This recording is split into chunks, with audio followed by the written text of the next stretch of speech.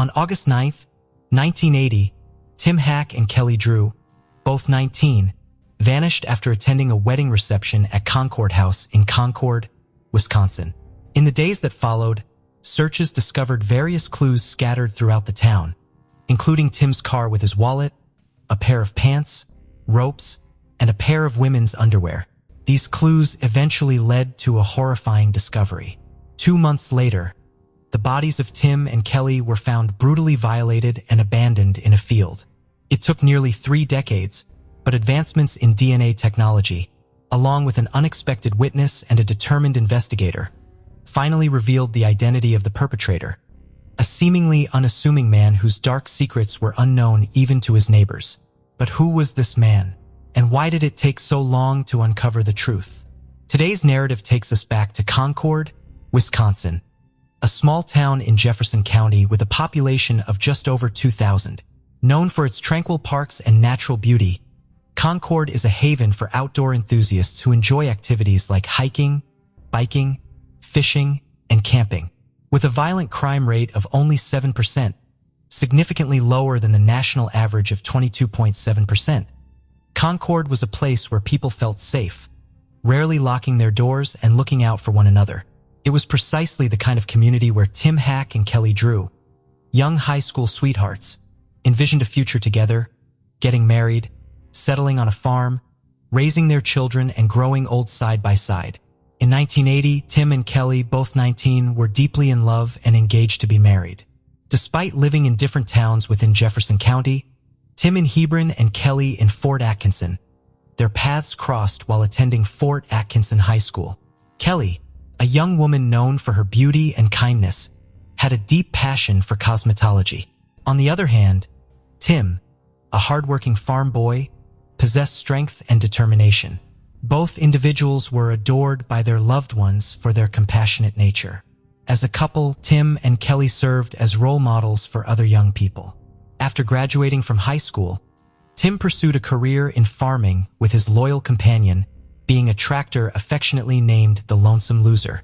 Meanwhile, Kelly attended beauty school and recently completed her studies in 1980, aspiring to become a skilled hairstylist and beautician. On August 9, 1980, Tim and Kelly attended a wedding reception at Concord House, Wisconsin. Following the celebration, they had plans to meet friends and enjoy a carnival. However, they failed to appear. The last sighting of them alive was around 11:00 p.m. on August 9, 1980, when they departed from the reception. Concerned by their absence and lack of communication, by the morning of August 10, 1980, Tim's father, David Hack, reported them as missing. On the same day, David discovered Tim's brown Oldsmobile parked at Concord House, containing Tim's wallet with $67, his jacket, and his checkbook, all locked inside. The case took a significant turn on August 15th when searchers discovered Kelly's pants and underwear by the roadside, approximately 3 miles away from Concord House. These garments were found to have male bodily fluids on them. Additionally, ropes with military-style knots were found nearby, suggesting the involvement of an individual with military experience. This discovery drastically altered the nature of the investigation. It was no longer a matter of locating a couple who may have chosen to embark on a romantic escapade. Instead, the focus shifted to finding them alive, as they were believed to be in imminent danger. Approximately 2 months later, squirrel hunters from Milwaukee stumbled upon the badly decomposed remains of Kelly Drew in a wood area, approximately 7 miles from Concord House. Around 100 yards away, a fully clothed male body was discovered and later identified as Tim Hack. This marked the official declaration of the case as a homicide, earning it the name Sweatheart Murders. The exact cause of death was not immediately evident as no murder weapon was found at the scene. However, upon further examination, the medical examiner discovered stab wounds on Tim's body and ligature marks on Kelly, indicating that they were both victims of stabbing and strangulation. Kelly had ligature marks on her ankles and wrists, suggesting she had been bound. The presence of ligature marks and insect activity around her throat area indicated that she was most likely strangled. Additionally, bodily fluids found on Kelly's clothes pointed towards a sexual assault. The sweep-up murders captivated the nation due to its sensational nature. 2 young lovers brutally murdered, with the killer or killers still unidentified. The investigation began by interviewing acquaintances of the couple, searching for anyone who may have harbored enough hatred to commit such a heinous act. The police also questioned individuals present at the wedding reception, including the staff at the Concord House where the event took place. Among those interviewed was Edward Wayne Edwards, a handyman employed at the Concord House. Edward, who resided in a nearby campground close to Interstate 94, claimed to have had no contact with the couple and insisted he was not present at the Concord House when they went missing. He stated that he was deer hunting in the nearby woods during that time. However, the police became suspicious when they noticed that Edward had a broken nose. When questioned about it, he attributed the injury to his deer hunting trip. This raised concerns among investigators as deer hunting season in Wisconsin typically occurs in November, not August. Following the police interrogation, Edward relocated his wife and 5 children away from Wisconsin in September 1980. In the midst of the investigation, the investigators relied heavily on eyewitness accounts of a van with a grimy appearance that had been parked alongside Tim's car at the Concord House parking lot. Witnesses reported that the van abruptly departed under suspicious circumstances around the time Tim and Kelly were last seen. Edward happened to own a van that matched the description and was known to possess a .357 revolver. However, lacking a license plate number or substantial evidence linking him to the crime scene, the police were severely limited in their ability to pursue this lead. Consequently, all other leads in the case dried up, resulting in the shelving of the case and its subsequent stagnation. 2 decades after the murders of Tim Hack and Kelly Drew, Richard Lewell, an investigator from the Wisconsin Department of Justice who had been involved in the original investigation, requested the reopening of the case. Lewell had been unable to let go of the case for nearly 30 years, and as retirement loomed, he was determined to exhaust all efforts in solving it. In an interview, he expressed his confidence in pursuing the case due to the significant advancements in DNA technology and scientific methods over the past couple of decades. This newfound confidence propelled him to approach the case with renewed vigor. Lowell had a strong intuition that the police had already interviewed the killer during the initial stages of the investigation and that the person's name would be documented in the files. He simply needed to uncover it. After meticulously sifting through files, witness statements, and interview recordings for 2 months, one name caught Lowell's attention: Edward Wayne Edwards. Not only did Edward possess the means and opportunity to commit the crimes, but the fact that he relocated his entire family out of Wisconsin shortly after being interviewed by the police raised significant suspicions. Encouraged by this discovery, Lowell, along with a team of cold case investigators, resolved to pursue their hunch that Edward was the potential killer. When Edward's neighbors in Concord, Wisconsin were interviewed, it was revealed that he was a challenging person to live with. Described as short-tempered and volatile, he often resorted to violence towards his wife and children. One neighbor even went as far as to call him a monster. Edward's son, John Edwards, characterized him as troubled, mentioning his inability to control his emotions and the presence of underlying rage. In 2009, April Bellagio, Edward's daughter, reached out to authorities with crucial information regarding the cold case murder of Tim Hack and Kelly Drew. She believed that her father, Edward Wayne Edwards, was involved in the crime due to his extensive criminal background. April, who had always been intrigued by her father's mysterious life, felt compelled to share what she knew. Edward Wayne Edwards, born in Akron, Ohio in 1933, faced a tumultuous childhood after losing his parents and being placed in an orphanage. His experiences there, marked by abuse, contributed to his rebellious nature as a teenager. With a history of minor offenses, Edwards' criminal record began at a young age, leading to his enlistment in the U.S. Marines at 18. However, his time in the military was short-lived, resulting in a dishonorable discharge after disappearing shortly after enlistment. Was unwilling to abandon his life of crime, which ultimately led to his recurring imprisonment. By the age of 22 in 1955, he managed to escape from jail in Akron and embarked on a spree of robbing gas stations across various states. Throughout his 20s and 30s, Edward lived as a fugitive, drifting from place to place, and taking up art jobs such as working as a ship docker, vacuum cleaner retailer, and handyman. His autobiography clearly reflects his enjoyment of the notoriety he gained during this period. Edward proudly admitted to never using an alias or disguising his identity while committing crimes as he craved fame. However, his criminal activities caught up with him once again in 1960, resulting in imprisonment for attempting to impersonate a federal officer. Despite being held in the Portland, Oregon jail, Edward managed to escape, prompting the FBI to include him on their 10 most wanted list in 1961. Authorities eventually apprehended him in 1962 and incarcerated him at the United States Penitentiary Leavenworth. However, due to his good behavior, Edward was granted parole in 1967. He credited a compassionate guard at Leavenworth for his personal growth in his memoir. Following his release, Edward married and pursued a career as a motivational speaker. In 1972, at the age of 39, he made appearances on television shows such as To Tell the Truth and What's My Line. That same year, he published his autobiography, The Metamorphosis of a Criminal, the true life story of Ed Edwards. It seemed as though Edwards' fortunes were finally turning in his favor. He had outsmarted the system and was on the path to success. Unfortunately, his streak of good luck was short-lived.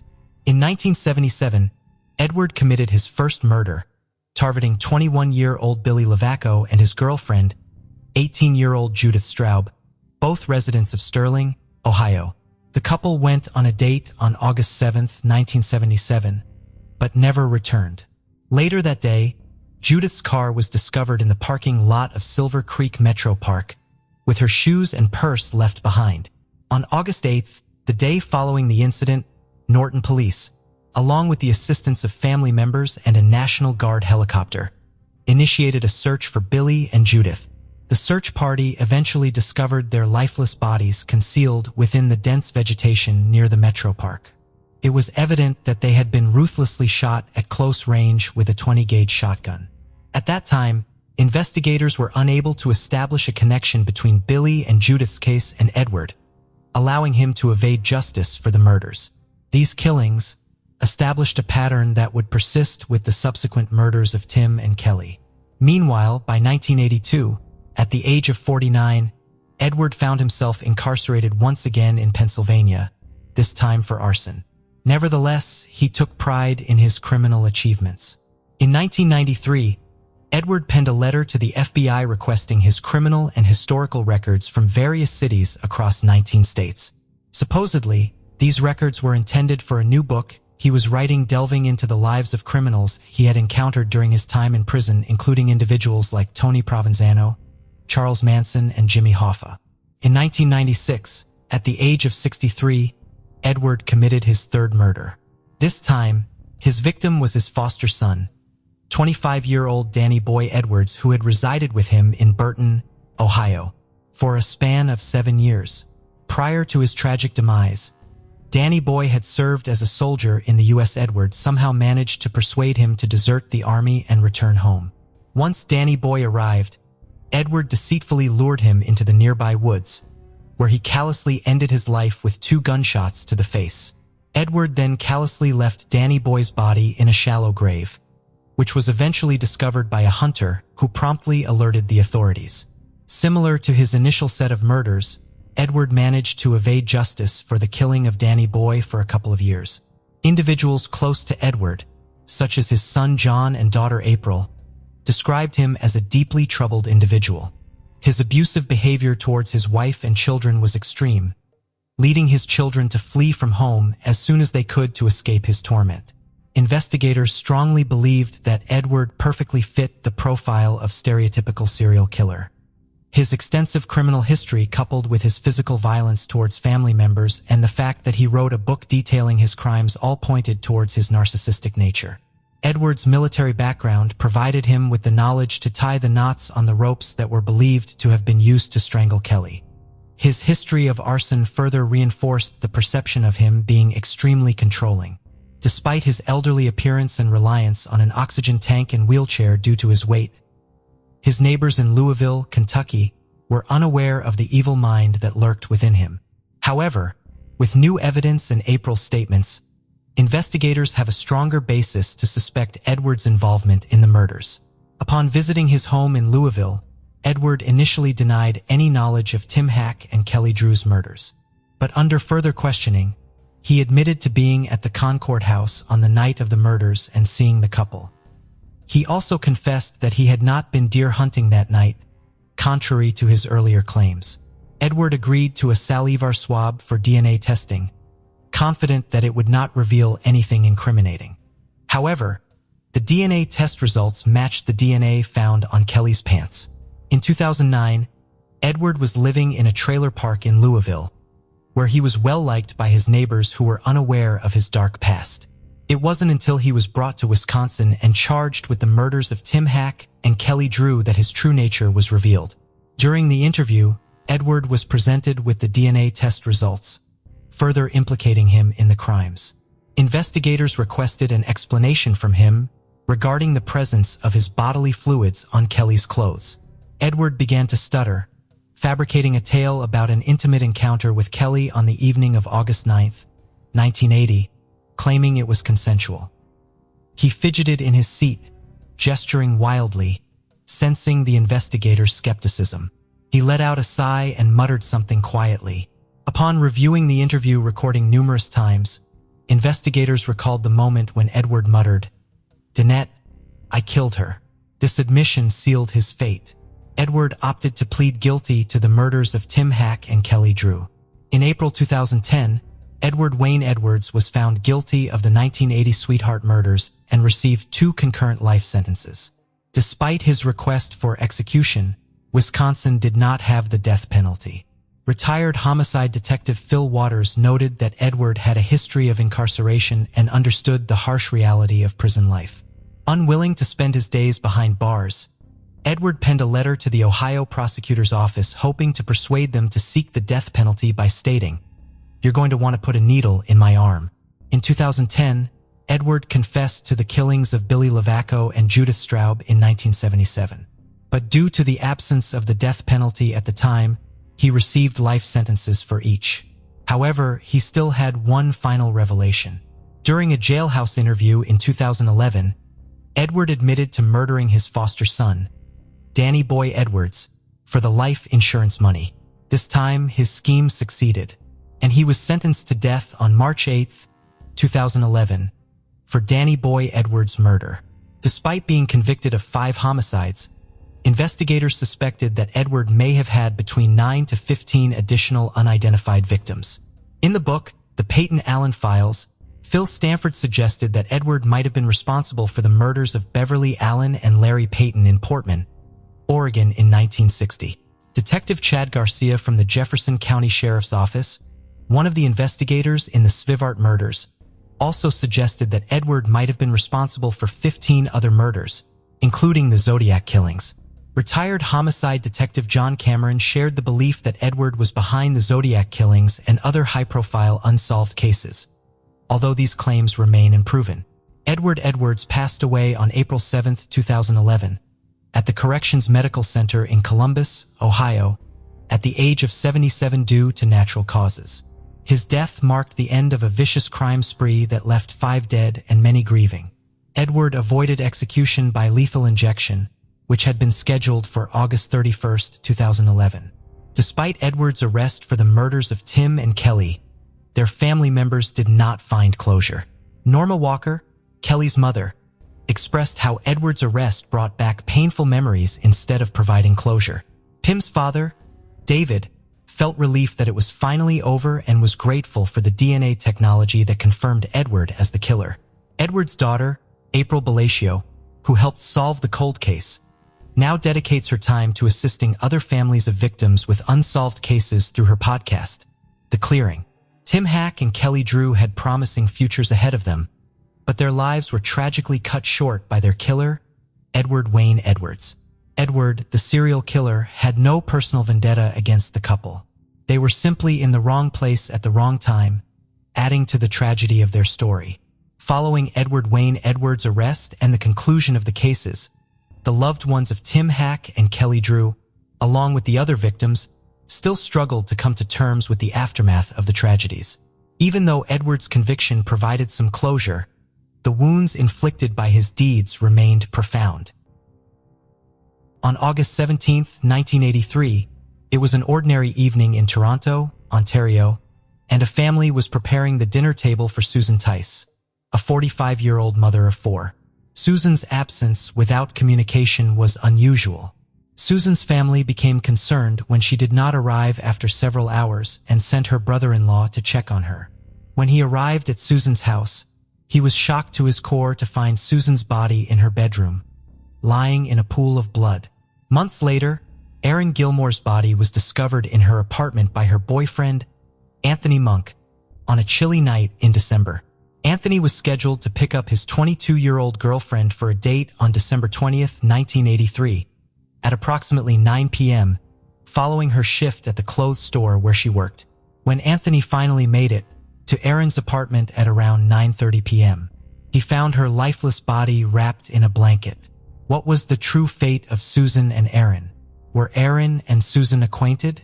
For the past 39 years, the families of the victims and the police have been asking the same questions. Ontario is a province in southeast Canada, with its capital city being Toronto. In addition to being the most populous city in Canada, it is also the financial, commercial, and trading hub of the nation. Toronto is a fantastic destination for everyone because of its renowned theater, music, and art scenes. However, this lovely location is also the scene of almost 700 cold case murders. Regrettably, we will examine 2 of these horrifying murders from 1983 today. In Toronto, this is where our case begins. The daughter of Dr. Burton Williscroft and the former Jane Wallace of Leith, Susan O'Hara Williscroft Tice, was born on November 13, 1937. In 1961, she tied the knot with Fred Tice. When Susan passed away in 1983, she was 45 years old and a mother of 4 children.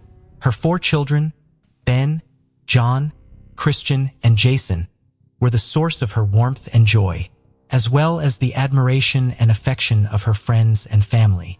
She was regarded as the person who brought everyone together and someone they looked up to. The kids' friends used to refer to her as May or Mrs. T. Susan. She was a nurse in Calgary and she divorced her husband, the father of her 4 children, in July 1983. She left Toronto shortly after that, deciding to return to her hometown. Susan began serving the families of people with underprivileged children there as a family therapist. Christian, Susan's daughter, and her were particularly close and had a special bond. However, they had no idea that a catastrophe was going to occur.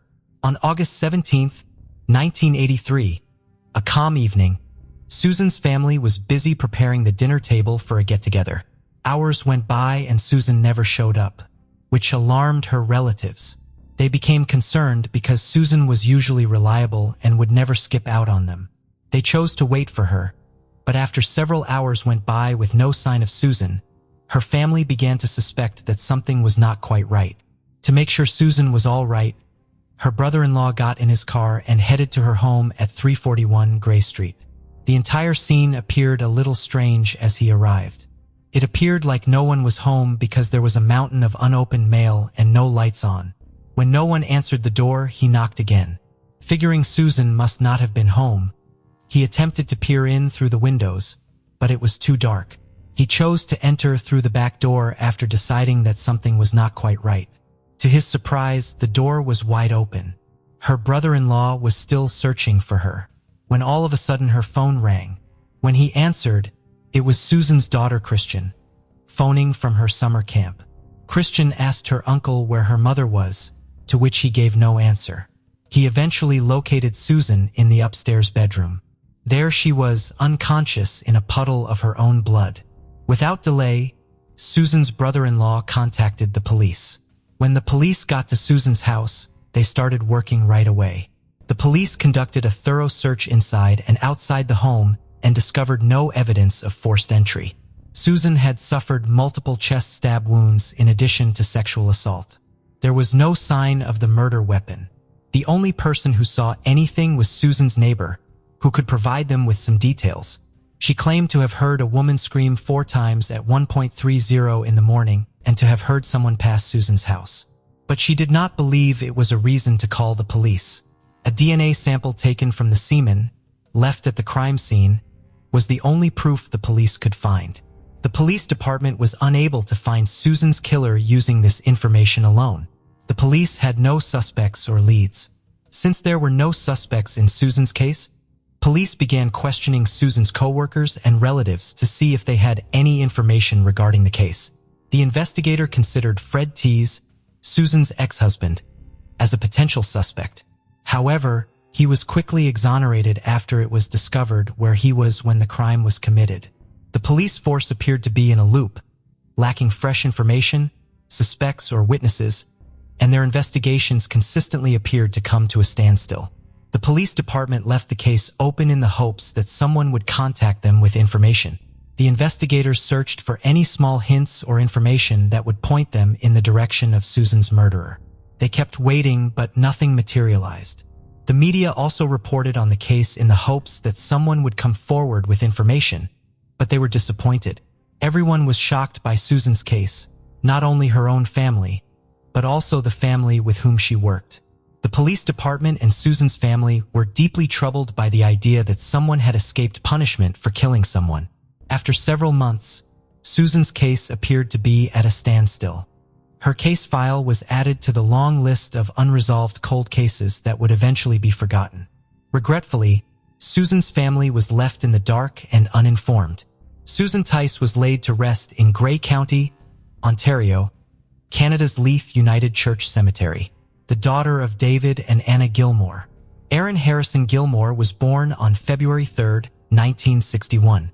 In 1983, 22-year-old Erin was a blonde with a captivating demeanor and a promising future.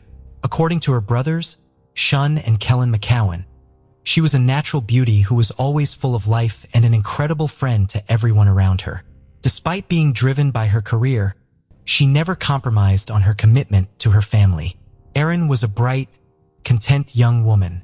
She was employed at Robbins Knits, a clothes store, in 1983 and had aspirations of becoming a fashion designer.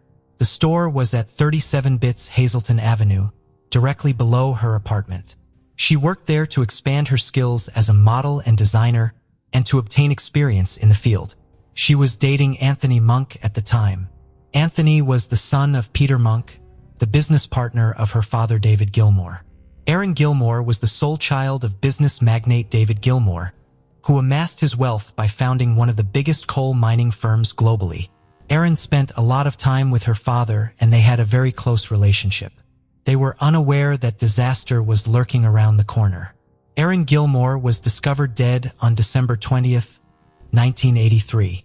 5 days before Christmas and just 4 months after Susan's murder, Erin had invited her 2 half-brothers, Shun and Callan McCowan, over for a sleepover at her Hazelton Avenue apartment on the evening of December 19, 1983.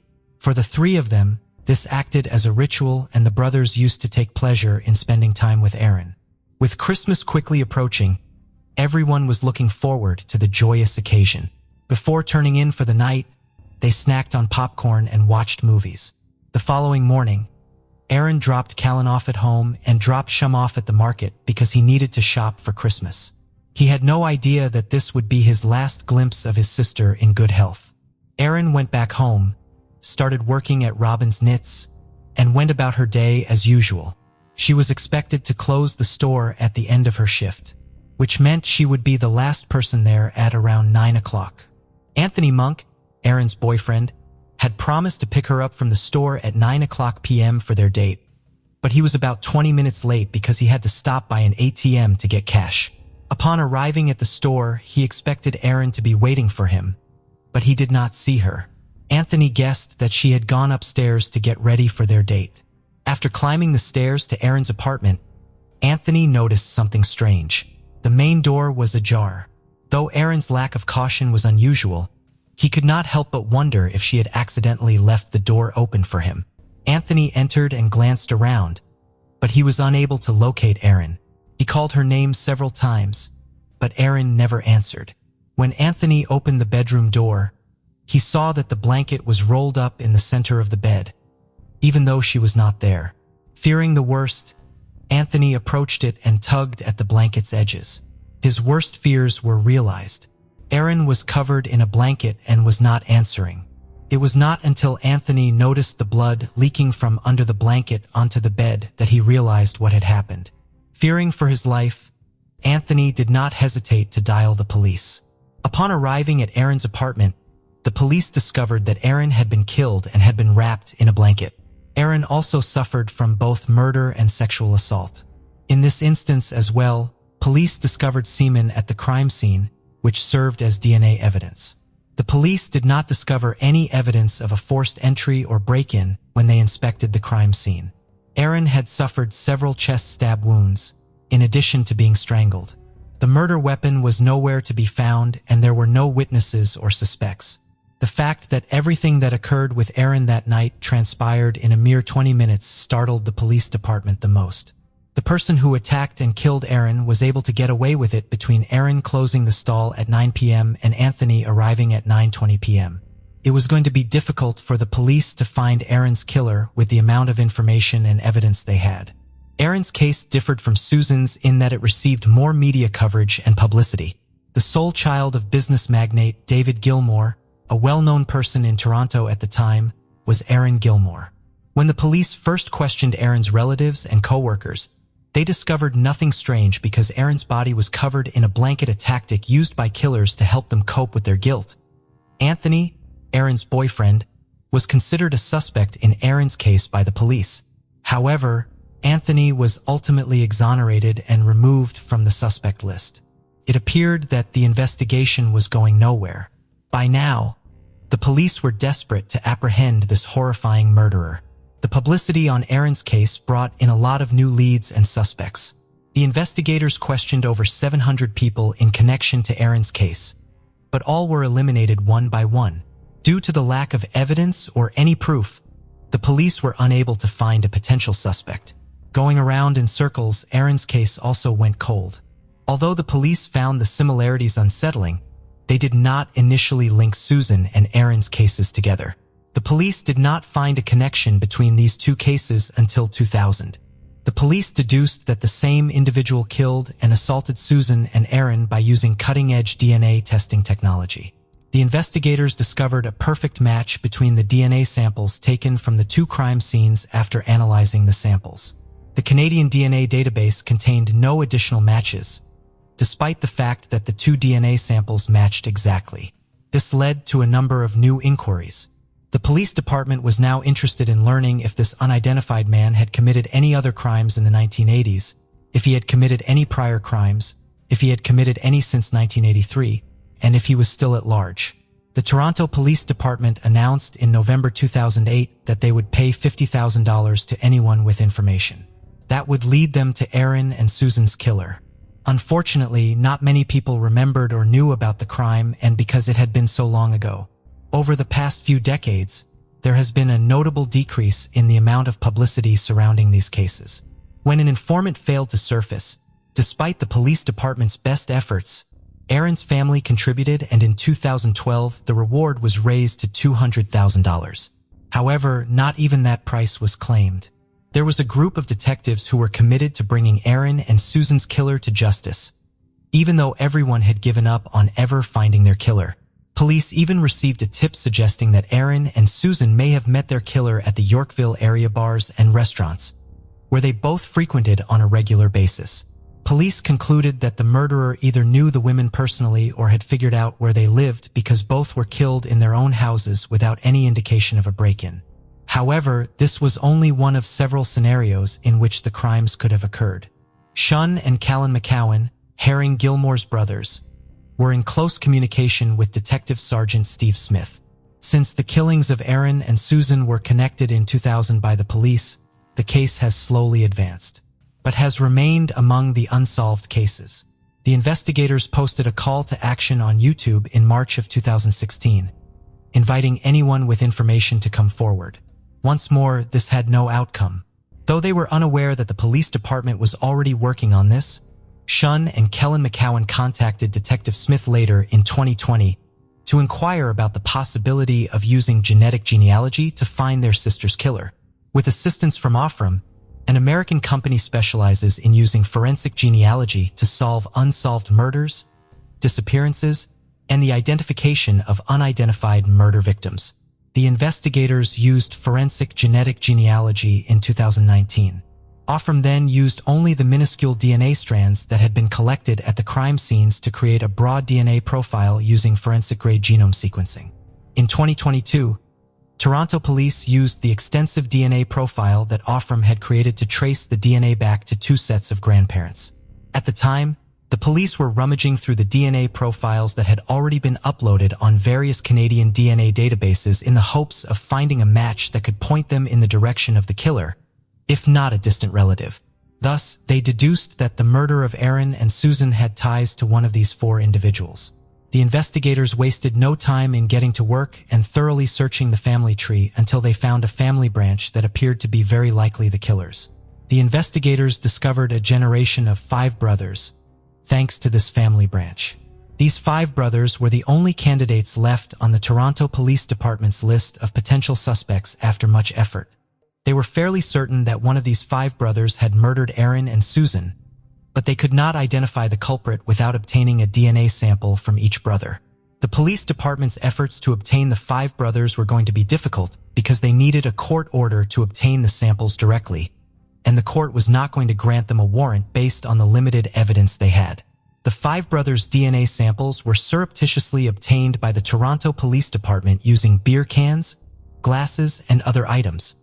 4 of the brothers' DNA samples were successfully obtained, but the 5th sample eluded them. Joseph George Sutherland was the 5th brother. After testing every DNA sample they had gathered, the investigators were able to rule out each of the 4 brothers as the murderer one at a time. Even though they were now certain that Joseph was the murderer, they still required a sample of his DNA to support their claims. Using the samples they had taken from the other 4 brothers, the Toronto Police Department then devised a plan. The detectives requested a warrant, reasoning that since the 5th brother was most likely the one who killed Susan and Aaron, all the other brothers had been ruled out as suspects. The judge granted the request and gave the detectives a warrant so they could ask Joseph Sutherland for a DNA sample after considering the research, the investigation, and the detectives' progress in the case. They all raced to Moosonee, Ontario, where Joseph resided at the time, to take a sample of his DNA. The detectives exhaled with relief upon receiving the results. They have finally found their man. The DNA sample recovered from the crime scenes of Susan and Aaron exactly matched Joseph's sample. After suffering for nearly 40 years, the murderer of Susan and Aaron now had a name and a face. In December 1961, Joseph George Sutherland was born in Fort Albany, Ontario. He had moved to Moosonee, Ontario not long ago. Joseph went to Humber College in Tobicoke, Ontario, a Northern Lights secondary school in Moosonee, Ontario. He had been leading a modest life in Moosonee, about 850 kilometers north of Toronto, for the entire time. He used social media to communicate frequently. He was charged with killing Susan Tice and Aaron Gilmore, as well as sexually abusing them. If Joseph was the murderer after all, he was only 21 years old when he killed Aaron and Susan. Joseph Sutherland, then 61 years old, was taken into custody by the police on November 25, 2022, after they showed up at his Moosonee home on November 24, 2022. Joseph was accused of killing Susan Tice and Aaron Gilmore twice in the first degree. He is presently awaiting trial and is being housed as a prisoner at the Toronto South Detention Centre. Joseph's lack of prior criminal history has also been mentioned, which helps to explain why his DNA was not included in the Canadian DNA database. When Shun and Kellen McCowan learned of Joseph's arrest, they were overjoyed. Detective Smith called Shun to let him know about the arrest, and Shun was ecstatic. At last, there was relief along with a great deal of happy tears and profanity. Shun recalled how, overcome with rage, he had punched a hole in the wall the day his mother had told him about his sister's murder. All he wanted was for his mother, who died 2 years ago, to be present to witness this day. Susan's only daughter, Christian, has become a mother herself. She felt relieved to learn that her mother's killer had finally been apprehended. All she wanted was to Susan to be present so she could meet her grandchildren. Whenever she visited her mother's home, she would frequently go up and down the stairs in an attempt to piece together exactly what had happened. Christian still sleeps in the corner of her room with a baseball bat because she is afraid for her safety, but that has finally stopped. When Christian heard the news, she gave her mother's picture a fist bump and exclaimed, "We got him." Susan's closest friend back then was Ann Chisholm, who is now 85 years old. They first became friends as teenagers at Camp Wapameo in Algonquin Provincial Park. The weekend before Susan was killed, Ann had gone to see her, and she was going to see her again the following weekend. In an expression of her sorrow, Ann said that it was depressing and sad that while she had a great life over the years, her best friend Susan had not been given the same chance. The news of Joseph's arrest also relieved Ann. Detective Smith said that Joseph appeared to have anticipated being arrested when questioned about it. Detective Smith added that this was the most complicated case the Toronto police had handled in his 25 years of service, having spent the last 39 years living in Ontario. The Toronto Police Department has announced that they are investigating all other unsolved murder cases in the province to determine whether Joseph is linked to any of them. Susan Tice and Aaron Gilmore were two lovely, hard-working people whose lives were taken far too soon. However, they can both now rest easy knowing that their killer has been apprehended by the police following a protracted and agonizing journey. Genetic genealogy technology progress aided the investigators and was crucial to the case's resolution. The investigators narrowed down a possible suspect family and eventually worked their way down to a single suspect with the aid of a small strand of DNA. Genetic genealogy is a technology that will continue to advance and get better over time. It will undoubtedly be crucial in solving a lot of these kinds of cold cases. Do you believe Joseph might have been involved in more murders in Ontario that are still unsolved? What do you suppose could have motivated Joseph to commit such crimes at such a young age? This case takes us to the town of Stowmarket in Suffolk in the UK. A well-known couple in the area, Stephen and Ann Searle, had been married for 45 years. They lived in a little cul-de-sac in the brick fields, with their 3 sons and many grandchildren frequently popping in and out as well. 64-year-old Stephen and 62-year-old Jessica, and who went by and had met in Glasgow as teenagers. Stephen was about to join the Royal Marines at the time, where he would remain for the next 30 years. They soon married and had their sons. Gary, Christopher, and Stephen Jr. and the family of 5 did a lot of moving around, relocating to wherever Stephen needed them. Stephen Jr. said he and his brothers had a happy childhood, filled with lots of fun and laughter. The moving was never a problem, as long as they were all together. In the 1990s, Stephen left the military and he and their sons settled into a home in Stowmarket, where they started running a pub and later a bowling alley. It's safe to say the family was always very busy.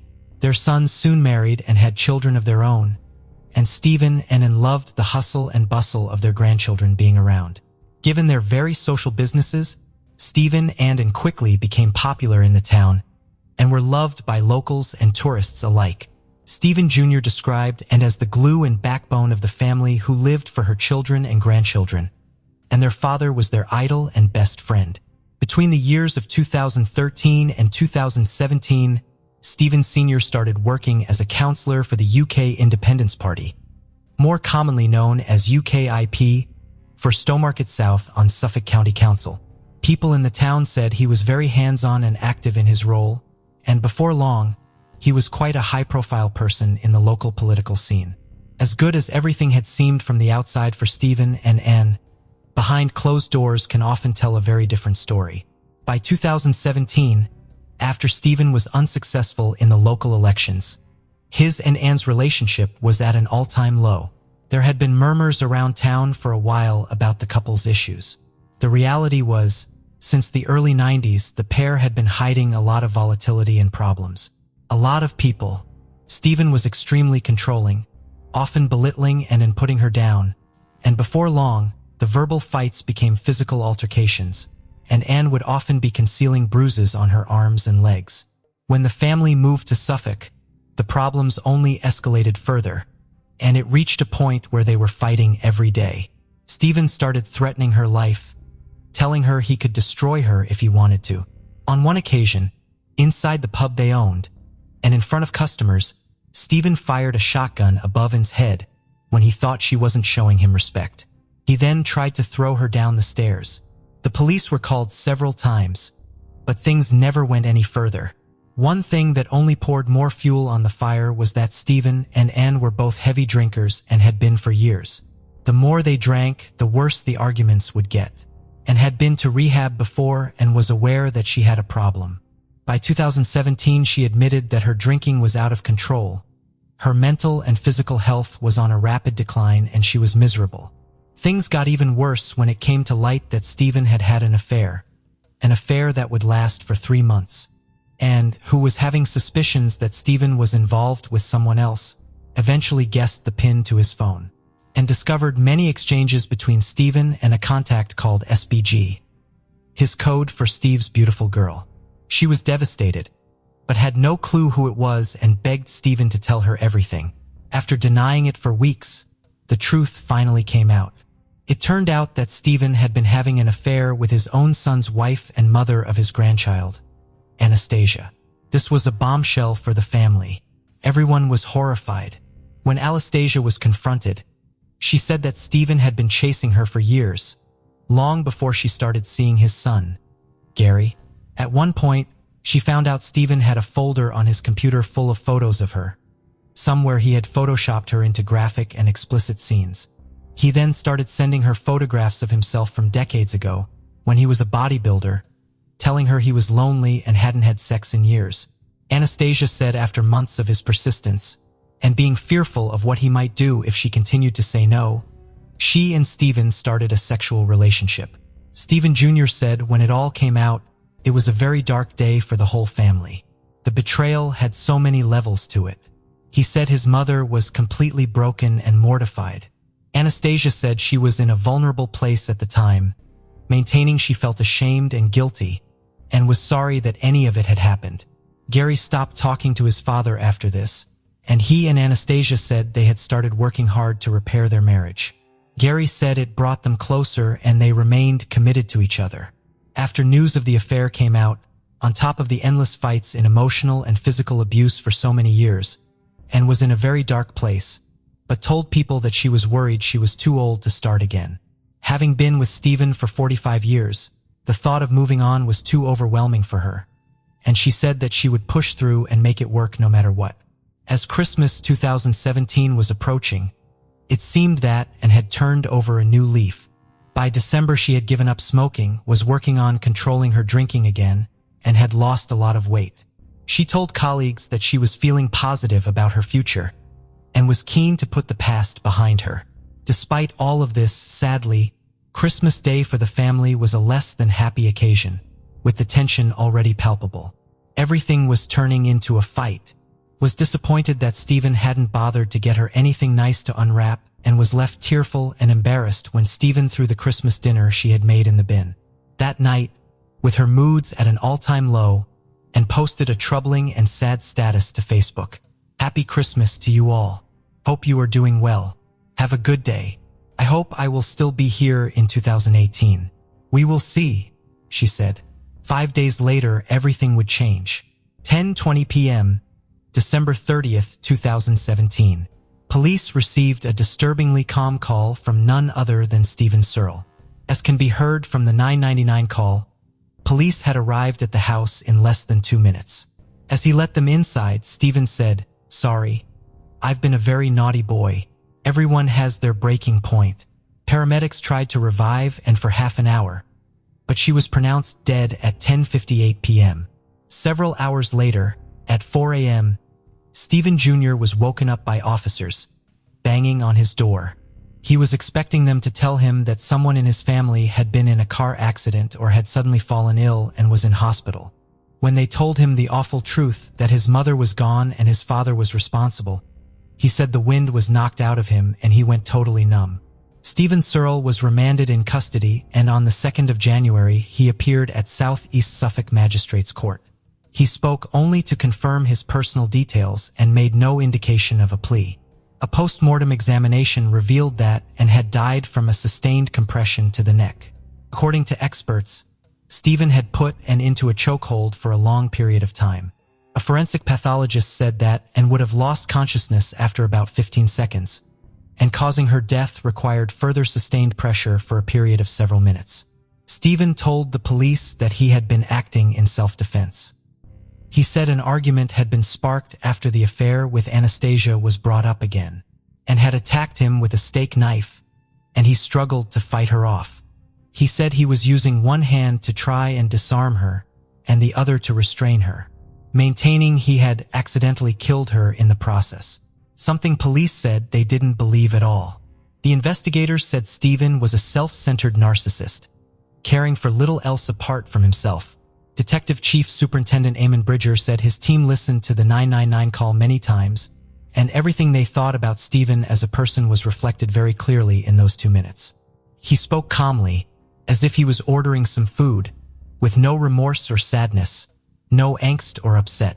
This was amplified further when it turned out that and had actually died, an hour before the phone call to police was made, and he hadn't bothered to contact anyone during that time. Stephen said, "Eventually she stopped struggling, and I said, 'Thank fuck for that, I'm gonna have a cigarette.' She didn't reply. I was expecting her to kick off again.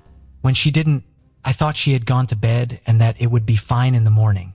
He was still maintaining it was self-defense and continued with this argument in court, pleading not guilty for murder and hoping for a manslaughter conviction instead. In July 2018, a 7-day trial got underway. The prosecution were confident that they had enough to convince a jury that this was not self-defense. They argued that and would have been unconscious within about 20 seconds, and the way that Stephen had carried on despite the fact she wasn't responding was proof that he was intent on killing her in that moment. They said that he hadn't tried to revive his wife, he hadn't called an ambulance, and he hadn't even called the police until an hour later, by which point it was too late to do anything, and his cold and collected phone call to police painted a picture of someone that was not panicking, upset or shaken up by what had happened. He simply didn't care. After just a few hours of deliberations, the jury rejected Stephen's self-defense argument, and he was found guilty of murder. He was later sentenced to life with a minimum of 14 years to serve. Stephen sat emotionless as the sentence was read out. Stephen Jr. gave a victim's impact statement and said the Searle family will never heal or recover from what had happened. "I feel emotionally drained most days." The judge said he took into consideration Stephen's age, fact that premeditation could not be proven, and the fact that he had just been diagnosed with prostate cancer.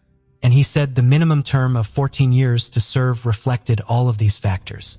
The judge said in part, "By your own hands, you have brought grief and distress untold upon your family. You have deprived your children of the mother that they loved.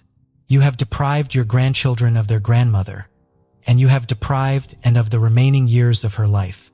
I think that it must go without saying that your actions have caused devastating waves of pain and anguish to crash through your entire family. No sentence that I impose can ever undo that suffering." Detective Chief Superintendent Eamon Bridger said that their thoughts were with the family and stated, "Domestic abuse continues to take place behind closed doors. Suffolk Constabulary will take positive action against the perpetrators where we have the opportunity. When the victims of abuse come to us, we will work with them to address their needs and make them and their families safe. Our focus is firmly on the needs of victims, and we will continue to work closely with our partners in tackling this type of crime." The aftermath of what happened that December night is still widely felt in the small and close community.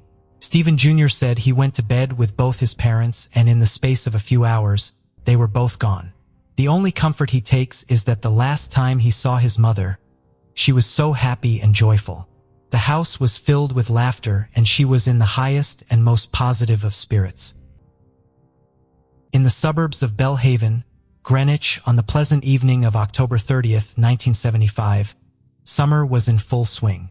Martha was determined to convince her mother to allow her to partake in Mischief Night, the pre-Halloween tradition where harmless pranks were played around the neighborhood. After persistent persuasion, Dorothy, Martha's mother, finally relented and granted her permission. However, as the hours passed, Dorothy grew increasingly worried when she couldn't locate her daughter. She reached out to some friends, only to discover that no one had seen Martha. The search for her began, but it didn't take long to find her. Tragically, Martha was discovered lifeless under a pine tree, just 200 feet from her home, brutally murdered with a golf club. The events of that fateful night on October 30th left everyone questioning what had transpired and who could commit such a heinous act against an innocent young girl. The affluent community of Bellhaven held many secrets behind its prestigious walls. Greenwich, one of Connecticut's oldest towns, boasted a rich history and culture. Situated just a 50-minute train ride away from New York City, this coastal town offered a delightful blend of New England charm and vibrant city life. The members of the Bellhaven community were renowned for their wealth and influence, making it all the more shocking that such a privileged society could harbor dark secrets. Martha Elizabeth Moxley, a social butterfly, was known for her outgoing and fun-loving nature.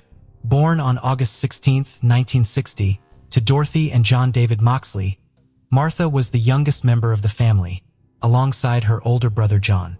In 1974, Martha's father was transferred from his job in Piedmont, California, prompting the family to uproot and settle in a spacious mansion in Connecticut, thousands of miles away from their previous home in the affluent suburbs of Bellhaven. While this transition may have been significant, quickly adapted to her new surroundings. In no time at all, she formed numerous friendships at school as her classmates were drawn to her vibrant personality and self-assurance. In just a span of 9 months, Martha managed to become the most popular girl at Western Junior High School. Her popularity extended to the boys as well, making her quite famous. Martha was a remarkable individual who seemed to have it all. She was known for her friendly nature, athletic abilities, and artistic talents. Everything seemed to come effortlessly to her.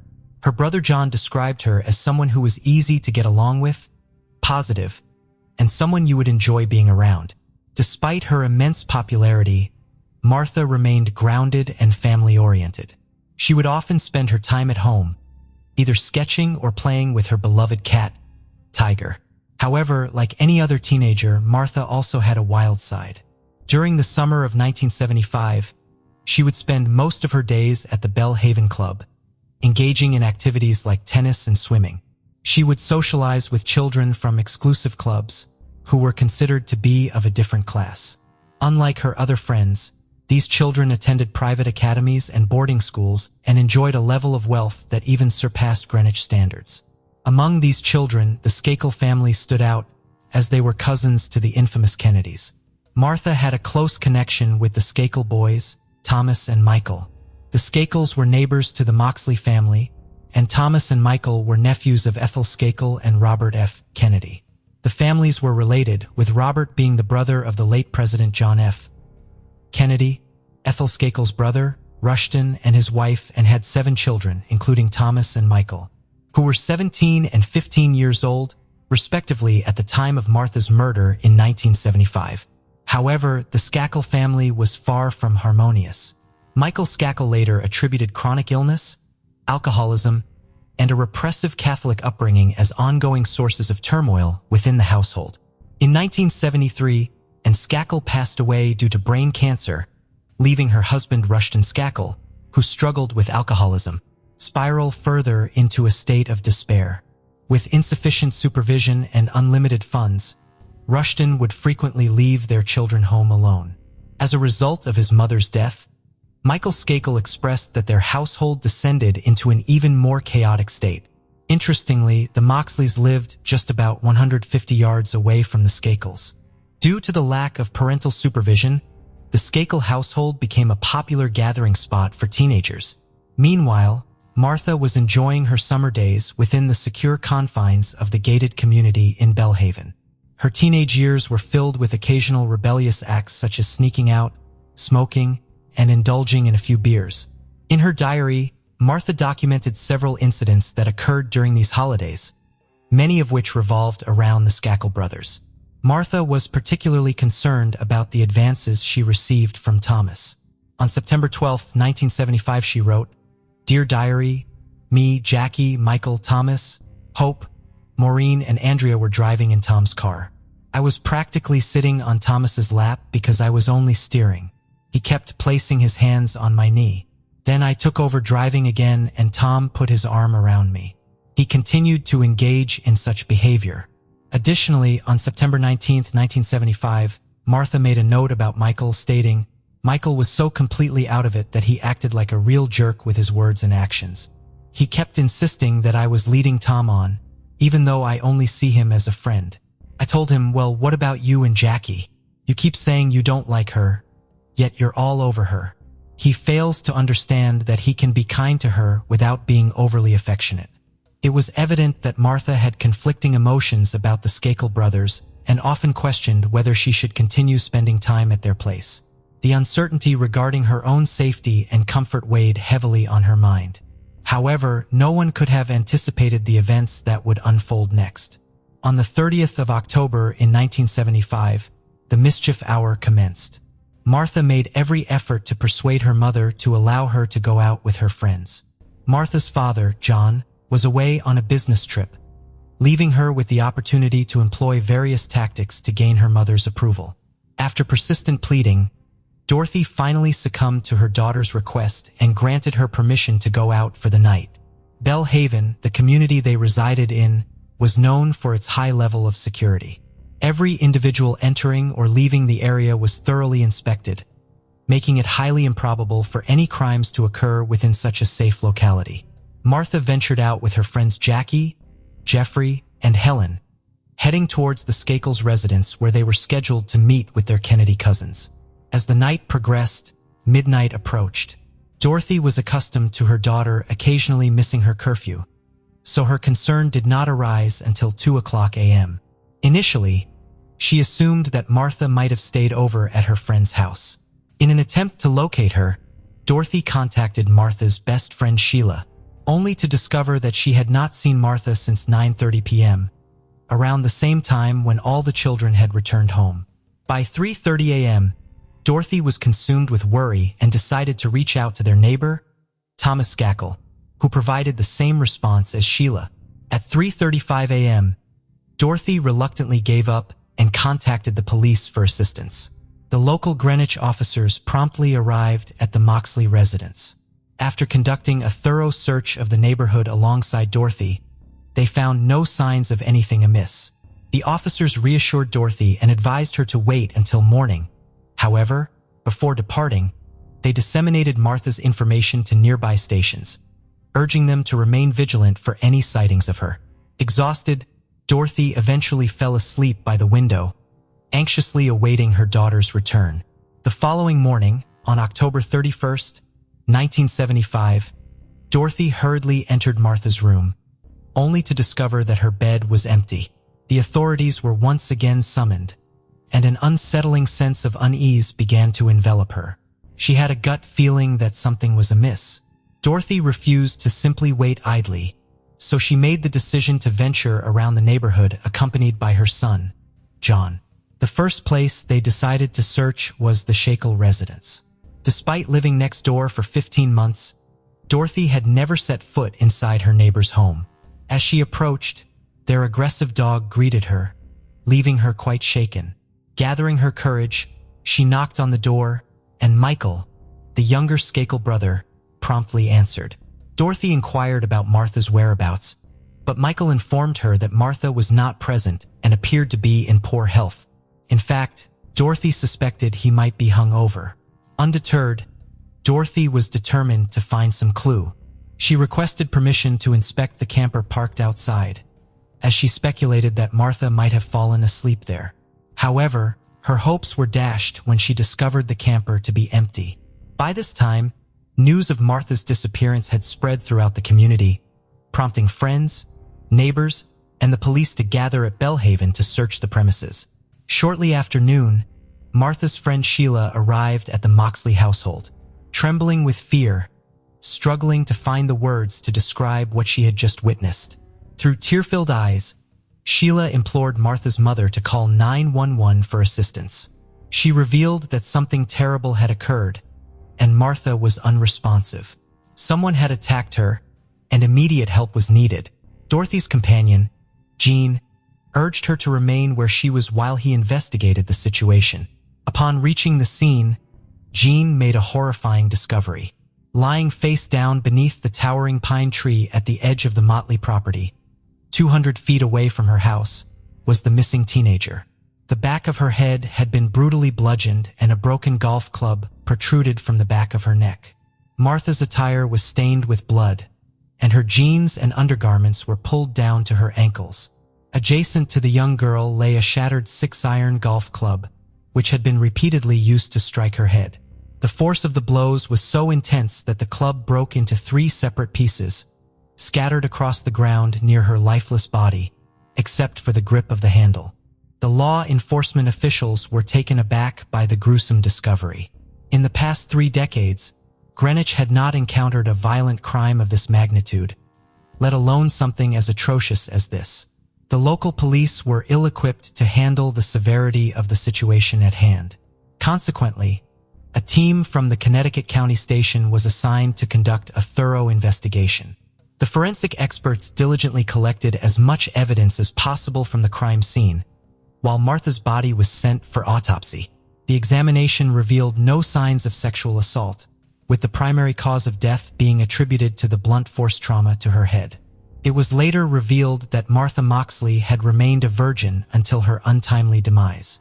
As the investigation progressed, the local police officers in Greenwich began compiling alibis from all known witnesses in order to establish an accurate timeline of events surrounding the homicide. The Skakel brothers were the first individuals on their list. Both boys were interrogated on the same day, during which they provided their respective alibis for the time of the murder. When questioned, Thomas Skakel informed the detectives that he had last seen Martha around 9:30 p.m. outside his residence. He claimed to have immediately gone inside after bidding her farewell, where he joined the family's new live-in tutor, Kenneth Littleton, to watch the movie The French Connection. Thomas later returned to his room to work on a school report about Abraham Lincoln, although his teachers denied assigning such a task. Eventually, Thomas underwent 2 polygraph tests. The first test yielded inconclusive results, but he successfully passed the second one. Michael Skakel informed detectives that he left his residence at approximately 9:15 p.m. and drove to his cousin Jimmy's house, returning around 11 o'clock p.m. The police harbored some doubts regarding Michael's account, but lacked concrete evidence to label him as a suspect in the case. 24-year-old Kenneth Littleton was also under investigation in the autumn of 1976. He informed the authorities that he heard noises outside the house between 9:30 and 10 o'clock p.m. Littleton mentioned that before going outside, he checked on all 7 Skakel children, noting that Michael, his older brother Thomas, and 2 other Skakel boys were not present at home during that time. Detective Salmon's reports indicated that Littleton heard rustling leaves and noises from the bushes on the property, although he did not witness anything at that moment. Littleton stated that he only saw Thomas at 10:25 p.m. when he joined him in front of the TV. The other Skakel boys returned home within half an hour. Littleton claimed to be unaware of Martha Moxley's identity, as it was his first night at the Skakels' residence. Despite failing multiple lie detector tests, Littleton was never formally charged in connection to the case. During the ongoing investigation, the police discovered 2 significant pieces of evidence. Martha Moxley had been beaten and stabbed with a Tony P. golf club engraved with the initials of the Skakel family member. Upon inspection, the same set of golf clubs was found at the Skakel household, with 1 club missing. Rusht and Skakel, their father, who had returned from a hunting trip upon learning of Martha's murder, initially cooperated with the authorities, but later ceased communication with them. On January 22, 1976, the Skakel family, following their attorney's advice, declined to respond to further inquiries and terminated their cooperation with the investigators. Martha's friends provided alibis that raised numerous questions. On the night of October 30, 1975, Martha Moxley joined her friends for Mischief Night, a neighborhood tradition involving pranks like ringing bells and toilet papering houses. According to her friends, Martha was seen flirting with Thomas, the oldest Skakel brother, and moments later, they found her kissing him. One of her friends mentioned seeing Martha and Thomas near the pool in Skakel's backyard, behind the fence around 9:30 p.m. Over the next few months, the detective conducted more than 200 scheduled interviews. All interviewees underwent multiple polygraph exams as part of the investigation process. Donald Brown, the state's attorney for Fairfield County at the time of Martha's murder, stated that while individuals are not obligated to cooperate with the police, it is unusual for someone possessing information about a violent crime to withhold it from investigators. Initially, the case went cold for nearly 2 decades due to a lack of information. However, in 1991, a rumor linking another Kennedy family member, William Smith Kennedy, to the murder led to the reopening of Martha Mosley's case. Although William's connection to the case was eventually dismissed, this development sparked new leads and reignited the investigation. In the same year, renowned forensic pathologist Dr. Henry Lee was brought in by the police. Dr. Lee utilized advanced technology that was not available in 1975. Dr. Lee examined various items, including clothes found in the Skakel garbage shortly after the murder. He discovered hairs in the fibers, some of which were microscopically similar to the victim's hair, while others were merely similar. Dr. Lee concluded that the hair belonged to a Caucasian male. However, the investigators faced a challenge as they did not possess any hair samples from the potential suspects, making it impossible to establish a match. Nevertheless, Dr. Lee managed to provide a potential motive for Martha's murder by studying the crime scene photographs. He noted that the blood smear on her body indicated an attempt to use force, suggesting a sexually motivated homicide. This revelation led to Michael quickly becoming the primary suspect in the case. Rushton Skakel, in an attempt to clear his family's name, allegedly hired a private investigator. He hoped that this would shift suspicion onto other suspects, particularly former suspect Kenneth Littleton. Unfortunately for him, this plan backfired. Private investigators Jim Murphy, a former FBI agent, and his assistant Willis Billy Krebs, a former NLNPD lieutenant, became involved in the Martha Moxley case. During their interviews with Tom and Michael Skakel regarding their activities on the night of the murder, it was revealed that both boys had lied to the police. Thomas Skakel admitted that he had last seen Martha outside his house closer to 10 o'clock p.m., not 9:30 p.m. Additionally, Thomas and Martha engaged in inappropriate activity outside his home before he went back inside. According to Krebs, Thomas became emotional and started crying while confessing this, but his lawyer interrupted before he could say more. Meanwhile, Michael Skakel informed the investigator that he did not go to bed upon returning home from his cousin's house around 11 o'clock p.m. Instead, he had climbed a tree outside Martha Moxley's bedroom window and engaged in inappropriate activity. Author and journalist Dominic Dunn obtained the investigator's report and passed him on to State Inspector Frank Garr, who had previously worked as a detective on the case. Despite sharing his suspicions about Michael Skakel earlier, lack of information led to dismissal. This report provided new momentum to this theory. Leonard Levitt, an investigative reporter, covered the Moxley case in 1982 and also had a similar theory about Michael. He pointed out the absence of defense wounds, suggesting that the victim knew of her attacker. Levitt believed that the repeated blows with the golf club indicated a crime of passion, implying a personal connection between the two. Levitt waited 20 years to report on Martha Moxley. The report revealed that both Thomas and Michael Skakel had made shocking admissions to the detectives. They confessed to lying to the police about their whereabouts on the night of the murder. Thomas claimed to have spent time with Martha after 9:30, engaging in a sexual act, before leaving her around 10 o'clock. Levitt emphasized the inconsistencies in Thomas's story. In 1998, a one-man grand jury and an investigator were tasked with reviewing Martha Moxley's case. After examining the evidence, Judge George N. Thim concluded that there were sufficient grounds to charge Michael Skakel with her murder.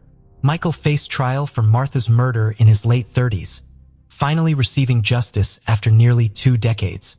He was convicted based on circumstantial evidence presented during the 3-week trial. Investigators have found a piece of the golf club, a 6-iron from a set that had belonged to Michael's mother. However, prosecutors lacked direct physical evidence linking Michael to the murder case. He insisted he was far away from the crime scene at his cousin's house, watching Monty Python's Flying Circus.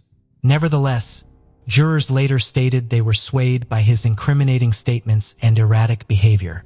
Several former classmates of Skanko testified during the trial. While at Elon School, a facility for troubled youths, Michael reportedly confessed to them about Martha's murder. One former schoolmate, Gregory Coleman, testified in a pretrial hearing in June 2000 that Skakel had told him, "I'm going to get away with murder. I am a Kennedy." Coleman also mentioned that Michael had claimed he tried to make advances towards a girl who did not reciprocate, leading him to commit the crime. However, Coleman passed away in August 2001 due to a heroin overdose and did not testify during Michael's murder trial in 2002. Michael had a troubled past, with rumors circulating about his time at Elon School. Despite the school owner's denial of any confession, numerous witnesses supported the claim. Two former classmates from Elon School, including John D. Higgins, came forward as witnesses during the trial. Higgins described Michael's confession as tearful, dazed, and fragmented, with Michael only recalling bits and pieces of the crime. Gregory Coleman, the other witness, stated that Michael confidently declared he would escape punishment for Martha's murder due to his family name. Following Michael Skakel's imprisonment in August 2002, his cousin, Robert Kennedy Jr., became a staunch advocate for him. Kennedy firmly believed that his cousin was innocent and being falsely implicated for political reasons. In his interview with CBS 48 Hours, Kennedy expressed his certainty, saying, "I know Michael Skakel and I know he didn't commit this crime." In 1997, Michael Skakel collaborated with ghostwriter Richard Hoffman to write his autobiography titled Dead Man Talking. A Kennedy cousin comes clean during the trial. A particular recording played proved to be highly incriminating. Michael admitted that on the night of Martha's murder, he was intoxicated, had consumed marijuana, and experienced inappropriate urges. When Dorothy Moxley arrived at his door the next morning, Skakel panicked. He confessed on the recording, "I was still under the influence from the previous night, a bit intoxicated and worried if he had been seen." Michael claimed he was concerned about being caught by anyone from the Moxley household. Prosecutors argued that Michael's reference to engaging in inappropriate acts was actually him admitting to beating Martha with a golf club. Michael's defense countered by highlighting the lack of physical evidence against him in presenting an alibi for the time of Martha's murder. Nevertheless, the prosecution portrayed Michael as a jealous teenager during the trial. They argued that his rejection by Martha, combined with his drug and alcohol use and access to the murder weapon, led him to act on his violent thoughts. On June 7, 2002, the jury delivered a guilty verdict, resulting in Skakel's sentencing to 20 years to life in prison. The jury and state superior court revealed their decision just after 10:30 a.m. following the commencement of its fourth day of deliberations. Russian Skakel seemed almost shocked as the foreman declared the verdict in the crowded, silent courtroom. The public celebrated the justice served. This case was one of the most intricate and sorrowful in the Northeast, enveloped in a whirlwind of affluence and fame. The 27 years of torment finally came to an end for the Moxley family. Outside the courthouse, Mrs. Moxley confronted a large crowd of reporters and television crews. Through tears, she mentioned that she had prayed before entering the court. "My prayer began with, 'Dear Lord, once again today, just like I have been doing for 27 years. I prayed that I could attain justice for Martha,' she expressed. This entire ordeal was about Martha," she continued. "Today belongs to Martha. This is truly Martha's day." While Michael was incarcerated, his legal team and supporters fought for the annulment of his conviction. For appeals were submitted, all of which were rejected. Then, on October 23, 2013, Michael was granted a new trial due to the inadequate representation provided by his defense attorney, Mickey Sherman. Consequently, Skakel was released on $1.2 million bail on November 21, 2013. Prosecutors strived to reinstate Skakel's conviction. They eventually succeeded in December 2016, when the Connecticut Supreme Court ruled with a 4-3 decision, affirming the validity of his representation. However, the case did not conclude there. In May 2018, the court overturned its ruling with another 4-3 decision, determining that Michael's attorney, Mickey Sherman, failed to present evidence of Michael's alibi during the initial trial. Prosecutors still retain the option to retry Michael, although they will likely encounter challenges due to deceased witnesses and other issues. Michael's legal team, in a release statement, commended the court's decision, stating that it was the right course of action. The lawyers have also stated that Michael, who maintains his innocence, has been wrongly incarcerated. However, the Moxleys remain steadfast in their belief of Michael's guilt. "I have no doubt in my mind that he is responsible," Dorothy asserted. John Moxley, her 59-year-old son, expressed that the jury's decision in the 2002 trial, reached after considering the evidence against Michael Skakel, continues to provide him with reassurance. "We have a sense of comfort knowing what transpired," he stated. Currently 55 years old, Michael Skakel resides with his aunt in Westchester County, New York.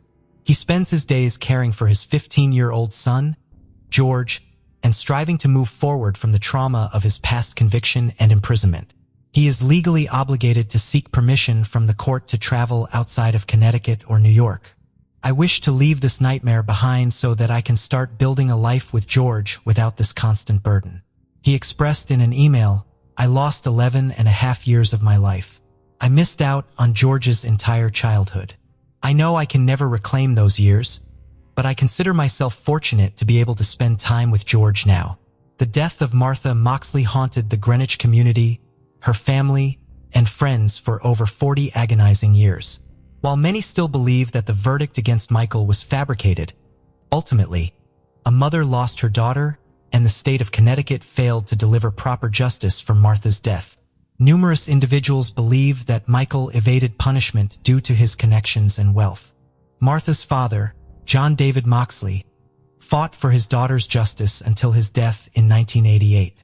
Even to this day, the Kennedy family continues to be associated with the Martha Moxley case. Robert F. Kennedy Jr., who authored the book, framed why Michael Skakel spent over a decade in prison for a murder he didn't commit in 2016, left Dorothy Moxley, Martha's 84-year-old mother, speechless with his publication. She mentioned that truth had never appeared so distorted and manipulated in her entire life. Despite this, she remained convinced that Michael was responsible for her child's death. Kennedy's book dedicated a whole chapter to tarnishing John's character, Martha's father. He cast doubt on his whereabouts on the night of the murder and made several accusations against the Moxley family. As of December 2019, Michael Shacko is still a free man. The memory of Martha Moxley is forever engraved in the hearts of Greenwich residents. A young, beautiful girl was robbed of her innocence before she could fully blossom into adulthood. This is not the first tragedy that has been swept under the rug by the Kennedy family. The legal battle between Michael and the Moxley family was a nationwide conflict, and while there are still many unanswered questions surrounding this case, we offer our sincerest condolences to the family of the victim. A student came to spend a holiday with her family, went for a run, and vanished from sight. The small village's residents were shocked by this incident because it was unlike anything that had ever occurred there. Detectives launched a lengthy investigation, and it was not until 28 years later that the horrifying truth that stunned the villagers was revealed to everyone. On April 16, 1971, Mandy Stavik was born in Bellingham, Washington, an American city.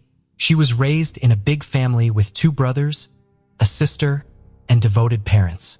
Mandy's parents made the decision to relocate to Palmer, Alaska, not long after Mandy was born. This area was well known for its safety, peaceful surroundings, and cohesive community of a few thousand people. After a number of years in this town, Mandy's parents decided to get a divorce when she was 3 years old, and she moved in with her mother. She still saw her father practically every day, though. A horrible tragedy befell their family a year later. Mandy's 17-year-old brother vanished while out hunting. His body was discovered by the police later, with nearly 20 bullet wounds. The investigators searched for suspects in vain, failing to identify any. Although this incident was quite shocking for Mandy's family, she went on to have a happy and active childhood. She was an accomplished student, an avid athlete, and a multi-instrumentalist. When Mandy was 12 years old, her mother made the decision to return to Washington, but this time to a small village called Acme, where there were only about 300 residents at the time who were all acquainted. The woman concluded that she and her 3 children would be better off in this place because there were hardly any significant crimes committed there. After enrolling in the neighborhood school, Mandy made friends fast, kept up her athletic career, joined the school band, and started cheerleading. She also cherished the natural surroundings and delighted in running toward the scenic river. Mandy's family experienced another tragedy when she was 17 years old. Following the divorce, her father continued to reside in Palmer, where he raised a new family with multiple children. Tragically, Mandy's stepbrother perished in a river in 1988. It brought back memories of her older brother's passing and was another setback for her. 3 hours away from home, Mandy attended Central Washington University in 1989 after graduating from high school. She worked hard to earn straight A's because she wanted to be a pilot. Despite living in a dorm, she made time to visit her family whenever she could. She returned home at the end of November with the intention of staying for a few more days to celebrate Thanksgiving with her family. The day following the holiday, November 24th, Mandy made the decision to go for a run. Normally, her mother would go with her and ride her bike beside her, but this time her sister had come for a quick visit. So Mandy went off by herself and brought the family's German Shepherd along. Her typical route took her from her house, down the road to the river, and back again, covering a distance of roughly 5 kilometers. The run typically took less than an hour, but Mandy was obviously running late this time.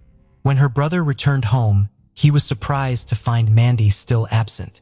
While visiting a friend whose house was down the road, the brother watched Mandy run back towards her house. However, a short while later, she ran in the opposite direction.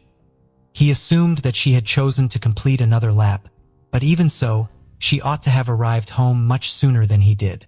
As time went on, Mandy's family started to have serious concerns about her. Not only had she never run for so long, but she also had something special planned for the evening. She invited her fellow roommate to come with her before leaving for the holiday. That day, they intended to meet up with friends in a nearby town. Something occurred 2 hours later that increased the family's level of anxiety. It was very strange that their German Shepherd had returned home without Mandy. When a young woman who had already lost a child made the decision to call the police right away, the sheriff agreed to begin the search even though Mandy was only 18 years old. In the meantime, the mother started phoning each and every villager to inquire as to whether they had seen her daughter. Many of them went out into the street and promptly organized their own search after learning that Mandy had vanished. Along with the young woman's family, they strolled the route she had run on multiple occasions, but to no avail. In the meantime, Mandy's acquaintances were being questioned by the police. It was revealed to them that the young lady had been dating Rick since high school. The mother of the young lady also mentioned that the couple had broken up and then reconciled. While searching the area with the villagers, the investigators spoke with him and found no reason to suspect the young man. They also questioned a number of other people. By then, the search had included individuals riding horses, SUVs, and helicopters. The local dog handler even attempted to work with the shepherd dog in the hopes that it would lead them to Mandy. However, the dog was clearly terrified and refused to leave the porch of its home. Despite searching until late at night, no results were found. It persisted the following day, and the authorities were able to track down the first concerning hint. On one of the side roads, volunteers discovered women's sports bands. They had multiple holes, an aged appearance, and were coated in mud. Mandy's mother was shown the pants right away, but she was hesitant to admit that her daughter was the owner. The police nevertheless sent them to the laboratory in spite of this. On them, experts discovered remnants of male semen. Detectives requested DNA samples from every man who knew Mandy and was in the vicinity right away, but they were unable to find any matches. Investigators were unable to use this clue because the FBI's general database, which contains the DNA of convicted criminals, had not yet been established that year. Meanwhile, searchers using search dogs started to take part in the hunt, and they quickly found a fresh lead. They were able to locate the young woman's footprints and her sheepbuck's tracks on the unpaved road. But there was an odd moment when their tracks came to a stop at the same spot. There was only one conclusion that made sense. Mandy had to have entered a car. Experts refute the detective's assumption that she was kidnapped and forced into a car, saying that if the young woman had resisted, the scene at the end of the tracks would have been different. Since it appeared as though she got into the car on her own initiative, it is possible that she knows the driver. Police and firefighters started looking for the young woman in the nearby river that flowed alongside the road where she was last seen on the third day of the search. They discovered something unsettling there. They saw a female body in the water approximately 5 kilometers downstream from the village. After retrieving it, they realized it was Mandy because she was naked except for her socks and sneakers. Other than a few large scratches on her legs, the police did not observe any significant injuries. They started to hypothesize that the young woman might have drowned in relation to this, but this explanation made no sense. First of all, Mandy could not have willingly entered the river, especially since she was naked, because it was the end of November and the water was extremely cold.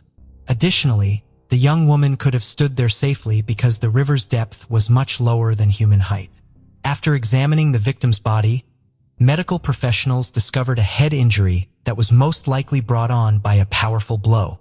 They did, however, conclude that this injury was not the cause of death. The experts ultimately came to the conclusion that the young woman drowned in the water due to suffocation. Alternatively put, she drowned. The medical professionals also discovered evidence of the victim's abuse, extracted biological material from the offender, and discovered male DNA under the victim's fingernails. The police came up with the most plausible explanation of what transpired based on all of this. Mandy was abducted on the road, hauled into a car, and driven to a river, where she was violently attacked by an unidentified assailant. The young woman then made her way out, as seen by the scratches on her legs, which were probably from the prickly plants that were growing along the riverbank. Mandy was eventually approached by the criminal, who struck her in the head and threw her into the water. Forensic specialists discovered a DNA profile and cross-referenced it with samples from all parties involved in the case. Over 30 men were checked in total, but no matches were discovered. Aside from Mandy's brother, police questioned every person living in the village and its environs in an effort to find any leads. On the day of her disappearance, a resident of Agm noticed her. The man saw the young woman running along the road from his car. A dark pickup truck passed at that exact moment, just as she was out of sight. Although the man did not think much of it, he did report his observation to the police following Mandy's murder. He was unable to recall the pickup truck's model, and declined to give detectives a sample of his DNA. They got a court order to force the man to provide his DNA because they think this behavior is suspicious. It did not, however, match the sample that was discovered on the victim's body. The murder was widely reported in the media, and during the first few months, the police received thousands of tips. Sadly, they were all dead ends, and as a result, the investigation took years to complete. Detectives continued to actively consider a number of candidates, but they were unable to identify any serious suspects. Investigators once conjectured that the crime may have been committed by the Green River Killer, an unidentified serial killer. He was thought to have killed several young women and frequently disposed of their bodies in rivers. Nevertheless, no proof supporting this version was discovered. The murderer was never connected to Mandy's death, even after he was apprehended and his identity revealed. The case was closed after new suspects and insufficient evidence were discovered. For many years, investigators took it out of the archives on occasion in an attempt to come up with some new concepts, but they were unsuccessful. 20 years after Mandy's passing, in 2009, the local police department reopened the investigation thanks to a new detector. He chose to adopt a different strategy because in the last 20 years, no new evidence had surfaced. He and his associates went around the village and its environs, requesting that each male resident submit a sample of their DNA. The detective had a very easy plan. He realized that Mandy's killer was probably a local, and that if they took DNA samples from every man in the area, they would have a good chance of identifying the murderer. This task appeared fairly simple, given that the village and its environs were home to only a few hundred men. However, in reality, it proved to be far more challenging. The police searched every man for full 4 years, but they were unable to find a single match. The detectives started searching through Arcus in an attempt to find every man who was a resident of the area in 1989 after realizing that the murderer might have moved or even passed away in the 20 years that had passed since the murder. The police got an unexpected lead in 2013. Two women and their kids visited a water park. They were born and raised in the same village as Mandy. They started talking about the notorious murder as they were chatting. One of the women mentioned at one point that she thought she knew who might have killed Mandy. The other person responded that she too had suspicions about a particular individual, and they both gave the same name. He was only a few houses away from the victim and was 21 years old at the time of the murder. The women were taken aback to discover that they had been suspecting the same person all along. But what was even more intriguing were the reasons behind their conviction that Timothy was the culprit. When they were teenagers, one of the women claimed that Timothy had made advances on her. He had once started to aggressively pursue her and make advances while she was in a car with Timothy and a few other friends. After the other friends stepped in, the woman developed a severe fear of being around this person. The account of the second woman was even more startling. One evening, several years after Mandy's murder, Timothy knocked on her door while her husband was at work. At that point, the woman was already living with her husband and their newborn child. His visit did not surprise the woman because he was friends with her husband. The woman let Timothy in after he explained that he had been passing by after hunting and needed to use the phone. But then Timothy began acting strangely. He put the phone down after standing there for a while without making the call. He then started telling her that he had been crushing on her for a long time and made the offer to have sex. Timothy persisted in his aggressive insistence, even though she refused and demanded that he leave. He did not leave their house until the woman threatened to call the police. After exchanging these tales, they made the decision to discuss their concerns about Timothy with the police. The women said they were not positive if he was involved in the murder when asked why they waited for so long. Would never get away with accusing an innocent person of murder in a place like this. Thus, none of them had the courage to share this information. Detectives noticed something intriguing about this person right away, which piqued their interest. It was extremely odd that none of their colleagues spoke with Timothy or requested a DNA sample from him during the initial investigation. Despite knowing the victim, living close by, and having his house next to the road the young woman ran on, the young man did not show up in previous police reports. After more investigation, detectives discovered that Mandy was buddies with Tom, his younger brother. The fact that Muthi relocated to a different city less than 2 months after the murder raises additional red flags. Maybe this is the reason he eluded the authorities. They had a ton of leads at the time and they were checking the people who willingly helped them out. Muthi moved to Emerson, a town 40 kilometers away from his previous residence. He got married soon before moving, and the two eventually had 3 kids. Examining his criminal past, investigators discovered another troubling detail. The police received a statement from his wife in 2010 alleging that Timothy had physically assaulted her and their kids. But one minor detail in the statement caught the investigators off guard. His wife explained why Timothy posed a risk to their family in it. She mentioned her husband's odd behavior in passing while watching documentaries on crime and domestic abuse. Timothy frequently chastised criminals for how poorly they commit murders and leave so much evidence behind when they watched similar programs together. The man also enjoyed boasting that he would never commit the same errors and would have escaped detection.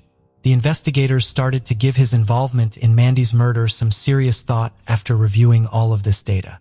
The most intriguing part started when they went to his house to ask a number of questions and request a voluntary DNA sample. Timothy asserted that he could not recall the crime or even the identity of Mandy Stavik. Detectives began to question his statement right away. First of all, the village's population of less than 300 people was acquainted with one another. Second, it was inconceivable that Timothy did not know the Stavik family given that they lived a short distance apart. Furthermore, this case garnered discussion not only in the village but in all nearby towns following the murder.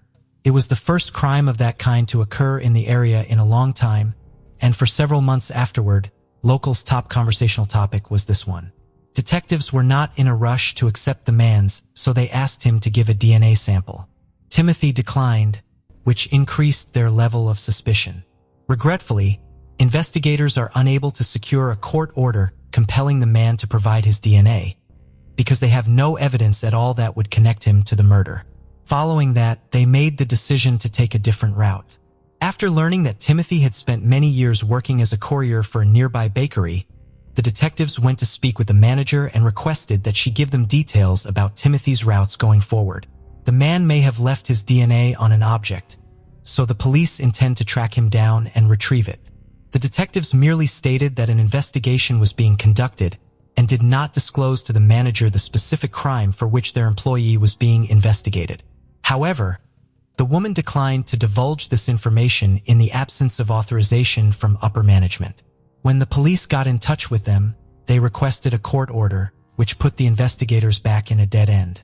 They kept reading Timothy's biography in an effort to uncover fresh information that would help them get the crucial court ruling, but their efforts proved fruitless and the case languished for a number of more years. When the police returned to his home in 2015, they questioned him briefly and asked for a sample of his DNA. But he once again refused. That went on until 2017, when an unforeseen event occurred. A lady named Kim Wagner, a bakery manager, went out to a bar with her spouse and friends. The group of people were all from Aiken and were roughly the same age as Mandy at the time of her murder. They eventually got to discussing the case, which had plagued the community for many years. Kim realized when one of the friends brought up Timothy Bass, who lived close to the victim's house. Kim did not even consider it possible that his whereabouts had anything to do with the murder of Mandy Stavik when the police showed up at her place of employment and asked for information.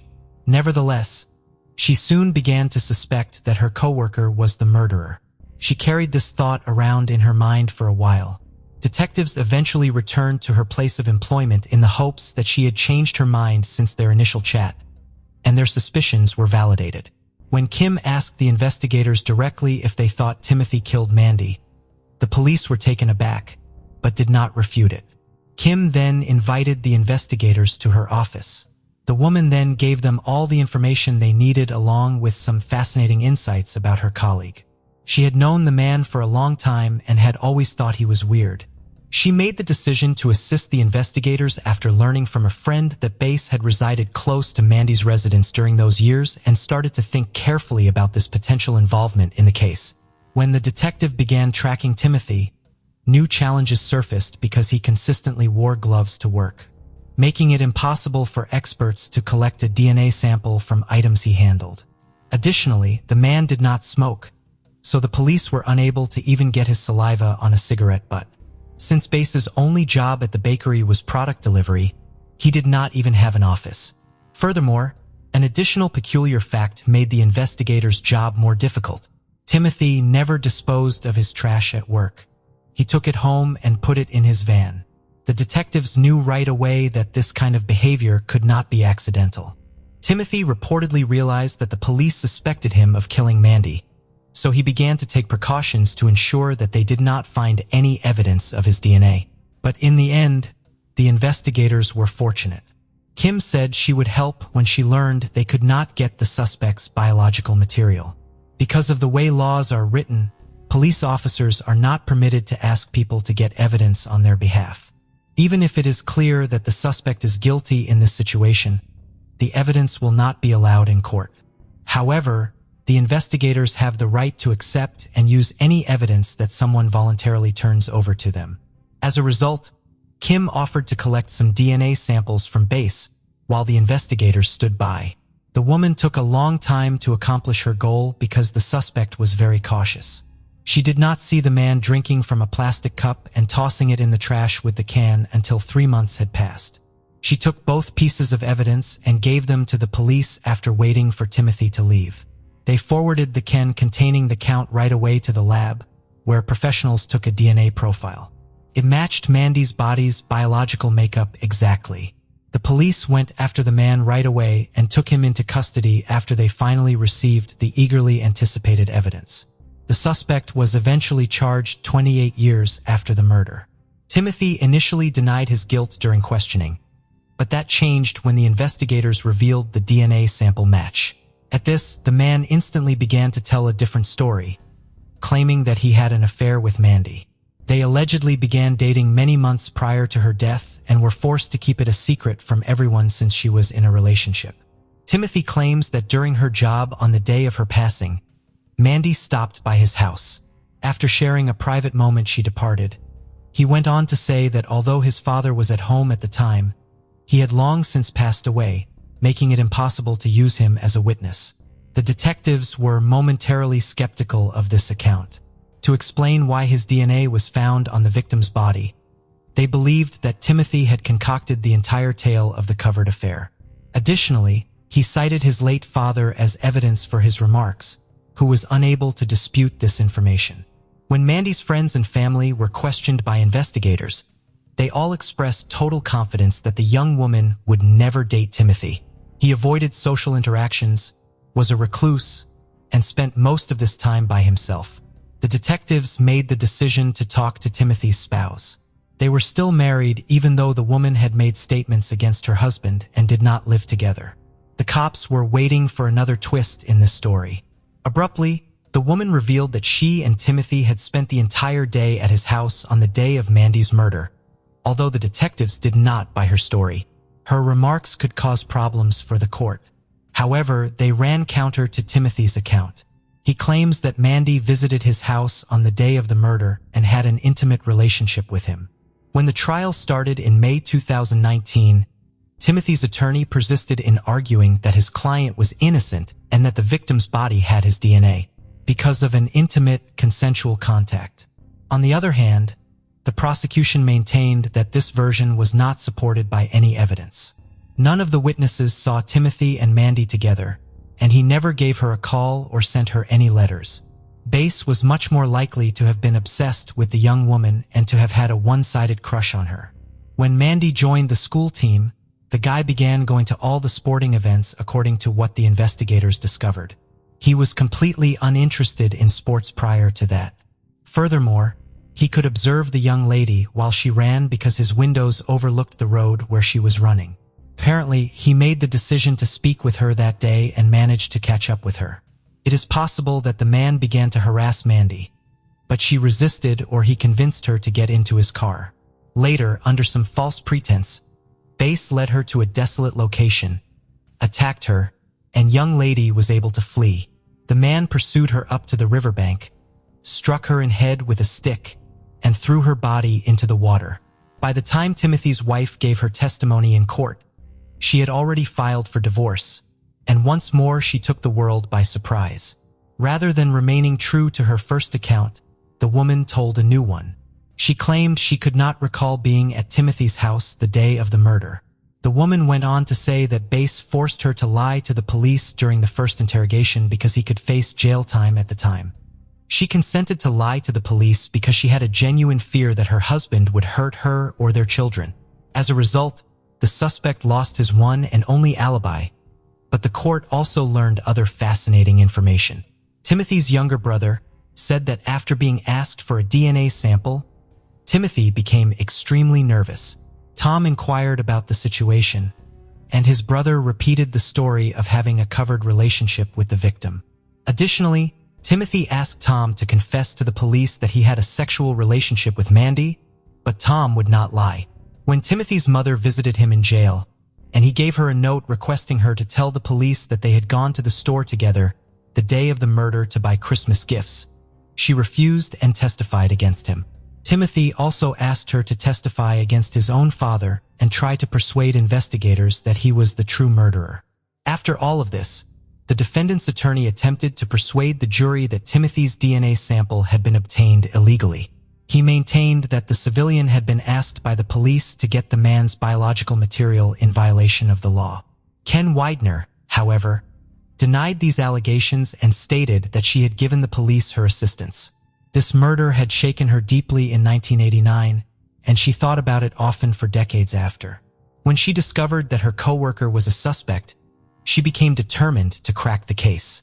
Kim could not imagine how Mandy's mother felt during those years, especially since she already had a daughter by then. Following a protracted trial spanning several weeks, the jury found Timothy Bass guilty of murder after considering all the evidence. He received a sentence of 27 years in prison, with the option to be released early after 24 years. At the time, Mandy's mother, who was 83, expressed gratitude to the detectives for their work.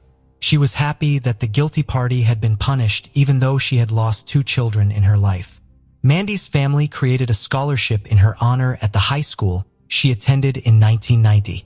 They still support this program today, giving yearly awards to the best music studying students. $25,000 gathered by the people of Acme and neighboring towns served as the foundation for this scholarship. This money was first offered as a reward for information, but it was decided to incorporate it into the program once the case was solved. On September 12, 1988, Lawrence, Massachusetts was rocked to its core by a tragic event. The lifeless body of an 11-year-old girl named Melissa Tremblay was discovered brutally stabbed to death and abandoned on the train tracks near the Boston and Maine Railway Yard. This senseless act of violence left the community in a state of shock, anger, and profound sadness. The question on everyone's mind was, who could commit such a heinous act? The search for justice would span 35 years before the perpetrator was finally apprehended. Nestled along the picturesque banks of the Merrimack River, Lawrence is a vibrant and thriving city that seamlessly blends small-town charm with the excitement of a bustling metropolis. The heartbeat of the city is fueled by its diverse and passionate residents, whose unwavering pride and love for their community can be felt in every corner. As you stroll through the bustling streets of Lawrence, a palpable sense of history and heritage permeates the air, as if the very bricks and stones whisper tales of the past. Lawrence holds a significant place in American labor history, as it was here that the historic Bread and Roses strike of 1912 unfolded, marking a turning point in the fight for workers' rights and social justice. However, amidst this rich tapestry of history, tragedy struck in 1988. Melissa Tremblay, born in 1977 to her mother, Janet Tremblay in Ceylon, Massachusetts, fell victim to a horrific crime. Raised by her single mother, Janet Melissa, affectionately known as Missy, attended Lancaster School and was adored by her peers. Described as a carefree, fun-loving, and compassionate little girl, she had a wide circle of friends and always brought joy to those around her. Lisa's favorite playground was the Boston and Maine Railway Yard, where she would spend countless hours running and playing amidst the train tracks, while her mother visited friends at a nearby social club. Tragically, it was in this very place that her life was cut short, forever altering the lives of those who loved her. On September 11, 1988, Melissa accompanied her mother and her boyfriend to the La Salle Social Club in Lawrence, not far from the railway. While the adults stayed inside, Melissa went outside to play. The last sightings of her life were reported by a railroad employee and a pizza delivery driver who were in the vicinity during the late afternoon hours of that day. When Janet realized her daughter was missing, she frantically searched the area before reporting her disappearance to the police at around 9 p.m. that night. Janet returned home in a state of panic, desperately hoping for news of her daughter's safety. Tragically, she would never receive such news. On the morning of September 12, 1988, Melissa's lifeless body was discovered in the Old Boston and Maine Railway Yard in Lawrence. She had been brutally stabbed to death, and her leg was amputated post-mortem when a train ran over her body. Detectives theorized that the killer had intentionally mutilated the body in an attempt to remove any potential physical evidence. The state police and Lawrence police launched an extensive investigation into Melissa's murder, thoroughly searching the railroad yard and other locations, including the Lancaster Grammar School, where Melissa was a student. The community was shocked and devastated by the heinous crime that had occurred in their small town. Leading the case was Lawrence Police Officer Detective Thomas Murphy, who was appalled by the brutality of the murder. Determined to bring justice for Melissa, Detective Murphy and his team collected physical evidence from the crime scene and the victim's body, although the specific nature of this evidence was never disclosed. However, the forensic team analyzing the body did determine that the stab wounds indicated the killer was left-handed. Since no arrests were made at the time, it is presumed that the evidence collected was not viable for the investigation, leading to its shelving until forensic technology advanced enough to utilize it. The police interviewed numerous witnesses, suspects, and persons of interest, but the only lead they discovered was a suspicious-looking van in the vicinity of Melissa's location on the day of her murder. Unfortunately, further inquiries failed to yield any information about the van or its owner. Despite their exhaustive efforts, the police were unable to apprehend Melissa's killer, leaving the community in fear while her family and friends mourned their devastating loss. As time passed, no new leads emerged and the case remained unsolved, eventually growing cold. However, in 2014, authorities decided to re-examine the cold case, led by Lieutenant Peter Sherver. After reviewing the old case files and the evidence left behind from the initial investigation, the detectives knew they had to take action. Several years later, the evidence recovered from Melissa's body was submitted for testing, and in 2022, after 33 years, the detectives finally had a suspect.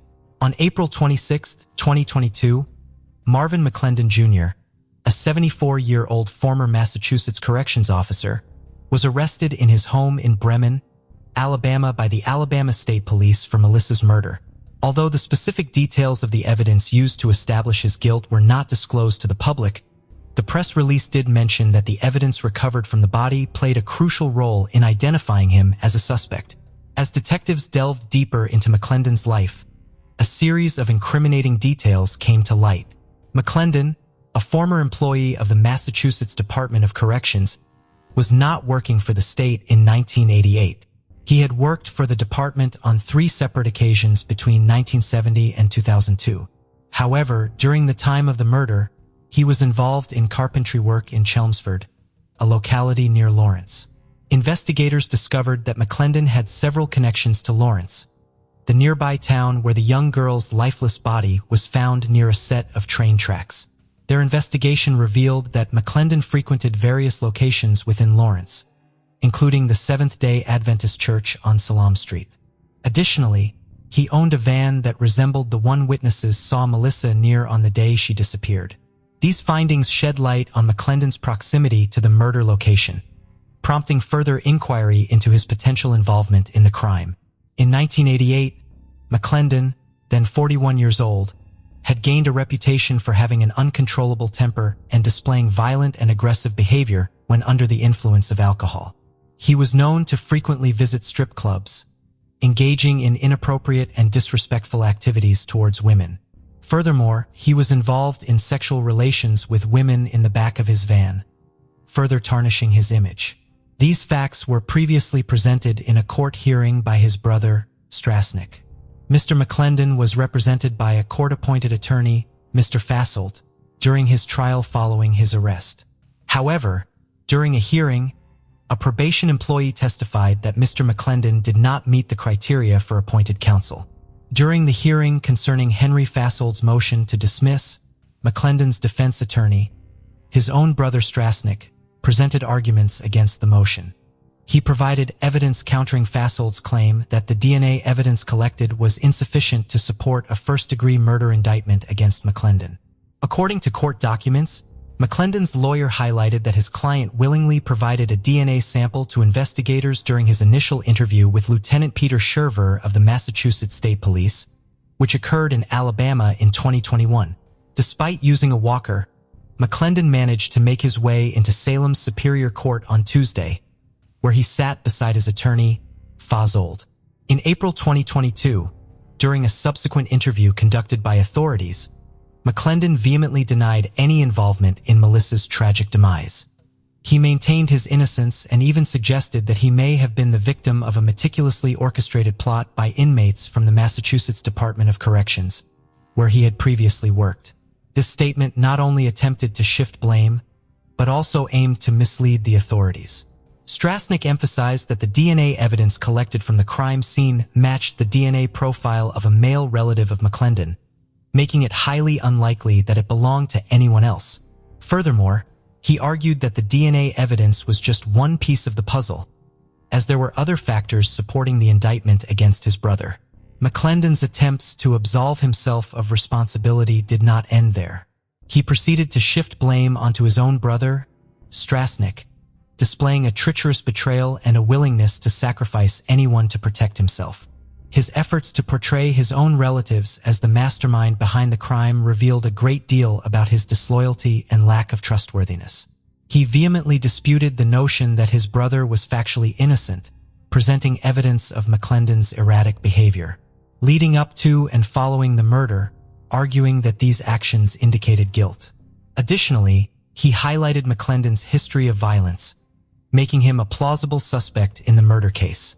Fasold's statement suggested that the investigation focused on McClendon rather than his family members due to specific evidence available at the time, such as McClendon's left-handedness, potential connections to Lawrence, ownership of a van in 1988, lifestyle and interactions with law enforcement during the investigation.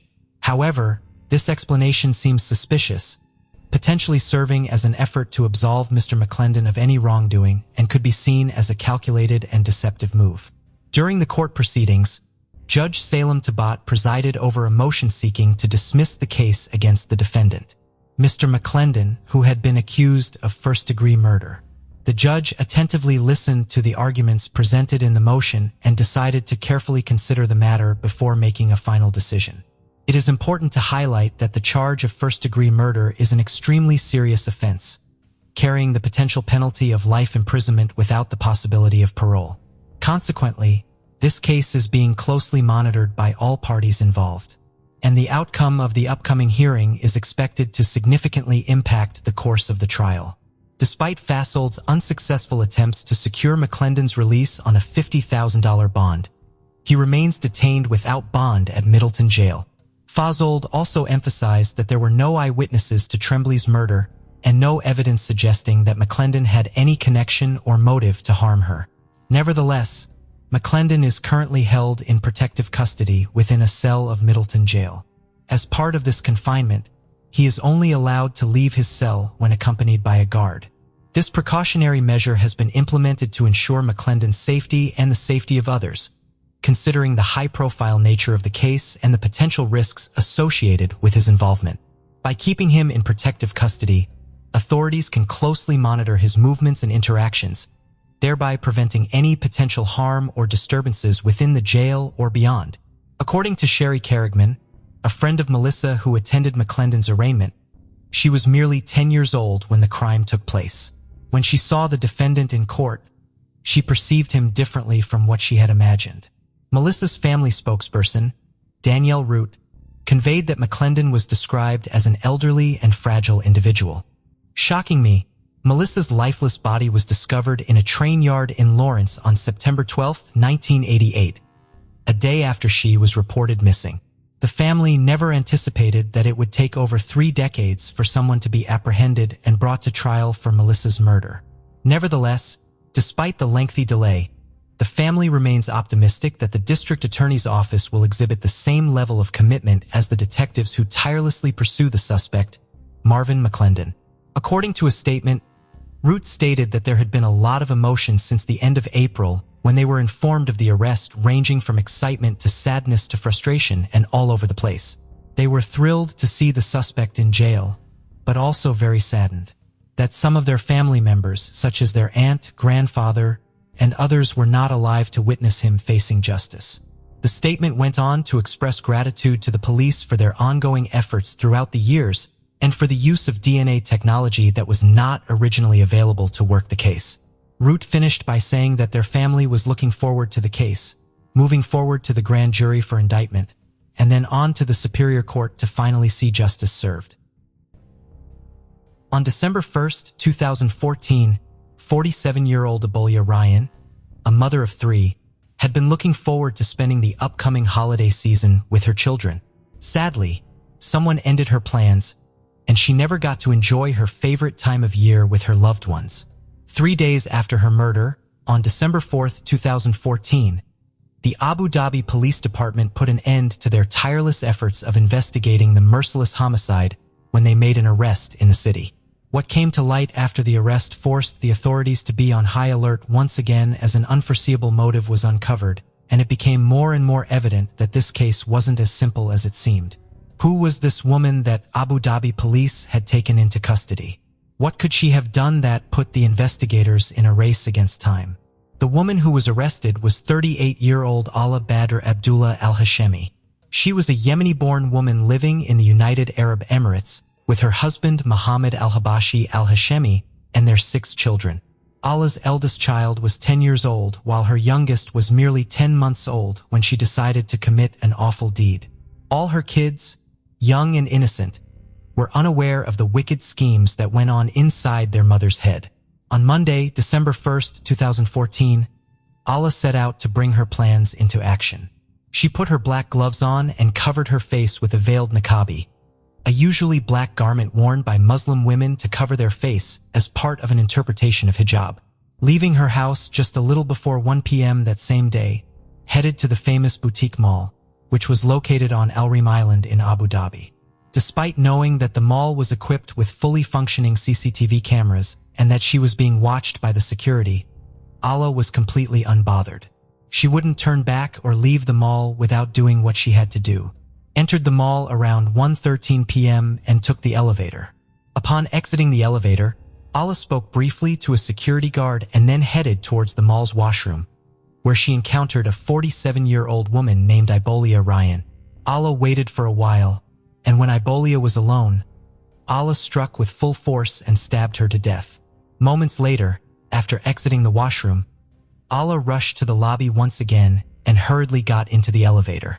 It didn't take long for the crowd in the mall to notice what had happened inside the washroom, and as they emerged in the lobby in a state of panic, still processing the gruesome murder that had just taken place, Ala escaped the building. And even though the security at Boutique Mall was usually tight, Ala managed to slip through the hands of the guards. Luckily, all her movements had been captured by the security footage. The mall security informed the Abu Dhabi Police Department of the tragic incident, and as the detectives arrived at the scene, an investigation was launched into the murder. Ibolia Ryan was a Hungarian-American kindergarten teacher who was originally born and brought up in Romania. In 2006, she and her husband Paul Ryan relocated to Sopron, Hungary, along with their daughter Timea and twin sons Adam and Aiden, before subsequently undergoing a divorce. After she had separated from her husband, Ibolia went wherever her work took her.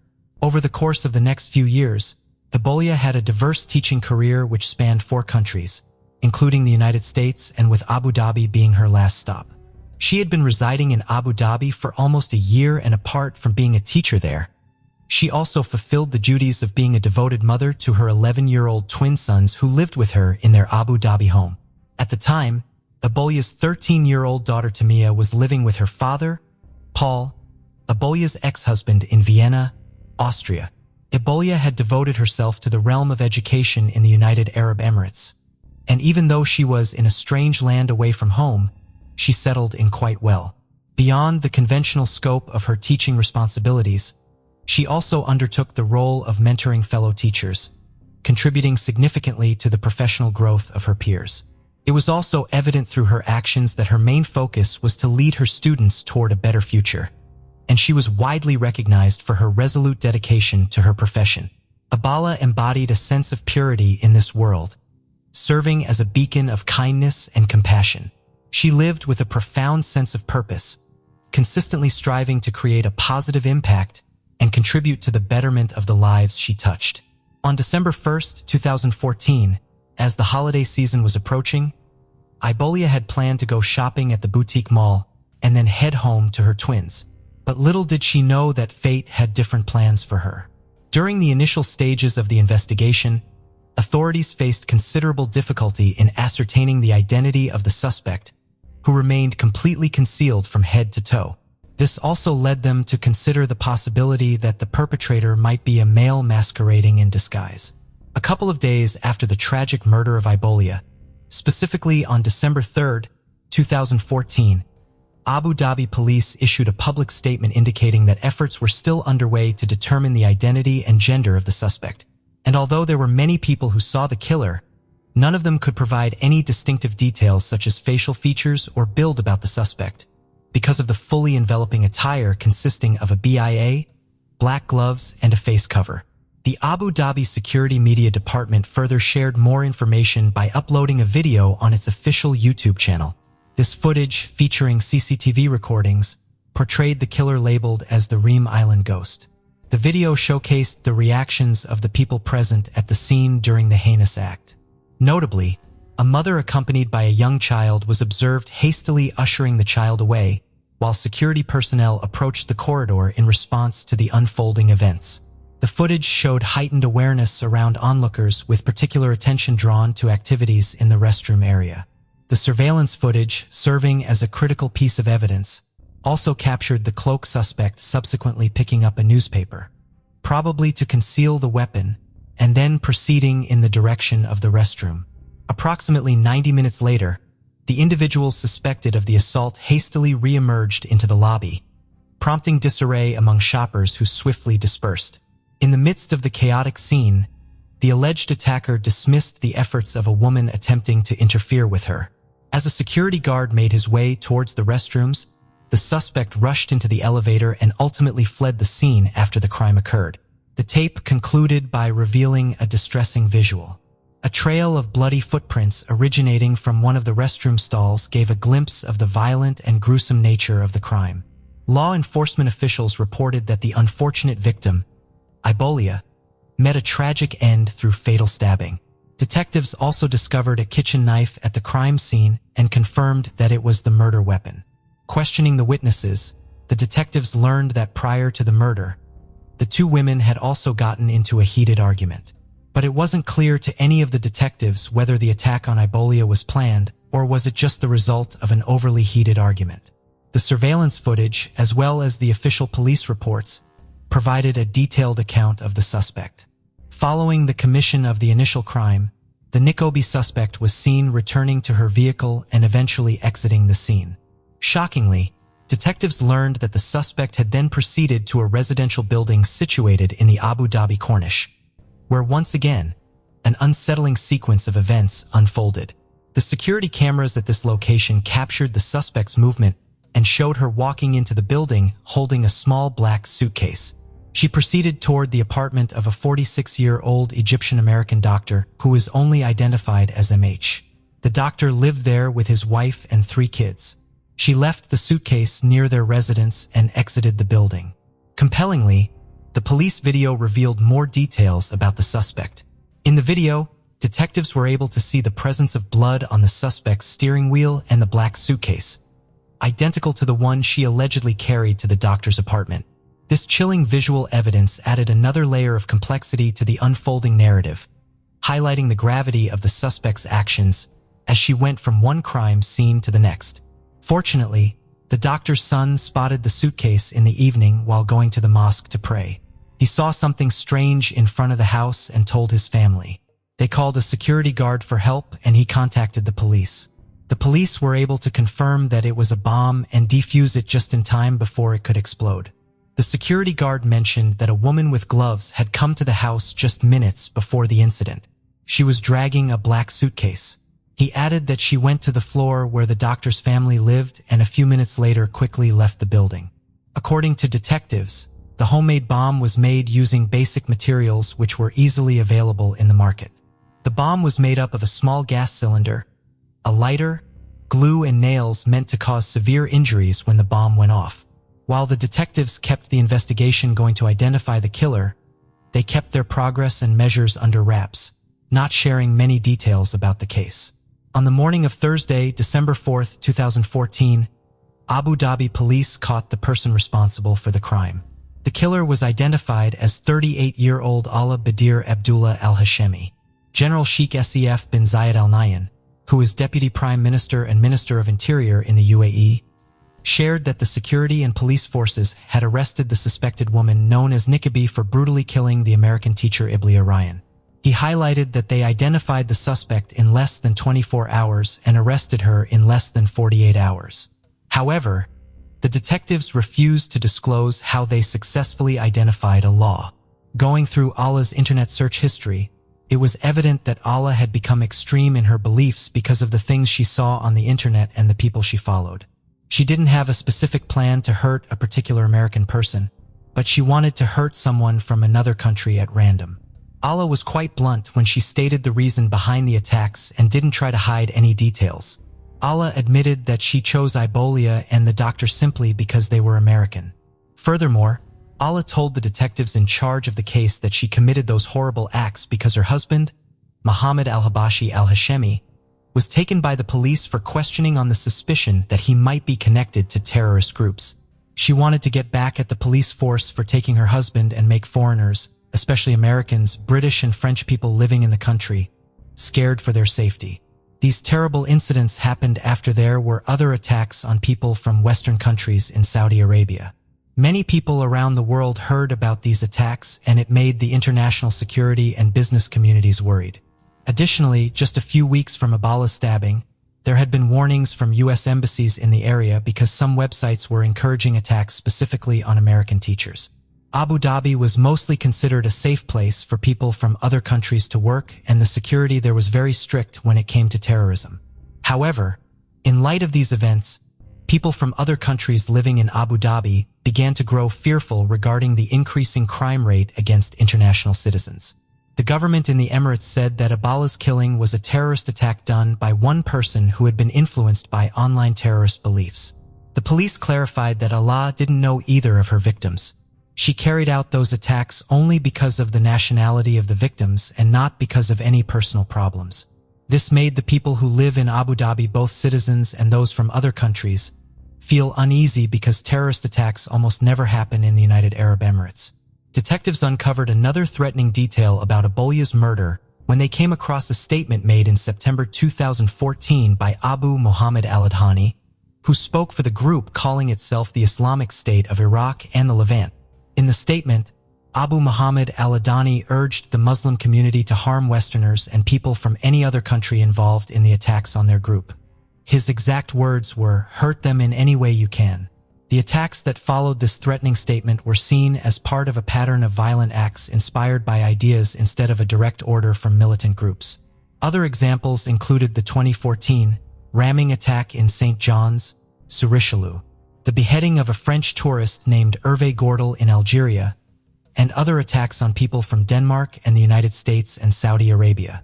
Events of terrorism were not taken lightly by the officials in Abu Dhabi. A good chunk of the city's functioning relied on the work of many people from other countries and on tourism to keep its economy going. To make sure that the violence remained isolated, security authorities sent out a strong message to any other potential terrorists in the UAE, warning them of the dangerous outcomes of any attacks they might be planning.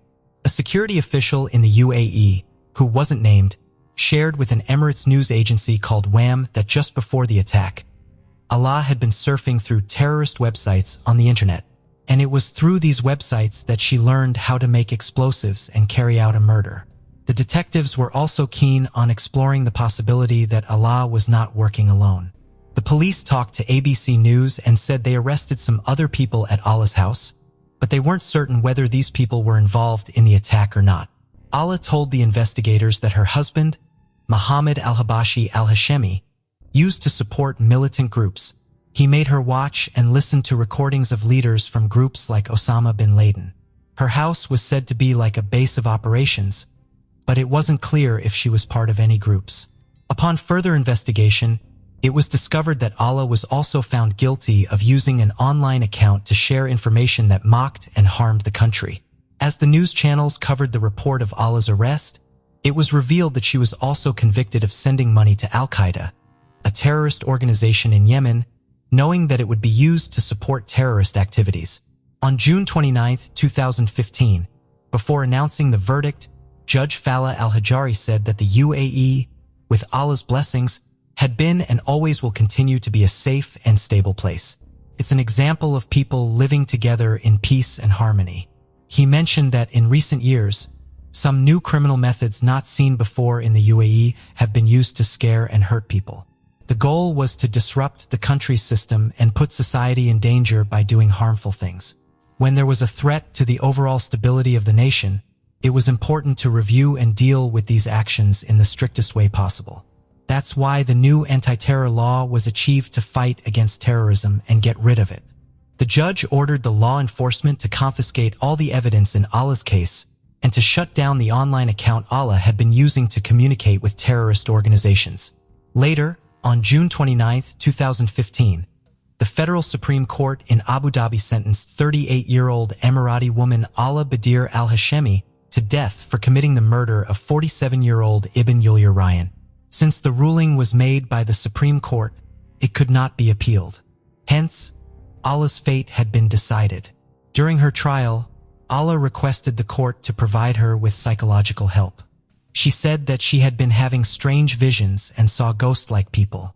The court took this into consideration and called for psychiatric tests to be done on Allah. However, the results showed that Allah was well aware of what she did, and her mental state didn't seem to affect her actions when she carried them out. When the court declared the verdict and sentenced Allah, surrounded by 4 police officers, didn't show any emotion. After leaving the court, she smiled and waved at her father and brother. On July 13, 2015, a Monday morning, Ahmed al-Dahani, Attorney General for the State Security Prosecution, announced that the ruling of the State Security Circuit of the Federal Supreme Court No. 73 of 2015 on the execution of Allah Badr Abdullah had been carried out following the approval of President Khalifa bin Zayed Al Nahyan. However, the officials didn't disclose how Allah was executed. Members of the expatriate community in Dubai held a candlelight vigil in memory of Ibn al-Ras and shared how her tragic death had impacted them. The process of closure for Abolia's family, friends, and the teaching community was difficult. Paul Ryan, Abolia's former husband with whom she had 3 children, shared his views on the verdict as well. A recruitment firm that helped bring Paul Ryan to Abu Dhabi started a fundraising campaign so he could take her body back home and support their children's education. After a few weeks, the Ryan family took over the fund and utilized it to help Ryan's family in Romania. General Sheikh Sef talked about Abuya's murder as something that went against the important values the UAE believed in. These values came from the teachings of Islam and the true Arab heritage. He mentioned that the UAE strongly supported these good values, whether it was within the country or in other places. He also shared how sad he felt to see such crimes happening in a country known for its safety and security. Later in 2015, Allah's husband, Mohammed al-Habashi al-Hashemi, faced serious charges for supposedly planning to bomb tourist places and harm a local leader in December of that same year. The name of the leader Mohammed had planned to assassinate wasn't revealed. During a court hearing at the Federal Supreme Court, Mohammed persisted that he was innocent and said he didn't do any of the things he was accused of.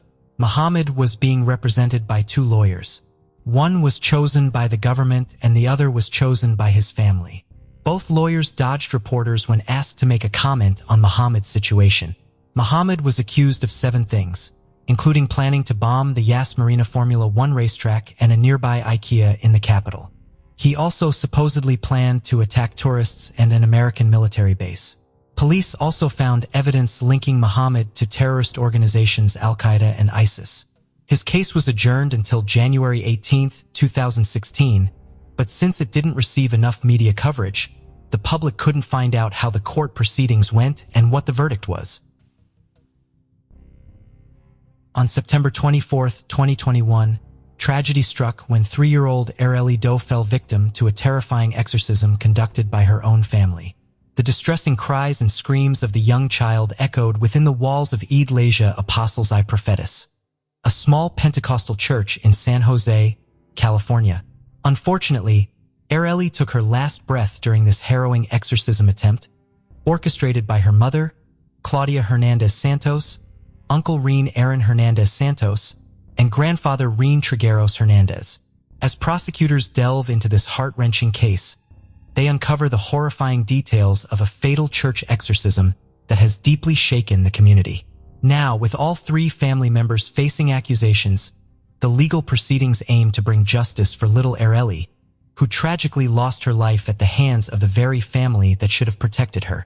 The investigators' diligent efforts over several months have unraveled the roles played by each family member, mother, uncle, and grandfather, all equally contributing to the tragedy that befell this innocent child. The question remains, did Areli Doe receive the justice she deserved? Let us delve further into the matter.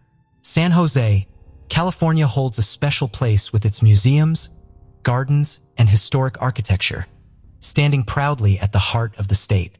As of the 2023 population census, this vibrant city is home to 930,862 individuals from diverse backgrounds and walks of life. Over the past 5 years, the crime rate has experienced a significant increase. Despite being recognized as one of the safest major cities in America, the crime rate per 100,000 people slightly surpasses the average rate of 316.3. However, the incident involving Early Doe was an isolated occurrence driven by religious beliefs. It is a tragic reminder that a young life was cut short prematurely.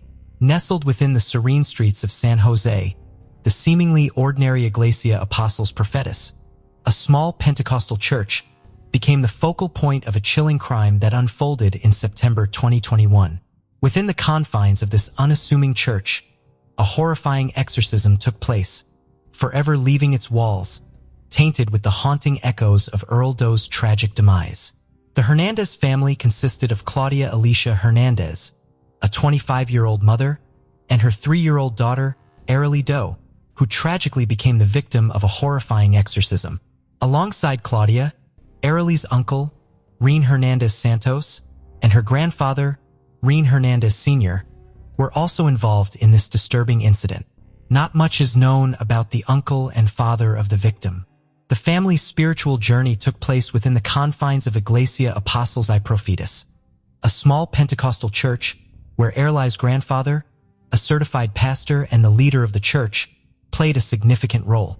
The family's occupations outside of their religious roles remain undisclosed. Claudia, the mother, managed a YouTube channel where she shared live videos.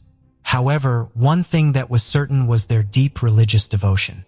It was this religious affiliation that led them to believe that the child was possessed, ultimately resulting in her tragic demise. On September 24, 2021, a dark chapter unfolded in the life of this 3-year-old child as her family's misguided attempt to rid her of what they believed to be an evil spirit led to a day of unimaginable horror. The events that unfolded on this fateful day would later become the focus of legal proceedings and public scrutiny. It all began when Arely woke up during the night and started screaming intermittently. Claudia Alicia Hernandez Santos, Arely's mother, believed that her child's tantrum was the result of malevolent forces and took her to the church to perform an exorcism. In her attempt to exorcise the supposed evil spirit, Claudia repeatedly inserted her finger into Arely's throat. Despite the immense pain she endured, Arely fell asleep multiple times due to exhaustion.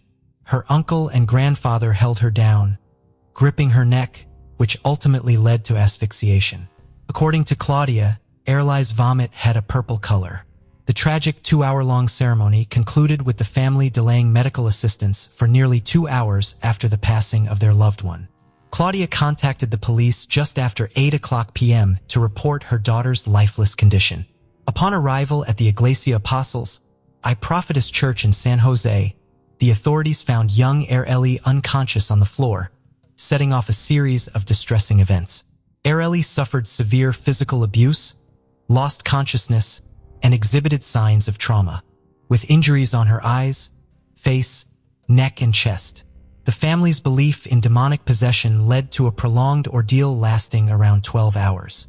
Paramedics arrived 2 hours later to find her lifeless body, marking the end of a day filled with torment. The affidavit filed in Santa Clara County Superior Court revealed that Claudia believed her daughter had passed away between 6:00 and 6:30 p.m. The family's distorted spiritual beliefs and misguided attempts to expel evil through abusive practices cast a dark shadow over Arely's final moments. The investigation into Arely's tragic death unfolded as a chilling narrative of religious fervor gone wrong, culminating in a horrific exorcism carried out by her own family members, her mother, uncle, and grandfather. The subsequent legal proceedings revealed shocking details of the 12-hour ordeal that led to Arely's demise within the walls of the small Pentecostal church, Iglesia Apostles y Prophetis in San Jose, California. The investigative process took a significant turn when Santa Clara County District Attorney, Jeffrey Rosen, filed court documents to consolidate the cases of all 3 family members into a single trial. The reason for this request was based on the argument that each defendant had a reprehensible role in the violence inflicted upon Arely, which made it difficult to determine individual responsibility for specific injuries. The court records provided a disturbing timeline of events that occurred on September 24, 2021. Claudia Hernandez Santos, Arely's 25-year-old mother, initiated the tragic series of events by contacting the police to report her daughter's lifeless condition. When authorities arrived at the Pentecostal church, they found Arely unconscious on the floor, later confirming it as a homicide caused by suffocation and smothering. The investigation uncovered horrifying details of the family's collective actions during the 12-hour exorcism attempt. Prosecutors argued that all three defendants, including Erlai's mother, uncle, and grandfather, actively participated in physically abusing the young girl.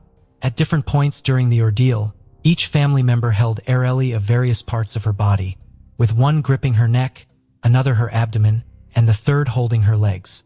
The alleged attempt to induce vomiting involved a disturbing collaboration of efforts. The preliminary autopsy confirmed that Erlai's death was a result of homicide, specifically asphyxia, due to suffocation. As investigators delved into the distressing circumstances surrounding the little girl's demise, alarming details emerged. According to court documents, the family, driven by the belief that Ereli was possessed by a demon, engaged in a twisted form of prayer and exorcism at the church. Erlai's mother, in an effort to rid her daughter of the perceived evil spirit, resorted to distressing methods such as attempting to induce vomiting by inserting her fingers down Ereli's throat and squeezing her neck. These actions escalated throughout the day. The investigation revealed a disturbing lack of care for Ereli's basic needs leading up to her death. The victim's last meal was on Thursday, September 23rd, at approximately 9:00 p.m., according to the affidavit. Shockingly, she was only given about 6 ounces of water from Thursday until the time of her death. The coroner's report revealed the extent of eerily suffering with injuries to her face, neck, chest, and back caused by blunt force. The presence of internal bleeding handed another layer of brutality to the acts committed by her own family members. As the investigation progressed, the family members were charged with child abuse, including assault on a child resulting in death. These legal proceedings shed light on the distorted beliefs that motivated the family's actions, rooted in the misguided belief that Errol was possessed by a demon and that a religious ritual could expel this perceived evil. The court documents examine the individual statements made by each defendant during police interviews. Errol's grandfather, who claimed to be the pastor of Iglesia Apostles I Prophetis, provided inconsistent accounts of the events leading to the young girl's death. His changing narratives raised suspicions about the accuracy of his statements and suggested potential inconsistencies or attempts to hide the truth. Similarly, Erlai's uncle, Rean Aaron Hernandez Santos, significantly changed his initial account during subsequent interviews with the police, indicating a lack of transparency and prompting further investigation into the circumstances surrounding the exorcism. If convicted, Claudia Alicia Hernandez could face an exceptionally severe sentence of 25 years to life in prison. The investigation took place amidst a troubling trend of increased demand for exorcisms driven by factors such as poverty, anxiety, and a lack of trust in conventional institutions. The tragic case of Erito serves as a stark reminder of the inherent dangers that arise when religious fervor and unchecked beliefs intersect. As the legal proceedings unfolded, the need for a consolidated trial highlighted the complexity of assigning individual responsibility in a crime committed collaboratively. The family statements and actions, as uncovered during the investigation, offer a chilling glimpse into their perspective on the events surrounding the young girl's untimely demise. The family's narrative begins with Erlai's mother, Claudia Hernandez Santos, expressing her belief that her daughter was possessed by an evil spirit. According to the statements provided to the police, Ereli would often wake up at night crying or screaming, which solidified the family's conviction that she was under the influence of a demonic force.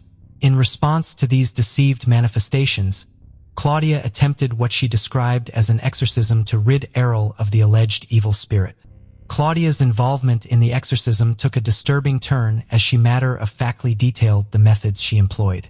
First responders who arrived at the scene noticed bruising around the child's eyes, neck, and chest. Claudia admitted that they waited for 2 hours before finally calling 911. Subsequent interviews with investigators shed light on Claudia's evolving beliefs regarding Errol's possession. Claudia and her uncle reportedly prayed for Errol while inside a bedroom.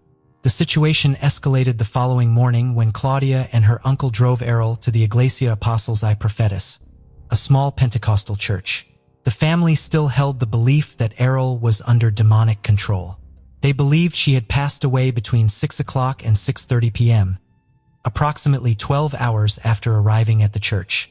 According to Aralee's father, they felt compelled to perform a ceremony to free her from the clutches of evil spirits. The specifics of the exorcism were not disclosed. However, it was mentioned that Aralee was asleep upon arrival at the church. The individual also emphasized, if you refer to the Bible, you will see that Jesus expelled demons and restored the health of the sick. As reported by the newspaper, is not my decision to act. It is when God, in His will, chooses to heal the individual. The preacher is merely an instrument of God. Our actions are guided by God's will. Following Early's passing, Claudia initiated a GoFundMe campaign to gather funds for burial costs. The family's strong religious beliefs were evident in Claudia's Instagram bio, which featured a reference to Isaiah 55:811, a Bible verse about finding strength in challenging times. Aralee's mother contributed to the investigation through YouTube videos she shared, offering her perspective on her daughter's death. In these videos, Claudia did not accept responsibility for the alleged exorcism or her daughter's demise. Instead, she attributed Aralee's passing to a divine intervention, stating that God had taken her and expressing relief that her daughter would not have to face the difficulties of the world. In an unexpected development, a YouTube video emerged in January, for months after Aralee's death, featuring Claudia Hernandez discussing her daughter's passing. The 40-minute video, titled with Aralee's full name, provides a chilling glimpse into Hernandez's demeanor as she addresses the circumstances surrounding the tragedy. Hernandez's statements in the video aim to offer her perspective on the situation, highlighting that only those present truly comprehend what unfolded. She acknowledges the negative perceptions surrounding her and her daughter's death that stresses her inability to alter the past. Hernandez expresses gratitude that her daughter is no longer enduring the challenges of an increasingly difficult and deteriorating world. In fact, the video serves as a poignant exploration of Hernandez, delving into the anguish of losing a child, while also showcasing moments of apparent attachment. She reflects on the joy of motherhood, acknowledging the sadness, tears, and longing she feels for her daughter. The video's portrayal of a complex emotional landscape adds another layer of intricacy to an already deeply tragic narrative. Just 6 days after the YouTube video was uploaded, prosecutors formally charged Hernandez.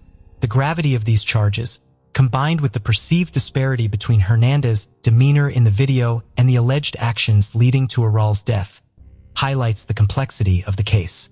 The family's association with Iglesia Apostles, I Prophetus, took a darker turn when the church was linked to another incident, an alleged kidnapping involving individuals associated with the church. Professor Alison Cave, an expert in the history of magic, science, and religion, provided valuable insights into the broader context of exorcisms. She emphasized the growing prevalence of exorcisms in both the United States and Latin America over the past 5 to 7 years. Cavey pointed out challenges arising from the Catholic Church's lack of preparedness in training priests to perform exorcisms, resulting in a demand that surpasses the number of qualified individuals available. She also identified societal factors such as poverty, anxiety, and the lack of trust in traditional educational institutions as driving forces behind the demand for exorcisms. Cavey stressed that when people opt for supernatural explanations like demonic possession, it often stems from dissatisfaction with natural explanations, providing solace without the burden of blame or responsibility. In the case of Aries' family, the tragic events unfolded amidst their desperate attempt to solve a problem they may not have fully comprehended, attributing it to supernatural forces. It is disconcerting how the family displayed no sense of guilt or sorrow even after the loss of Aralee. Claudia's arrest was preceded by a YouTube video that provided a glimpse into her emotional journey, from the joy of pregnancy to the profound sorrow of losing her daughter. Her sentiments reflected the challenges of accepting the loss of a child to illness, leading some to seek solace in supernatural explanations. The legal proceedings that followed revealed that Claudia Alicia Hernandez Santos was charged with felony assault on a child, resulting in death due to great bodily injury. Her arrest on January 31, 2022 shed light on the gravity of the crimes committed during the tragic exorcism. This horrific incident not only claimed the life of a young child, but also exposed the dangerous consequences of misguided beliefs and heinous actions. The case of Eridu reached its conclusion when Claudia Elizia Hernandez, a mother, was charged with felony assault on a child, emphasizing the extreme nature of the alleged actions against her own daughter. The decision to deny bail was made to ensure public safety, considering the perceived risk of flight. Factors such as Hernandez's limited ties to the community and her birthplace in El Salvador were cited as reasons for this precautionary measure. This underscores the seriousness of the accusations against Hernandez and the potential dangers she may pose if released before trial. The disturbing details of the case were revealed through recently uncovered court documents, as the San Jose Police Department and the District Attorney's Office had initially withheld information about the tragic homicide. The investigation aimed to uncover the circumstances surrounding Aral's death, ultimately leading to Hernandez as the sole individual arrested in connection to the case. The intertwining of faith and crime in these unsettling cases raises significant concerns. It is deeply troubling to witness how religious beliefs can be manipulated and exploited to justify heinous acts. These cases highlight the importance of maintaining a balance between religious freedom and ensuring the safety and well-being of individuals. It is crucial for authorities to thoroughly investigate and hold accountable those who commit crimes under the guise of faith, while also respecting the rights of individuals to practice their religion peacefully. Hotel cleaning personnel at the Windsor Motel in Arizona found 45-year-old Canadian Barbara Callow dead on April 5, 2005. Barbara had come to Lake Havasu City from Canada specifically to witness the blooming desert wildflowers. Barbara was last seen alive at approximately 8:40 p.m.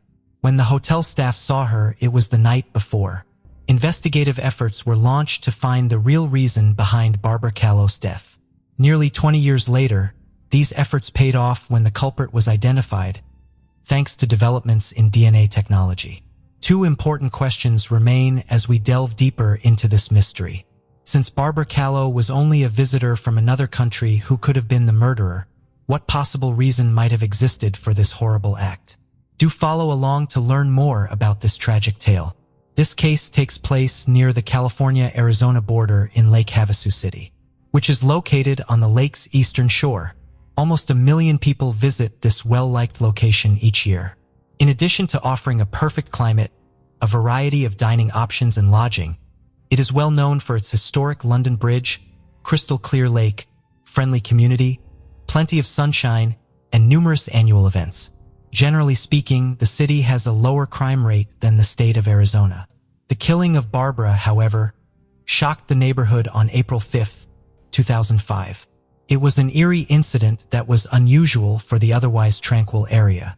Barbara Irene Callow was born in 1960, the parents Bridget Callow and Werner Callow in Toronto, Canada. Additionally, she had a younger brother named Peter, to whom she had a close bond. Her early years were spent in Toronto. Barbara demonstrated exceptional intelligence and a distinct career goal from a very young age. She continued her studies at the Veterinary College of the University of Guelph, where she graduated with a master's degree. Barbara's passion for knowledge was evident when she decided to pursue a career as a researcher after completing her studies. Her talents were acknowledged by the Canadian federal government in 1992 when they hired her to work as a meat inspector. She eventually advanced to a position in the science branch where she gave insightful advice on issues pertaining to animal health after making the switch to veterinary biologics over the years. Her co-workers respected her for being a bright, daring, and self-starting person. Barbara was a multifaceted individual who enjoyed gardening, cycling, arts, and bird watching when she was nigh at work. She was also deeply passionate about traveling. Barbara's bright future, however, was tragically cut short on March 25, 2005, when she left Ottawa for a vacation. Barbara, then 45, had decided to take a solo vacation in 2005. Seeing the enchanting bloom of desert wildflowers in the heart of Arizona was the main purpose of her plan.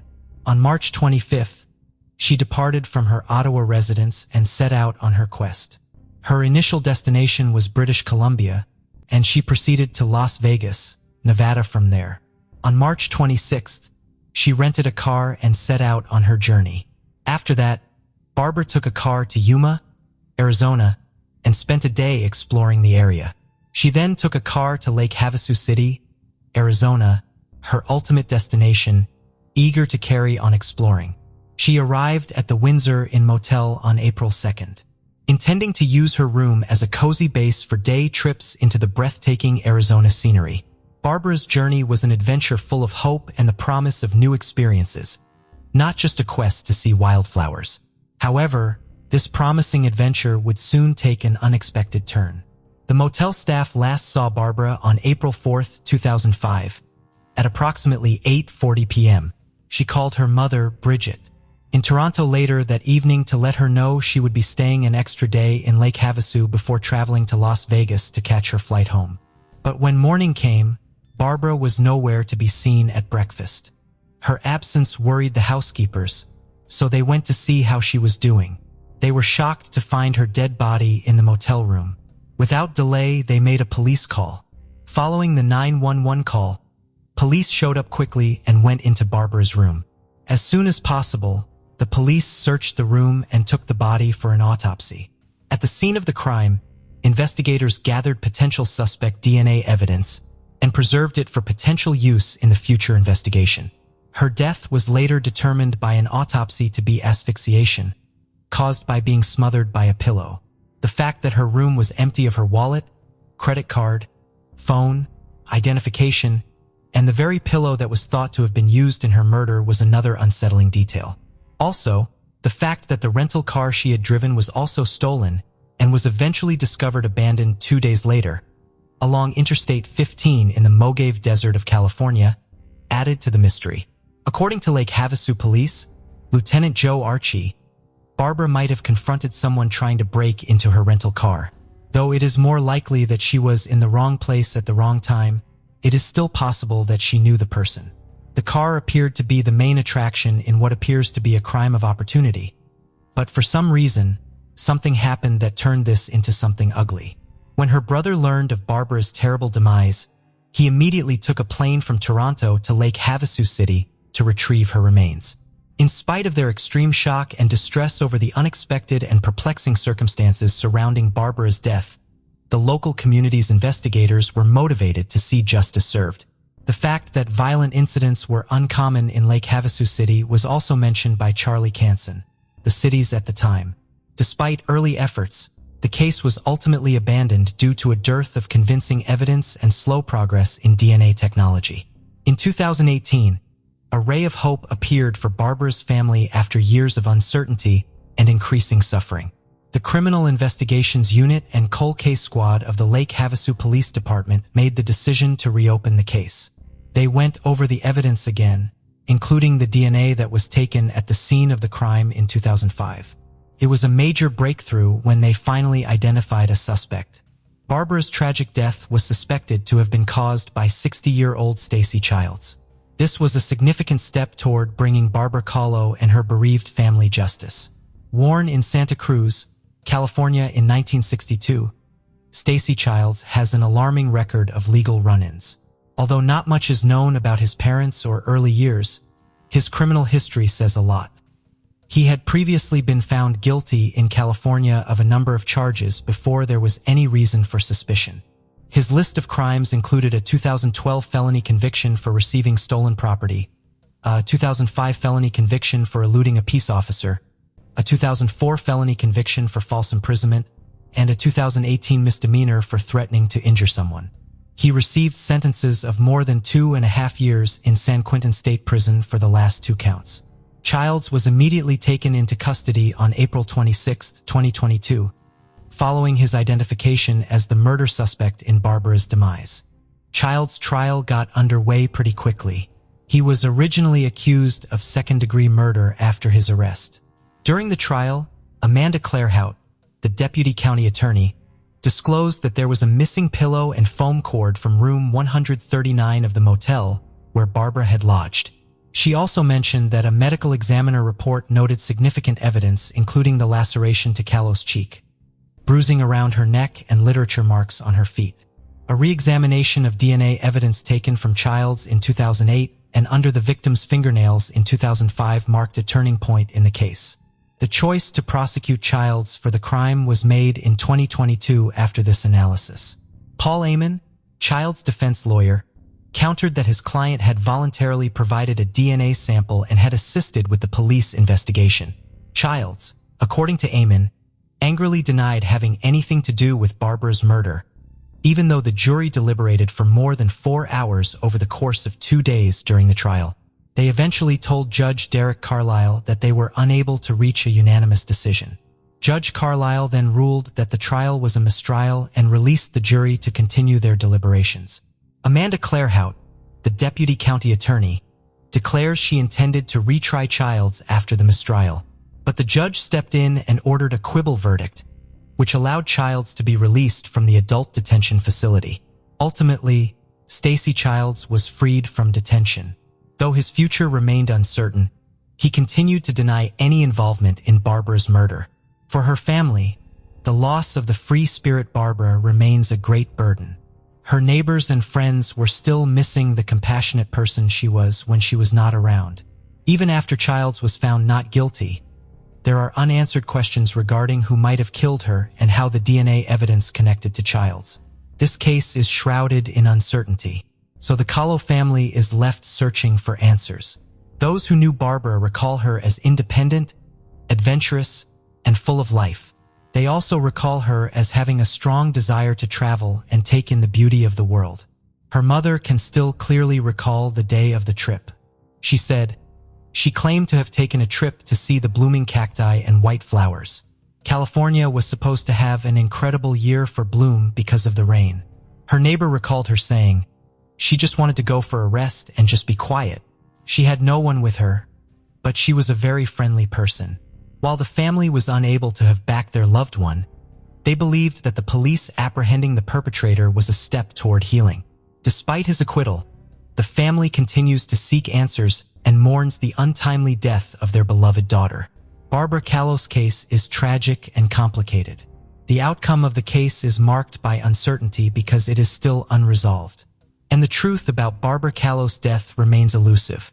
However, such cases highlight the complexities and challenges of solving cold cases, as well as the importance of advances in forensic technology.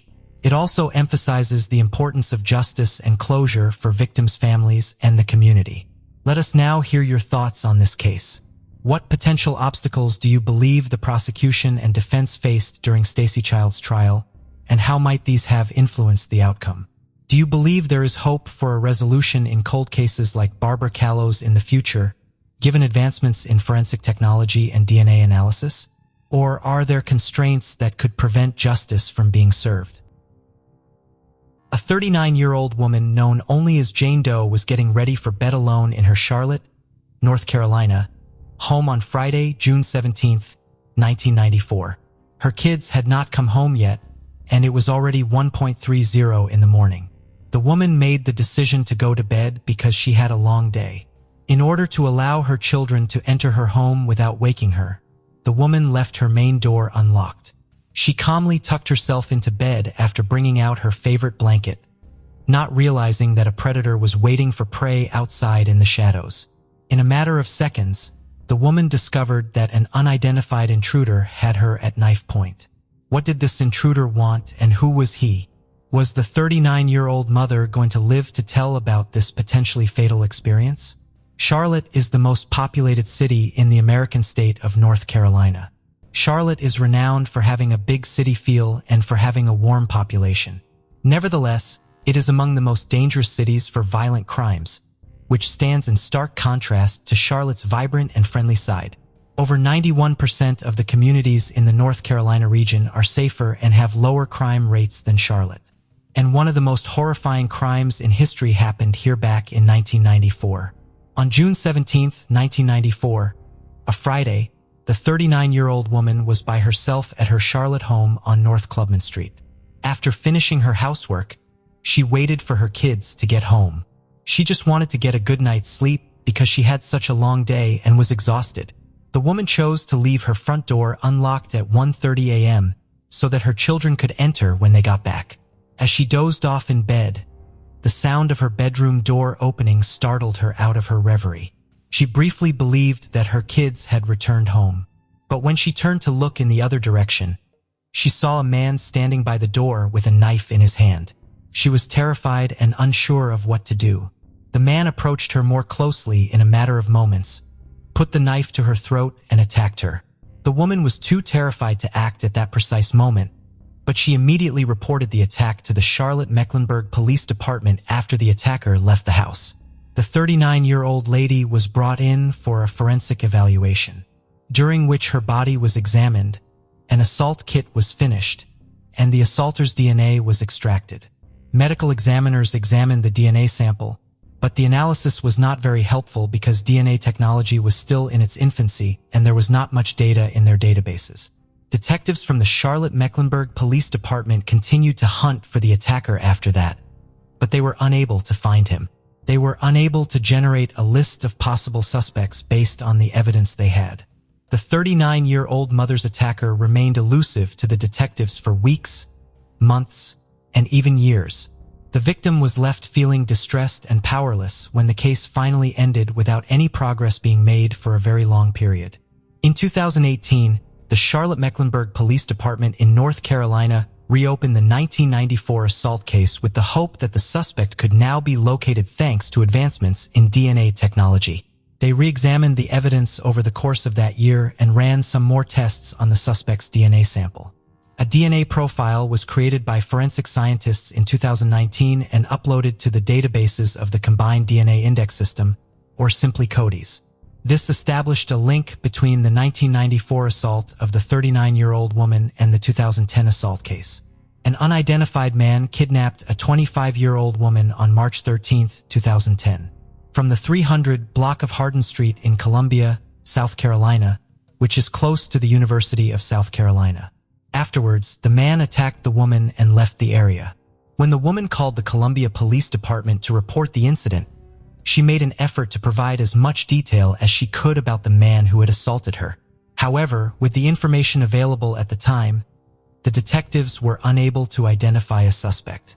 The woman was given an assault examination by forensic experts, who also collected a sample of the suspect's DNA. After creating a DNA profile, this sample of DNA was added to the CODIS databases.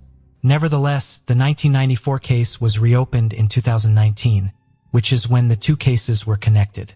Testing conducted in 2019 demonstrated that the same man was responsible for both attacks.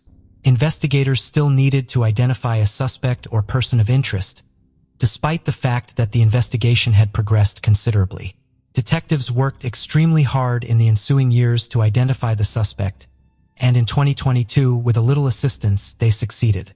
The CMPD collaborated closely with the Nationwide Sexual Assault Kit Initiative, or SAKI, in 2022.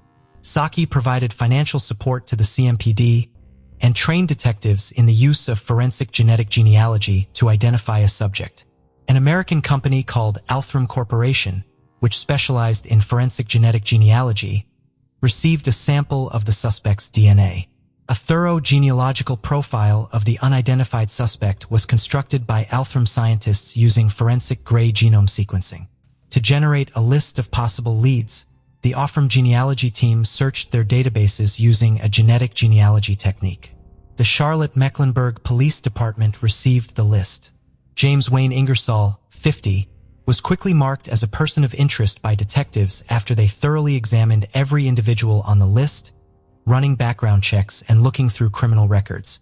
James was living in Concord, North Carolina, after being fired from his job in Columbia, when the detective knocked on his door and demanded a sample of James' DNA. After being gathered, a sample was submitted to the Charlotte-Mecklenburg Crime Laboratory for additional analysis and comparison. The outcomes of these analyses showed that the DNA samples taken from James and the samples from the 1994 and 2010 attacks matched exactly. The suspect for the assaults on the 39-year-old mother in Charlotte and the 25-year-old woman in Columbia has been identified as James Wayne Ingersoll by the CMPD's Crime Lab and Cold Case Unit after years of intensive forensic testing and evidence examination.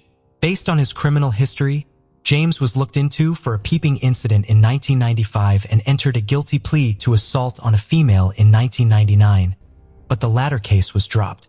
James' arrest warrant was obtained by Special Victims Unit investigators with the Columbia Police Department, and on Thursday, May 4, 2023, the The 50-year-old suspect was taken into custody by the Concord, North Carolina, Police Department, CMPD, and the South Carolina Law Enforcement Division, SLEV. James' arrest was reported to both of his victims, were relieved that their attacker would now have to pay for his crimes after eluding the law for almost 30 years.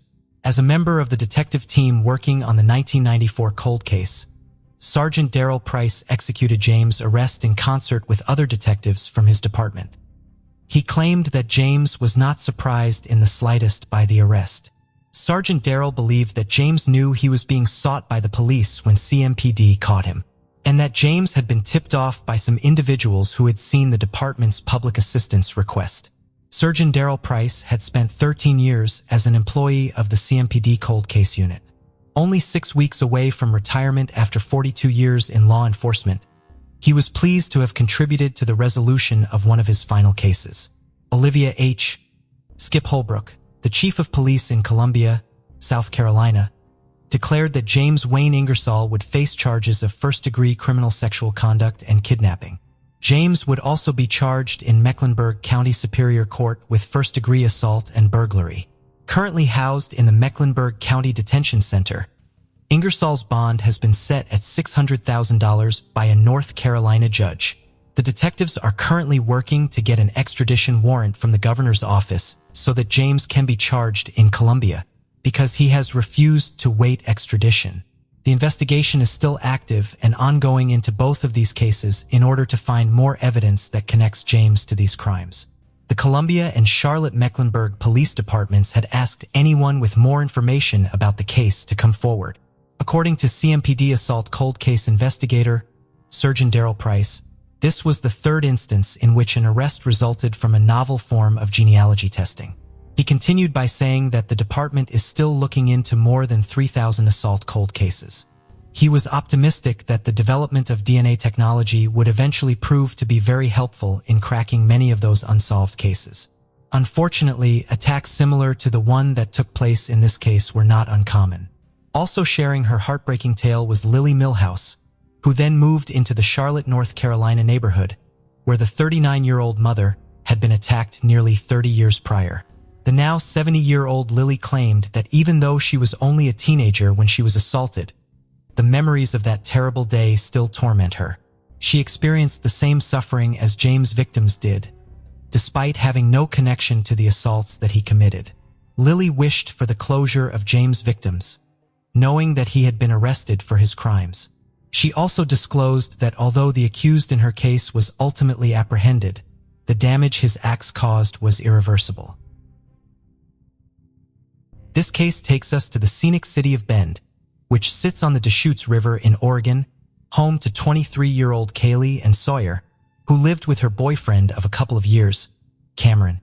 Kaylee worked as a dental assistant, and she was also busy studying at Central Oregon Community College. She was creative, enjoying photography, drawing, and writing poetry. She was also very sporty, loving snowboarding, golfing, fishing, and wakeboarding. With so many other outdoor activities and beautiful sights to see and photograph in Bend, it really was the perfect place for Kaylee to live. Her parents had divorced and remarried when she was young, but she had a great relationship with both of them and her step-parents, and she was also close to her 4 brothers. Friends and family said she was one of the happiest people they knew. She was giving, popular, always smiling and entertaining everyone, and she was often out and about socializing. Her mother said everybody was a friend to Kaylee, even if they were a stranger. On the evening of July 23, 2016, Kaylee had plans to celebrate a friend's bachelorette party. She got ready and left home to go and meet everyone in downtown Bend, very close to her college campus. After she parked her car at her friend's house, they all headed out for the evening.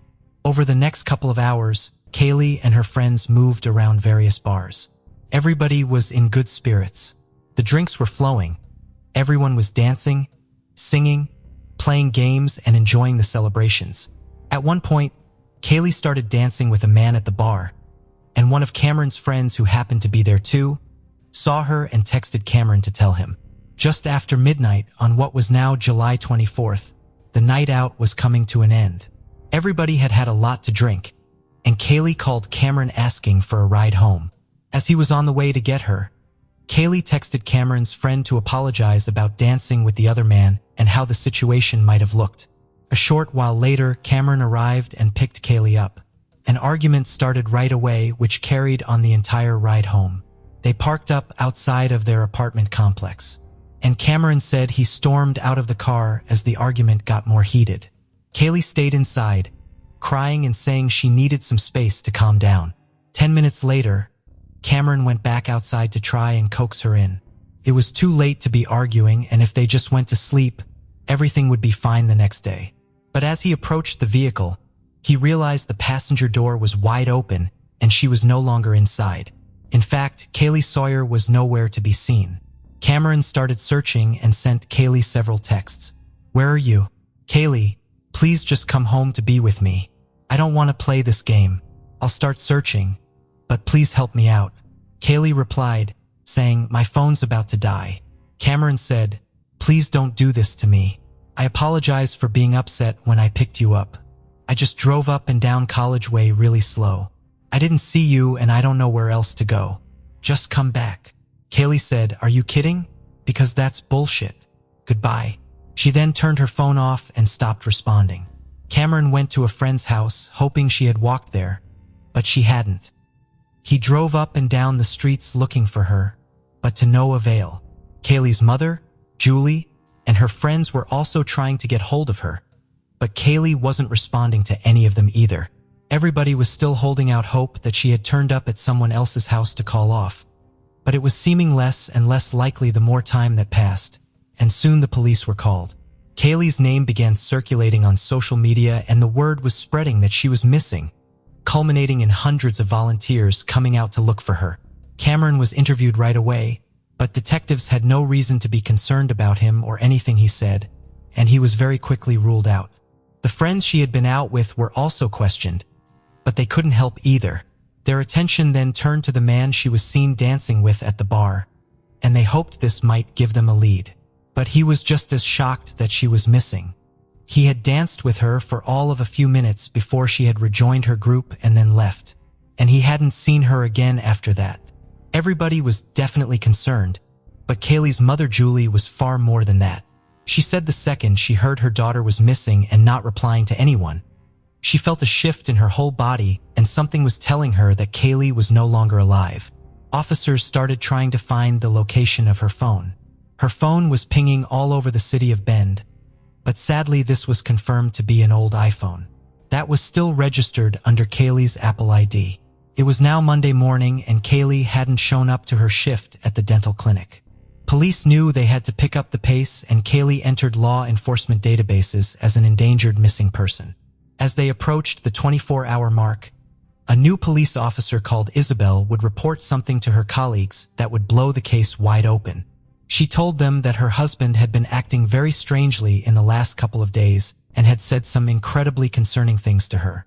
Her husband was 31-year-old Edwin Lara, and Isabel said his odd behavior had been apparent since he came home very late on Sunday after his shift had finished. He often worked long and late hours as a college campus security guard. The couple had been having problems for a long time, so Isabel didn't push him for answers, and just assumed he was being off with her. A few hours later, on what was now Sunday morning, Edwin and Isabel attended church together where Edwin was in the church band, and after this, they went to go and watch a film. But Edwin's weird behavior carried on into the next morning. Edwin also told Isabel that some of Kaylee's things were hidden in the shed, and after this, he fled the house armed with Isabel's gun. Officers went straight to the home where they found exactly what Isabel said they would. Kaylee's person ID, her shoes, a blood-stained rock, and a clump of what looked like it could be Kaylee's hair. What they found pointed to far more than accidentally hitting her with his car and panicking. Everything was pointing towards this being a violent homicide. By this point, however, Edwin was already on the run on what would become an interstate crime spree. After leaving his car at his parents' house, he spotted a 19-year-old called Andrea sitting in her car in a parking lot.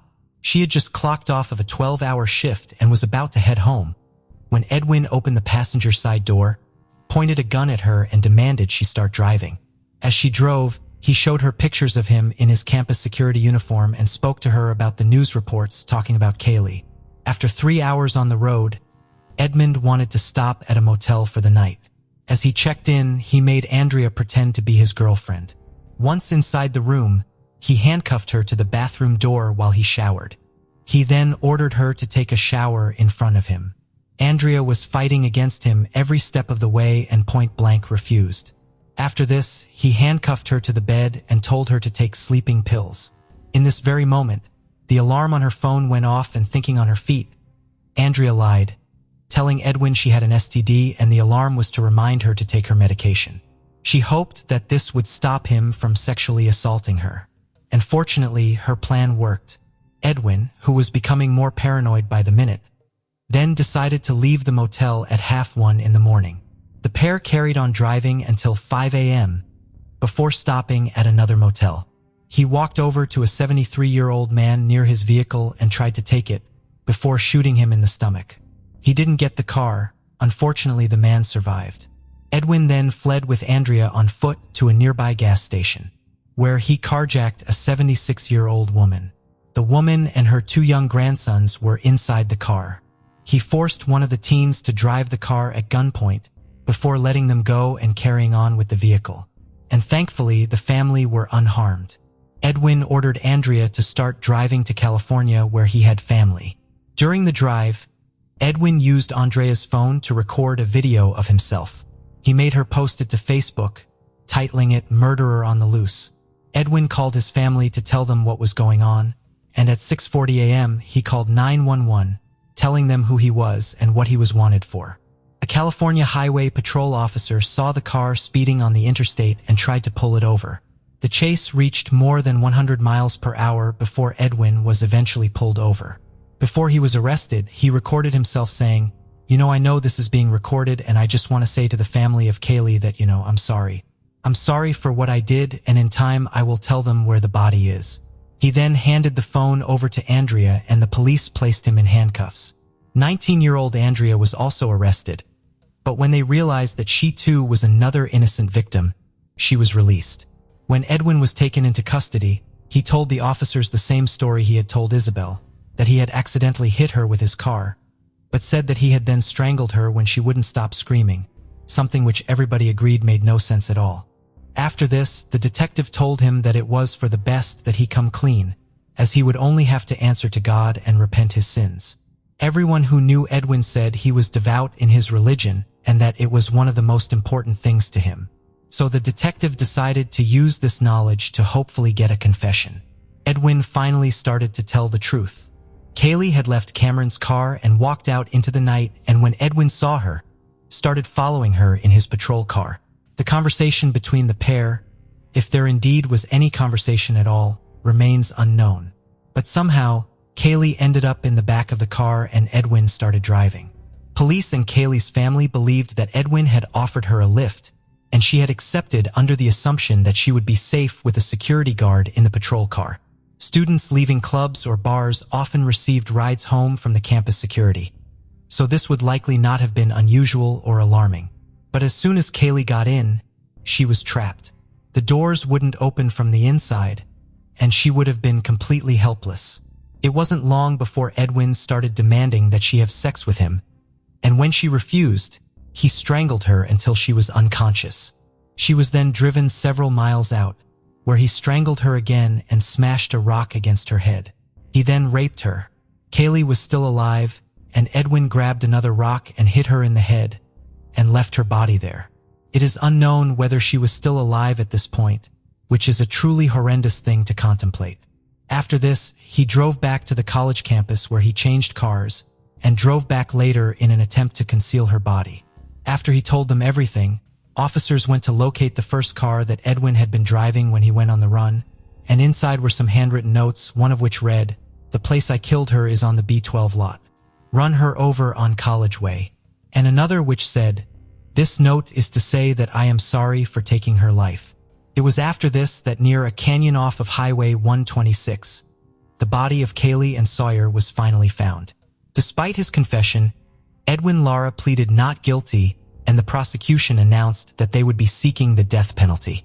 Edwin's lawyers argued that his rights had been violated in the interview room as he wasn't given the option to make any phone calls whilst being held in custody. Everybody's dismay. During a pretrial hearing, a judge actually threw out his lengthy and detailed confession and said that it could not be used as evidence. The prosecution were then left hoping that the forensic evidence would give them enough, but it was undoubtedly a huge blow to their case. Edwin's attorney called his crime spree an enigma and said it could only be explained by his client's genetic degenerative cognitive brain disability. The prosecution said there was no doubt he was a potential serial killer and psychopath. In January 2018, in order to avoid the death penalty, Edwin changed his plea to guilty of aggravated murder and robbery. Despite the evidence they had in Kaylee's case, the charges of sexual assault did not stick.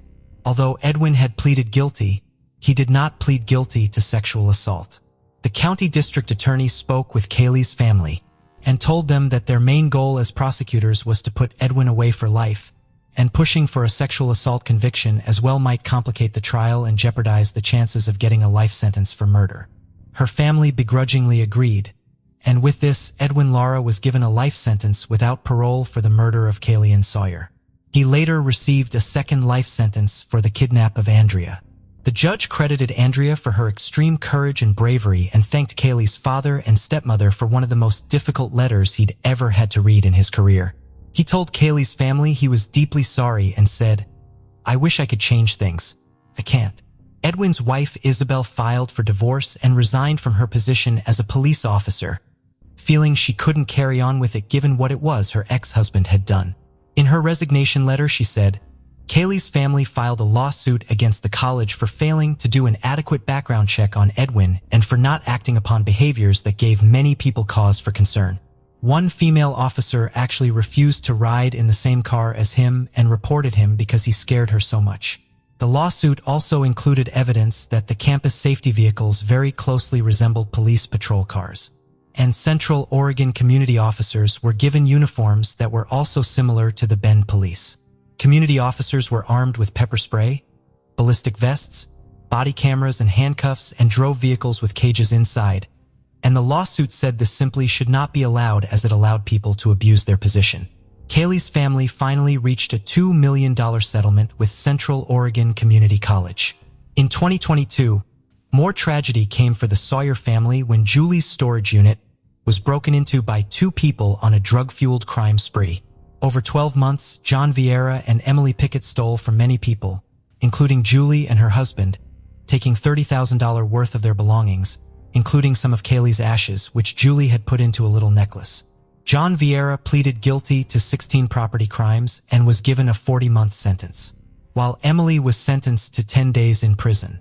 John admitted to throwing the necklace containing Kaylee's ashes into a bin, and tragically, it has never been recovered. Kaylee's legacy also stays strong through Kaylee's Law, which was passed in 2019. Kaylee's Law requires campus security and their vehicles to be clearly distinguishable from actual law enforcement. The vehicles cannot have rooftop lights or a divider known as a cage between the front and back seats. They must have a GPS and an interior video camera that records whenever someone gets inside.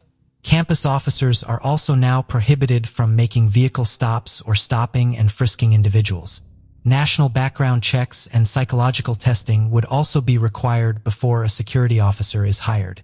Her family also started KK Readers, KK being Kaylee's nickname. KK Readers honors Kaylee by donating Dr. Seuss books, specifically Oh the Places You'll Go, to children in Head Start preschool classes all over Central Oregon. It was her favorite book as a child and inspired her to write stories and poetry as she got older.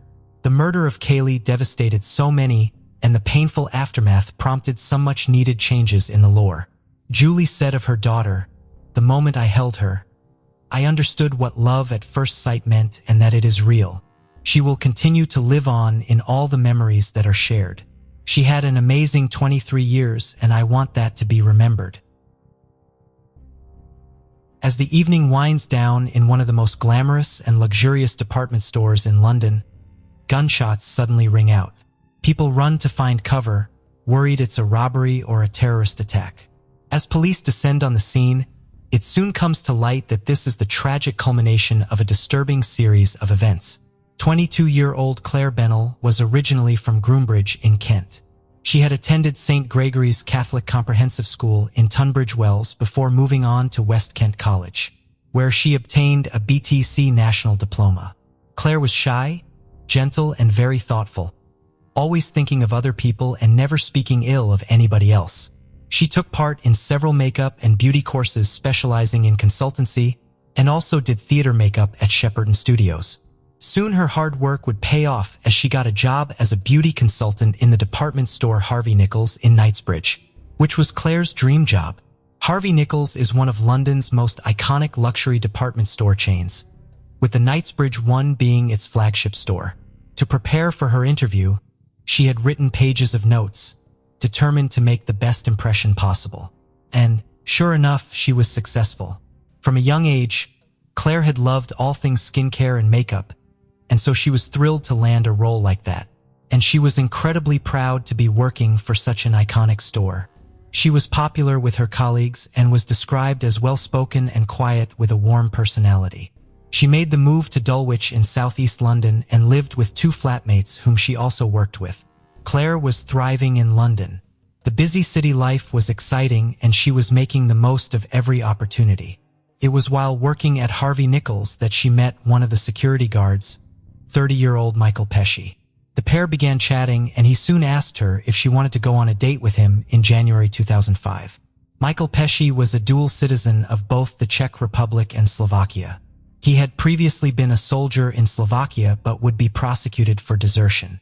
After working as a security guard at the United States Embassy in Bratislava, he moved to the United Kingdom. Shortly after arriving, he began working as a security guard for Harvey Nichols. They went on a few dates over the course of about 3 weeks. Claire's mother Tricia would later say, "He was quite a bit older than Claire and he was going through a divorce. It wasn't an ideal situation that any mom would want for their young daughter. During the time they dated, I never got the sense she had fallen in love with Michael. She was very flattered by his attention. He showered her with affection and very quickly told her he loved her." Claire's cousin Kristen said alarm bells went off when he told her that he loved her after a very short time. It was no more than 3 dates they had been on. The red flag just started waving. After their first date, Claire called her mother and told her she felt very uncomfortable. She said he wanted to be with her all the time and didn't like her seeing her friends. She said he didn't like her going home and that she was feeling suffocated, adding, "It's all happening much too quickly. Things only started to get worse." When Michael returned from a trip to Slovakia, he demanded that Claire be there to meet him when he got into the airport, as he didn't want to have to take his suitcase across London. He then said he wanted to stay at Claire's flat, a prospect that made her extremely uneasy, as they had only been on a handful of dates. When she asked him to leave her flat, he refused and was adamant that he stayed. After a lengthy back and forth, she was able to persuade him to walk to the train station, but he then refused to board any train. Claire had had enough. She told him it was over, but he would not take no for an answer. Pesh called her 20 times, and when she didn't answer, he sat outside her flat for 2 hours. He became verbally abusive and shouted at her flatmate, and he was adamant that he needed to talk to Claire, but her flatmate refused and he finally gave up and left. The following day, he followed her home with a huge bouquet of flowers. She reiterated what she had said the day before. It was over and she wasn't interested. She left the flowers on her doorstep and they stayed there all week. This was just the beginning of a terrifying campaign of harassment. His incessant phone calls and texts carried on with him, messaging her up to 50 times a day. One text read, "We are meant to be together." She would change her phone number, but he would soon find out what her new one was, and the messages started all over again. His delusion that they were still in some sort of relationship was evident from his messages, with one reading, "It's our anniversary tomorrow. How should we spend it?" He would watch her while she was working and would use the mirrors and reflections in the store in order to look at her. He would apply pressure on people who worked at Harvey Nichols and ask them to get Claire to talk to him. On one occasion, she did decide to speak to him and asked him to stop harassing her. But this, like everything else she had previously said to him, had no impact. He would not take no for an answer. One day, as Claire was leaving work, he followed her in his security uniform. He grabbed her and shouted at her, yelling that he loved her and he knew that she loved him too. Claire tried her best to reason with him and said that she didn't love him. His response was to scream at her, "Yes, you do, you stupid little girl." His text messages would also become increasingly sinister, with one message reading, "If I can't have you, then no one will." This would go on for months, and the people in Claire's life were becoming increasingly aware of what he was doing. A colleague would say it was well known he was stalking her. His stalking was also having a major impact on her professional life. She was getting into trouble at work because she would run late or struggle to concentrate and focus. In March 2005, Claire was heading home. She noticed Pesh waiting at the underground station. In a desperate attempt to get away, she ran and jumped onto the train, but he was able to get onto the same carriage and sat opposite her. As the train came into the next stop, she got off and tried to run away, but he chased her and forcefully pushed her. She was then able to get onto another train, but Pesh was right behind her. She said, "If you don't leave me alone, I will have to report you." He replied, "If you report me, I will kill you." She said that all she wanted was for him to leave her alone, and if he did this, she wouldn't take it to the police. He smiled at her, stroked her face, and attempted to kiss her. Claire pushed him away and he got off at the next train stop. When the train didn't immediately leave, he started banging on the train window and waving at Claire. Shaken and afraid, she called her mother in tears and told her what had happened. This was incredibly difficult for her family to see someone they loved being put through something like this. Claire's cousin would later say, "Just by looking at him, I didn't get a good feeling. He is batshit crazy and he is dangerous and he is unstable and he's obsessed." Refusing to put up with it anymore, she told her bosses at work about what had been happening to her. The head of security for Harvey Nichols was a former police officer, and when he was informed, he took what Claire was saying seriously. He used the security cameras to track what Pesh was doing, and he soon saw him stalking and harassing her. He also spoke to different members of staff and compiled a file of complaints and accounts about what he had been doing. Pesh was moved onto a different floor and put on a different rotor to her, but this still made no difference, and he would come to Claire's department constantly. He was then suspended. The head of security encouraged her to report him to the police, as Pesci had threatened to kill her if she went to the authorities. She initially didn't want to report him. Her mother said she had also been hesitant as she felt embarrassed about what was happening to her. The tipping point came when it emerged that he had asked another member of staff, who was working part-time at the store whilst training to be a lawyer, if someone committed a murder, what would the sentence be? Claire then contacted the police. He was asked to come into work, where he was met by police and arrested. He was also immediately sacked from his job as a security guard. As he was let out, Claire saw him and told her mother that he looked angry. In spite of all that she had suffered, Claire felt bad, with her mother saying she didn't want him to get into trouble. She just wanted him to stop. He was taken to the station and interviewed, and his version of events was totally different to Claire's. He said that he had been the one to end the relationship, and that she had said that she loved him. He said he had then regretted breaking up with her, so went back, but he couldn't understand why she didn't want to be with him anymore. He said that he was sorry if he had upset her, but denied making threats to kill her. He admitted to everything else, saying he had only wanted to see if she wished to continue the relationship. The police took statements from Claire, but didn't take statements from her colleagues or flatmates who had witnessed the stalking. She also wasn't given a formal risk assessment. Other than what she had said, the officers had no evidence of him making threats to kill. Michael Pesh would later be released on bail under a non-molestation order, meaning he was not allowed to contact Claire at all or go to the store. His recent brush with the law had not deterred him, as just 2 days later, he was back on her doorstep, waving at her through the window. She called the police, but he had fled by the time they arrived. No action was taken. Claire and her flatmates decided to move away in the hope they could escape him. But within just a few days, on the 10th of April, he had turned up at their new place, after finding out where they were now living.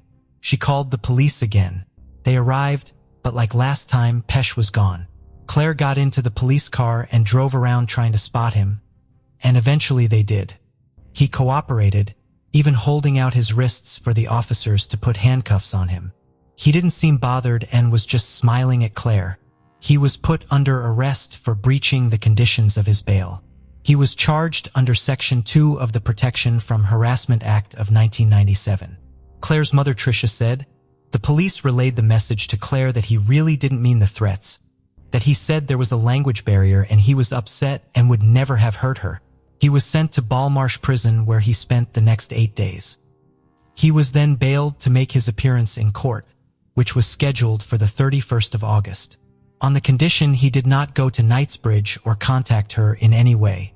As he awaited trial, Claire and her mother went on holiday to Florence to celebrate her birthday. They spent 5 days there and Claire was making the most of every moment. Her mother said the trip was pure gold. After all she had been through, was finally able to relax and enjoy herself. During this time, Michael Pesch went back to Slovakia. Whilst there, he went to a firing range and underwent weapons training. On the 14th of June, he passed the firearms exam and a month later, he obtained a firearms license. He also purchased and registered a handgun.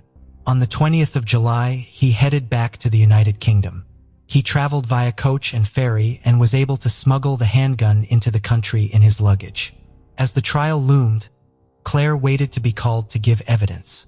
But then, on the 31st of August at Tower Bridge Magistrates Court, Michael Pesch suddenly changed his plea to guilty. There would be no trial and Claire would not have to face him. He was then released on bail. Claire was relieved that what had been happening to her and what she had suffered was finally out, saying she now just wanted to get on with her life. September 13th, 2005. Since the trial, Claire had not seen Michael Pesch, and her life seemed to be getting back to normal. As Claire's day started, she headed into work.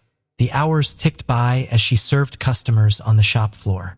And before long, she was just 10 minutes away from her shift ending at 8 p.m. A few customers were walking around, and the store was generally quiet as it was so close to closing time.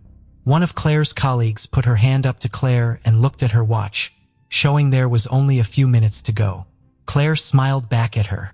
One of Claire's colleagues then noticed a shadow appear behind her and believed it may have been a boyfriend who had come to meet her as she finished. The figure then raised his arm, brandishing a gun. He fired a shot at the back of Claire's head and she fell to the floor. He then fired 3 times at her face. As people ran to find cover, he fired another shot into the ceiling. He then turned the gun on himself and took his own life.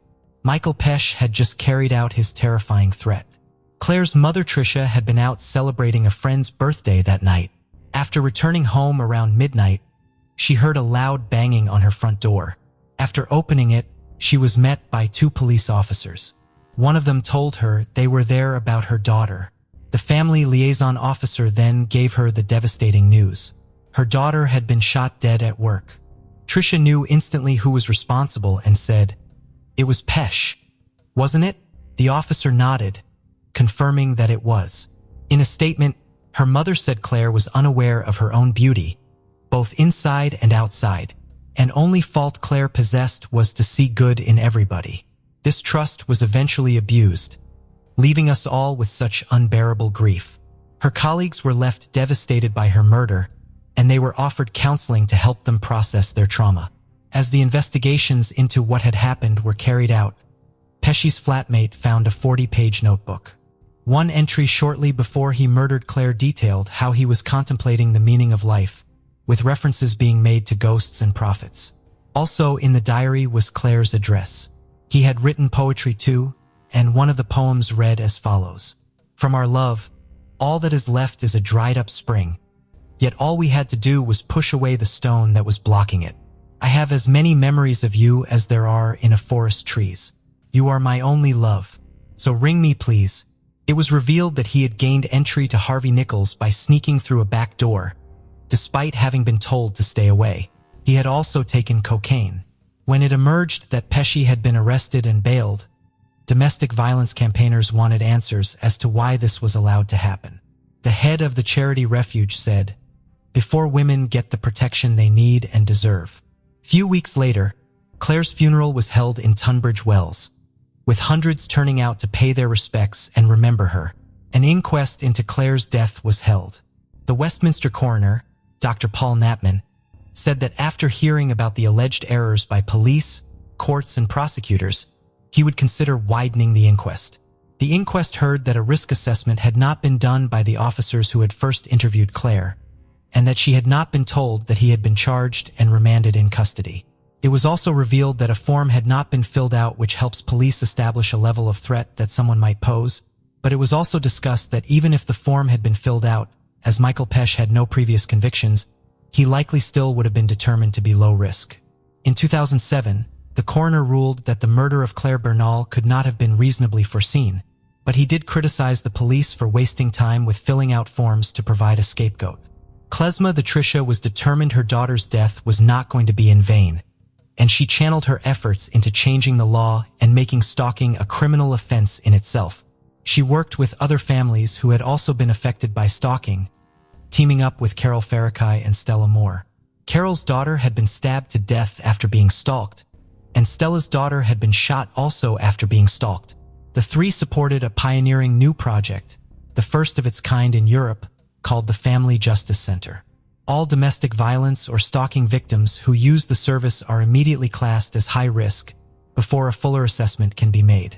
The Family Justice Center works with various agencies and charities, including police and investigators, to help put victims in touch with the right people, to ensure that they have the correct support. Tricia, Stella, and Carol were also there in January of 2008 when the Family Justice Center was visited by the Home Affairs Select Committee. Together, they also helped set up protection against stalking, which amongst the many aspects of its work runs a helpline to support people impacted by stalking. Tricia said, "Unless you have a two-pronged approach, it won't work. They go into prison, and when they come out, it is likely they will either pursue the victim or move on to another. Simply locking them up is not going to work. It wouldn't have worked for my daughter's killer." Finally, their hard work paid off, and in 2012, new legislation was passed that made stalking a criminal offense. In 2021, Tricia was awarded an MBE for her campaigning work, and she remains an incredible victims advocate. Tricia said, "Claire Bernal was a young woman cut down in the prime of her life. The impact of her death has been momentous and has led to much-needed changes in the law. It is through this tireless victims advocacy that Claire's memory will continue to live on." The caller is 19-year-old Noma Alaves Perez. Her 5-year-old daughter Dulce has vanished from a park. As police quickly descended on the scene, it would set in motion an investigation into one of the most baffling missing child cases. Dulce Maria Alaves had been born in April 2014. Her mother Noma was very young when she was born, just 14 years old, so Dulce would be looked after by Noma's mother Norma, who would eventually become Dulce's legal guardian. She was part of a close family, but her father Edgar Perez would later be deported to Mexico in 2018. Her mother said Dulce had a spunky but sweet personality, always giving hugs and kisses. She was a loving child who adored the Disney film Frozen and pretending to be a princess. Noma would go on to have another child, a little boy called Manny. Then in 2019, she was pregnant with her third. On September 16, 2019, Noma was waiting at her mother's house as her daughter and younger sister would get off the school bus at the same time. Dulce had only just started kindergarten and was settling into a new routine. When they got off the bus, Noma, Dulce, Noma's 3-year-old son Manny, and her younger sister decided to go to Bridgerton City Park. Before getting there, at around 4 p.m., they stopped in a gas station to get some ice cream. CCTV showed the family in the store. Dulce was seen wearing white trousers with butterflies and flowers on them, white sandals, and a yellow shirt with a koala on it. They then drove 5 minutes to Bridgerton City Park. After pulling into a parking space beside the basketball courts, Dulce and Manny got out and ran over towards the playground to go on the swings, roughly 30 yards away. Noma, who was 5 months pregnant, would normally take the family dog to and go to the playground with her children, but on this occasion she did not. She stayed in the car with her younger sister who was doing her homework, scratched a lottery ticket. Although they could see the park, the swings were obscured by a hill. The facts as to exactly what happened next is unclear, as it was reported that at around 4:20 p.m. Manny ran back to the car without his sister. But Noma would later say he had not ran back to the car. She said they could no longer see Manny or Dulce from the vehicle. So she and her younger sister got out of the car and went to go and look. She said they had found Manny crying with his ice cream on the floor. She asked him where his sister was, and he pointed to the buildings by the park.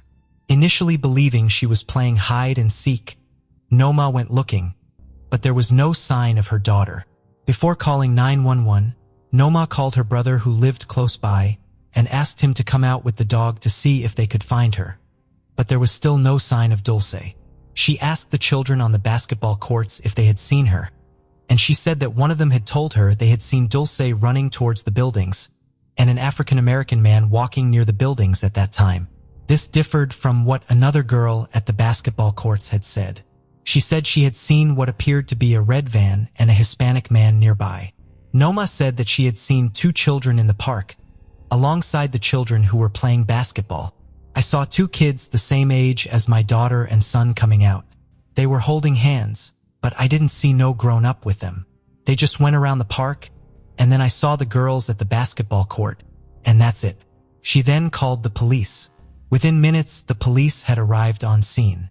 Dog handlers were also there to assist in the search with bloodhounds, and they scoured through the park and wooded areas, hoping that maybe the little girl had just wandered off or become lost. The task in front of them was huge. Bridgerton City Park sits on roughly 1,000 acres of land in Cumberland County and was just behind Bridgerton High School. In the time frame of Dulce's disappearance, Bridgerton Police Chief Michael Gamery Sr. said that around 400 vehicles had been close to or around the park during that time.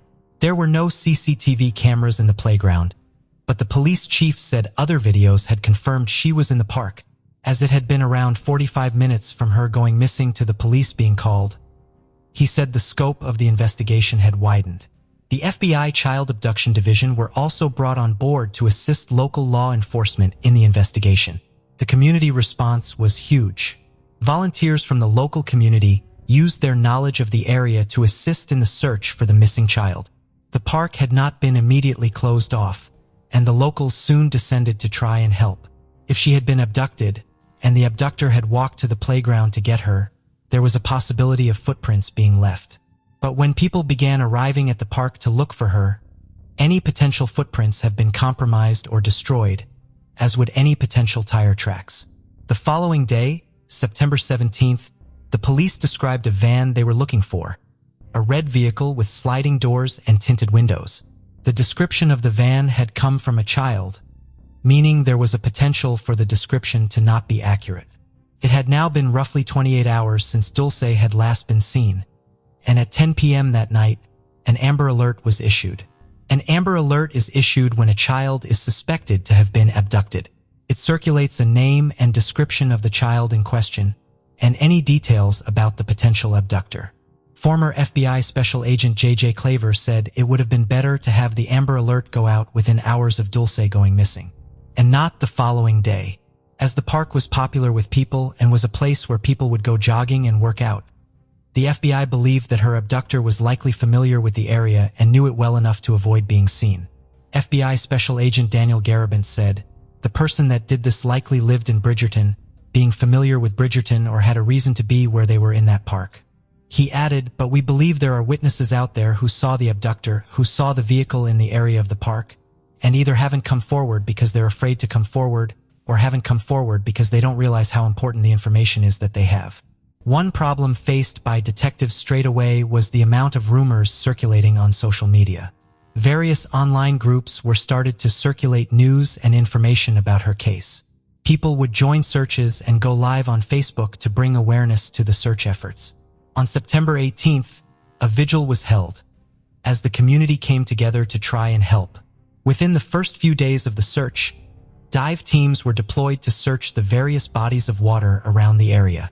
The search was expanded on land and from the air to try and generate any new leads. Bloodhounds were being used to try and find any scent of her. They were able to pick something up for roughly an hour before they lost the scent. Dulce's 3-year-old brother Manny, who had most likely witnessed whatever had happened, did not speak very much. The FBI had taken him back there in an attempt to find out exactly what it was he had seen. But this went nowhere. Police said again that Dulce's family were being very cooperative with the investigation efforts and her grandmother was out putting flyers up. More than 300 officers were drafted in for the search and sex offenders in the area were also tracked down to account for their whereabouts too. More than 500 vehicles had been checked and more than 200 locations had also been searched. Rumors began to circulate that Dulce's mother had been arrested. This was false, and at a press conference the police chief spoke about the need to stick to the facts. Those in the community were living in fear that this could happen again. One resident said, "Everybody is worried about their own family, it's pretty scary." And another said, "It's not the same aside from being here. We are with our kids, but at all times we are looking to make sure they don't get away from us, or looking to see if we see anything strange." It had now been a week, and police issued an appeal for anyone who was in the park that day and who may have taken photos or videos to come forward, as they may have inadvertently caught something of significance. A big problem being faced by the authorities was that some in the community feared if they came forward with information, it could affect their immigration status. On Tuesday, September 24th, the police announced that, via telephone, they had successfully made contact with Dulce's father who lived in Mexico, hoping to see if he could shed any light on why his daughter would be abducted. 2 weeks after her disappearance, Dulce's mother gave a press conference. The subject of what her son Manny had seen when Dulce went missing also came up. Noma was also asked about the rumors that had been circulating regarding the circumstances of her daughter's disappearance and how the finger had been pointed at her. Some people still continued to not buy what Noma was saying, but she hit back at these claims. "That really affected me. When I saw all the comments saying I sold her, I killed her, that I know where she is, that really affected me. I've seen a lot of cases where mothers do that to their kids, but I love my daughter a lot and she knows that." Some questioned her apparently calm demeanor, but Noma explained that she did not cry in front of people, not even her parents. Noma's phone was also taken away several times by the authorities so that they could check through it for any relevant information. By early October, the reward for information was standing at $40,000. Noma and her mother gave an interview to NJ.com when Ema said that the police had told her they weren't going to give up on her daughter's case. She also spoke about the impact that this had had on her son Manny, saying that he had changed since his sister had gone missing. She said he had become more aggressive with other children and stopped listening, adding that he wasn't like that before. She and her mother said they wanted people to continue to look for Dulce, with Norma even speaking about hiring a private detective, but they were unable to due to the money it would cost. Norma also said she wanted other states to join in the search for Dulce, but didn't know how to go about getting them involved. Noma explained that she was trying her best to be strong for her children. Authorities had appeared to rule out the involvement of Dulce's father Edgar, saying that the FBI had spoken to him. On October 15th, a police sketch was issued of someone they wanted to talk to. He was described and drawn as follows: a slender male, possibly Hispanic, standing at between 5 feet 6 inches and 5 feet 8 inches, roughly 30 to 35 years old, with acne on his face. He was seen wearing a black shirt, orange sneakers, red trousers, and a baseball cap. Police Chief Gamari said that some people who bore a resemblance to the sketch had been brought in and questioned, but were subsequently released. The public were asked to be aware of any people who maybe had failed to turn up for work in the days surrounding her going missing, or anybody who had changed their vehicle or appearance since then.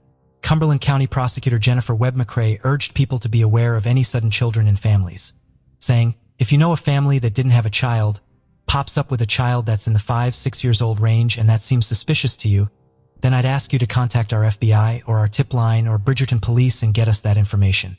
The response from across the country had been huge. Police Chief Gamari said, "The country is on alert. I can't even tell you that there's a state we haven't received a tip from." The case would reach an even larger audience when it was featured on the TV show Dr. Phil in December 2019. When Dr. Phil interviewed Noma, he asked her if she thought Dulce may have known whoever had taken her, but she said she was unsure. He continued to press her on who might be responsible. She then mentioned an old friend who had confronted her several times prior to her daughter going missing. She said, "Last time he saw me and my daughter together, and he just waved at me and said hi, and he asked me if that was my daughter, and I said yes. She said that he had tried to date her several times, but she had rejected his advances. Noma would also tell Action News that the person in question was one of the last people to see her daughter, but she added that she did not suspect he was involved. She said she was only answering Dr. Phil's questions, and that was why she had mentioned him. She also said during the interview that she had taken a polygraph after being asked to by the police, but they hadn't given her the results of the test. Although her demeanor on the show did strike many as very calm and maybe even a bit odd, Dr. Phil did note that her first language is Spanish, and when she made an appeal to her daughter in her native tongue, the emotion was much more apparent. She said in the interview that she felt like she had failed her daughter, and that if she was found, she would apologize to her. Jackie Rodriguez had been the spokesperson for the family, and although she no longer is, she appeared on the episode 2 and spoke about Noma. She said, "Oh, but I think she knows that the child is okay." She also said that she hadn't known Noma before Dulce had disappeared and that she had only seen her cry once. Dr. Phil said he would also be contributing to the reward, bringing the total to $75,000. Petitions to have cameras installed at the park had also garnered collectively nearly 2,000 signatures. In March 2020, COVID-19 put a halt on normal investigative practices. There were no more face-to-face briefings, courts were shut, and traveling out of state was significantly harder. Several psychics came forward, with one saying they had communicated with Dulce and that she was buried in a shallow grave near her school. Former FBI Special Agent J.J. Claver said that whilst he couldn't speak for the police department, the FBI would not place any credibility on information that had been provided to them by a psychic. Alongside the thousands of tips that had come in, 3 cryptic letters had been found in Ohio. One at a library, one at an ice cream shop, and one at a racetrack and casino. An index card had been sent to the racetrack and casino, and a letter had been mailed to the library. Police in Austintown had carried out searches, but these had turned up nothing. The handwriting appeared to have come from the same person. The letter sent to the library was 2 pages long and made reference to Dulce and her mother's appearance on Dr. Phil. However, the information in the letter could all have been found with a simple Google search. The letter had a Cleveland postmark, but it could have been sent from the Austintown area. The index card that was sent to the ice cream shop in Weatherfield Township, a few miles away from Austintown, was found in the mailbox of the shop. It was postmarked from February 21st. The index card sent to the racetrack and casino gave details that were specific to Austintown, which is close to the Pennsylvania border. It also did not have a postmark. Much of the writing was illegible, but according to a police report, part of it read, "Look for Dulce Alves, age 5, kidnapped from Bridgerton, New Jersey. Look website for story/photos. Dr. Phil, 76 truck stop. Dead End Street entrance Woods. Please look." The return address was illegible, but the zip code was traced to Mexico, but the police didn't know if this was really where it had come from. Investigators searched an area of roughly 40 acres near to the racecourse, with cadaver dogs and infrared technology, after the letters said she could be in that area, but nothing was found. It was announced that the letters were going to be sent to the police in New Jersey, that more investigations could be carried out to determine who had written them. Police Chief Gamari said, "We are investigating to see if we can determine what the source is, because if it doesn't come back as related, we want to know that." But he also emphasized that if these were part of a hoax, he wanted to see whoever had sent them prosecuted for distributing false information. The former family spokesperson Jackie Rodriguez said she had received a letter in March. It was random scribbles on bits of paper with words like 1776, campground, and Mexico on them. One thing immediately stood out. No address had been assigned to the envelope. It had been sent him. Gamari said he still believed the community was withholding information from investigators. "I can say that we still firmly believe that there are people in the public that have information that they are not sharing with us," he said. On the 1-year anniversary of Dulce's disappearance, Noma gave an interview about her daughter's case. She said, "And not leave her alone." Cumberland County Prosecutor Jennifer Webb McCrae said that with the absence of evidence suggesting that Dulce had died, they were going to hold onto the hope that she was still alive. It was around this time that local law enforcement reached out again to Dulce's father Edgar after a video was posted to YouTube on Dulce's birthday. 2 years after her disappearance, the community held a silent walk. It had now been 3 years since Dulce had disappeared. An age-progressed image of her by the National Center for Missing and Exploited Children was issued to the public. Her vigil had also been planned at the park she had vanished from. On what would have been her 8th birthday, people gathered to remember her. The search for Dulce Maria Alaves continues. Detectives continue to carry out interviews and investigations in the United States and Mexico, and follow all lines of inquiry. The family home still contains her favorite toys and dresses as they wait for her to come home.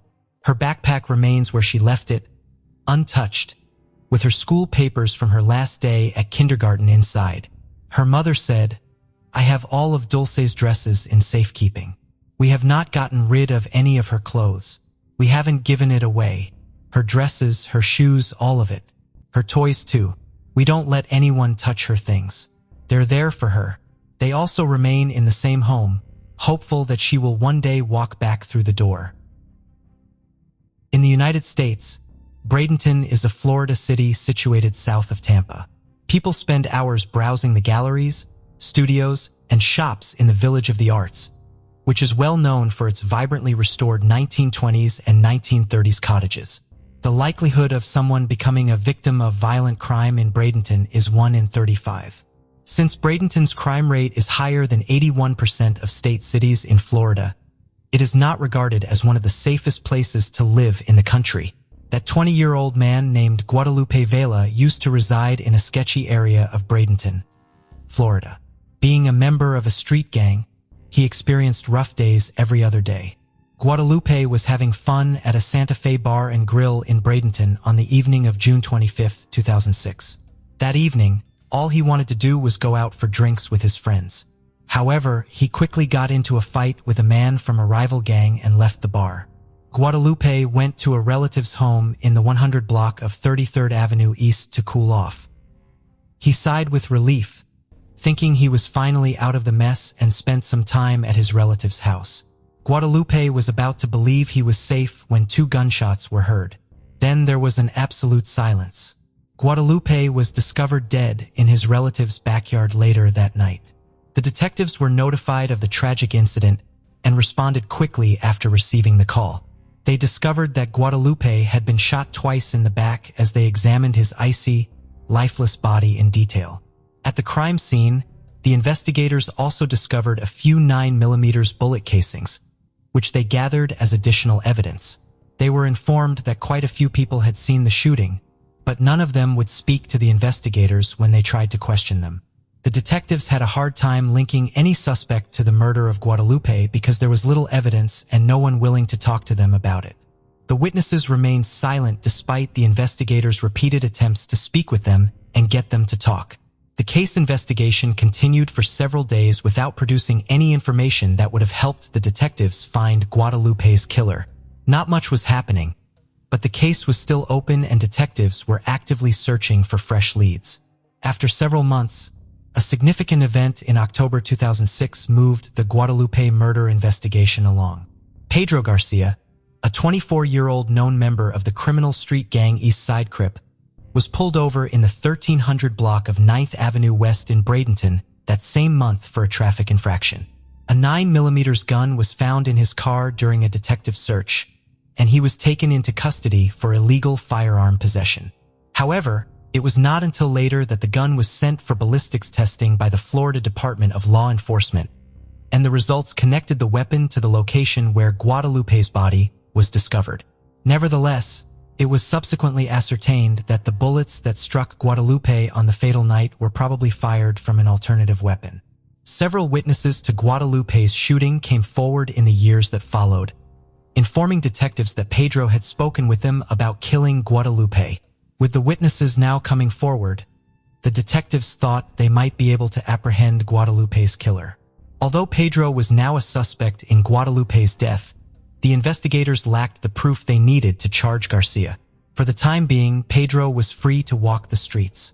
Many years later, in 2022, Pedro was connected to a different Bradenton murder case from 2014, and the investigators issued an arrest warrant for him.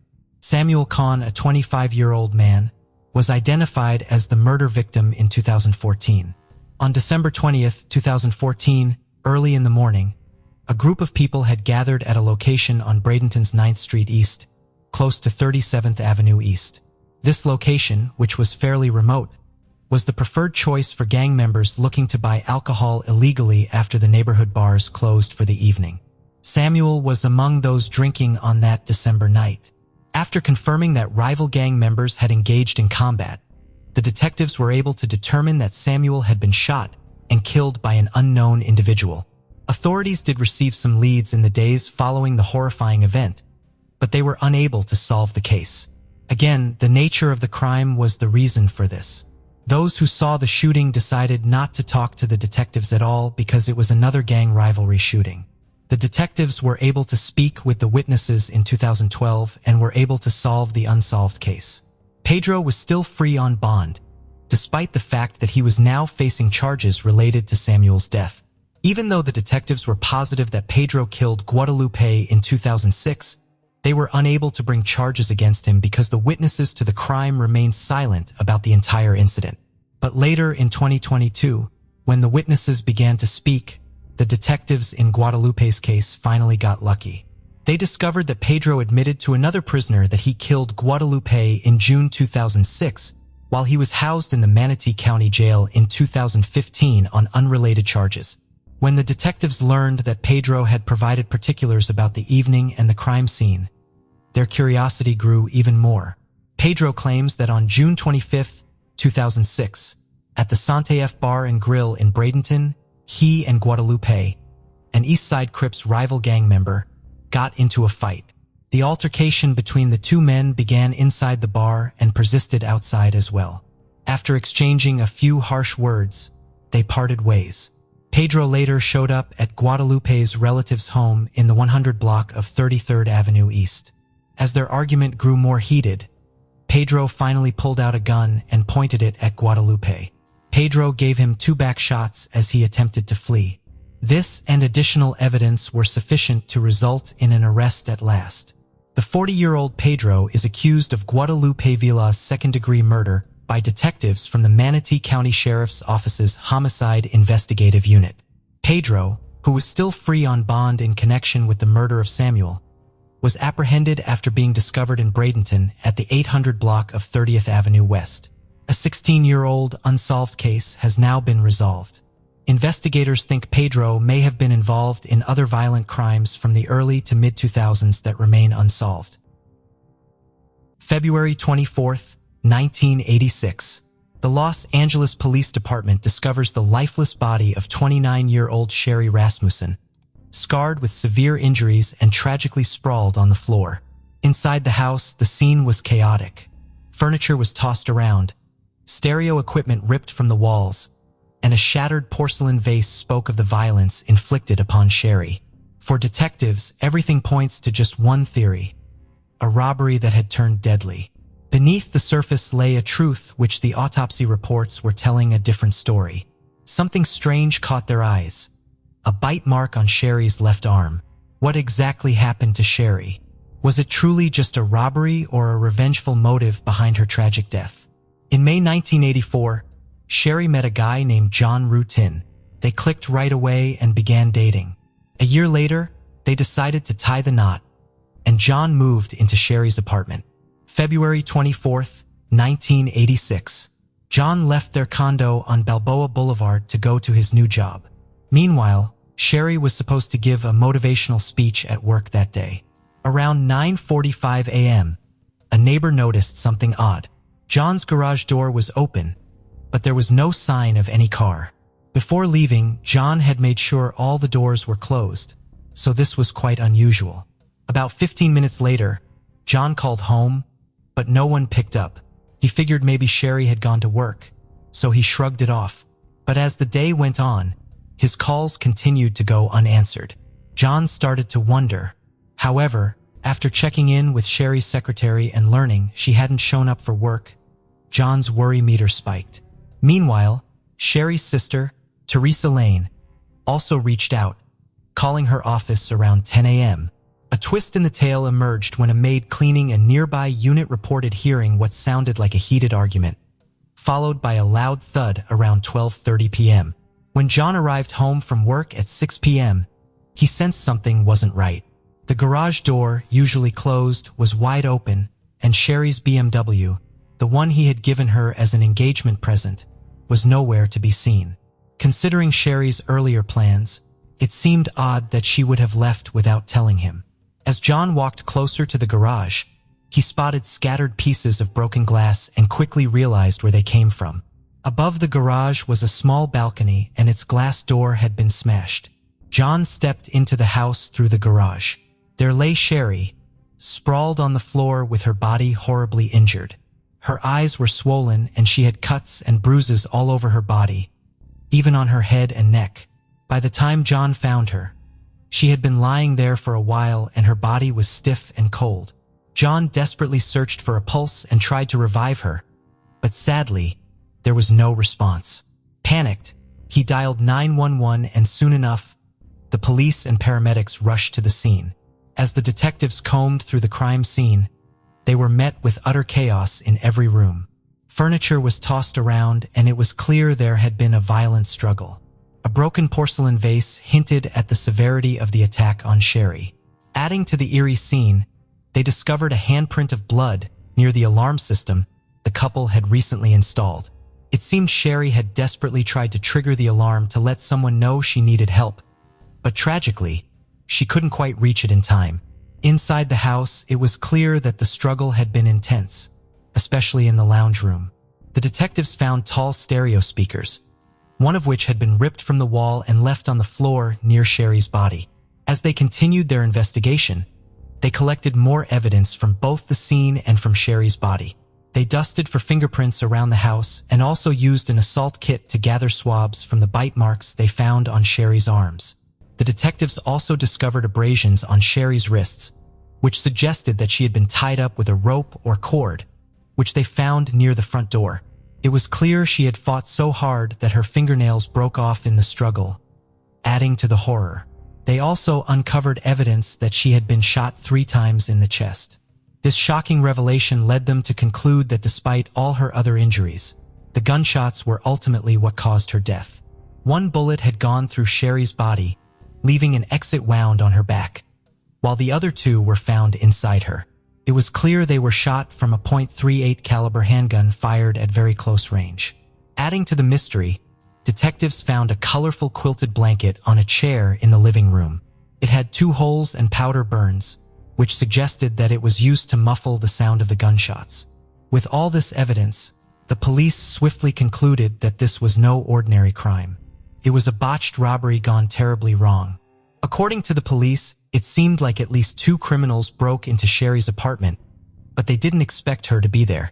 So a fierce struggle broke out between them and Sherry, who fought bravely until the end. Several clues pointed toward a robbery gone wrong. First, Sherry's car was missing from the garage, indicating the robbers' intent to steal. Secondly, stereo equipment and a player were found near the staircase, which suggested the thieves planned to take them before the confrontation. However, things took a deadly turn during the scuffle, leading to Sherry's tragic murder. But this robbery theory had its flaws. First, the police didn't find any signs of forced entry. This meant the criminals either had a key to Sherry's apartment or she let them in herself. Secondly, all valuable items, including a jewelry box, were left untouched, which raised doubts about the motive behind the break-in. Despite interviewing all of Sherry's neighbors, detectives came up empty-handed. While some residents heard sounds of a struggle, none of them reported hearing gunshots or seeing anyone enter Sherry's apartment.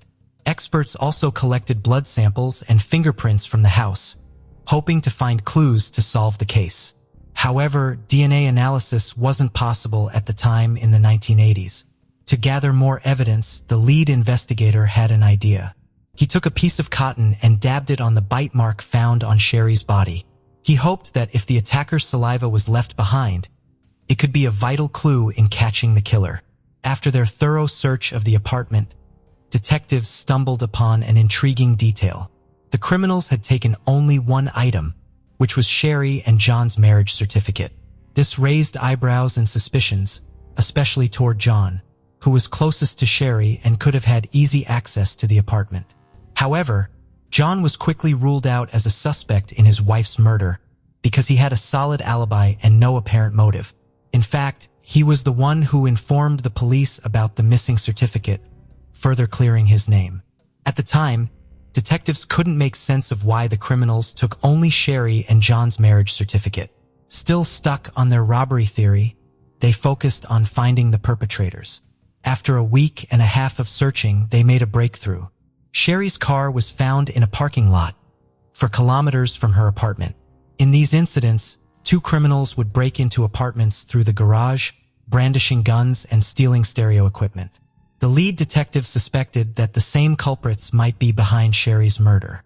They tried to track them down using witness accounts, creating rough sketches of the suspects. They also learned that both men were Latino. However, despite their efforts, the suspects were never found. This lack of progress frustrated Sherry's parents, who felt like investigators weren't doing enough to uncover the truth behind their daughter's tragic death. Nels Rasmussen, Sherry's father, wasn't convinced by the police's burglary theory. He regularly visited the police station, urging the detectives to consider other possibilities. He found it hard to believe that Sherry, who was tall, strong, and in good shape, could have been overpowered in a botched burglary. Nels was determined to get to the bottom of what truly happened to his daughter, pushing for a more thorough investigation into the case. Nels urged the police to look into John's ex-girlfriend, whom he didn't know by name because Sherry never mentioned it. However, Sherry did confide in her father about the unsettling feeling she got from the ex-girlfriend's unexpected visits. But who was this mysterious woman, and what was her connection to John? Well, her name was Stephanie Lazarus, and she wasn't just any ordinary ex-girlfriend. She was an LAPD officer. Right from the start, Stephanie developed strong feelings for John, but he remained oblivious to her romantic intentions. He saw her just as a good friend and was unaware of her deeper feelings toward him. To John, their relationship was nothing more than friendship, occasionally mixed with physical intimacy, and he assumed this was clear to everyone. Because of this, he never felt the need to discuss feelings with Stephanie or ask about hers. On the other hand, Stephanie was painfully aware of John's lack of romantic interest in her. So when Stephanie learned of John's engagement to Sherry on June 4, 1985, it was a crushing blow. That night, Stephanie dialed John's number and her voice was trembling as she pleaded, "I really need to see you. Please come over." Concerned, John agreed and hurried to Stephanie's house. When he arrived, he found her still in tears, which worried him deeply. Despite knowing Stephanie for 7 years, he had never seen her so upset before. He tried to soothe her, but before he could say anything, Stephanie suddenly poured her heart out, confessing her love for him. "I love you," she declared. "I've loved you all this time. I just couldn't bear to see you marry someone else." John was taken aback by Stephanie's confession, but he was confident that their relationship had always been clear-cut. He gently explained to her that he didn't share the same feelings and that he was deeply in love with Sherry. However, despite his refusal, Stephanie persisted and pleaded with John one last time to sleep with her. Feeling sorry for Stephanie, John reluctantly agreed, but made it clear that it would be the final time they were together, and that they could not see each other anymore after that. At this point, Sherry had no idea about the complicated relationship between John and Stephanie. Little did she know, Stephanie had more surprising schemes up her sleeve that would soon disrupt their lives. In August 1985, Stephanie made an unexpected visit to the Glendale Adventist Medical Center, where Sherry worked. Stephanie headed to Sherry's office for a private conversation. They closed the door and their discussion lasted for a few minutes. When Stephanie eventually left, Sherry emerged from her office looking visibly distressed, tears in her eyes. It was evident to everyone that something had deeply upset Sherry. That evening, Sherry reached out to her father Nels and confided in him about the unsettling encounter with Stephanie. While she didn't disclose Stephanie's name, she shared the disturbing message she received. If John couldn't be with Stephanie, then he couldn't be with anyone else either. But Stephanie's intrusive behavior didn't end there. During her second visit, she showed up at Sherry's apartment and asked John to wax her skis. Despite Sherry's objections, John complied with Stephanie's request. Sherry found her behavior odd, especially considering she was dressed in a flattering workout attire. After Stephanie left, Sherry confronted John and questioned him whether their relationship was truly over. John reassured her that he and Stephanie were just friends. However, a few days later, Stephanie returned to retrieve her skis, this time dressed in her police uniform and armed. Sherry grew increasingly unnerved by Stephanie's persistent visits and pleaded with John to put an end to them. However, John dismissed her concerns while insisting there was nothing more to their relationship and advised her to ignore Stephanie's actions. But Sherry couldn't shake off her nagging suspicions about Stephanie's mysterious appearances and how she managed to bypass the security measures at their residential complex. On one occasion, while dining with John in a restaurant, Sherry caught sight of a hooded figure staring at them. The moment she glanced back, the mysterious person swiftly disappeared. Sherry couldn't discern his identity because his face was concealed. Desperate for answers, Sherry's father shared these unsettling incidents with the detectives in the hope that they would take his concerns seriously. However, their indifference only deepened the family's frustration and anxiety. Detectives were certain that the murder was the work of the two men who had recently burgled an apartment near Sherry's residence. However, 3 months after the tragic incident, a curious turn of events unfolded. Several crucial documents pertaining to Sherry's case mysteriously vanished from the police station. These included the detectives' detailed records documenting the ongoing investigation's progress, yet inexplicably, they couldn't be located. This disappearance raised serious doubts.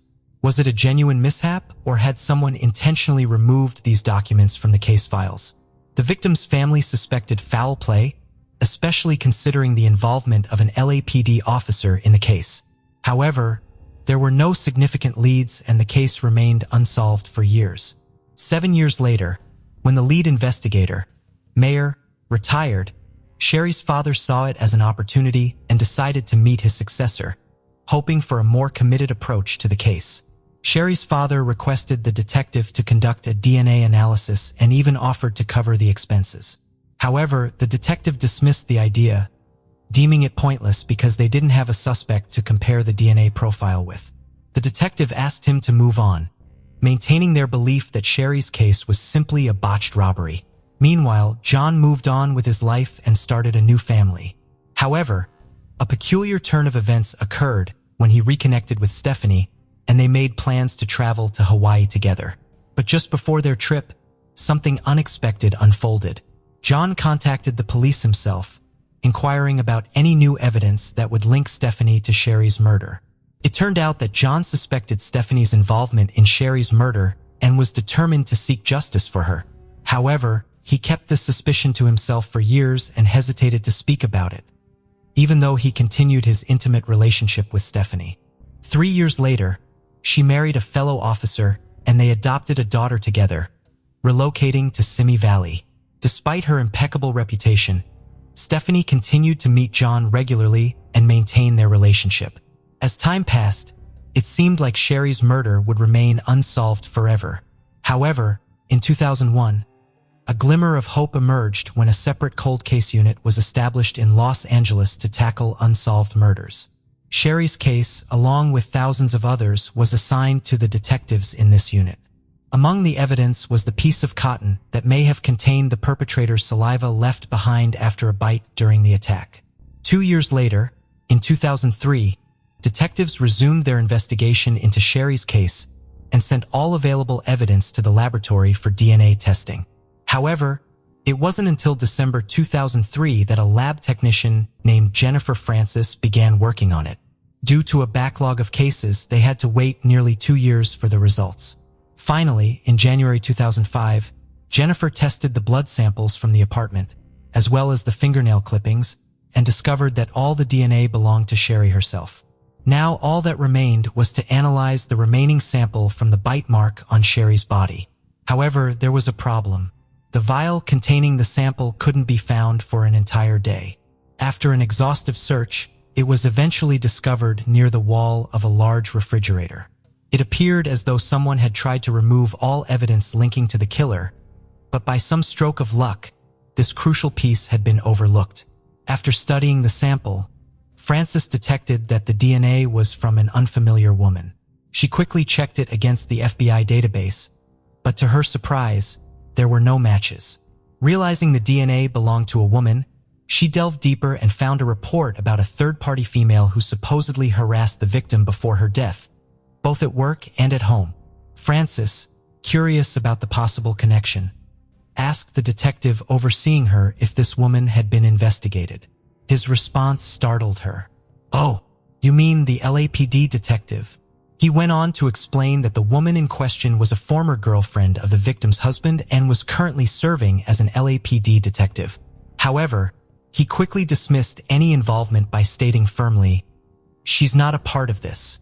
They didn't entertain other possibilities, and after hitting a dead end in their search for new leads, the case once again went cold. Sherry's case had its share of challenges, with progress often stalled by dead ends. However, in February 2009, a fresh opportunity emerged when Jim Nuttall and Pete Barbera took on the investigation in Van Nuys. They carefully reviewed the materials left by previous investigators. With the DNA evidence indicating a female suspect, they dismissed the burglary theory and realized they needed to retrace their steps from the beginning. Nuttall and Barbera considered it a murder rather than a simple burglary. They believed the burglary was staged to divert attention from the real motive.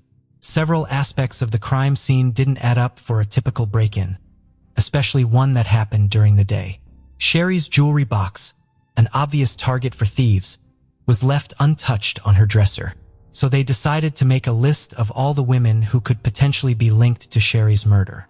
After some investigation, they gathered 5 names, including one of Sherry's colleagues from work, 3 other young women, and Stephanie. Nuttall was surprised when John informed him over the phone that Stephanie was a police officer. At the time, Stephanie had been promoted to a higher rank of detective and was working on art theft cases as part of the Commercial Crimes Division. With the assistance of other investigators, they swiftly ruled out the 3 women from the list as they lacked motives and had solid alibis. Next, they turned their attention to the nurse who worked with Sherry. The case file indicated that there were tense relations between them, so the police discreetly obtained a sample of her DNA from the trash she discarded. Experts analyzed the profile extracted from the sample, but found that it didn't match the saliva found at the bite mark. Consequently, the detectives were left with only one remaining suspect, Stephanie Lazarus. However, during this process, the detectives and their colleagues made a pact to keep this information under wraps until they could gather concrete evidence against Stephanie or rule out her involvement. By keeping it quiet, they aimed to prevent her from preparing a strong defense if she was indeed the killer. It was intriguingly convenient that Stephanie worked in the same building and on the same floor as them. So to maintain secrecy, they adopted numerous precautions, even avoiding mentioning her name in the notes. Instead, Stephanie was simply referred to as number 5. As they delved deeper into Stephanie's life during the mid-1980s, they stumbled upon their first intriguing discovery.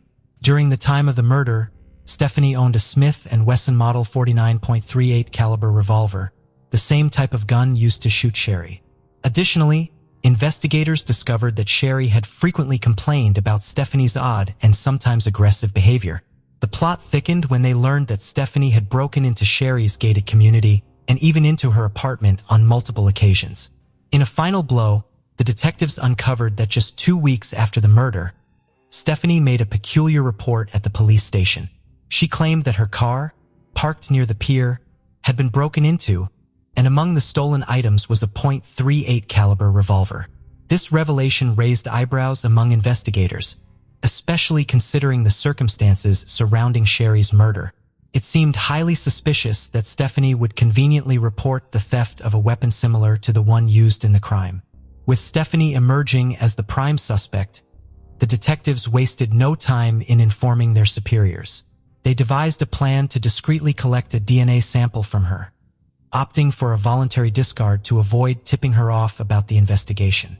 For a whole week, undercover officers shadowed Stephanie's every move and waited for the perfect moment. Then, on May 28, 2009, their chance finally arrived. Stephanie and her stepdaughter popped into a cafe for a quick snack.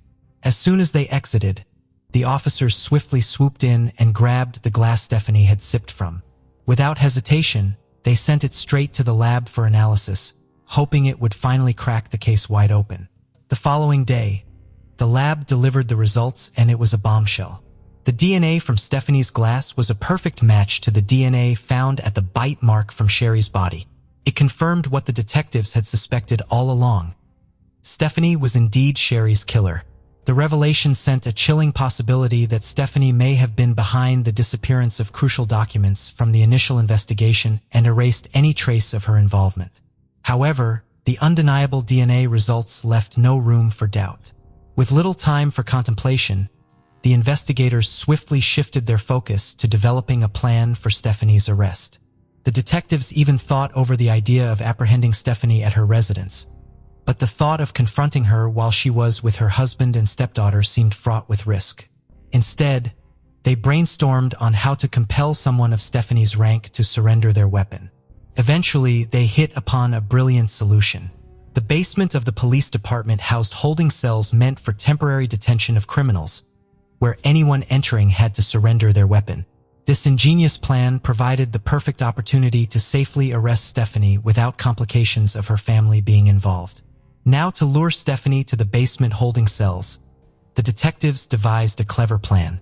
On June 5, 2009, two detectives approached her with hidden microphones. They told her they had arrested a suspect who might have intel on stolen paintings. Since Stephanie was experienced in dealing with art thefts, they sought her expertise. Stephanie willingly agreed to assist and accompanied the detectives to the basement where the suspect was purportedly held. As she surrendered her weapon, the first part of the plan fell into place. However, upon reaching the interrogation room, Stephanie was in for a surprise. Instead of finding a suspect, the detectives meticulously and cautiously began revealing their cards one by one. The detectives began by gently prodding Stephanie's memory, allowing her to share more about her past experiences. As Stephanie confessed her connection with John, the conversation naturally shifted toward Sherry. They asked Stephanie to recall her memories of Sherry and questioned her about the peculiarities of their interactions, such as the unexpected visits and incidents that could link her to the murder. Throughout the interview, Stephanie became increasingly tense and defensive whenever questioned about Sherry and attempted to deny any recollection of their past interactions. Despite her efforts to deflect and evade, Stephanie inadvertently revealed enough information about their history. Now it was time for the detectives to reveal the truth to her. After the interrogation, Stephanie was allowed to leave, but as she reached the end of the corridor, several policemen were waiting for her with handcuffs. It was a dramatic moment, marking 23 years since the murder as Stephanie was finally arrested. Even during the official questioning, she invoked her right to remain silent and adamantly denied any involvement, maintaining her innocence. With no confession forthcoming, the detectives had no option but to prepare the necessary documents for her transfer to court. Stephanie spent the next few years in a women's prison until her first court hearing that commenced in 2012. During the trial, the defense raised doubts about the DNA test results and highlighted the lack of prior suspicions against Stephanie. However, these arguments failed to convince the court.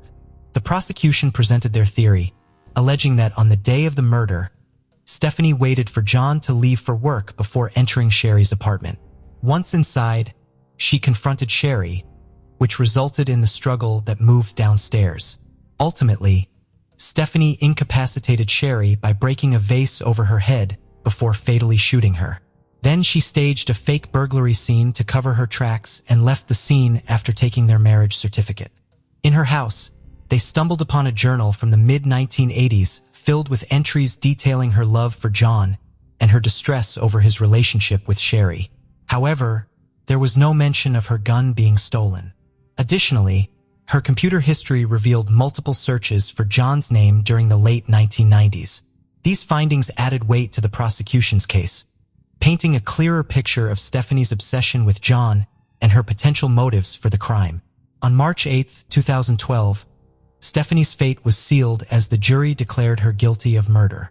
The courtroom fell silent as the judge handed down a sentence of 27 years to life in prison, with an additional 2 years for using a service weapon. Stephanie was finally behind bars and John had moved on with his life. It's tragic to think that she took Sherry's life and ruined 3 lives in the process. But for what? In the end, Stephanie's attempts to make John love her were futile, and now she finds herself unhappy as well. If it weren't for dedicated detectives who took up the case, Sherry's story might have remained buried in dusty archives. But thanks to their expertise and the power of DNA evidence, justice was finally served. Sherry's parents finally found solace knowing that the person who took their daughter away from them was behind bars. Our next case brings us to Viroqua, a small town in Wisconsin, USA, with a population of less than 5,000 residents. It was in this unassuming town that Rian Dawn Blackmore was born on May 5, 1962. Her parents were Frank Edward Blackmore and Donna Reitman. While details about Rian's early life are scarce, her mother portrayed her as a determined young lady who valued laughter and enjoyed fun times with her friends. Rian had a profound love for nature and frequently participated in outdoor activities such as hiking, camping, hunting, and stargazing. At the age of 12, a tragic incident deeply affected Rian when one of her friends lost their life in a drunk driving accident. This prompted her to draft her will, expressing a specific desire to have her ashes scattered in the nearby woods. During her high school years, Rian appeared to have discovered her passion in the Reserve Officer Training Corps program, aimed at preparing young individuals for leadership roles in the U.S. military. Her mother fondly remembered that by her senior year, had ascended to the position of commanding the unit. In 1982, at 20 years old, Rian enlisted in the Army and was stationed at Fort Benning, Georgia, serving as a medic within the 197th Infantry Brigade. Her life seemed to be heading in a positive direction until an unforeseen event occurred. On the evening of April 29, 1982, Rian departed her barracks on a borrowed motorcycle headed towards Columbus, Georgia. This marked the final time anyone saw Rian alive. The day of Rian's disappearance held significance for various reasons. It was the day before her payday and just a few days before her scheduled promotion.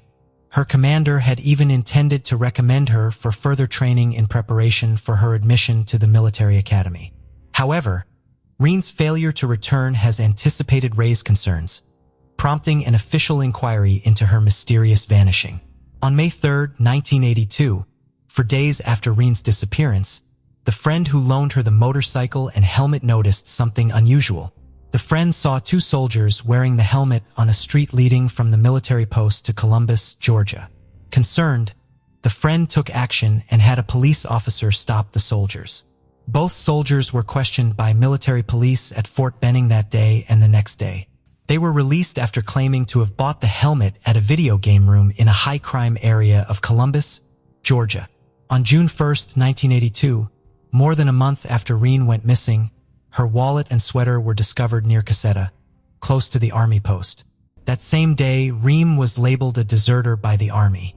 This was seen as an unfortunate coincidence by the Army, raising suspicions about her unexplained absence. In response, the Army offered a reward for information on her whereabouts.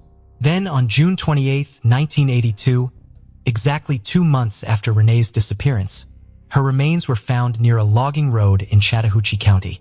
Investigators determined she had been murdered, having been hit by a shotgun blast.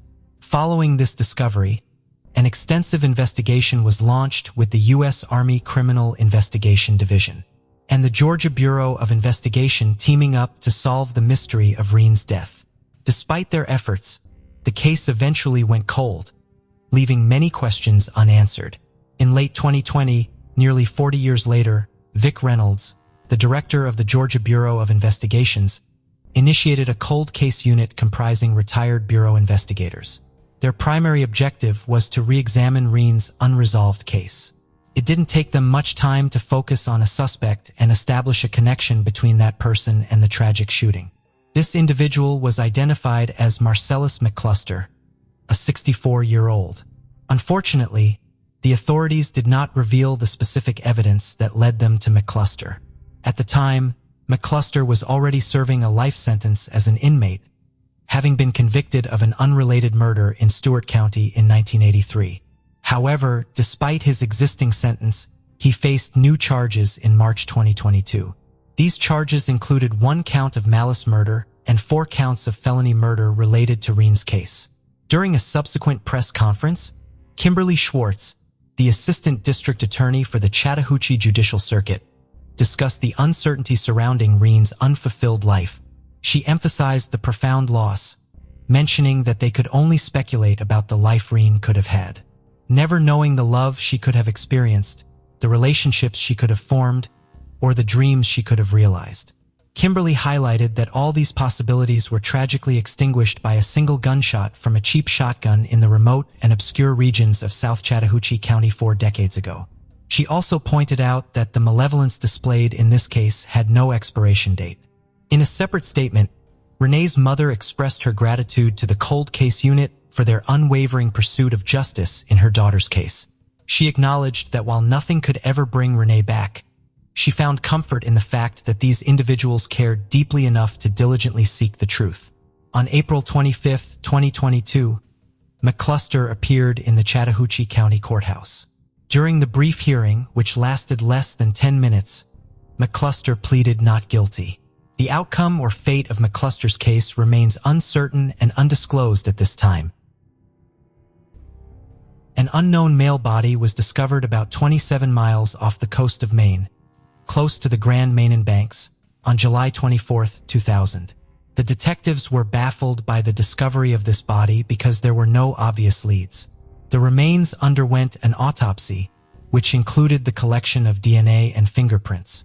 The FBI was given the fingerprints, but no matches were discovered right away. Over 2 decades passed with no resolution to the case before a miraculous development emerged in 2023, when the identification of the human remains discovered off the coast of Maine was finally successful. The victim's family felt relieved upon the identification, but it also left them with more questions than it did answers. What vital information was discovered that allowed the unidentified male to be identified after more than 2 decades? Are there any video evidence connecting the discovered body to the Atlantic Ocean off the coast of Maine where he was found? Maine is renowned for its regal beauty and quaintness. It has a charming lighthouse landscape and is noted for its rocky coastline. The Grand Manan Banks are located a few miles offshore of Maine's coast, not far from the Canadian border. The region has a history of being linked to maritime myths and legends, which heightens the already enigmatic nature of the place. Sailors and residents of coastal areas have long been fascinated by tales of coasts, ships, and strange occurrences. Although the Grand Manan Banks are in a beautiful location, they are also close to a region with unreliable weather and dangerous seas. This area should only be cautiously and strategically explored. In comparison to other U.S. states, the entire region has the lowest crime rate. In spite of its secure surroundings, the area saw a terrible incident in the year 2000. A number of human remains were discovered on July 24, 2000 near Grand Manan Banks in Maine. Local boaters discovered the partially skeletonized skeletal remains. As experts carefully removed the remains from the water, they observed that the individual was wearing casual clothing which included a digital watch on their wrist, a cozy pullover, and a blue knit shirt. Despite discovering these private items, the identity of the person, which was the most important piece of information, remains a mystery. It was challenging to ascertain the cause of death or the circumstances of the person's passing because the harsh marine environment had taken its toll on the remains. In an effort to identify the deceased, the Maine office of the chief medical examiner performed an autopsy and collected DNA and fingerprint samples. This initial attempt was unsuccessful. The fingerprints were then sent to the FBI, but no matches were found. Additionally, a DNA sample was sent to the FBI's combined DNA index system, but no matches were found there either. Investigators were able to identify the remains as belonging to a male during the initial examination. They probably made this determination based on the clothing and other items found nearby. The results of the autopsy also showed that the man had a number of severe chronic illnesses, including emphysema, heart hypertrophy, and nephrospirosis. However, despite thorough investigation, a precise cause of death could not be determined. The John Doe name, which is an enormous placeholder used by law enforcement authorities when a true name is unknown, was then formally assigned to him. Years were spent on the investigation into these human remains and their identification, but sadly no significant progress was made. Despite the diligent efforts of police and law enforcement organizations, the case ultimately became unsolved. Subsequently, about 20 years after the human remains were found off the coast of Maine, the investigation into the case was reopened. The chief medical examiner requested help from a company called Parabon Nanolabs to conduct analysis and try forensic genealogy in an effort to identify the man. Despite Parabon Nanolabs' efforts to analyze the DNA and carry out forensic genealogy testing, the mystery persisted. The investigation gained a new piece of information when it was discovered that the male's remains belonged to a person of Ashkenazi Jewish ancestry. To learn the man's name or the identity of his family, this lead did not turn up any useful information or potential sources until 3 years later, when the FBI's Criminal Justice Information Services, the Chief Medical Examiner's Office, and the Deceased Persons Identification Services Division met in March 2022. New hope was generated. To reevaluate the fingerprints discovered on the unidentified person, they utilized the modern technologies made available by the FBI. This second look resulted in an amazing discovery. Amazingly, when the deceased fingerprints were sent to the Deceased Persons Identification Services, in May 2022, the unidentified person's fingerprints matched those of an 84-year-old Philip Kahn, a retired cab driver from Las Vegas. The investigation, hopefully, was finally coming to an end. Detectives created and published a composite sketch earlier in 2019 in an effort to learn more, but unfortunately, no new details were discovered. However, it was later discovered that the composite sketch was eerily similar to the image of Philip Kahn, that the medical examiner's office had released when the identification was made. Finally, the long-awaited truth came to light. When Philip Kahn's family was informed of his remains discovery, they experienced a mixture of grief and relief. They had lived years in uncertainty, not knowing what had befallen Philip Kahn. Philip Kahn was born in Manhattan in the year 1916. His formative years are not well known. Nevertheless, he had a sister and 2 brothers. He was reportedly given the last name Ehrlichman at birth, but he later changed it to Kahn because it was difficult to spell. He was born in difficult circumstances around the era of the Great Depression, but he developed strength of character as he rode the trains in search of employment. Many years later, at the beginning of the 1960s, he fell in love with Jean Oliver in Florida, and they eventually moved in together in a mobile home park in Las Vegas. Philip Kahn was well known for his tall stature, contagious joy, and affinity for warm climates. He was fondly known by the nickname Stretch among his taxi industry colleagues in Las Vegas. The challenges that life threw at Philip did not faze his spirit. He and Jen enjoyed dancing and living life as it came. Kahn was also an excellent swimmer. His sense of fun was further emphasized by the fact that he and his wife once appeared as extras in the movie Rain Man. In the year 2000, he was still vibrant at the age of 84. He always approached problems from an original point of view.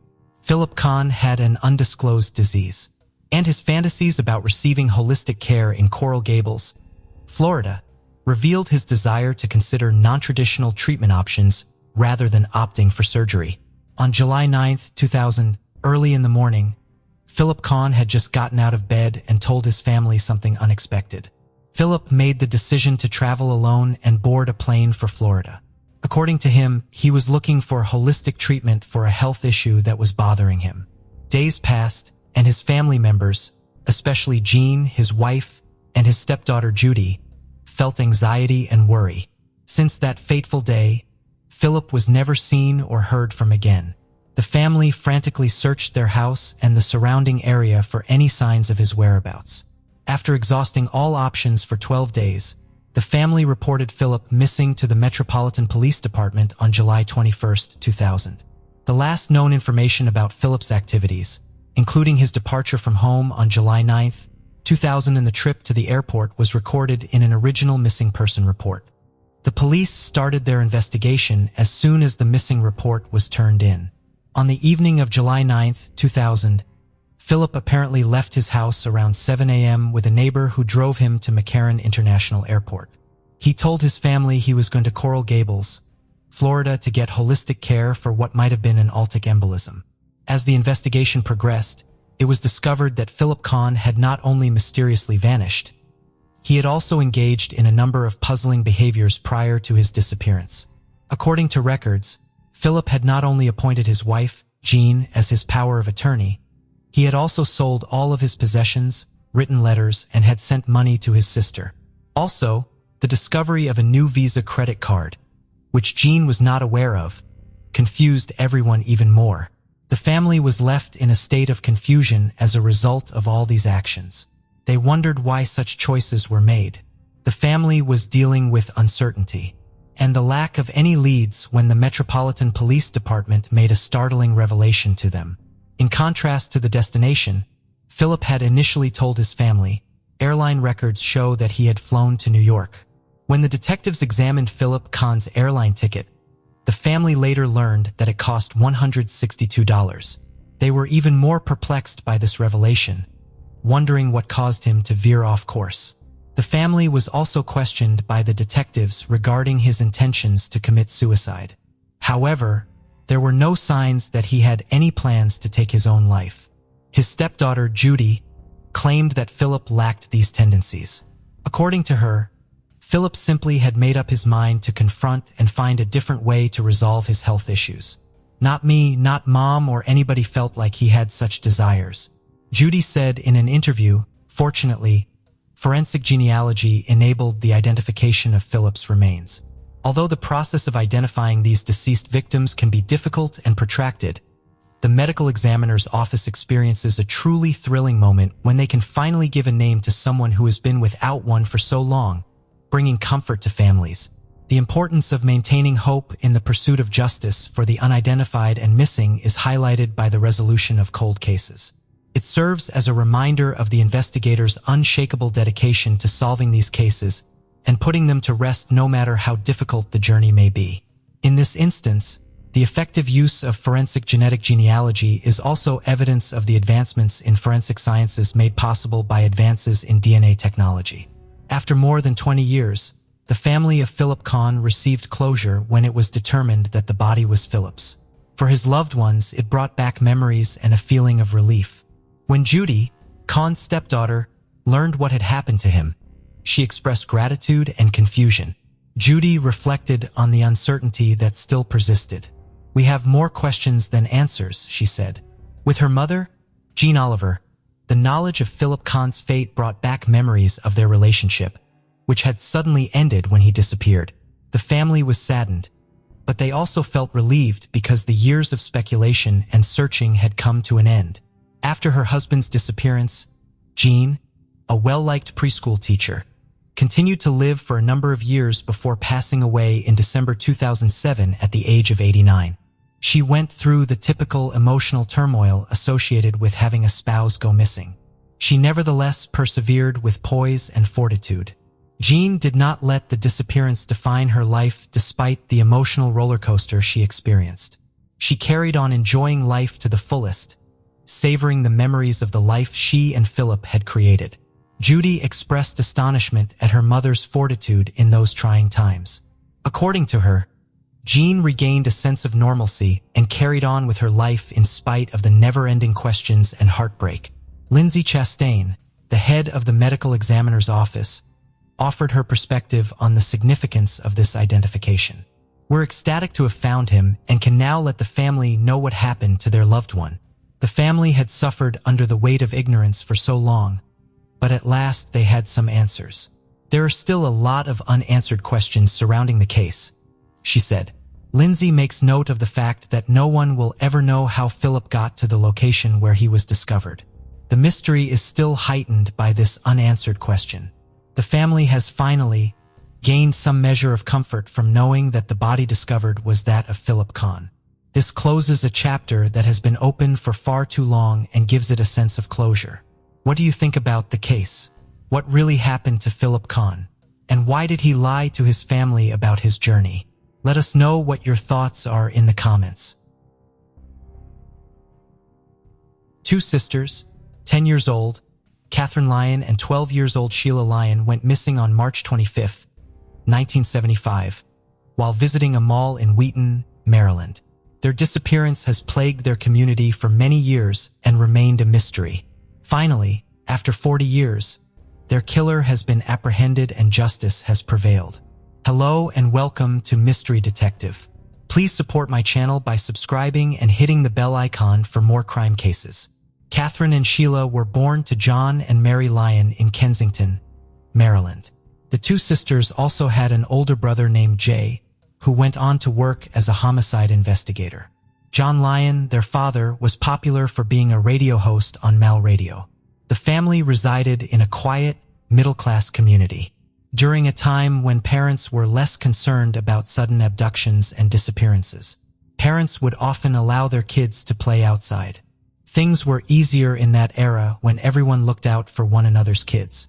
Both Catherine and Sheila were honor roll students at school. They kept their money in piggy banks, and like most kids, they decorated their bedrooms with posters of Kenny Loggins and John Denver. Catherine and Sheila made the decision to walk to the nearby Wheaton Plaza Mall on the first day of their Easter break from school. They had intended to visit the Easter exhibits that afternoon and eat at the Orange Bowl pizza place, which was about a half-mile from their house. They agreed to be back at their house by 4 p.m., having left home around 11 a.m. When the Lyon sisters didn't come home that evening, their parents called the police. By 7 p.m. police began a thorough search by going through every tree stand and patch of weeds. Scuba divers were sent by the police into ponds and storm sewers, as well as into each abandoned homes and buildings. The Lyons' neighbors volunteered to search in the streets and woods.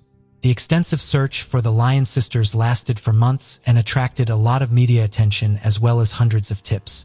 However, as tips decreased, the Lyons family began to lose hope and became desperate for answers. Witnesses informed the police that the sisters were at the mall at 1 p.m. A young boy who knew Catherine and Sheila reported to the police that he saw the two of them together outside the Orange Bowl conversing with an unidentified man who appeared to be in his 60s and was dressed in a brown suit. He described the man walking around with a tape recorder inside of a brown briefcase, and children nearby speaking into the microphone. One witness residing in Manassas, Virginia, claimed to have seen the two girls bound and gagged in the back of a 1968 Ford station wagon about 2 weeks after they vanished. This lead was later classified as questionable by the police. The incident sparked a media frenzy and led to calls from extortionists, psychics, and people looking for attention. The Lyons' home received several calls in the weeks that followed. People called to demand money as ransom in exchange for the girls. The Lyons were instructed by one man to leave $10,000 in a courthouse restroom in Annapolis. Following this, the police instructed the Lyon family to pay a ransom of just $101 in the briefcase, enough to make it a federal crime. But the ransom was never collected. A week after the kidnapping, an 18-year-old boy named Lloyd Welch visited the Wheaton Plaza Outlet Mall, where the Lyon sisters were last seen. Lloyd Welch went up to a security guard and revealed that he had been present when the girls disappeared from the mall. According to Lloyd, he saw a man who was speaking to the girls before their disappearance. Lloyd Welch's background wasn't well known. Welch was a carnival worker who hopped from town to town and was viewed as a drifter. The police interviewed him while carrying out a lie detector test. Lloyd, however, failed the police's administered lie detector test. But despite failing, he was quickly eliminated as a suspect and viewed as an unreliable witness because they felt he just wanted the spotlight to be on him and probably was interested in the $9,000 reward on the case. As the investigation progresses, a young girl who was a friend of the Lyon sisters provided another solid lead. The girl's identity had been kept secret to this day out of concern for retaliation. She claimed to have seen a man who must have possibly abducted Catherine and Sheila. She described the man as being white, in his late teens or early 20s, wearing ragged clothing with acne and scars on his left cheek. According to the girl, the man was staring at her so intensely at the mall that she felt compelled to approach him and say something. The police drew a sketch of the suspect, but didn't release it to the public. All leads were exhausted and the Lyon sisters went cold for a long time. In 2013, the Catherine and Sheila Lyon cold case was reopened by detectives. They combed through case files that contained interviews, witness statements, and sketches of potential suspects. At a point, they concentrated on the 18-year-old Lloyd Lee Welch, who made a statement to the police in 1975. Lloyd Welch described the abduction of the Lyons sisters in great detail during his interview, claiming to have seen it happen. As earlier stated, authorities at the time weren't particularly concerned with Lloyd Welch because they believed he had provided them with false information in order to obtain the reward money. While investigators kept going through the case files, they discovered Lloyd Welch's resemblance to one of the 1970s composite sketches of the potential kidnapper. When they dug deeper into his whereabouts, police discovered that Lilliad Welch had a lengthy criminal history. This included an arrest in 1977 in Montgomery County for breaking into a home 8 blocks from Wheaton Plaza and stealing $580 in jewelry. He had been charged with numerous offenses, including rape in 3 states since the sisters' disappearance between 1973 and 1977. While trying to track him down, detectives learned that Lloyd Welch was in jail for abusing a child. They paid Welch a visit in jail to see if they could establish a connection between his case and that of Catherine and Sheila. Detectives were taken aback by what Lloyd Lee Welch said when they first met him at the prison where he was being held. "I know why you're here. You're here about those 2 missing kids," Lloyd Welch said. Welch was a carnival worker who hopped from town to town and was viewed as a drifter. Welch, who worked for a carnival company in 1975, visited various parts of the country and was in Maryland when Catherine and Sheila Lyon vanished. After a lengthy conversation with Lloyd Welch, the detectives identified Richard Welch, Lloyd's uncle, as a person of interest as well. They think he was a security guard in Wheaton in the 1970s. Lloyd Welch acknowledged leaving Wheaton Plaza with the Lyon sisters, but he categorically denied harming them. He claimed to have taken the girls to his uncle's property in Bedford County, Virginia, and never heard from them again. Lloyd Welch alleged that his father and uncle killed the girls after sexually abusing them, then burned their bodies. Detectives are unable to verify Lloyd Welch's claims, because his father had already passed away and there was no proof to bring an accusation against his uncle. Amidst these revelations, investigators received an unexpected call that will finally bring a crack to the case. Henry Parker, a relative of Lloyd Welch, told police that in December 1975, he had visited his cousin, Lloyd Welch, at a house in Virginia and assisted him in removing 2 duffel bags. The bags, according to Parker, smelled of death and had red stains all over them. He further said that they burned the bags in the isolated mountainous region of Bedford County, Virginia. At that point, investigators had what they needed to prosecute Lloyd Welch. He was charged by the police with the kidnapping and killing of Catherine and Sheila Lyon. Welch allegedly abducted the 2 girls from the mall and took them hundreds of miles away to a remote location. He then killed the girls and set their bodies on fire. 10 women came forward to give their testimony in court about how Welch also abducted them. Police were informed by one of the women, who is now in her 50s, that Welch had approached her outside of a record shop. He pretended to be a police officer and informed her that she needed to talk to him about her brother stealing a radio. She said Lloyd Welch departed immediately after she tried making a call to her brother. While Welch was serving time for other cases, he faced his trial for the murders of Catherine and Sheila Lyon. He finally admitted being guilty to the charges after the case dragged on for 2 years. The family can finally rest easy knowing that the murderer of their daughters has been brought to justice after being tracked down for so long. Police believe the sisters were held against their will, raped, murdered, possibly dismembered, and burned. However, the specifics of the case are still somewhat murky. Due to his advanced age and the fact that he is already serving a 33-year sentence in Delaware for a separate offense, Lloyd Welch was given a sentence of 48 years. He will probably live all his life in prison. When the trial was over, John Lyon thanked the judges. It had been a difficult 3 years for him, his wife, and his 2 sons. However, he expressed his gratitude for the detectives working on the case, saying that they had treated his daughters like their own for the past 3 years, and for that he would always be grateful. The dynamics of the Lyons family were drastically altered by Catherine and Sheila's disappearance. John Lyon started assisting other families dealing with tragedy and loss as a victim's advocate in Montgomery County. The state of Maryland was shocked by Lloyd Welch's conviction.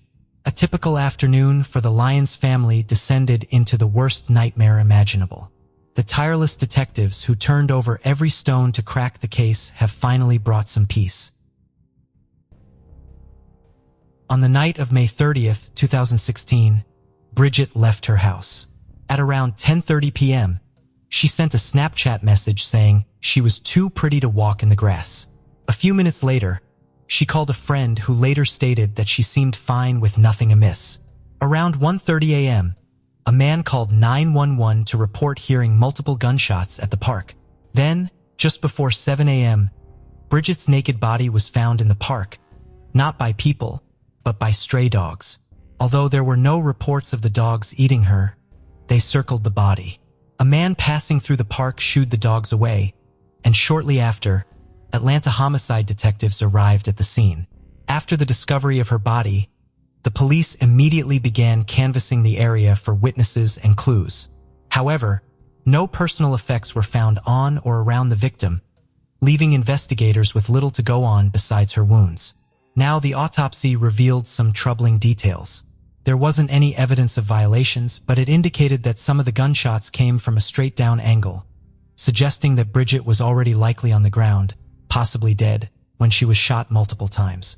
The police say it appeared as if Bridget was running away from her killer when she was gunned down. The choice of ammunition, radically invasive projectiles, also known as RIP bullets, raised eyebrows. These bullets are designed to fragment upon impact, causing extensive damage. Their use in the crime led investigators to consider whether a message was being sent.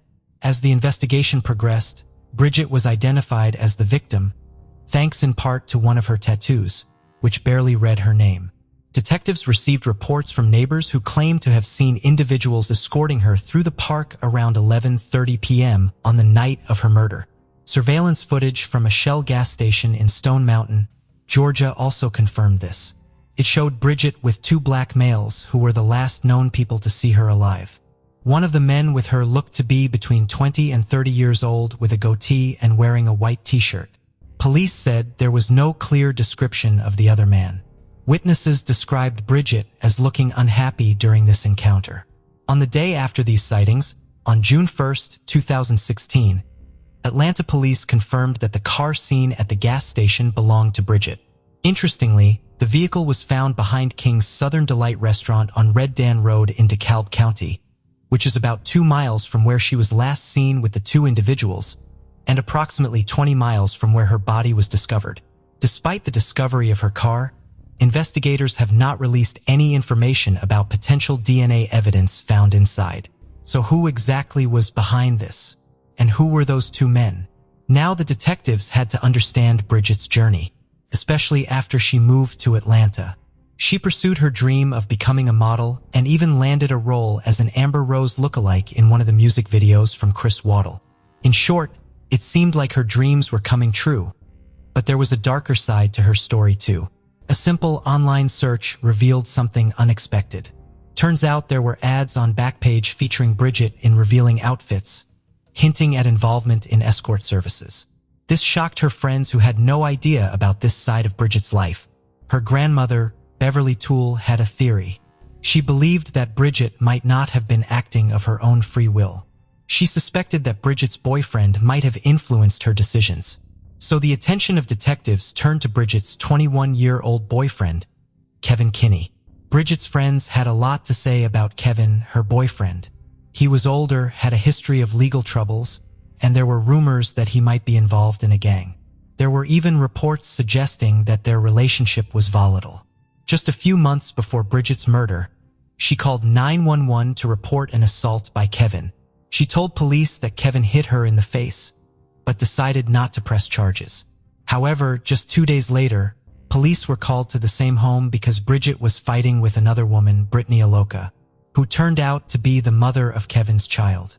It seemed like there was a complicated love triangle involving Bridget, Kevin, and Brittany. Before her death, Bridget was living with Kevin and Brittany, which likely contributed to the domestic disputes. A friend of Bridget's revealed that there might have been another major source of tension, the fact that Bridget was pregnant. She was afraid and hesitant to tell Kevin about the pregnancy, indicating it was a recent development, just weeks before her tragic death. But someone like Kevin couldn't be able to live with his current girlfriend and his child's mother without some friction between everyone involved. Now the police took Kevin and Brittany in for interrogation, but they haven't been named as suspects and no charges were filed.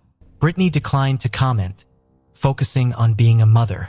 Kevin claimed he was cleared as a suspect after the interrogation, surprising many. The police, however, remained silent about their investigation. Kevin denied being a suspect and claimed he was cleared by the police. He seemed surprised by the allegations against him. He mentioned a unique living situation with Bridget and Brittany living together. There were multiple incidents of domestic disputes involving the three of them. However, Kevin denied these allegations. He denied knowing about Bridget's involvement in the escort business, claiming he tried to keep her away from it. Kevin stated that he wasn't aware of Bridget's apparent pregnancy and denied discussing it with her, unaware of the fact that the autopsy revealed that she was not pregnant.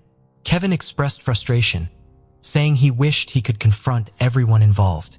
He said that when he came to know about Bridget's death, he found the situation quite dramatic and took a while to respond because he didn't know what to say. He denied any harm towards Bridget and expressed his desire to marry her if she were still alive. Even though he had been cleared by the police, they never explicitly told him so. But in the immediate aftermath, police had some ideas and by his own admission, Bridget's boyfriend, Kevin Kinney, the court's #1 suspect. The next set of questions that the cops had was his involvement with gangs, to which he strongly denied any affiliation. He admitted to having served time in jail for non-violent offenses, but insisted he had nothing to do with Bridget's murder. Kevin even said that Bridget had expressed fear for her life before her death, but didn't know who she was afraid of. He also suggested that Bridget may have rejected someone's advances, leading to her murder, but all of these theories had no concrete answers. Unfortunately, with no progress being made, the case went cold for almost 2 years. On May 31st, 2018, 2 years after Bridget's tragic murder, new developments emerged, shedding light on the case that had baffled investigators. According to Atlanta police, surveillance footage captured Bridget's car in a parking lot. In the footage, a woman was seen entering a store and purchasing a Sprite. Now not far from the vehicle, near a fence, authorities discovered a dress. They also recovered a Sprite bottle. The crucial breakthrough came when DNA evidence recovered from Bridget exactly matched the DNA found on the Sprite bottle. This discovery marked a significant step forward in the investigation. But this wasn't the end of the story. As a matter of fact, the investigation into Bridget's murder led authorities to uncover another case involving the disturbing murder of an elderly couple, which happened on October 24, 2016. Sylvia Watson and her fiancé Samuel White were victims of a horrific crime perpetrated by members of the Roland 20 Street Gang. The suspects, including Christopher Crisco Spencer, forced Watson to drive to multiple ATMs to withdraw money before returning to her apartment. Once there, Spencer and another man, Vernon Vito Corleone Beeman, bound the couple and shot them execution-style in the back of the head. Christopher Spencer was arrested on November 2, 2016 and charged in connection with the murders of Sylvia Watson and Samuel White. Following his conviction, Spencer was incarcerated at Macon State Prison. It was during this time that Spencer's DNA submitted to a database matched DNA found on Bridget's body and the Sprite bottle recovered near her vehicle. This crucial DNA match prompted authorities to secure an arrest warrant for Spencer in connection with Bridget's murder on May 30, 2018. Detective O'Connor, involved in the investigation, explained that prior to Spencer's arrest and the elderly couple's murder, there were very few leads and little information regarding Bridget's case. Surveillance footage from the convenience store showed that the suspects were cautious, having someone else buy the items they needed without leaving the vehicle. This caution made it challenging for investigators to gather evidence initially. However, with Spencer's identification and arrest, a breakthrough finally occurred in Bridget's case. Despite the DNA evidence linking Spencer to Bridget's murder, many questions remain unanswered. It's unclear why Bridget was targeted, and Spencer denies any involvement in her death. Spencer was already facing a life sentence when he was charged for Bridget's case. While Spencer is associated with the Roland 20s gang, authorities believe Bridget's murder is unrelated to gang activity. In March 2018, Spencer faced further charges, along with 8 other alleged gang members, in connection with the murder of 2 youths in Jonesboro in 2016. Bridget's grandmother, Beverly Toole, expressed a mix of emotions upon learning about Christopher Spencer's arrest in connection with Bridget's murder. While relieved that progress had been made in the case, Beverly remains overwhelmed by unanswered questions. She wonders about the circumstances that led to Bridget's encounter with Spencer and whether it was a chance meeting or something more sinister. Despite the arrest, Beverly remains uncertain about whether it will bring any solace or closure to the family. Meanwhile, on June 3, 2018, in Sandy Springs, a suburb of Atlanta, friends and family of Bridget gathered to honor her memory and celebrate the impact she had on their lives during her brief time on Earth. The gathering served as a testament to Bridget's vibrant spirit and the profound connections she forged with those around her. In the midst of their grief, Bridget's family faces the practical challenges of arranging her funeral. To alleviate the financial burden, they've set up a GoFundMe account to help cover the costs associated with the funeral arrangements. This gesture of support from friends, family, and the community underscores the outpouring of love and solidarity that surrounds Bridget's family during their difficult times. As we come to the end of Bridget Shield's story, Bridget's memory will endure, kept alive by the love of her family and friends. The arrest brings a glimmer of hope for closure, but questions remain. How did it happen? Was it a chance encounter or something more sinister? Only time will tell. On November 28, 2003, Sherita Williams, a 16-year-old resident of Pennsauken Township, New Jersey, decided to treat herself to a nail appointment after the Thanksgiving holiday. Around 5 p.m., she left her home, which was conveniently just a short 5-minute walk away from the local salon where her best friend was eagerly waiting for her. Sherita assured her parents that she would return shortly, but as hours passed without any sign of her, her parents grew increasingly worried. In a state of panic, her mother began reaching out to Sherita's friends, only to discover that even her best friend had not seen her that day. The disappearance of Sherita Williams left her loved ones questioning what could have possibly happened to her. Did she lose her way? Or was there a more sinister reason behind her sudden vanishing? Pennsauken Township, located in Camden County, New Jersey, is a suburban area neighboring Philadelphia along the Delaware River. As of the 2020 United States Census, the population of this township was approximately 37,000. Known for its significant industrial park, Pennsauken houses major facilities such as a Pepsi bottling plant and the headquarters of J&J Snack Foods. The residents of Pennsauken are known for their warm and welcoming nature, creating a peaceful community. However, it is worth noting that the crime rate in Pennsauken in 2003 was higher than the national average, with 592 incidents per 100,000 people compared to the national rate of 478. Sherita Williams, a high school student, resided in Pennsauken with her family. Born on October 1, 1987, she was the beloved daughter of Harry and Wilma Williams and grew up in a nurturing home alongside her sister, Sabrina, and brother, John Henry. Sherita possessed a keen eye for the arts, particularly photography, and had a deep passion for music and dance. Monday nights were cherished moments for the Williams family as they would come together to laugh, cry, and bond over the stories unfolding on the screen. Sherita actively participated in the youth group at Ashbury United Methodist Church in Pennsauken, where she found an outlet for her strong sense of community and compassion.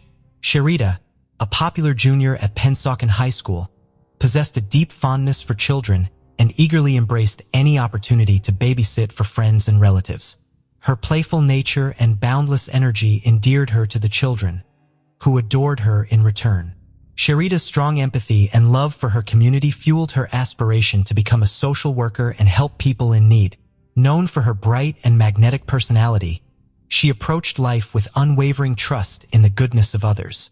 Sherita eagerly anticipated attending college and leaving a lasting impact on the world.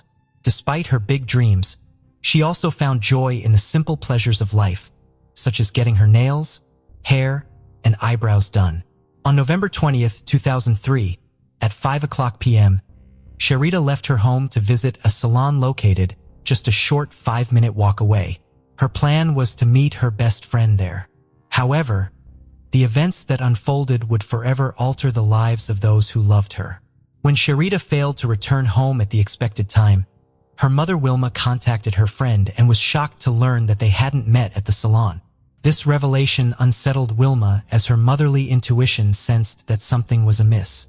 As the night wore on, Sharita's parents clung to hope, anticipating her return, but she never came back. Unable to bear the wait any longer, on November 29, 2003, Sharita's parents filed a missing person report.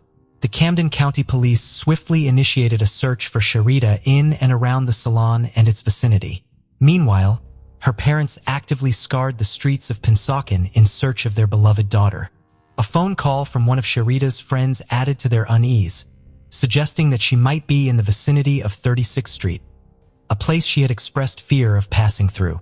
Acting on this tip, Wilma and Harry promptly drove to the area, hoping to find any trace of Sharita.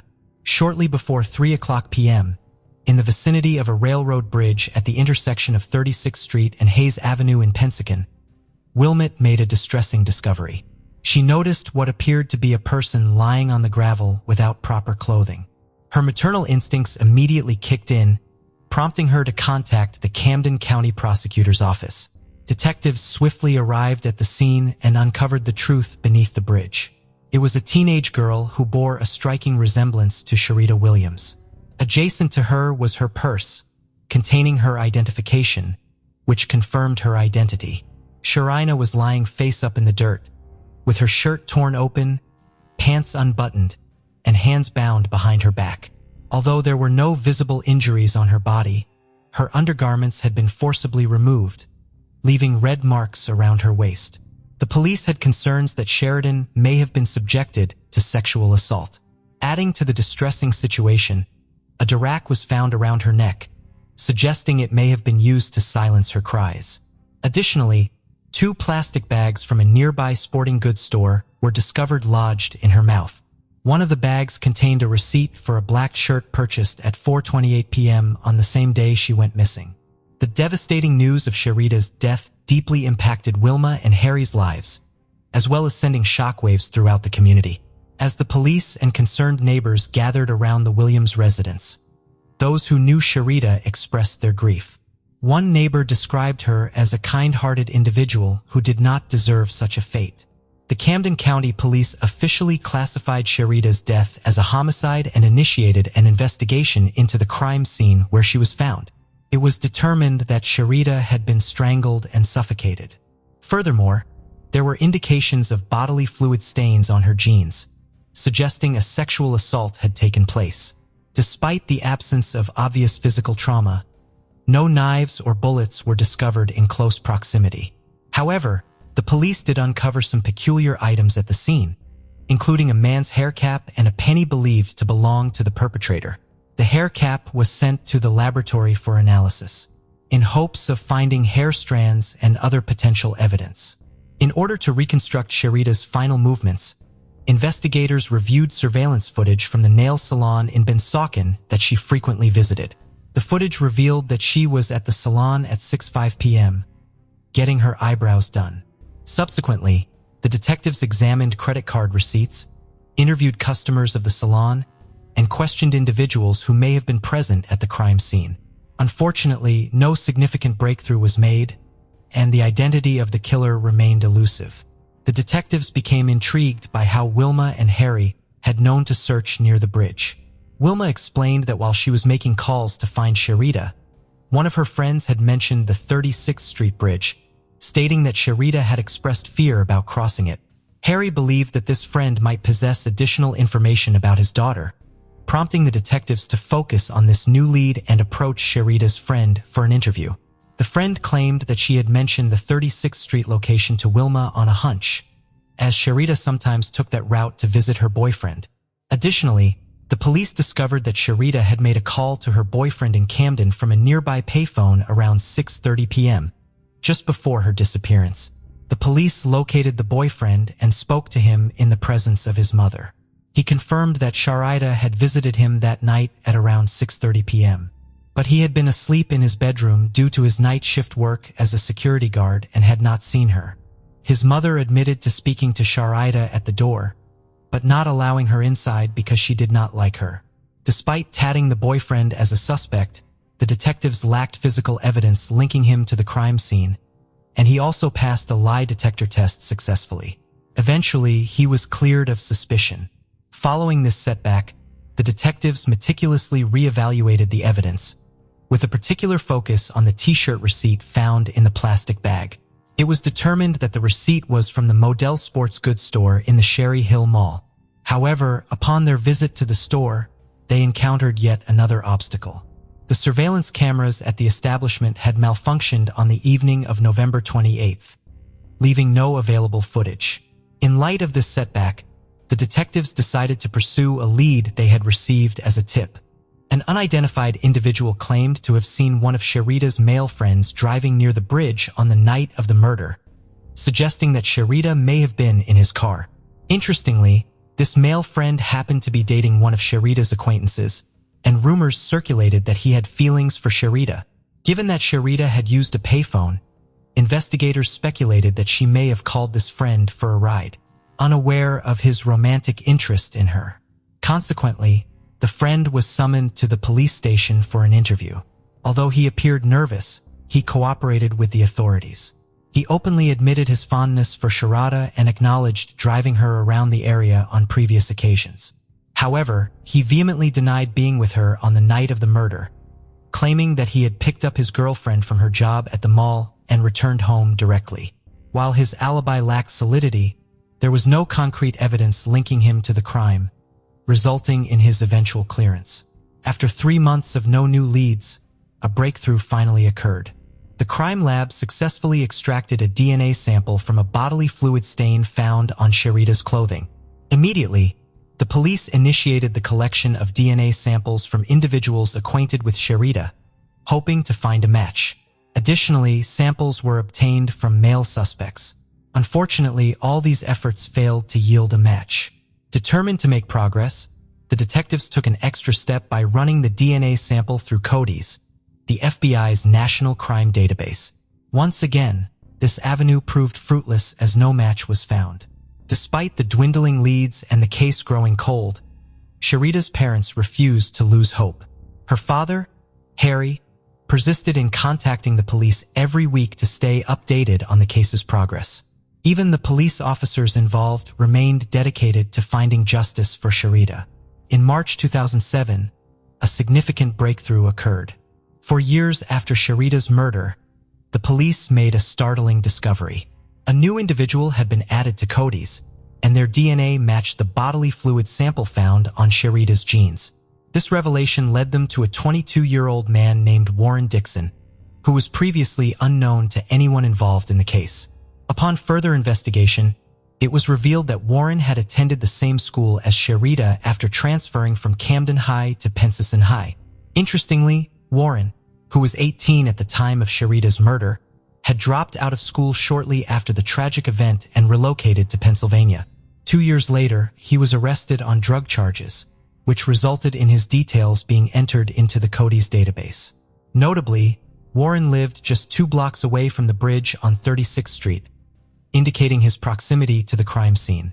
The police speculated that he may have intercepted Sharida on that fateful night after she left her boyfriend's house.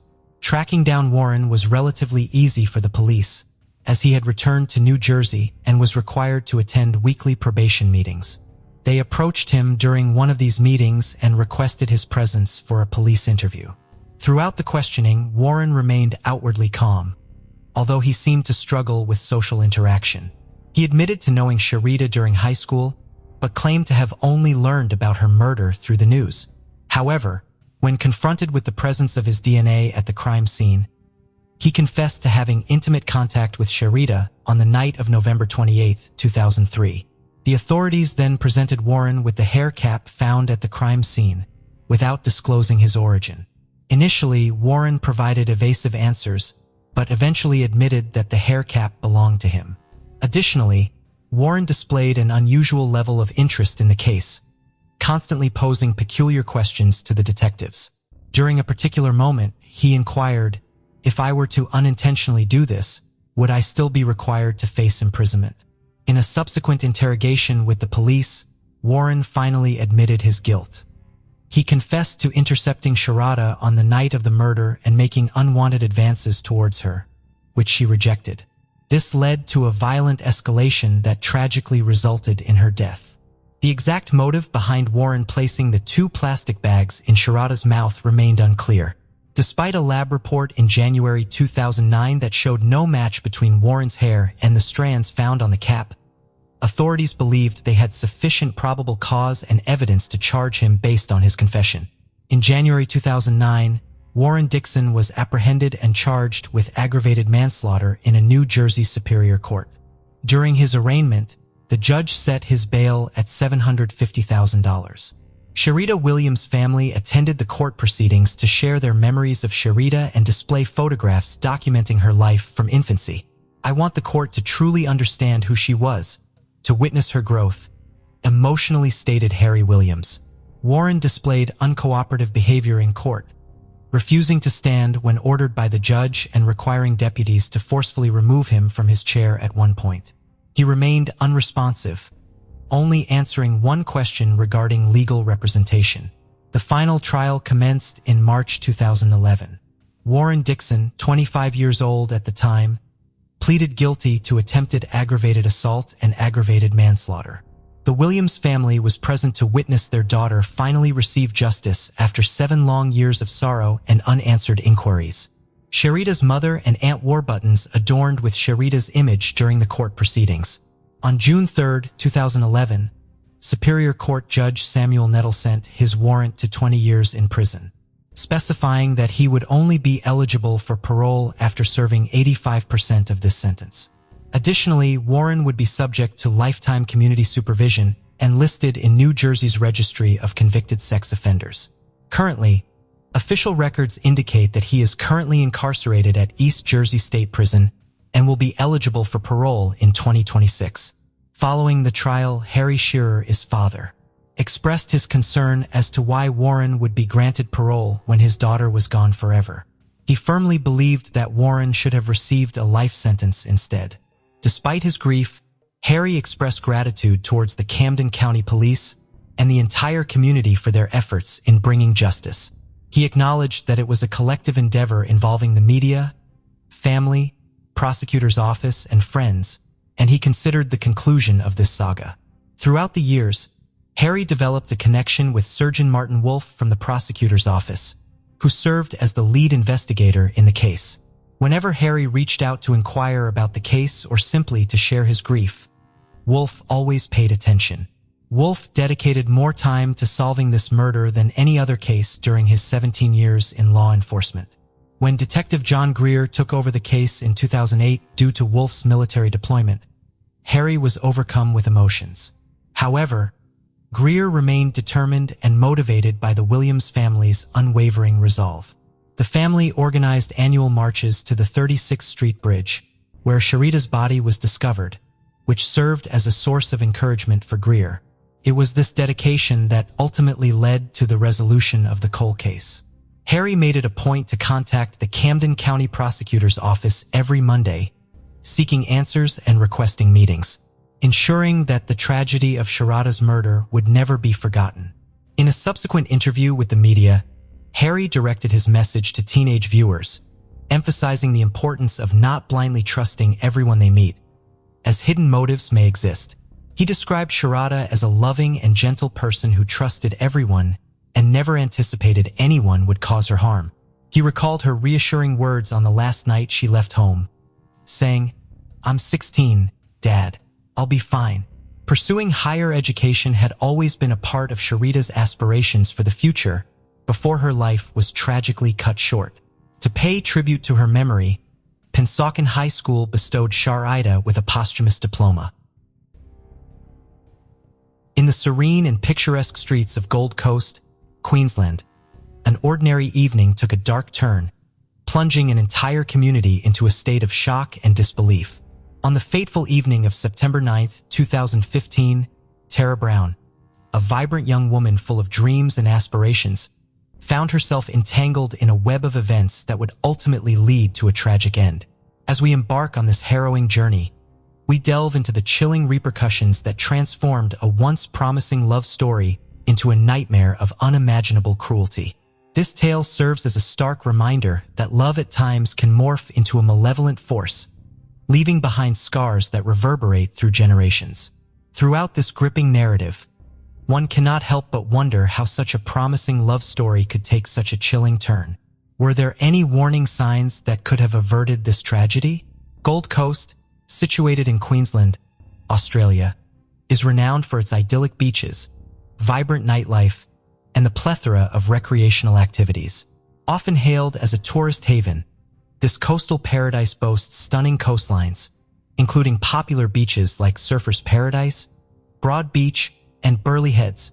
The city is also home to renowned theme parks, such as Dreamworld, SeaWorld, and Warner Brothers Movie World, making it a hub of entertainment. Despite its allure, Gold Coast maintains a relatively lower crime rate compared to larger Australian cities. Given these factors, it is difficult to comprehend the heinous act committed by a local resident named Lionel Pater.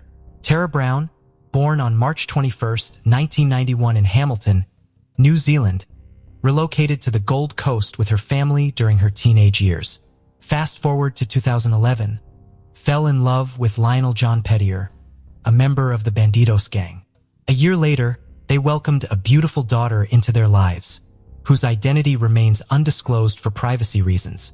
Tara embodied the essence of the Gold Coast, the sunshine, the golden beaches, and the tight-knit community. Growing up in this coastal haven, she developed a zest for life and a thirst for adventure. Tara's involvement in touch football at a representative level was just one aspect of her dynamic personality. Her insatiable curiosity and zest for exploration drove her to constantly seek out new experiences and knowledge.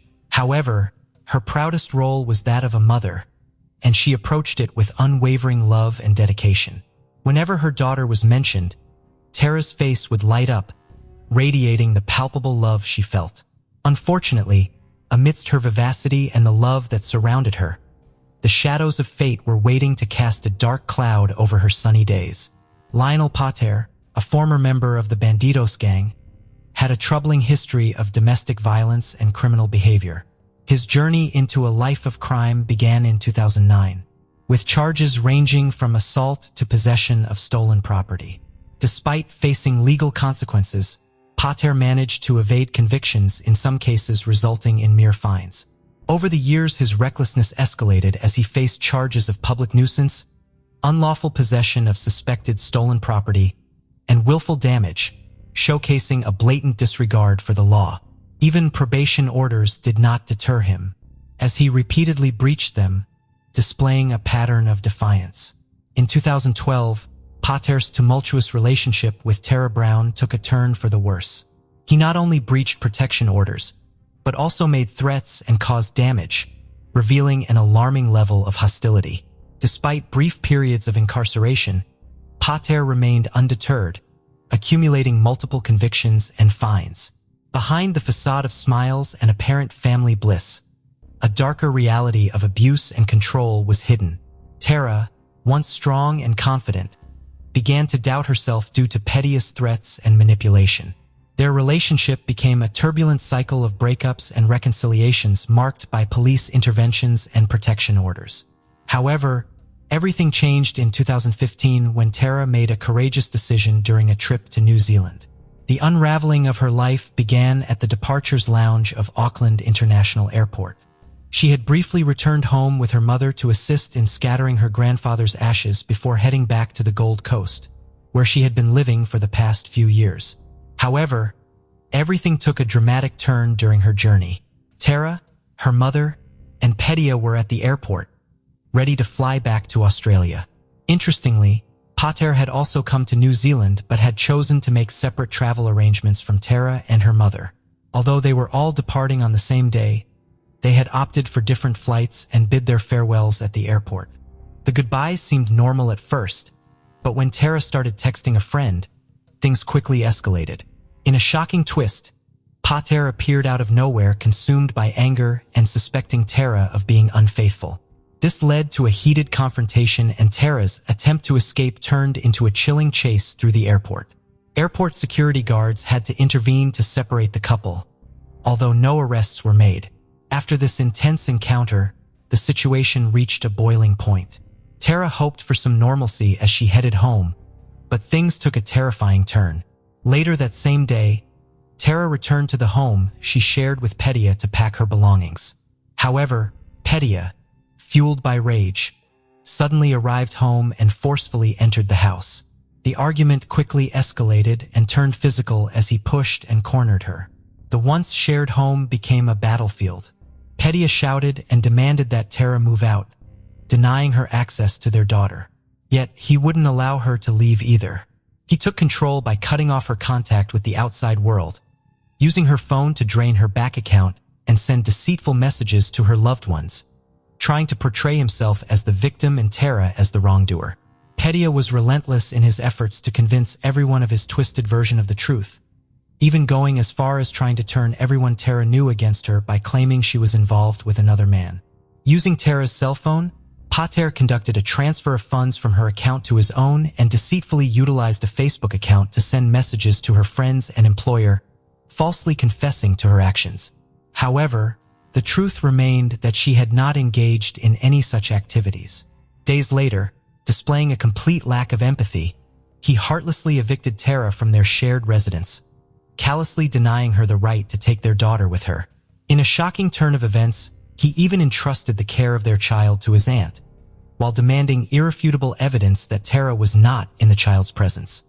Over the course of the following days, Tara sought solace in confiding in her boss at the law firm where she was employed, desperately seeking safety. With unwavering support from her boss, she took a crucial step towards securing sole custody of her daughter and forging a life free from the clutches of her abusive partner.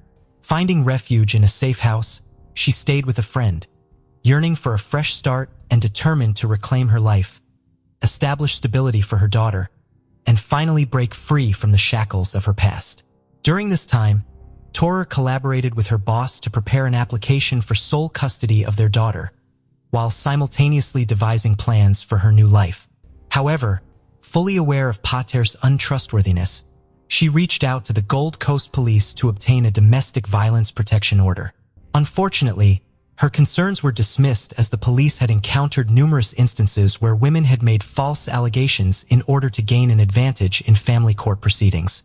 On September 3, 2015, Tara visited the Southport police station, having arranged for a private room through her lawyer. Gripped by fear of Petya, she hoped for a receptive audience at the station. However, the situation did not unfold as anticipated. The police refused to provide a private room, and the officer at the reception displayed a disinterest in hearing their account, despite Tara possessing text messages that clearly demonstrated Petya's threats. After consulting with the surgeon, the police concluded that there was insufficient evidence to substantiate claims of domestic violence. Although Tara did not receive assistance at the police station, a glimmer of hope awaited her just beyond the horizon. On Monday, September 7, 2015, the turning point in Tara's custody battle occurred when the legal documents were delivered to Petya's attorney. This resulted in Tara obtaining sole custody of her 3-year-old daughter. Little did anyone anticipate that this event would trigger a drastic change in Petya's behavior. Despite the existence of a protection order meant to keep him away, Petya relentlessly pursued Tara, disregarding the law. Unaware of the imminent danger, Tara left her aunt's house on the fateful morning of Tuesday, September 8, 2015, to drop off her daughter at daycare. If only she had known that Pater had already contacted the daycare half an hour earlier to inquire about their daughter's schedule. After safely dropping off her child and driving away in her Mazda, Tara felt a sense of relief.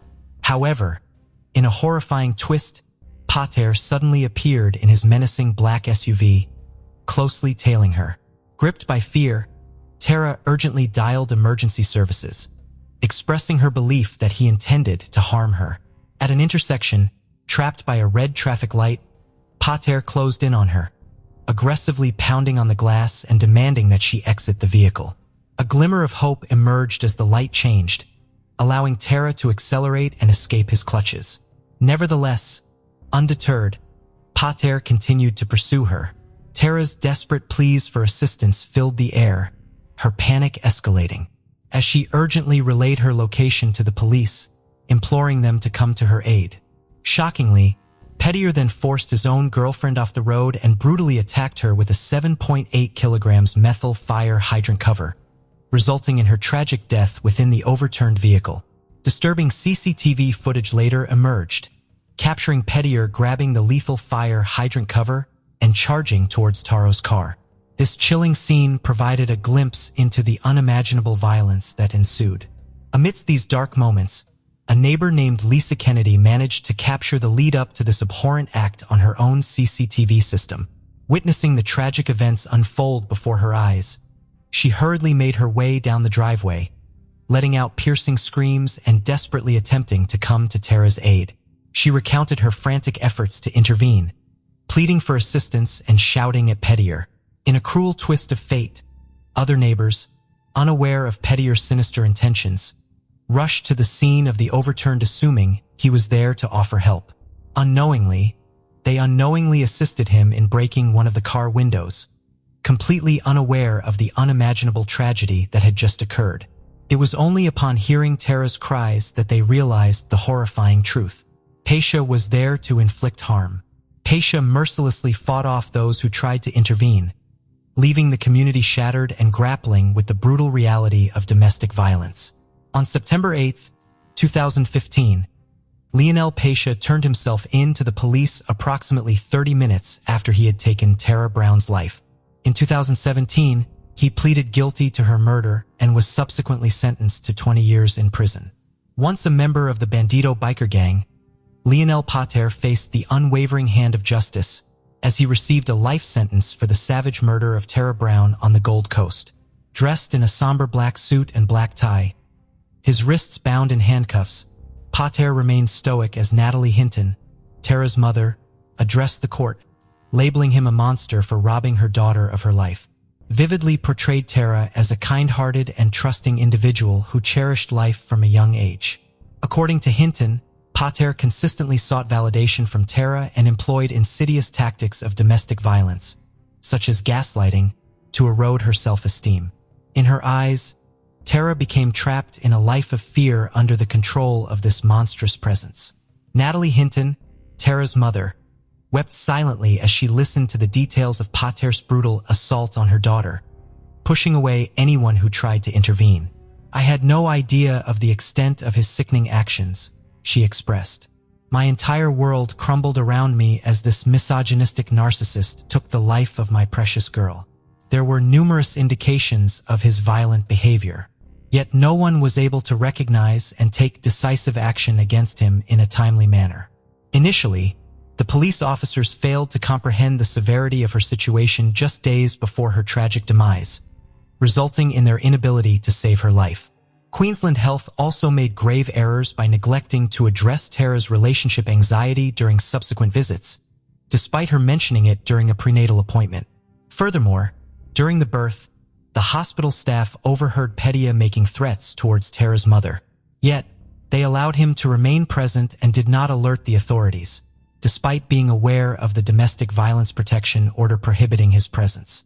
Finally, Justice Diber Mullins, while delivering a life imprisonment sentence for Petier's conviction, expressed a desire for him to understand the profound impact of Tara's death, a pain that cannot be adequately expressed in words. Petier acknowledged his guilt with the full support of his family, who encouraged him to face the consequences of his actions. In a statement read by Solicitor Campbell McCallum outside the court, Petier expressed his remorse and his desire to spare Tara's family any further anguish. He accepted the punishment imposed by the justice system and acknowledged that he would ultimately be judged by a higher power. Pater acknowledged that Tara's memory would endure and that he would never be forgiven. He hoped that by accepting responsibility, he could prevent any additional pain and suffering for Tara's family. Today, we examine the tragic case of Tara Brown, a young mother whose life was tragically cut short due to domestic violence inflicted by her former partner, Lionel Pater. Tara's story highlights the urgent need for a more effective response to domestic violence cases and the necessity for comprehensive training within law enforcement agencies.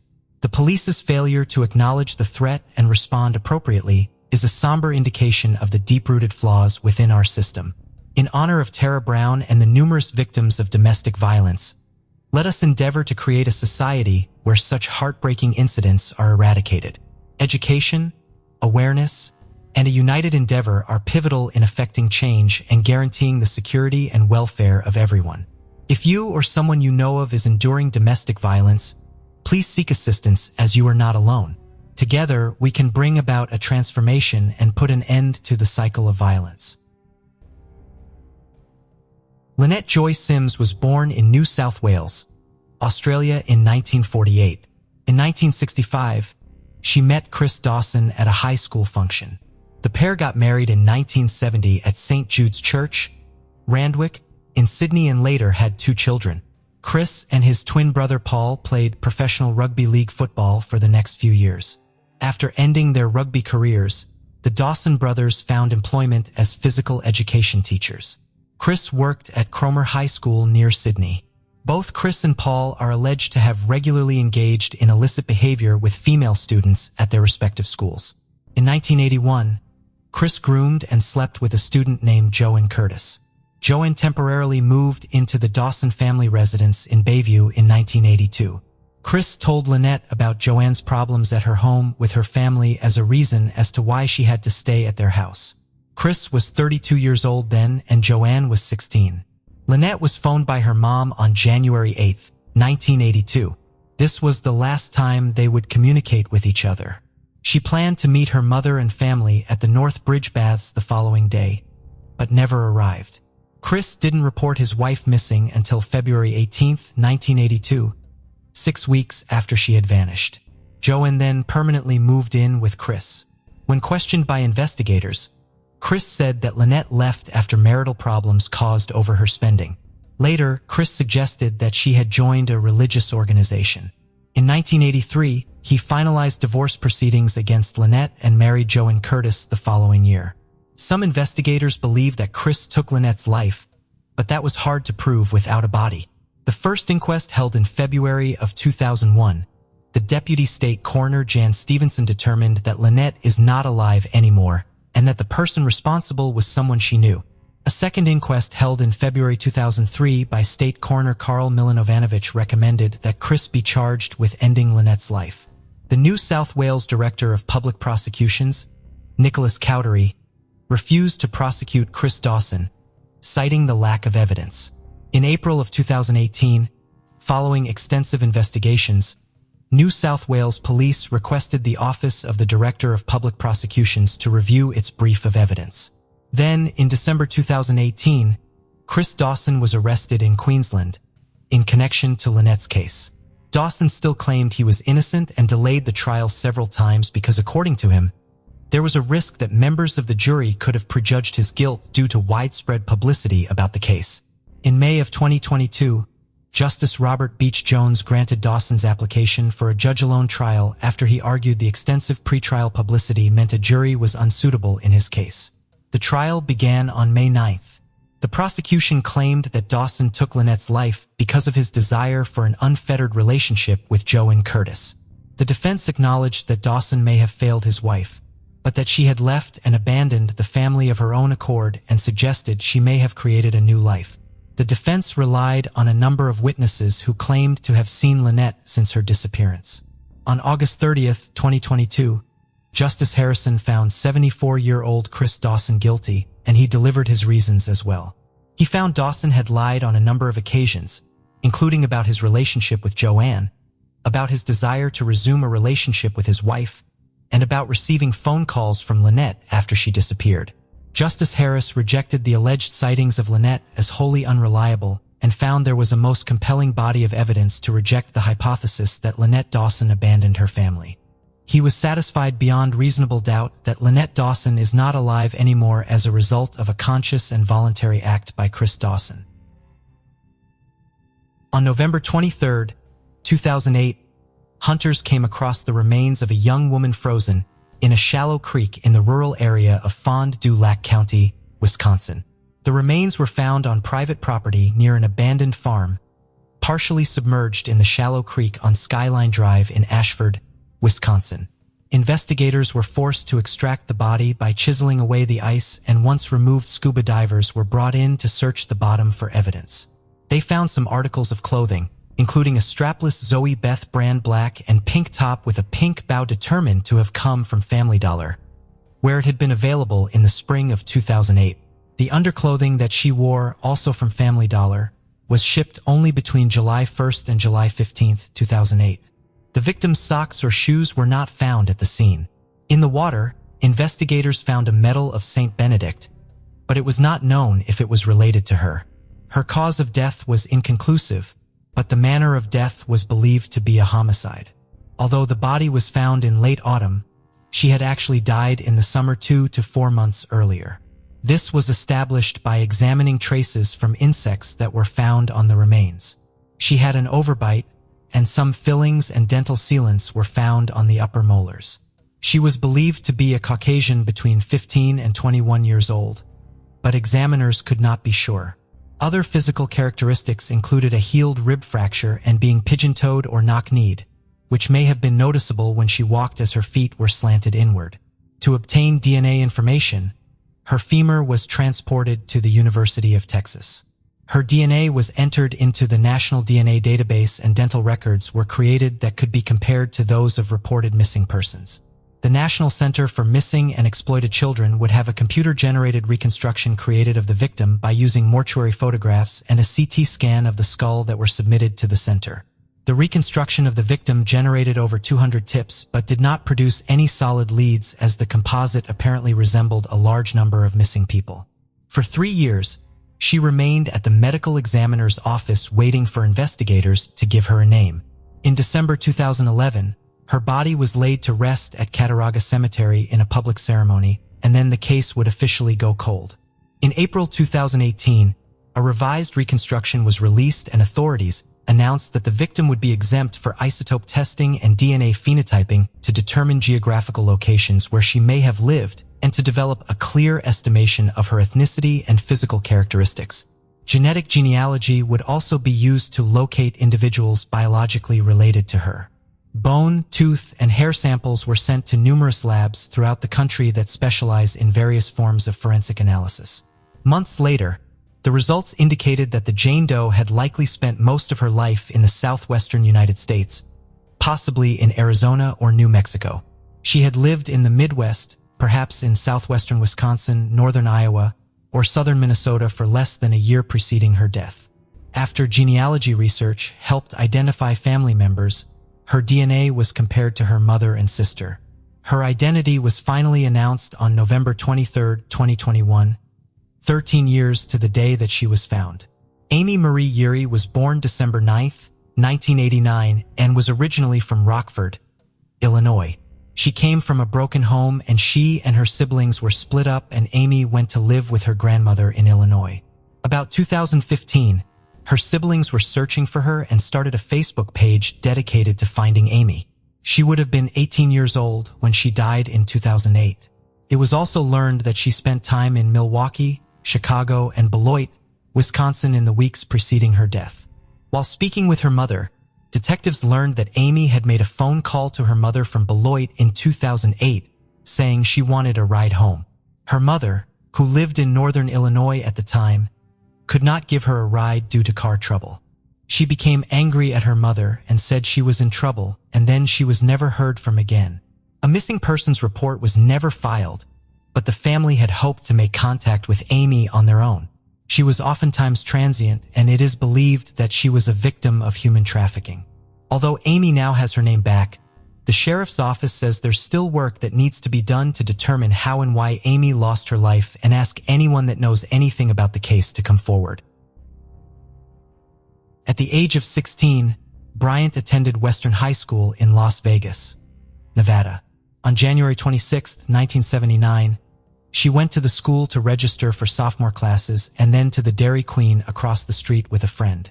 While standing outside the restaurant, Kim and her friend were verbally accosted by two young men driving a 1955 to 57 Chevy with silver primer paint and light spots. Words were exchanged and the men in the Chevy sped off down Decatur Boulevard. The men in the Chevy had also tried to entice other girls from Western High School into their car earlier in the week. Police were able to create a sketch of the passenger, who was described as about 18 years old with scraggly blonde hair, and the driver was in his early 20s with medium brown hair and possibly had a mustache. At 10 a.m., she would call her boyfriend to come pick her up from the Dairy Queen. By 10 a.m., Kim's friend had been picked up by her parents.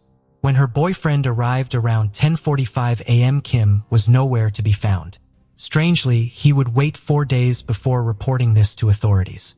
At about noon on the day she disappeared, a passing motorist spotted a backpack in the center median on North Decatur Boulevard, which ran between the school and the Dairy Queen. Inside the bag was Kim's ID and belongings. Kim's mother, Sherry Elliott, and stepfather Edward Elliott attempted to file a missing persons report when she didn't return home from school that day. But police, who suspected she had run away from home, did not declare her missing until January 31st. This was only after learning her book bag had been found discarded in the median of a nearby roadway. On February 20th, 1979, a month later, her body was found by 3 young boys in a desert area near West Charleston Boulevard and South Buffalo Drive. She had been sexually assaulted and killed, and DNA evidence from a suspect was recovered. But police were unable to make an identification and the case would go cold. There have been a few theories over the years as to who could have been responsible for her death. Stephen Morin, who was a Vegas serial killer during the time of her murder, was identified as the man that took Kim on a date to a skating rink about 2 weeks before she disappeared. Also, a macrame belt similar to the one Kim was wearing the day she disappeared was found in a storage unit owned by Morin. And Moran was believed to be responsible for the rape and attempted murder of a 15-year-old Vegas girl in April of 1980, and that girl had been left at the same site where Kim's body was found. However, the head of the Metro Homicide Unit noted that other young women were found murdered in the desert under similar circumstances as Kim after Moran's arrest. Another possible suspect was Bobby Jean Thomas, who was a local Vegas roofer that had been convicted for attempting to assault a woman in 1970. He was convicted of statutory rape and avoided a manslaughter charge as part of a plea deal in relation to the death of his 14-year-old sister-in-law. Thomas was killed the day after Kim went missing.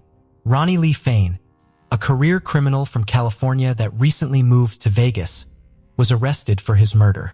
Fain told police he murdered Thomas in a fit of rage after he confessed to the murder of Kim. Fain passed 2 polygraph exams and his guilty plea was accepted. But Fain later tried to withdraw his confession and some detectives were suspicious of the fact Fain didn't even know Kim's name until he was told it by his defense attorney. And Fain had stabbed another Vegas man to death only a month before the Thomas killing. Most concerning, the detective heading the Thomas investigation said eyewitnesses reported Kim was last seen alive in a vehicle with 4 men, meaning that even with Thomas's death, 3 suspects remained on the loose. Then, in 2008, an attempt was made to create a DNA profile from the suspect's semen. Following advances in technology in 2021, DNA from different items of evidence were sent to Othram Incorporated for testing using a financial donation from Las Vegas resident and philanthropist Justin Wu. A male DNA profile was obtained and entered into Cody's, but there were no hits. That's when genetic genealogists built a family tree of the unknown killer, which ultimately led them to Johnny Blake Peterson. Othram and police eventually narrowed the search to a relative of Peterson, who was willing to give a DNA sample. It was then concluded in November 2021, 42 years after the murder, that Peterson was the person that kidnapped, sexually assaulted, and murdered Kim. Peterson was a 19-year-old Las Vegas resident at the time of Kim's death. He had previously attended the same school as Kim and would have been 3 years her senior, although it is unclear if they had interacted. He had a 1980 arrest for rape in Las Vegas, but the charges were later dismissed. He was never even on the radar as a suspect for her murder and had died in January 1993. Sadly, Kim's mother, Sherry Elliott, passed away in June of 2020 at the age of 79 before her daughter's killer was named. On July 21, 1999, A female's bruised body was found at 6:15 a.m. within the first rows of a cornfield by a father and his 16-year-old daughter walking their dogs. The body was located along 92nd Street in a rural area of Racine County, Wisconsin, in the town of Raymond. It appeared she had undergone neglect and abuse, which had increased in the days before her death. She also appeared to have been sexually assaulted and had only been deceased for several hours before being found. Her teeth showed signs of long-term neglect, with multiple teeth missing and other showing signs of decay. Her right arm was bent unnaturally behind her, and she had multiple obvious injuries. She had a cauliflower deformity on her right ear that may have come from repeated abuse. It was believed that she was possibly cognitively disabled and was believed to be between the age of 18 and 35 years old. When found, she was wearing a man's gray and silver country and western shirt with snap buttons and embroidered with red flowers on the front of the shirt, along with black sweatpants and no shoes.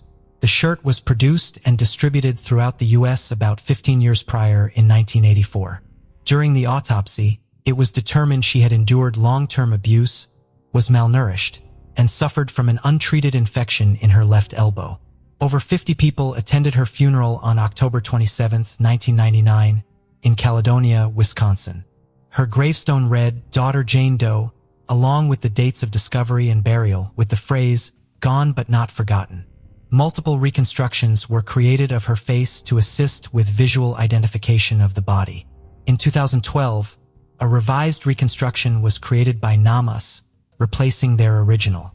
In October 2013, her remains were exhumed for additional testing. At a press conference that same year, police would describe the abuse she endured as barbaric and something none of them would ever forget.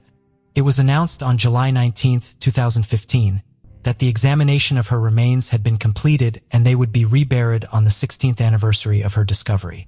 Authorities stated they had indeed uncovered new leads from the exhumation, but they declined to state any details. In 2016, it was announced that the chemical isotope analysis indicated the victim may have spent time in Alaska, Montana, or southern Canada. The police department then planned on seeking forensic genetic genealogy organizations to identify potential relatives of the victim. In November 2019, authorities in Racine County announced that she was successfully identified after 2 decades. Shockingly, during the conference, they also announced a suspect in her murder.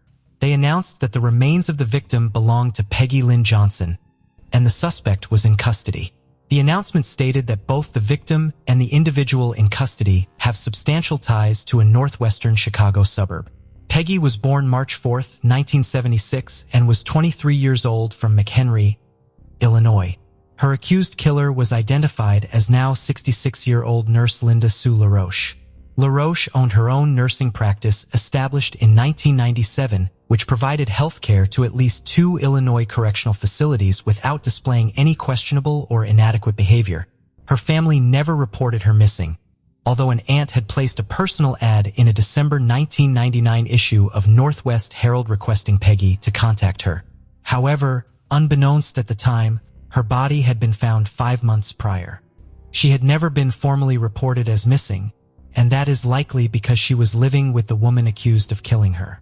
Peggy Johnson's name was not known in Racine County. Several of the people who knew her in life didn't know her by that name either. Peggy's mother's name was Diane Schroeder, hence the name Peggy Schroeder. Her father, Scott Johnson, wasn't in the picture and is deceased. Her mother, Diane, had died on November 26, 1994 at the age of 41. She worked at a nursing home and had 2 kids, Peggy and a son named Jesse, who died in 1998. A neighbor of Peggy's and fellow student of hers at Harvard High School in Harvard, Illinois, named Amanda, recently found out about the discovery and stated that Peggy was the sweetest girl. She never ever would hurt a fly. She said Peggy fell off the radar in the fall of 1994 when her mother passed away. It appears she went to live with LaRoche following her mother's death as a vulnerable young woman with no one to care for her. Another friend of Peggy's noticed something was amiss around the time, but didn't have reason to suspect Peggy had been killed. Nicole was 9 when she first met Peggy and visited her once at the LaRoches soon after Peggy moved into their home in McHenry, Illinois. She said Peggy seemed happy and finally had a job and stability, taking care of La Roche's kids and home, something she didn't have growing up in a low-income family. She said she tried calling Peggy repeatedly over the next couple years, but never got a call back.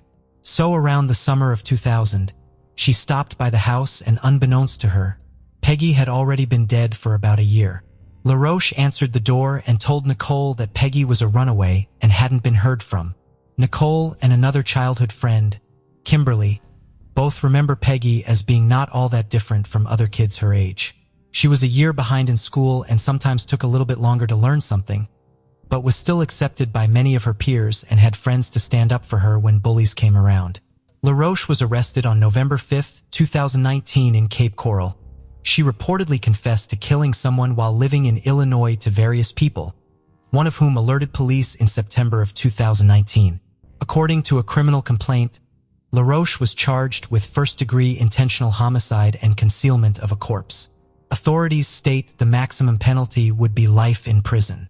At the time she was charged with murdering Peggy, she was facing legal proceedings after causing a vehicle accident while intoxicated. Peggy was reportedly last seen by classmates at a 1994 homecoming dance in Harvard, Illinois. The victim and her accused killer first encountered each other in 1994 at a medical clinic where Peggy worked.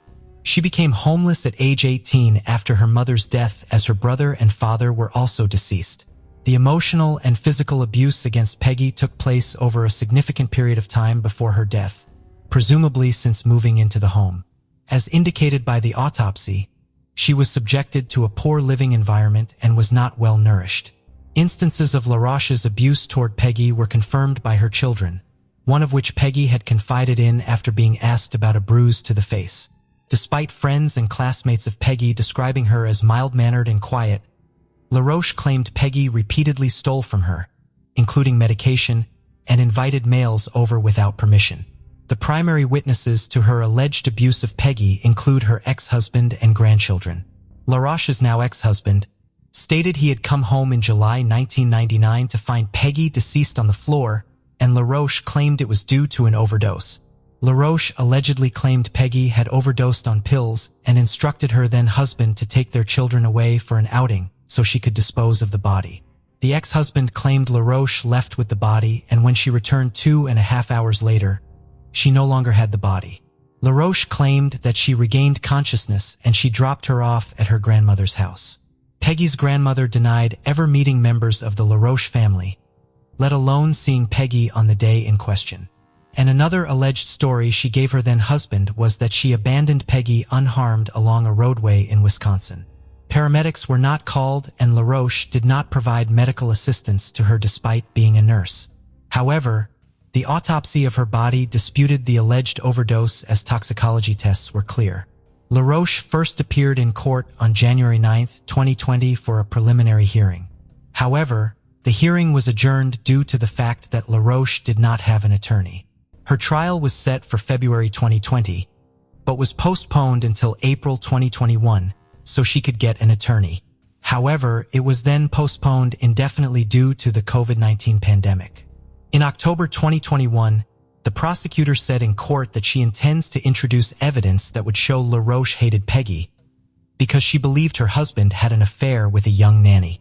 However, her attorney argued, without physical evidence, the state would essentially be asking the jury to convict her based on the stories told by her 5 now-adult children and ex-husband. Peggy lived in the La Roche home from 1994 to the time of her death in 1999. According to the criminal complaint, La Roche's children recalled that Peggy often had signs of injuries caused by La Roche. She was forced to sleep in a crawl space under the house, and that La Roche was verbally and emotionally cruel to her and often screamed at her like an animal. It is unknown if her ex-husband will face any charges for not calling 911. On March 4, 2020, Peggy Lynn Johnson was laid to rest on her birthday next to her mother and grandparents at Highland Garden of Memories in Belvidere, Illinois, with a new headstone bearing her name. La Roche remains in Racine County Jail, awaiting trial scheduled to begin on February 1, 2022. Although this case is not yet officially solved, Peggy now has her name back in a proper burial, and hopefully her killer will soon face justice. Burnley is a market town in Lancashire, United Kingdom, surrounded by the stunning Pennine countryside. It has a rich heritage and plenty to do. The gorgeous landscape provides the perfect backdrop for hikes, cycling, horse riding, and much more. One of the people who called this place home was 33-year-old Katie Kenyon. She was a caring and loving woman, completely devoted to her 2 children, a son and a daughter whom she adored. She loved animals and was close to her family, always making time for other people. It was on the 22nd of April, 2022 that the spelling of one word in a text message would set alarm bells ringing for her family. That day at 12:18 p.m., Katie's daughter received a message from her. "I love you and I'm sorry. Ring your dad. He will be looking after you for a while from today. I need to get help so I can be a better person for you and your brother. Please know I love you and I'm not upset with you. Sorry I couldn't tell you about it. If your dad won't look after you, Andy will always have your back. Remember, ring your dad or Andy." One thing in the text message stood out immediately.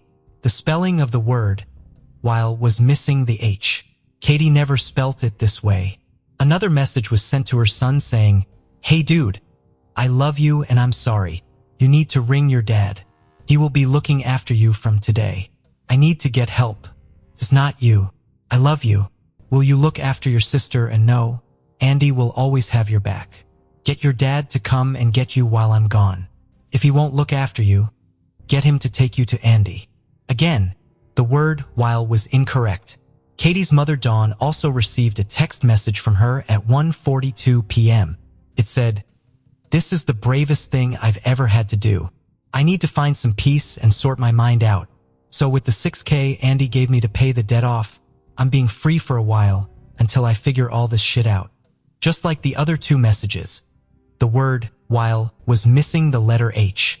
A text message had also been sent to Andrew Burfield, who was Andy in the text messages to her children.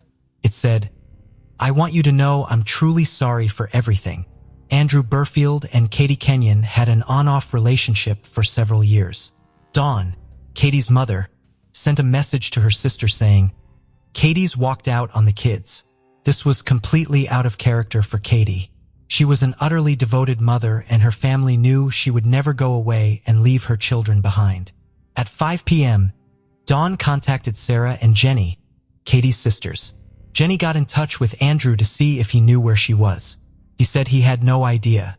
He told Jenny he was at work that day and she had gone to his house to drop her card and keys through the letterbox before going to a clinic to get treatment for her anxiety. What he was saying didn't add up, so Sarah and her boyfriend Anthony went to Andrew's house. Andrew lived on Todmorden Road and when the pair arrived to talk to him, they saw her white Ford Fiesta parked outside his house, which still had her belongings inside. But Katie was nowhere to be seen. Andrew was not cooperative with Sarah and Anthony and he ended up calling 999. He told the operator. The police soon arrived on scene and Sarah and Anthony spoke with them. They explained that Katie was missing and that all these messages had come through from her phone. A missing persons investigation was immediately launched. The search started at Andrew Burfield's home. He was cooperative with the police and gave them ideas as to where she could be, including this clinic she had allegedly gone to. He showed the officers the message she had sent him and let them look around his home. He got the ladders from his Ford Transit van so they could check the attic and joked, "Do you want to look in my van too?" He had also sent her several voice notes asking her to ring him. And he had also sent a message to Katie's son on Instagram. He said to her son that Katie had decided to go away for a while and asked him to care for her dog, with the dog's name, Indy, being spelt incorrectly. As news of her disappearance began to spread, missing posters were circulated with a description of her. She had last been seen wearing black leggings, flip-flops, a white and blue top, and a blue cardigan. One thing that was deeply concerning was that her phone had been permanently disconnected. 60 specialist officers from 4 police forces were involved and searches were carried out to try and find her. The hunt involved police and fire service officers, dog teams, mounted police, mountain rescue volunteers, and drones. The task before them was huge. The area to search was vast and dense, including a forest that made up nearly 5 square miles. Her sister Sarah wrote on Facebook, "It is now a waiting game. We have done everything we can, searched everywhere and contacted everyone. Then a witness came forward. Police said that a woman who matched Katie's description was seen getting into a silver Ford Transit van, accompanied by a male, and they issued an appeal for anyone who had seen anything similar to come forward. The following day, Saturday the 23rd, Katie's sister Jenny sent Andrew a message. "Andy, I think you know a hell of a lot more than you're letting on. I have read over the messages Katie sent to her kids, and she doesn't even spell like that or speak like that, which is what the kids have also said. Katie knows how to spell and mentioned about you having dyslexia, which makes sense with the spelling. You sent them texts. You know where Katie is. The police will trace where she was from the last message sent. Doesn't add up how she would drop her car, her keys, her bank card at yours, but no phone and none of her other bank cards. It's about time you came forward and started telling some truth now." Andrew replied, "I know you're worried and upset, but you really can't be throwing accusations at me like that. I had all that last night with Anthony and Sarah. I thought we might work together on this. That's why I gave you my number. I reported her missing last night as I said I would. I gave the police all Katie's things she posted. This is worrying enough without you adding to it. The police searched my house last night, so I think we should leave it down to them now." Jenny replied, "Still doesn't make any sense, Andy. Yeah, we'll leave it there and hopefully CCTV will give us answers." And sure enough, the CCTV did start to provide some. Cameras had shown her arriving on Todmorden Road and getting into his van. They were then seen at a McDonald's drive-thru. As the van drove along the A670, a camera showed the pair sitting in the front seat. This was the last confirmed sighting of Katie Kenyon. Mobile phone data showed that her phone had pinged off several towers, heading towards the forest of Boland. It also showed the phone traveling back, but a camera showed there was now only one person in the van, Andrew Burfield. That day at 3:45 p.m., the police headed back to Todmorden Road and Burfield showed them the messages on his phone. When the police returned at 5:30 p.m., the SIM card had been removed and put into another phone. He had also lit a fire, which was unusual given that it wasn't that cold. Andrew Burfield was subsequently arrested on suspicion of kidnap. He was taken to Greenbank Police Station and the first of 4 interviews began. But who exactly was Andrew Burfield? He was 50 years old and a father of 2, and worked as a handyman in Burnley, and would work on different properties. Burfield was described as isolated and friendless. He had also had run-ins with the law. He had been jailed in 2001 for attempting to pervert the course of justice. He had also been accused of stealing his boss's car and selling it for £2,700, but was cleared. Throughout their relationship, Katie had looked to him for support and love, but he was manipulative and controlling. He would gaslight her and pretend to help her, telling her she needed to go to therapy to deal with her anxiety. He would often toy with Katie's mental health and tell her that she was mentally unwell. The pair would text back and forth, and he would tell her she needed to go to rehab and that he would pay for it. Her anxiety was made worse when in 2021, her Ford Fiesta had been vandalized and her tires slashed, but it wasn't reported to the police. On the 18th of February, she had received a high court writ ordering that she pay £4,000 to Andrew Burfield, money that he said she owed him. The fees continued to escalate, and by April she owed £6,000. She was terrified that she would lose her home and that debt collectors would start taking her possessions from her. Burfield told her he would pay it and stop any bailiffs from bothering her. But as the deadline for payment grew closer, the money was yet to materialize. She had messaged her mother Dawn and told her she feared for her life. She said, "I'm paranoid to death he's going to do something.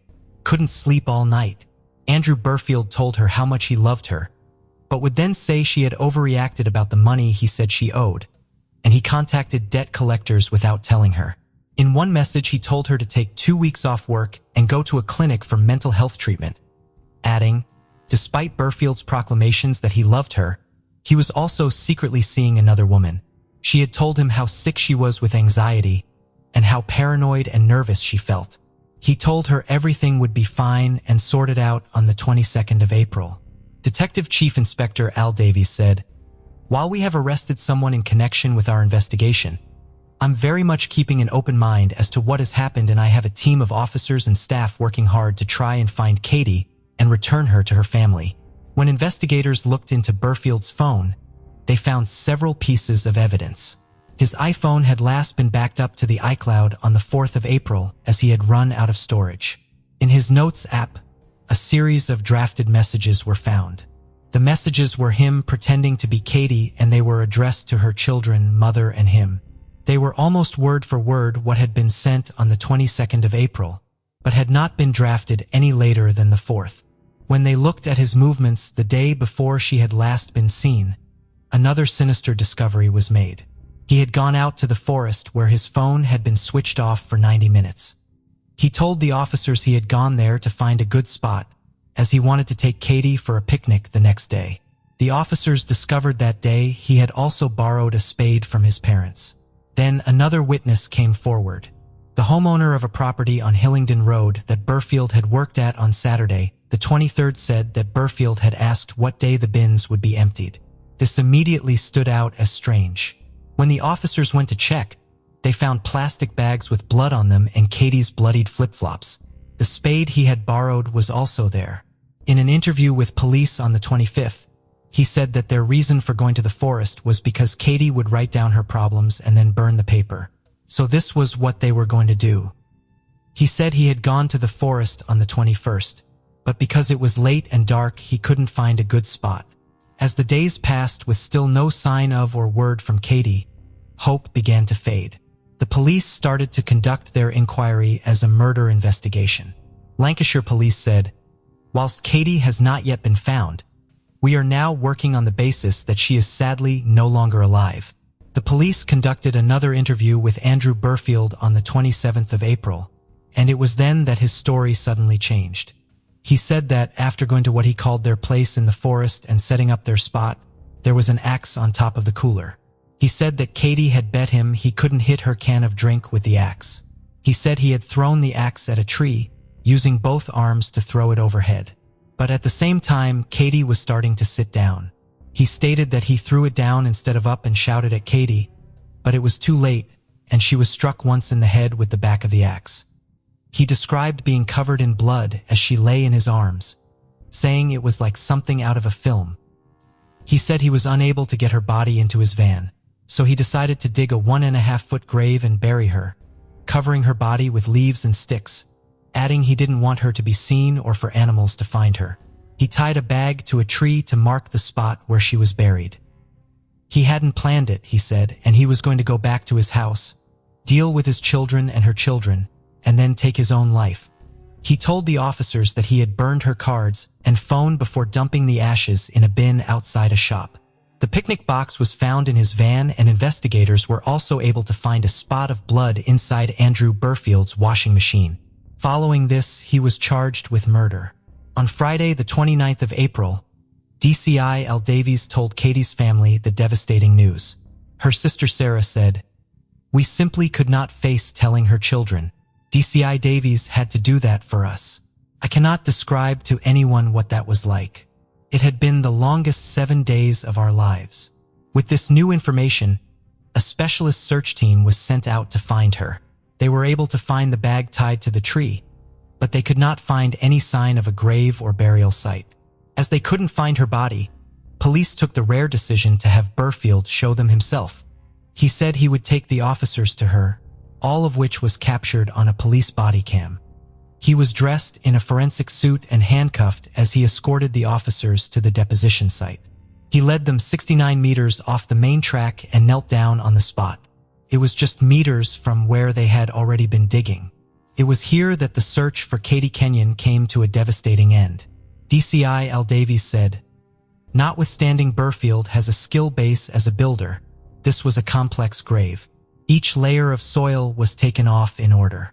The topsoil, then the next, and put back in that same order.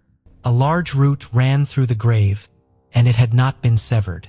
An archaeologist and a forensic botanist said it was completely implausible to dig that grave within the timescale Burfield was known to have been in the forest with Katie.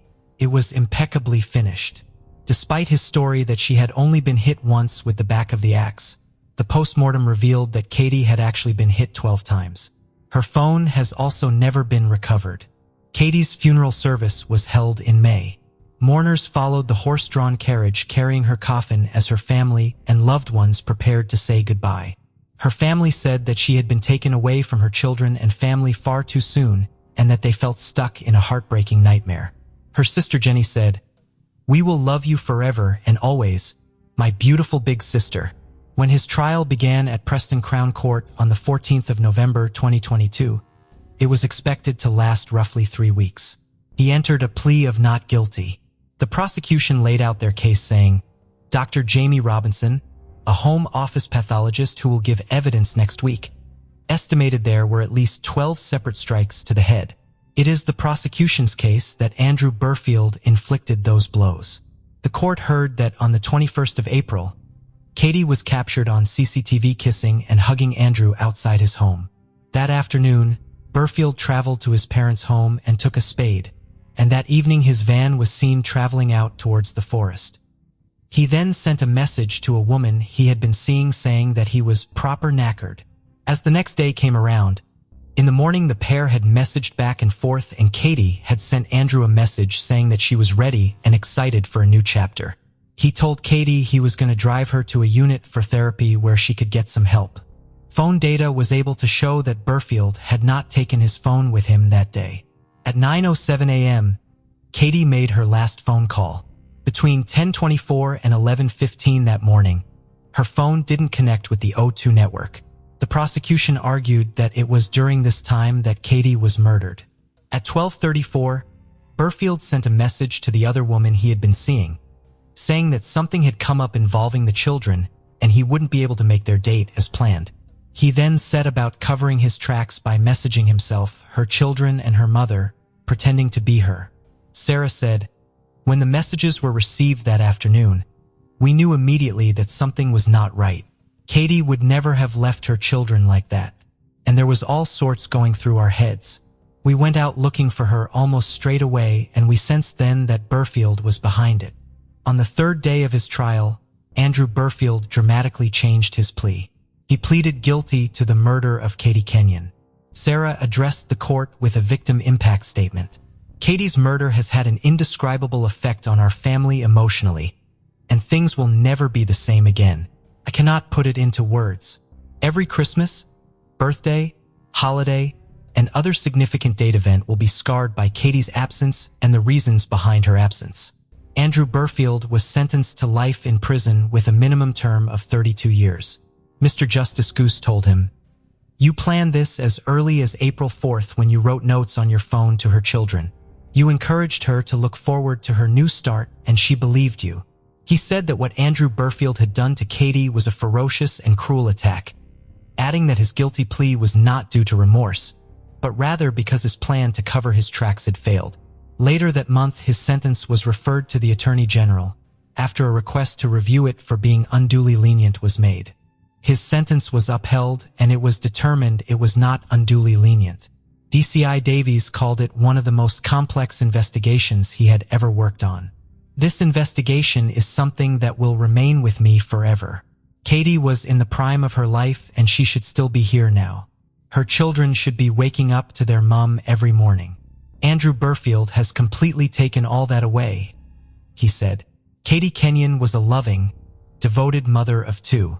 She had the rest of her life in front of her. Her loss has left a void that will never be filled." Her sister Sarah said, "Not only has Burfield taken Katie from us, he has taken our lives too. Her children have lost their mom in the most horrific way. She was mom, dad, and best friend all in one. Katie was a fantastic mom. Our mom Dawn has had to become a mother to 2 grieving teenagers. But to do this while grieving the loss of your daughter is so difficult. Katie told us she wanted to stop Burfield from being able to do to other women what he did to her. This cost her her life." On the morning of October 5, 2012, the weather in Westminster, Colorado was a mix of snow and clouds. This was the day that 10-year-old Jessica Ridgway, who lived with her mother Sarah Ridgway, her aunt, and her grandmother, went missing. Jessica was a 5th grade student at Witt Elementary, but on that particular morning, she was running late and missed walking to school with her friends. Instead, she decided to take a short walk to school on her own, but she never arrived. Question remained. What happened to Jessica? Did she get lost in the snow, or was there a more disturbing reason behind her disappearance? Westminster, located in both Adams and Jefferson counties, is a city in Colorado. As of 2020, it had a population of approximately 116,000, making it the 8th largest city in the state. The city is home to prominent companies such as the Western Fuels Association, Ball, and Digital Globe. Westminster also boasts dedicated land areas for recreational activities, including Stanley Lake Regional Park, Westminster Hills, and numerous neighborhood parks, community parks, and golf courses.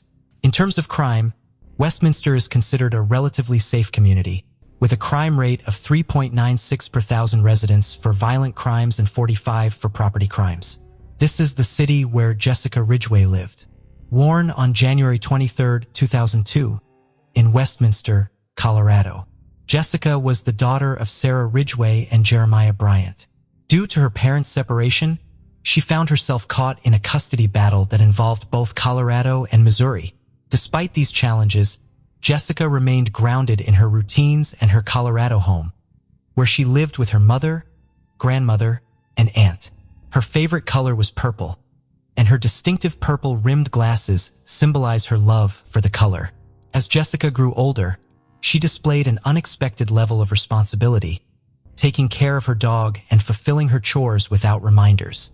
She had a deep bond with her dog, even capturing their moments together in home videos as she attempted to teach her tricks.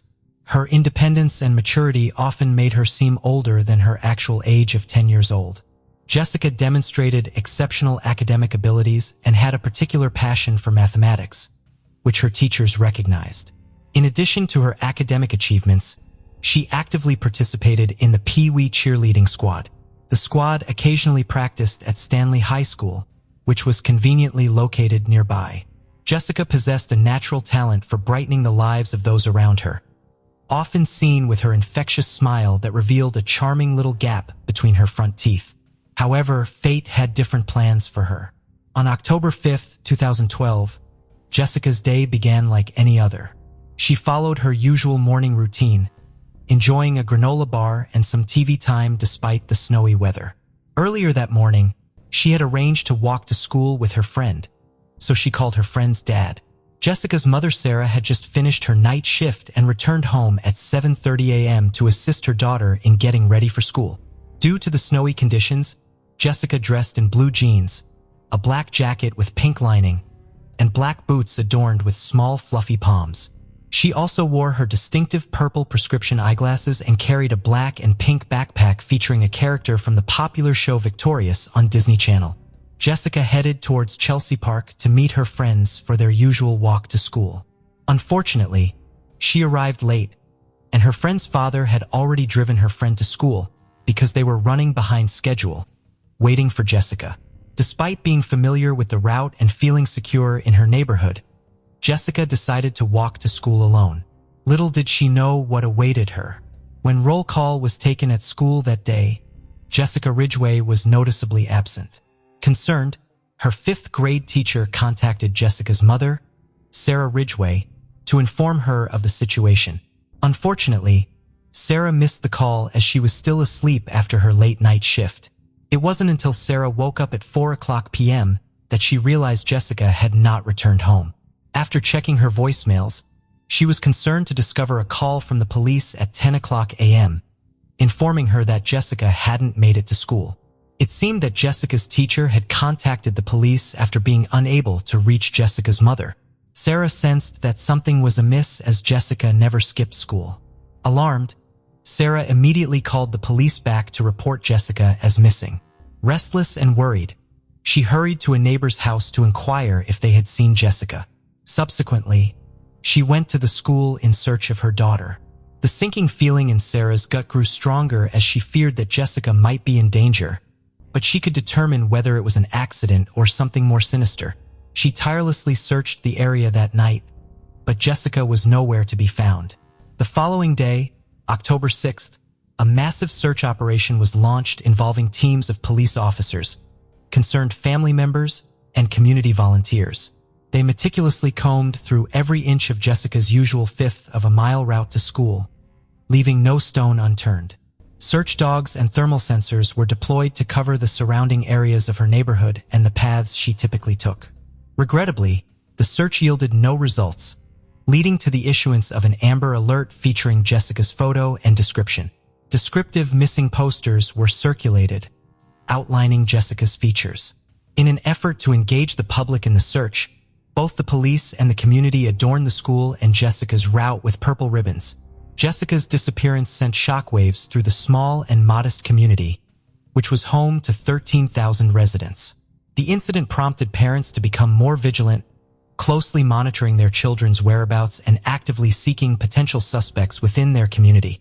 2 days later, on October 7th, Jessica's backpack was discovered in Superior, 6 miles away from her home.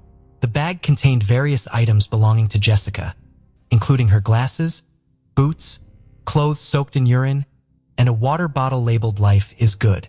The individual who found the backpack noticed Jessica Ridgway's name on the bottle and decided to post about the missing bag online, hoping to reunite the items with their owner. However, they were unaware that Jessica was missing and the connection to the ongoing Amber Alert.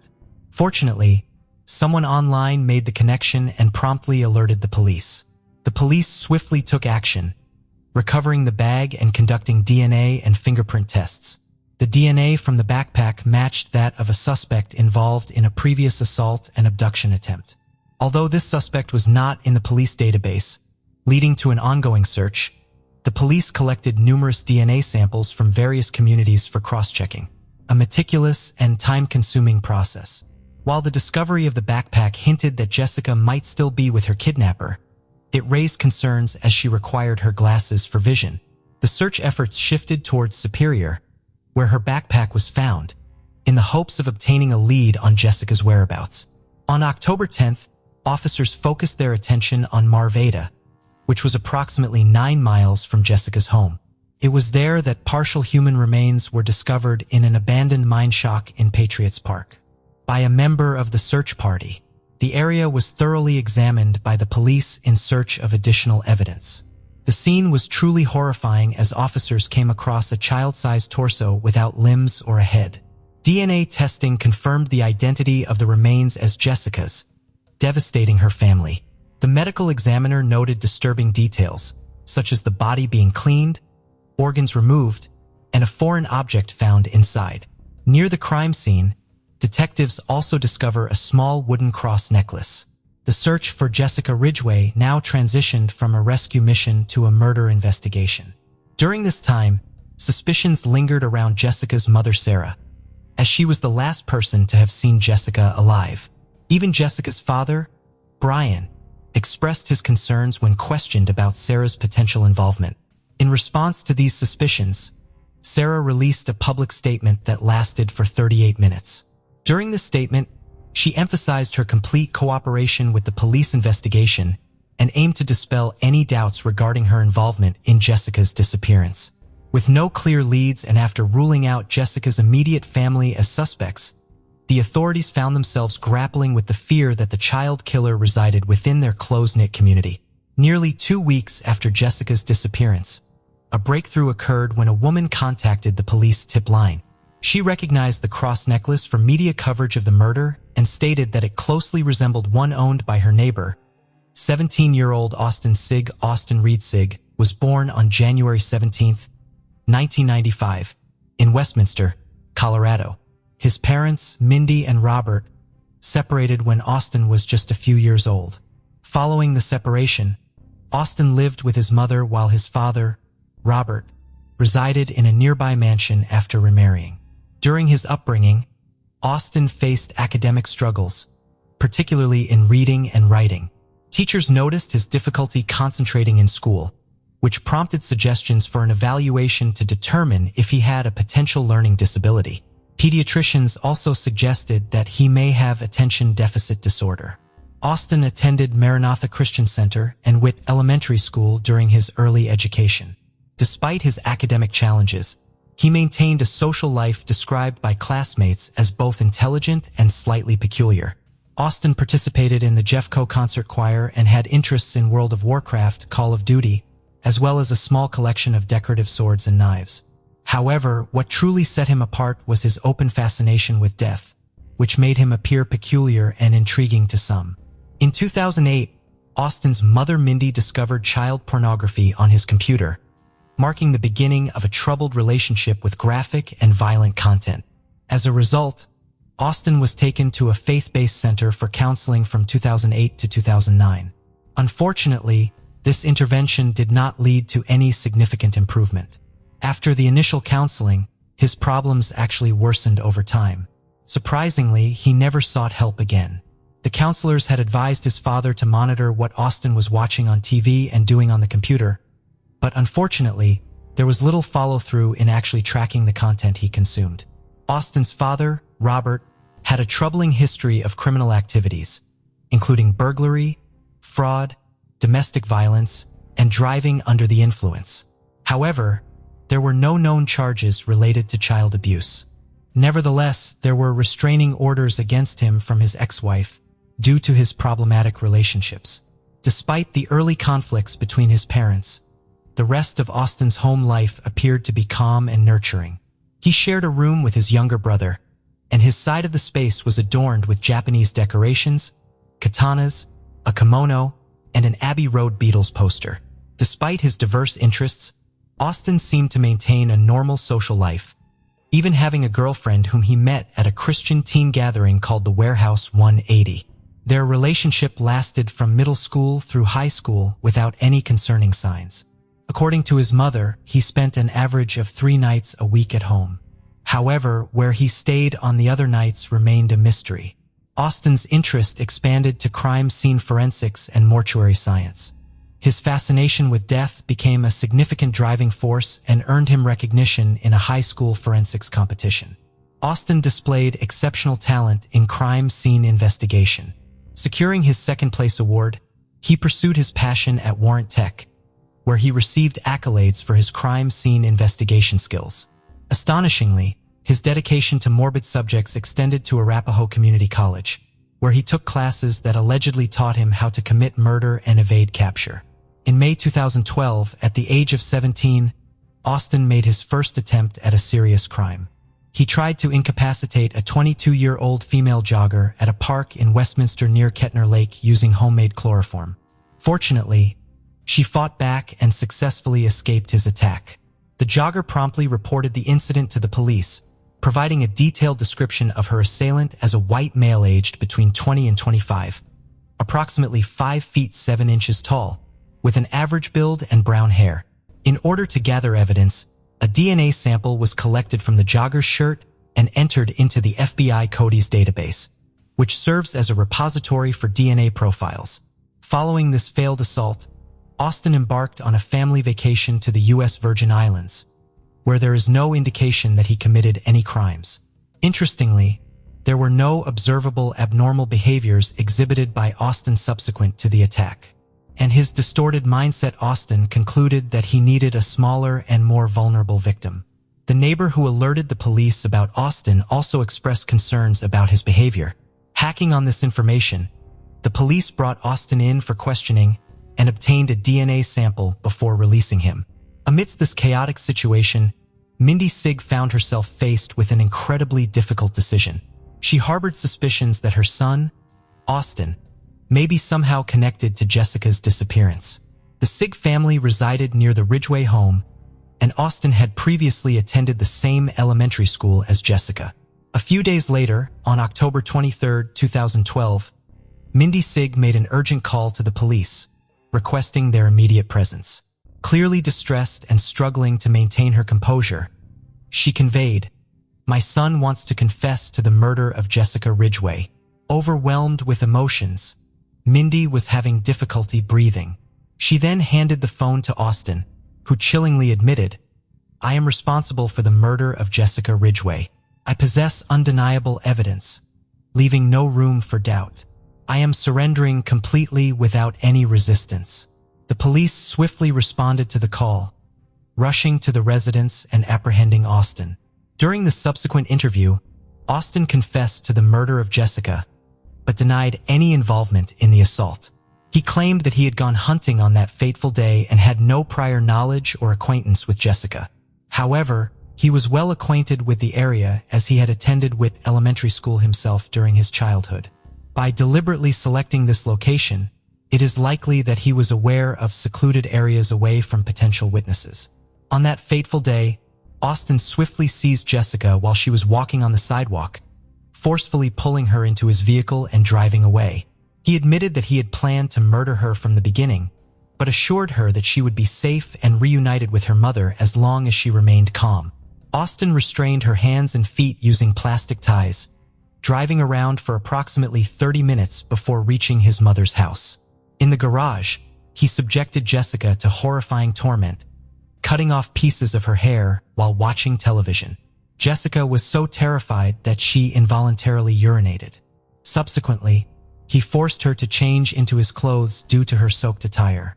The details of Jessica's murder are extremely distressing. Austin initially attempted to strangle her with zip ties, but when unsuccessful, resorted to manual strangulation. Realizing that she was still alive, he drowned her in a bathtub filled with scalding water. The brutality continued as he dismembered her body in the bathroom, utilizing an electric saw, utility knife, and razor blades. Austin meticulously labeled certain body parts and placed them in bags, disposing of her remains in a small pool shed located in his backyard. The following day, he drove around in his Jeep to dispose of Jessica's belongings, strategically placing her backpack and Superior to mislead the police, and discarding her jacket in a random trash can. Fearing detection by cadaver search dogs, Austin felt compelled to dispose of Jessica's torso separately. In a disturbing twist, he indulged in a fantasy by impersonating a medical examiner, removing her organs in his home and washing the body to eliminate any evidence. He claimed to have flushed the organs down the toilet. A search of the house uncovered the remaining body parts and cut hair from Jessica in the crawlspace, which Austin had previously described to the police dispatcher. Austin acknowledged placing a small hand-carved wooden cross pendant on Jessica's body. However, during the autopsy, it was discovered that the cross was found inside her body, which was one of Austin's practices. Austin confessed to etching 3 designs on the cross before inserting it inside her.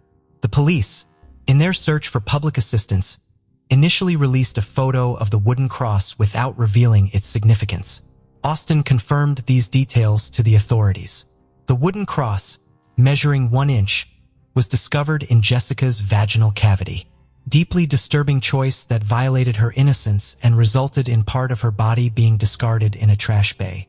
When questioned about his previous attempt to assault a female jogger, admitted that he would have done the same to her as he did to Jessica. His plan involved disposing of the jogger's body in the sulfur pits located in the Colorado mountains. Austin confessed that he had harbored a long-standing sexual fantasy, one that had intensified over time. He admitted to going out before Jessica's abduction and murder to search for young girls, but he never acted on his urges during those instances. Austin confessed to all the charges, resulting in a total of 17 counts, with 11 specifically related to the offenses against Jessica and the earlier attack on the female jogger. Due to his age, he was initially placed in a juvenile facility.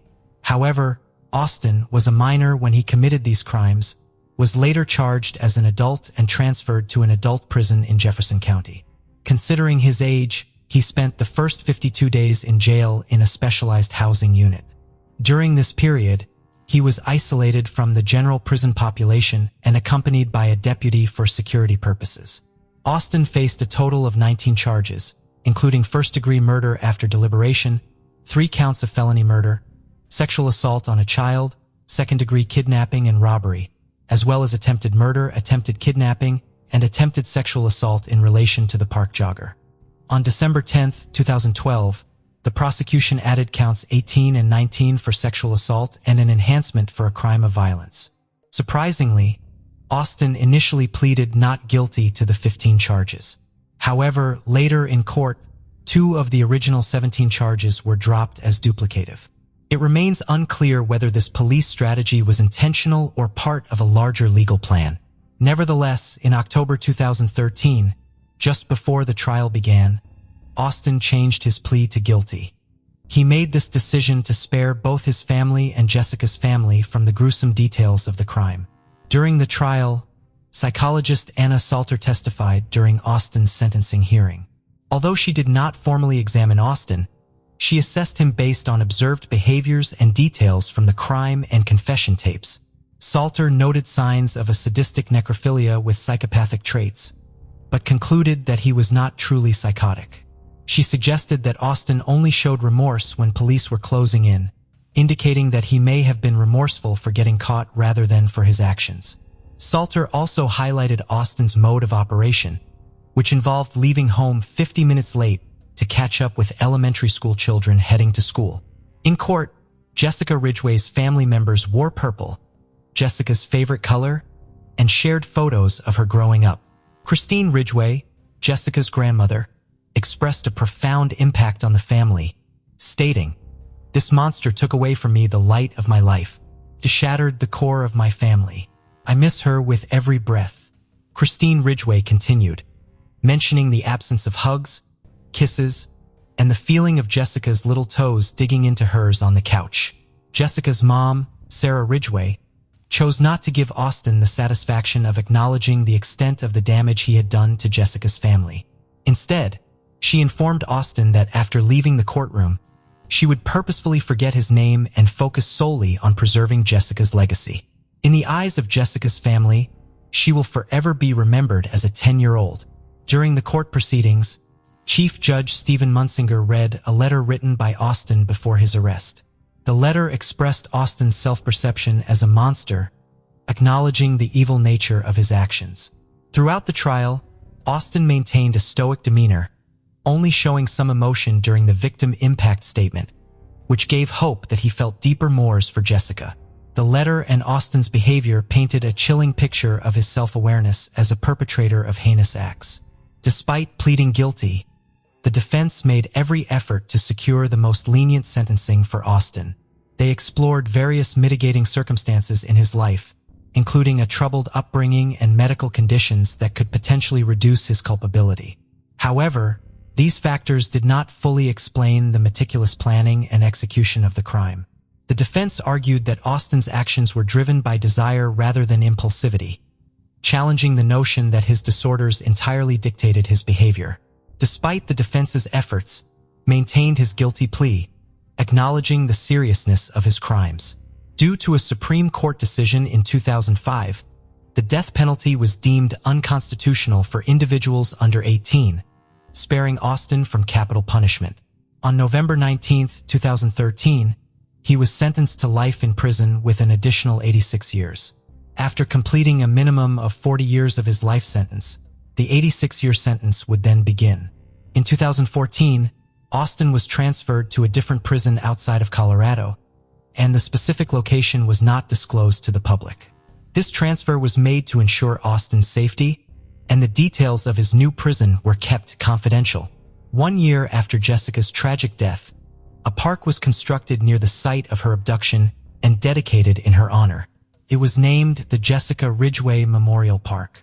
The structures within the park were painted purple, representing Jessica's favorite color, and featured dragonflies to symbolize her free spirit.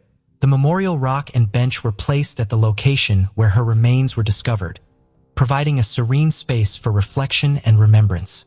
This thoughtful memorial stands as a lasting tribute to Jessica's memory, offering solace to those who visit and honoring the impact she had on the community.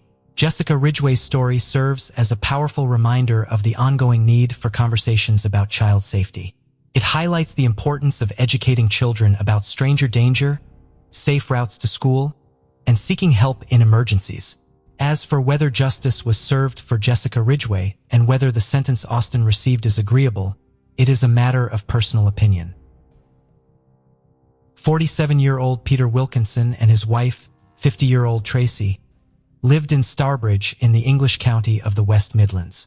The pair shared 2 children, a daughter Lydia, who was studying biology at Bristol University, and a son, Pierce, who was 13 years old. Even though she was away at university, the pair spoke most days, and they shared a very special bond. Tracy Wilkinson was a generous and compassionate woman. A former British Latin American ballroom dancing champion, she volunteered to work with the elderly and could talk to anybody and make them feel at ease. If she saw a homeless person on the street, she would often go home and get them food, refusing to turn the other way when she saw someone in need. She was a stay-at-home mother and her husband Peter worked as a businessman. Lydia described her little brother as handsome, funny, and clever, saying he was very personable and everybody made friends with him. Could make friends in an empty room, she said. Pierce and Tracy were passionate about films and loved nothing more than watching them together, especially the Carry On films. The family were huge dog lovers and adopted a greyhound called Mandy from a local trust.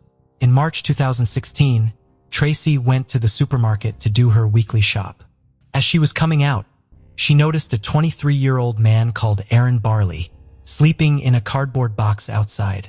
Seeing him struggling and cold moved her greatly, and in that moment she knew she wanted to help him.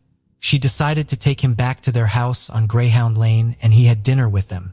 Tracy was keen to get him back on his feet and would offer him support in any way she could. She drove him to the council offices, and with their help, he was able to find new accommodation in a hostel. Every day Tracy would make sure he had breakfast and dinner, also ensuring he had a hot meal every day. This stability and support was something he hadn't experienced much of, as Aaron Barley's life had been troubled and chaotic from the get-go.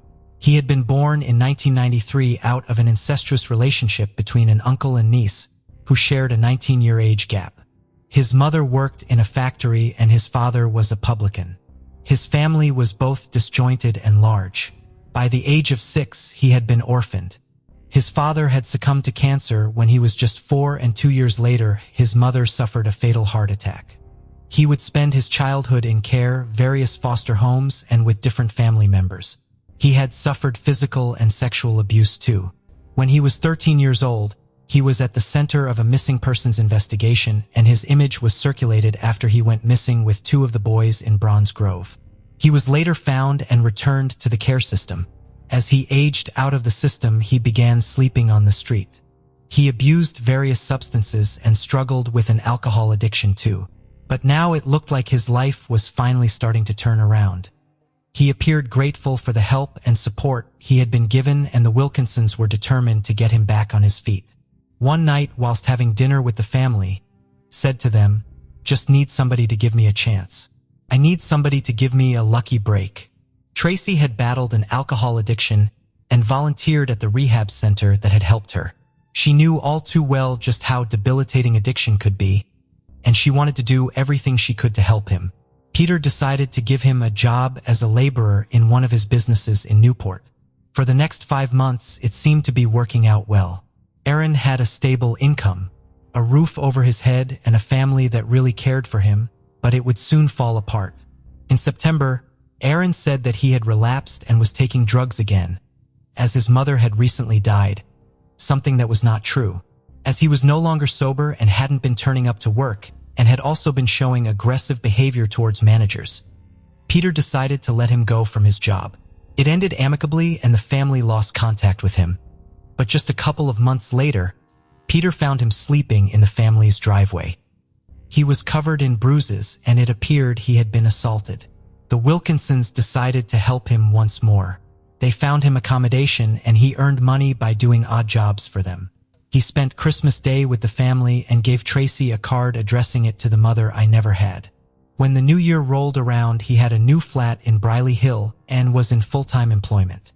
He would visit the Wilkinsons a couple of times a week for dinner, and things appeared to be on the up for him.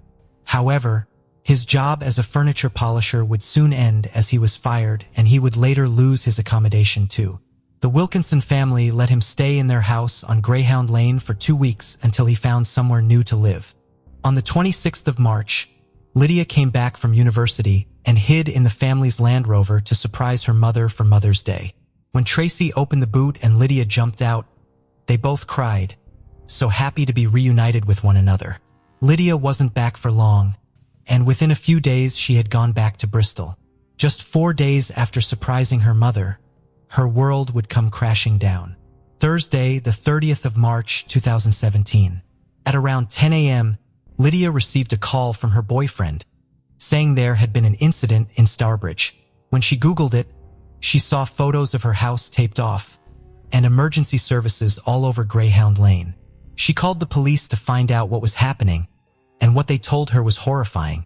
At 7 a.m. that morning, Peter had taken their Greyhound Mandy for a walk, just like he always did, and left his wife and son at home.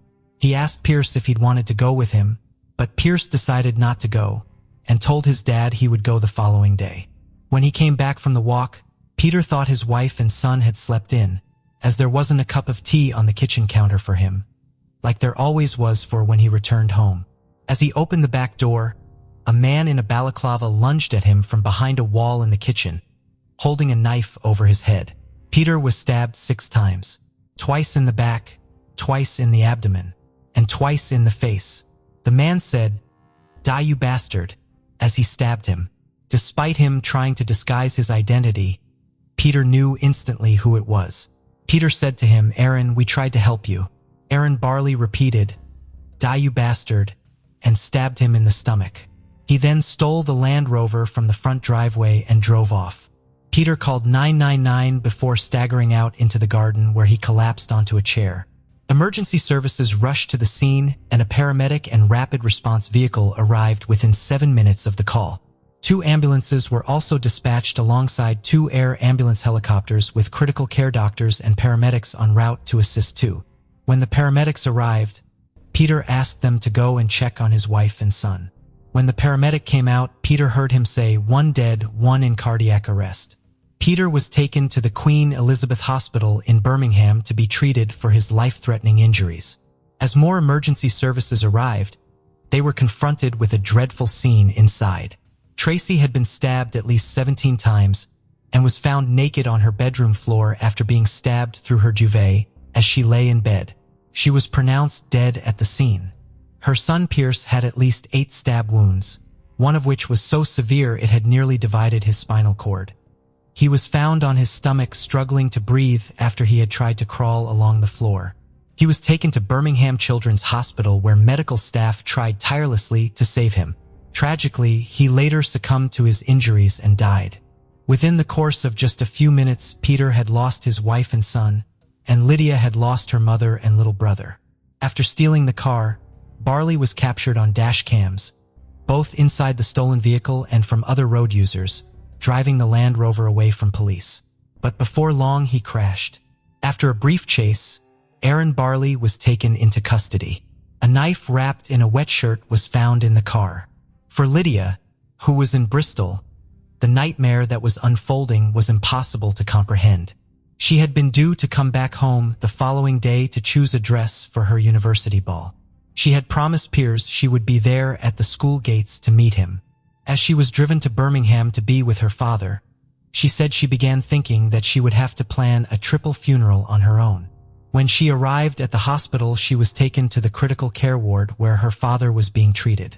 Doctors surrounded his bed, and he was hooked up to various machines before going into surgery to try and save his life. West Midlands Police and the West Midlands Ambulance Service gave a statement to the press. As her father was fighting for his life, Lydia was faced with the horrific task of identifying the bodies of her younger brother and mother. She said, "I went in and I just stayed with my mom and brother for a while and said that I was sorry I couldn't protect them, and I stroked their hair. I stayed there because I knew that was going to be the last time I saw them in my life. From that point on, it was a case of I lived every day for Dad."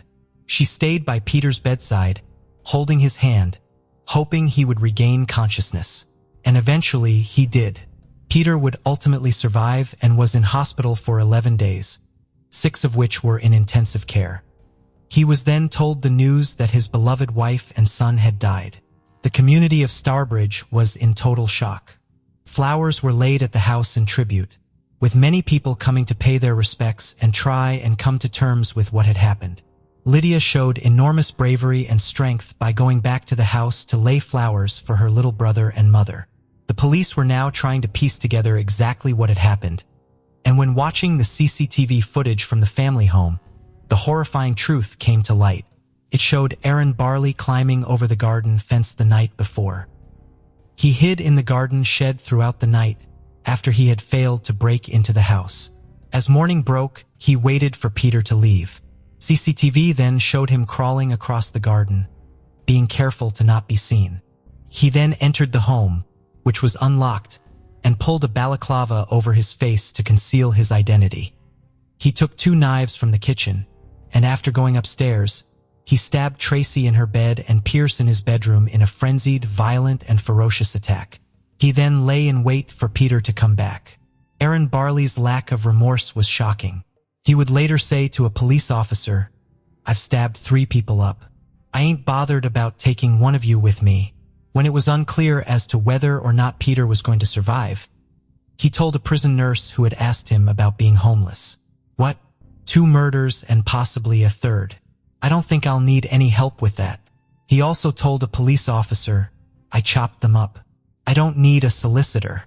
He refused to have a toxicology test done to determine if he was under the influence of any substances. He refused to give any reason for his crime, and his motive remains unknown. He bragged in custody about killing the mother and son, saying he was glad they were dead. The only regret he showed was that he hadn't succeeded in murdering Peter. Less than 1 week before the murders, the Wilkinsons had canceled a phone contract they had paid for Barley, as he had failed to contact them for 3 weeks. Tracy also told friends that she had seen him looking over the fence at her home and that she didn't want anything else to do with him. Aaron Barley had a long history of violence and antisocial behavior. When he was 11 years old, he was removed from a foster home in Worcester following violent attacks on other children in the home. As he grew up, he continued to show increasing violence with a former resident of the care home. He lived in saying he was deeply troubled. He would often get into fights and even stole a member of staff's car. He also wrote a hit list of people he wanted to kill. He had a string of 21 previous convictions, the first of which he got when he was just 12 years old, for grievous bodily harm. Other offenses included assaulting a police officer, drugs charges, possession of a firearm, and assaulting a former partner with a piece of wood. He had hit her 50 times with it, before breaking it in half and trying to stab her with it. For this offense, he was sentenced to 3 years in prison at the age of 18. He attended a school for children with social, emotional, or behavioral needs, and those who knew him described him as cocky, saying he often said disgusting and misogynistic things about people's female friends and relatives. Nobody socialized with him. He had also been reported to the police after his previous foster carer had read several posts on Facebook that had caused great concern. He had threatened his family, who he said hadn't spoken to him in years, and messages also said, "Got to try and get some help before I go on a killing spree." Those who had volunteered at the rehabilitation center stated that Barley had said he wanted to kill someone using a knife. They also reported that he said he had 2 aims in life, one being to kill a prison officer and the other to kill a police officer. However, his comments were not taken seriously with the belief they were caused by his drug abuse.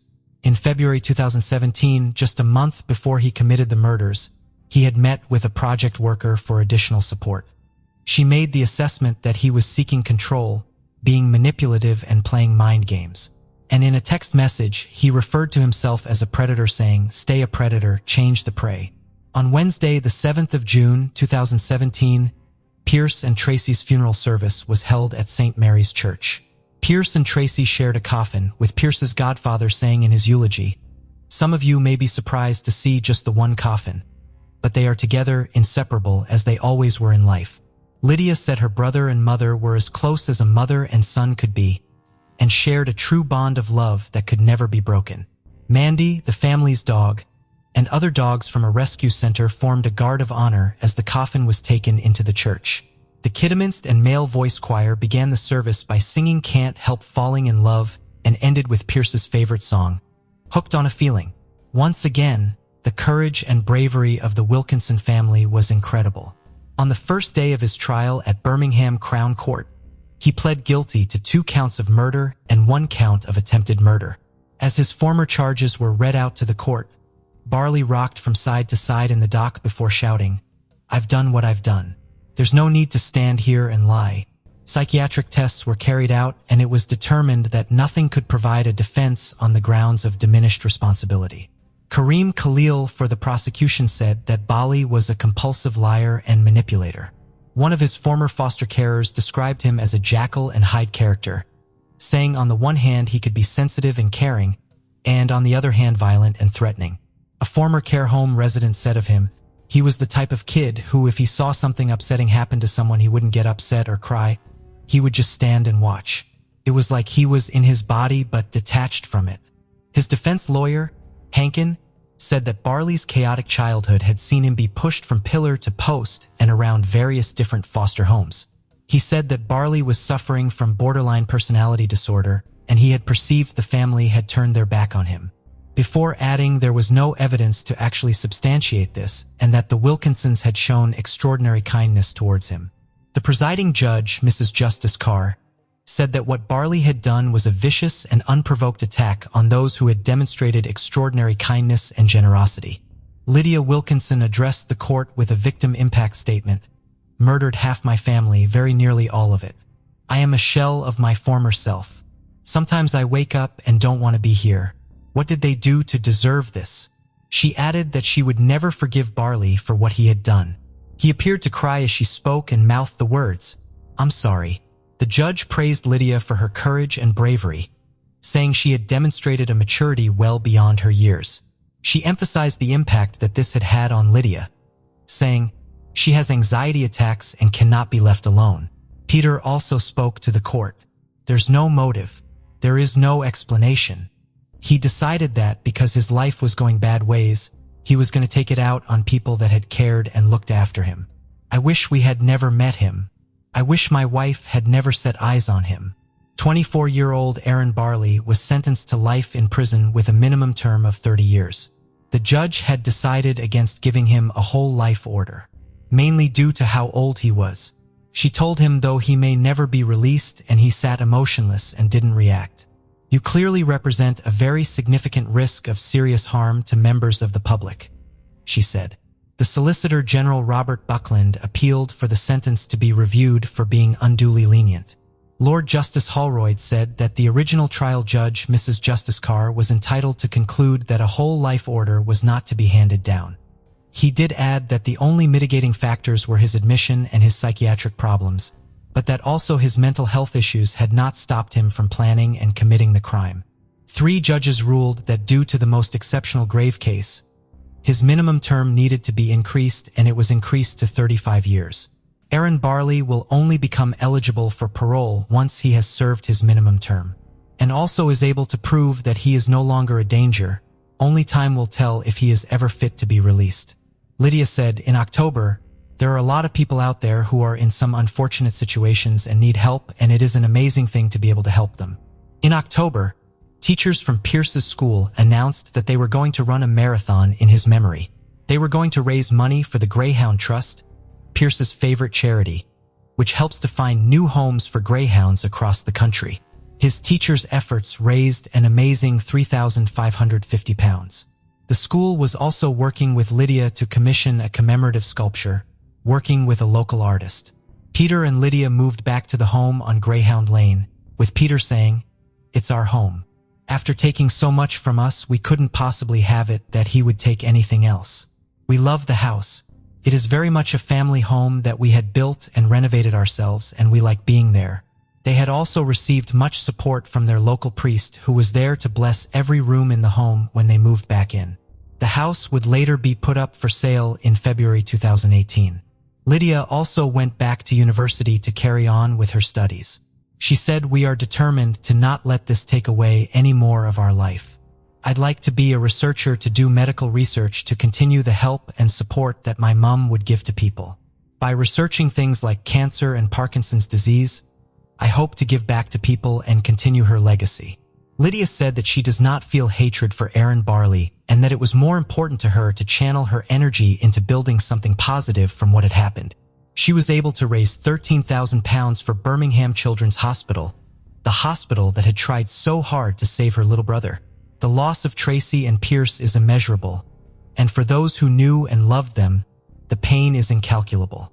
Tracy was a generous and compassionate woman who refused to turn away from anyone who needed her help. She and Peter together raised 2 incredibly kind and thoughtful children, who always considered others and wanted to support those in need. Although the void left by their deaths will never be filled, the lasting legacy Pierce and Tracy have created, be it through the children who will be looked after by Birmingham Children's Hospital or the Greyhounds who will be cared for and find a new home, will live on for many years to come. A 35-year-old mother of 5 named Crystal Rogers vanished from sight during the 4th of July weekend in 2015, leaving her abandoned car on the Bluegrass Parkway in Bardstown, Kentucky. Sherry and Tommy Ballard, Crystal's parents, were devastated and perplexed. Sherry took care of Crystal's children after her disappearance, and Tommy devoted his time to finding his daughter. Police looked into it as well, but they could not find any information about her whereabouts. 16 months later, tragedy struck once more when her father Tommy was shot and killed on November 19, 2016, while hunting on family land close to Bluegrass Parkway. The unsolved disappearance of Rogers and her father's death had a profound effect on the Kentucky community and attracted a lot of media attention. Despite the extensive coverage, investigators were unable to make headway. After 8 agonizing years, a significant breakthrough occurred this year. This case brings us to Bardstown, Kentucky, a town renowned for its rich history, vibrant community spirit, and local legends, which include the renowned bourbon heritage. It provides a top-notch experience in a small-town environment. Nonetheless, Bardstown is not one of the safest neighborhoods in the nation. Its crime rate is greater than 90% of all Kentucky towns and cities when compared to the state as a whole. The fact that the town has seen 4 unfathomable, unsolved tragedies that have permanently damaged the lives of those who live here is another contributing factor. The first tragedy occurred on Memorial Day weekend of 2013, when Jason Ellis, a 33-year-old Bardstown police officer, was ambushed and killed on the Bluegrass Parkway exit ramp. The second occurred on the day after Easter in 2014, when 48-year-old Kathy Netherland and her 16-year-old daughter, Samantha, were brutally murdered inside their home in Botland, just outside Bardstown. Crystal Rogers' murder was the third in this heinous string of killings. Crystal was born April 4, 1980, in Bardstown, Kentucky. She was Sherry and Tommy Baller's much-loved first child. Growing up in a close-knit family, Crystal's parents loved and looked out for her, being picky about who she spent time with. Crystal had a kind and sympathetic disposition when she was younger, which made people like her. Sherry said that she was incredibly grateful to have Crystal as a daughter, and that she could not have asked for a better kid. Initially, Crystal Rogers was wed to Keith Rogers, and the two of them had 4 children. But as time passed, it was clear that their marriage was under strain. Rather than pursuing a formal divorce, Crystal and Keith made the decision to live apart. It is interesting to note that even as they got older, kept his last name. Later in life, Crystal embraced the joys and responsibilities of motherhood and became a fully committed mother to her children. Crystal started dating Brooks Halk not long after they split up, marking the beginning of a new chapter in her life. This was a long-term relationship that lasted until 2015. In addition to their romantic relationship, Brooks and Crystal had a working relationship. Coming from a wealthy family with ties to Bardstown, Brooks owned and operated several rental homes in the area, actively collaborated with him, juggling her job obligations with her 4 children's needs. Along with Brooks, Crystal welcomed Elijah, also known as Eli, a son, into her family. But Crystal's life, which had been marked by her generosity and love for her mother, was about to take a tragic turn. Her 5 children had been enriched by their mother's enriching presence were left with a permanent void in their hearts after her abrupt disappearance. For Crystal, the beginning of July 3, 2015, was just another typical day spent at her boyfriend Brooks' family farm. She watched her children and passed the time by playing games on her phone. Nobody could have predicted how drastically this seemingly ordinary day would affect everyone's lives. When Brooks awoke the following morning, July 4th, he discovered with dismay that Crystal had vanished. The July 4th was marked by barbecues, fireworks, and other traditional festivities, but Crystal was nowhere to be found throughout the day. A relative discovered Crystal's 2007 Chevrolet Impala parked with a flat tire near mile marker 14 of the Bluegrass Parkway 2 days later, on July 5th. The keys were strangely still in the ignition, and her personal cell phone was discovered inside. It was at this point that Crystal's mother, Sherry Ballard, officially reported her missing. The investigation into Crystal Rogers' disappearance began on July 5, 2015, with Detective John Snow leading the way. Brooks Hawk, Crystal's boyfriend and the father of her youngest child, became the focus of the investigation almost immediately. Brooks claimed that he, Crystal, and their son, Eli, went to the family farm on the night of July 3rd. They returned home and went to bed, but when Brooks awoke the next morning, was gone. He suggested that her habit of leaving in the middle of the night was not uncommon, as she frequently attended parties. However, Crystal's friends and family disputed Brooks' portrayal of her as a frequent partygoer who would abandon her children.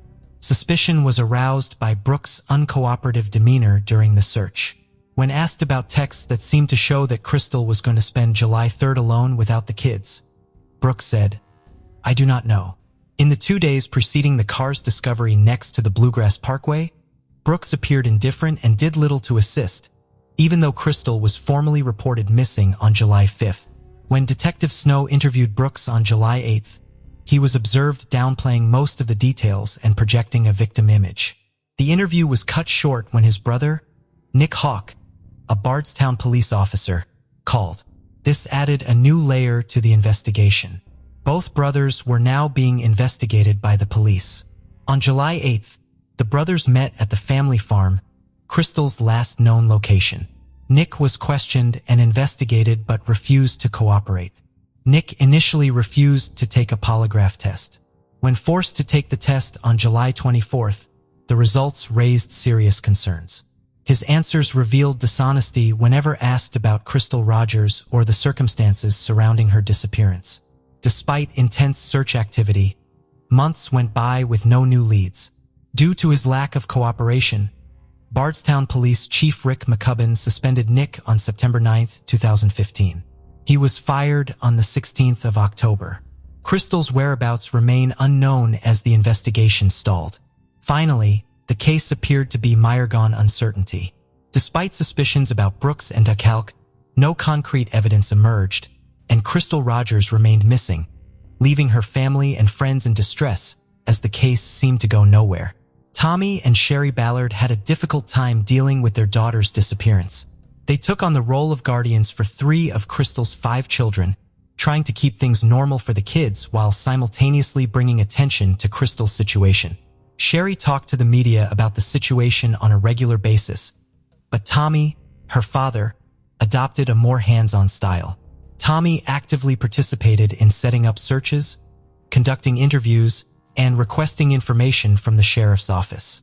It appeared as though he was conducting an independent inquiry in addition to the formal search for his daughter. He even thought about running for the sheriff's post when things appeared to be slowing down. His goal was to take charge of the unit looking into this daughter's case, and ideally produce more noticeable outcomes. Soon after Crystal vanished, the Ballard family suspected Brooks and his brother of being involved in a foul play. They publicly implied Brooks' guilt earlier, casting doubt on the veracity of his relationship with Crystal. Tommy and Sherry intensified their legal actions against Brooks in the second half of 2015. They were worried that Brooks would try to leave the area with Eli, who was selling real estate quickly and at an unusually low price. To stop him from leaving, the Ballards took legal action. Aside from this court case, Tommy continued to look for his daughter. He seemed to get a little paranoid in the process. Especially in 2016, he turned into a fervent safety advocate, pushing family members to regularly carry firearms and install security cameras at home. Looking back, it is obvious that Tommy's second significant loss had a profound impact on him. Following the murder of his sister in 1979, and now nearly 40 years later, his daughter vanished. In addition, Tommy confided in his wife Sherry that he thought someone was following him. People who knew Tommy well understood his fear of something bad happening to him or his family, especially during the holidays. As the year came to a close, the Bollards filed the legal motion to keep Brooks in the area. They'd also started a lengthy legal battle over religious custody that would last for years to come. Admittedly, the Nelson County Sheriff formally declared Crystal Rogers to be most likely dead on October 16, 2015. He identified Brooks Hawk, her boyfriend, as the main person to blame for her disappearance. The first arrest in connection with Crystal Rogers' disappearance was made public in December 2015. Danny Singleton, a seasoned worker who was regarded as Brooks Hawk's right-hand man, was placed under arrest. Singleton had worked with Crystal and was rumored to be friendly with her. Due to his grand jury testimony earlier in the year, 53-year-old Singleton was arrested on December 16, 2015, on 38 counts of perjury. He was accused by detectives of lying under oath numerous times, and if found guilty, he might receive a long prison sentence. Nevertheless, he was only in prison for 8 months before being released. In 2016, the primary suspect, Brooks Hawk, became the center of attention for the Crystal Rogers investigation. The detectives now focused on other family members after expanding their investigation to include his brother Nick. Attention was drawn to a white Buick that had belonged to their grandmother and a Whitesides. It was touted to a Kentucky State Police lab for forensic testing because Nick had sold it around the time Crystal vanished. The objective was to locate any evidence such as DNA or questionable bodily fluids connected to Crystal. Anna Whitesides, 82, became the focus of the investigation as a result. In June of 2016, she received a grand jury summons to testify. The car may have been used to dispose of a body, cleaned up after, and then sold to obstruct the investigation. The court surmised. Whitesides, however, exercised her Fifth Amendment right and declined to testify.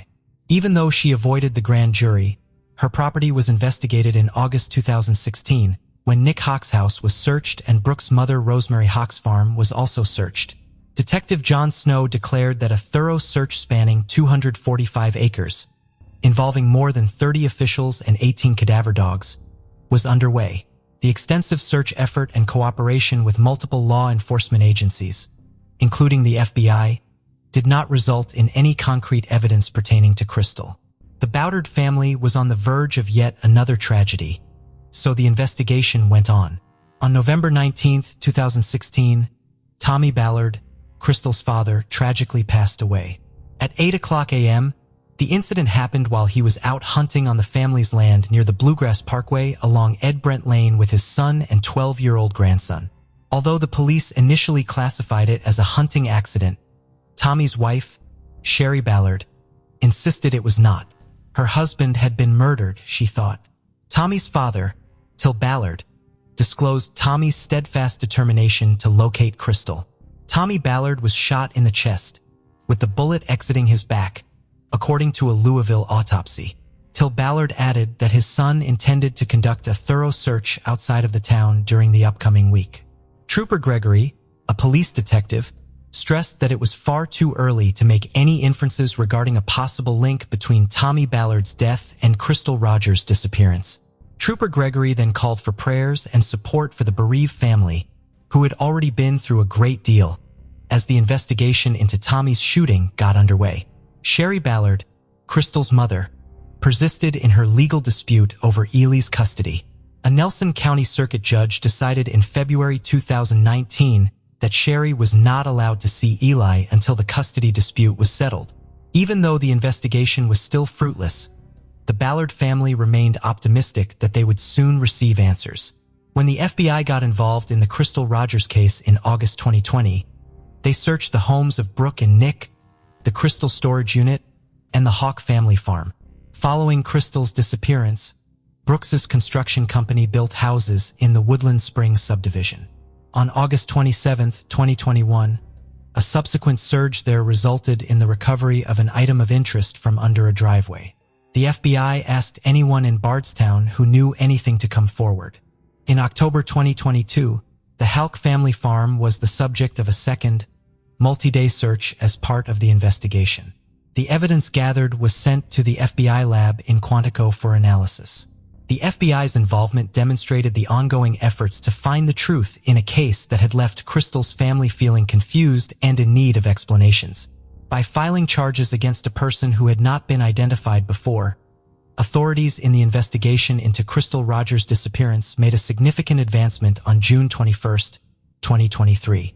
This new information brought a depth to the long-running investigation that had first highlighted Brooks House as potential suspect in Rogers. The arrest also led to an investigation into a 2015 police interview with Brooks Hawk, during which an additional person named Stephen Lawson was mentioned. There are rumors circulating that Stephen Lawson is related to someone by the name of Joseph Lawson, which could explain the possible connection and add another level of entry to the ongoing investigation. According to court records, 32-year-old Joseph Lawson is accused of conspiring to commit murder and participating in the tampering of physical evidence. Lawson was charged in connection with an incident that occurred over the July 4th weekend in 2015, which also happened to be the time that Rogers was reported missing. During this critical time, Rogers' possessions, including her phone, purse, and keys, were found inside her vehicle on the Bluegrass Parkway. Lawson was specifically charged in the indictment with participating in the destruction, mutilation, concealment, or removal of tangible evidence. Joseph Lawson's arrest raised concerns about the circumstances surrounding Crystal Rogers' disappearance and the nature of Lawson's relationship to the woman who went missing. The details of what happened the night of Rogers' disappearance are still unknown, even after Lawson was arrested, creating holes in the story. On September 27, 2023, Brooks William Halk was taken into custody based on a one-page indictment that included accusations of murder and tampering with tangible evidence related to Crystal Rogers' death in July 2015. According to the unsealed indictment that a circuit court judge unveiled on Wednesday, Brooks was charged with killing Rogers on July 3rd or July 4th, 2015. The document does not, however, contain important information about the manner and location of her death. In a similar vein, Hawk's purported tampering with case-related evidence was not explained in the indictment.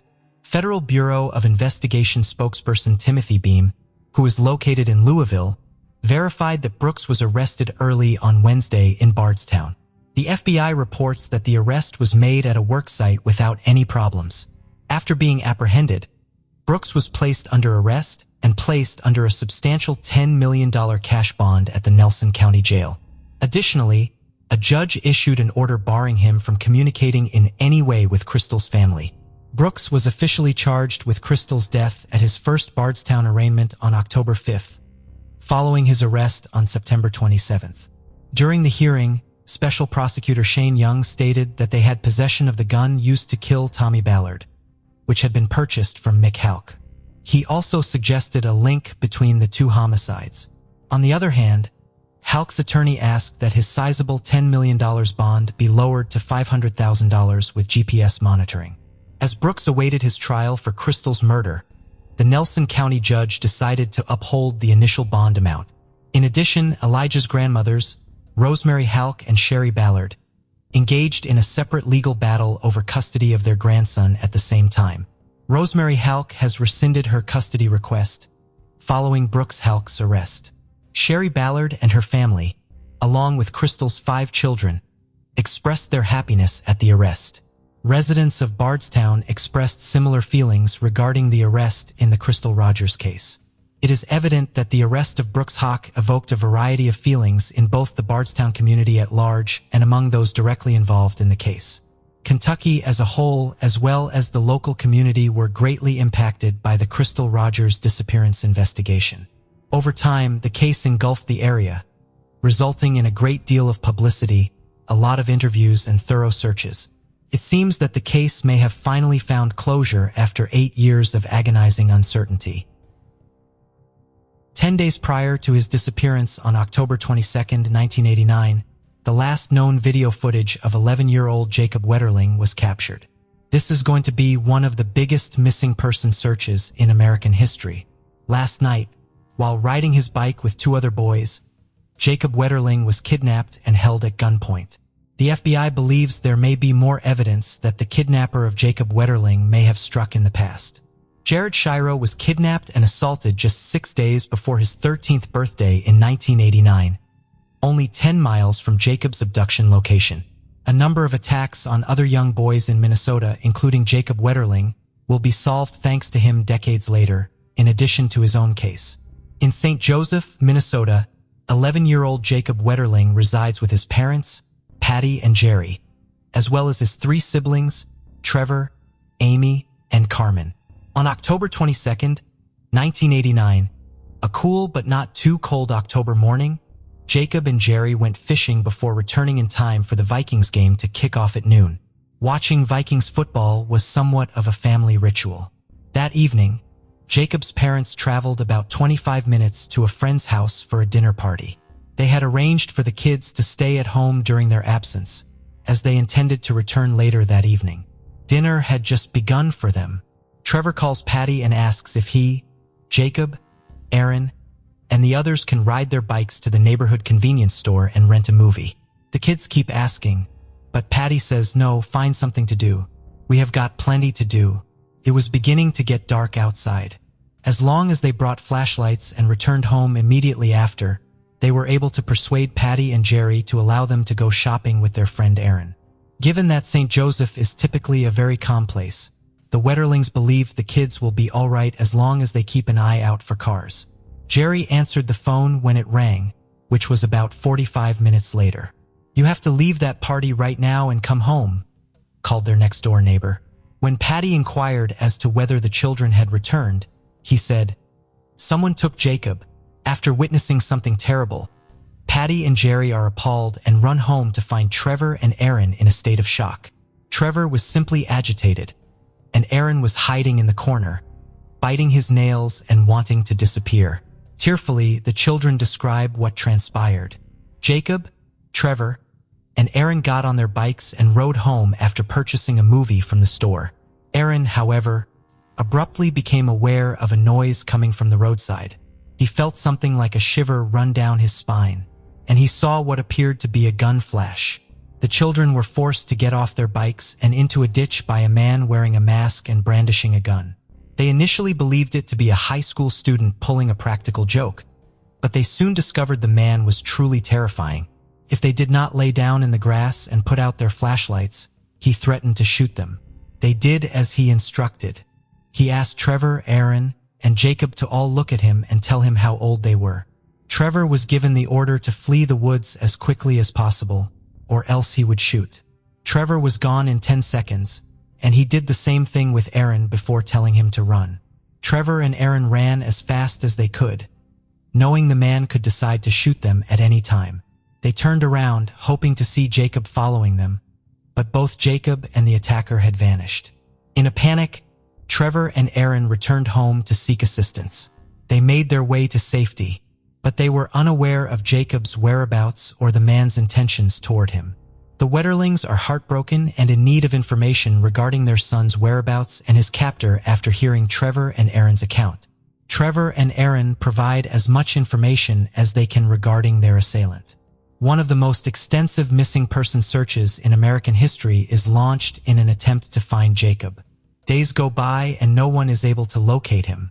However, the Wetterlings may have their best chance of finding him in the form of Jared Sherrill, a young victim. 9 months prior to Jacob's disappearance, on January 13, 1989, 12-year-old Jared Sherrill was content with his family's life in Cold Spring, Minnesota, a small town located just 10 miles away from the Wetterlings. He and his friends went ice skating that evening. They then purchased malts from a cafe. What had seemed like a normal night soon turned gloomy. Jared approached his friend Corey as the boys prepared to leave for home. They strolled through the small alleyway in the backyard before Jared asked Corey to walk him home, but Corey turned him down. Jared bid farewell and set out on his lonesome walk home. However, his family became anxious when he failed to return on schedule. Nobody knew where Jared was, but his parents saw him running up to the house, upset, almost 2 hours after he said goodbye to his friends. He immediately claimed that he had been attacked and that the attacker was still at large. In order to have any chance of apprehending the man who had injured him, had to relive this horrific experience after his parents had called the police. Jared probably started walking home at 9 o'clock or 9:30 p.m. A car pulled up to him and asked where it should go. He proceeded to direct the man. Grabbing Jared, the man asked him to get into the car after getting out of the vehicle. He declared that he is not scared to use his gun. Jared obeyed the man's instructions and made every effort to live. In an attempt to flee and utilize the information to help apprehend his assailant in the future, he examined the car as much as he could. He saw that the car had a police scanner in it. Jared remained alert, following their every move, even though the man forced him to put his hat over his eyes and lie down in the back seat. The man drove for approximately 15 minutes before turning onto a gravel road and coming to a stop. Fear took hold of Jared as the man walked toward him. The 12-year-old was then molested in the vehicle.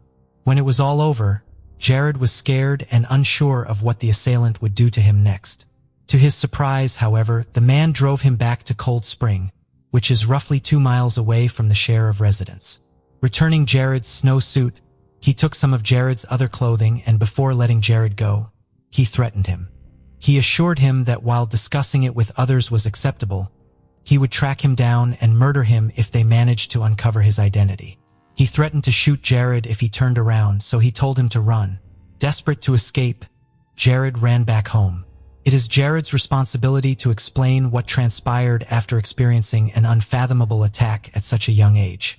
In an attempt to aid the authorities in apprehending this monster, he provides them with every detail he can recall regarding the car and the man who attacked him, tells them about the police scanner in the car, and claims to have been dressed in camouflage. He even gives them directions on the path they took by car. 3 days following Jared's kidnapping, authorities discover a potential culprit. Danny Heinrich, an ex-National Guard member, he has already had burglaries and other run-ins with the law, along with a few deedlers. He also had a police scanner in his car, which an officer discovered during a traffic stop, exactly like Jared had said. Jared recognizes 2 men in a picture lineup who he believes resemble his assailant. Heinrich was one of them. He is unable to identify a single suspect, and the police are unable to press charges. Jared has to go home because he knows the man who attacked him and threatened to kill him is still out there. Jared initially thinks he is the only victim of the man. He soon discovers there are similarities between the abduction of himself and Jacob Wetterling, which took place in the neighboring town of St. Joseph later that year. Jared thinks he might be the same person, so he wants to do everything in his power to apprehend the offender and help find Jacob. On December 13th, 1989, nearly 2 months after Jacob Wetterling vanished, Jared Sherrill collaborates with FBI agents to create a drawing of the attacker. After noticing parallels between Danny Heinrich and the sketch, the FBI brings Heinrich in for questioning 3 days later. They inquire as to his whereabouts on the evenings of the kidnappings of Jacob and Jared. He consents to give them his shoes, a sample of his hair, and his car's tires since he has no other explanation. The resemblance between the tire and shoe prints found at Jacob's kidnapping scene aids law enforcement in obtaining a search warrant. They discover radio scanners, black boots, camouflage pants, and even pictures of young boys inside Heinrich's home.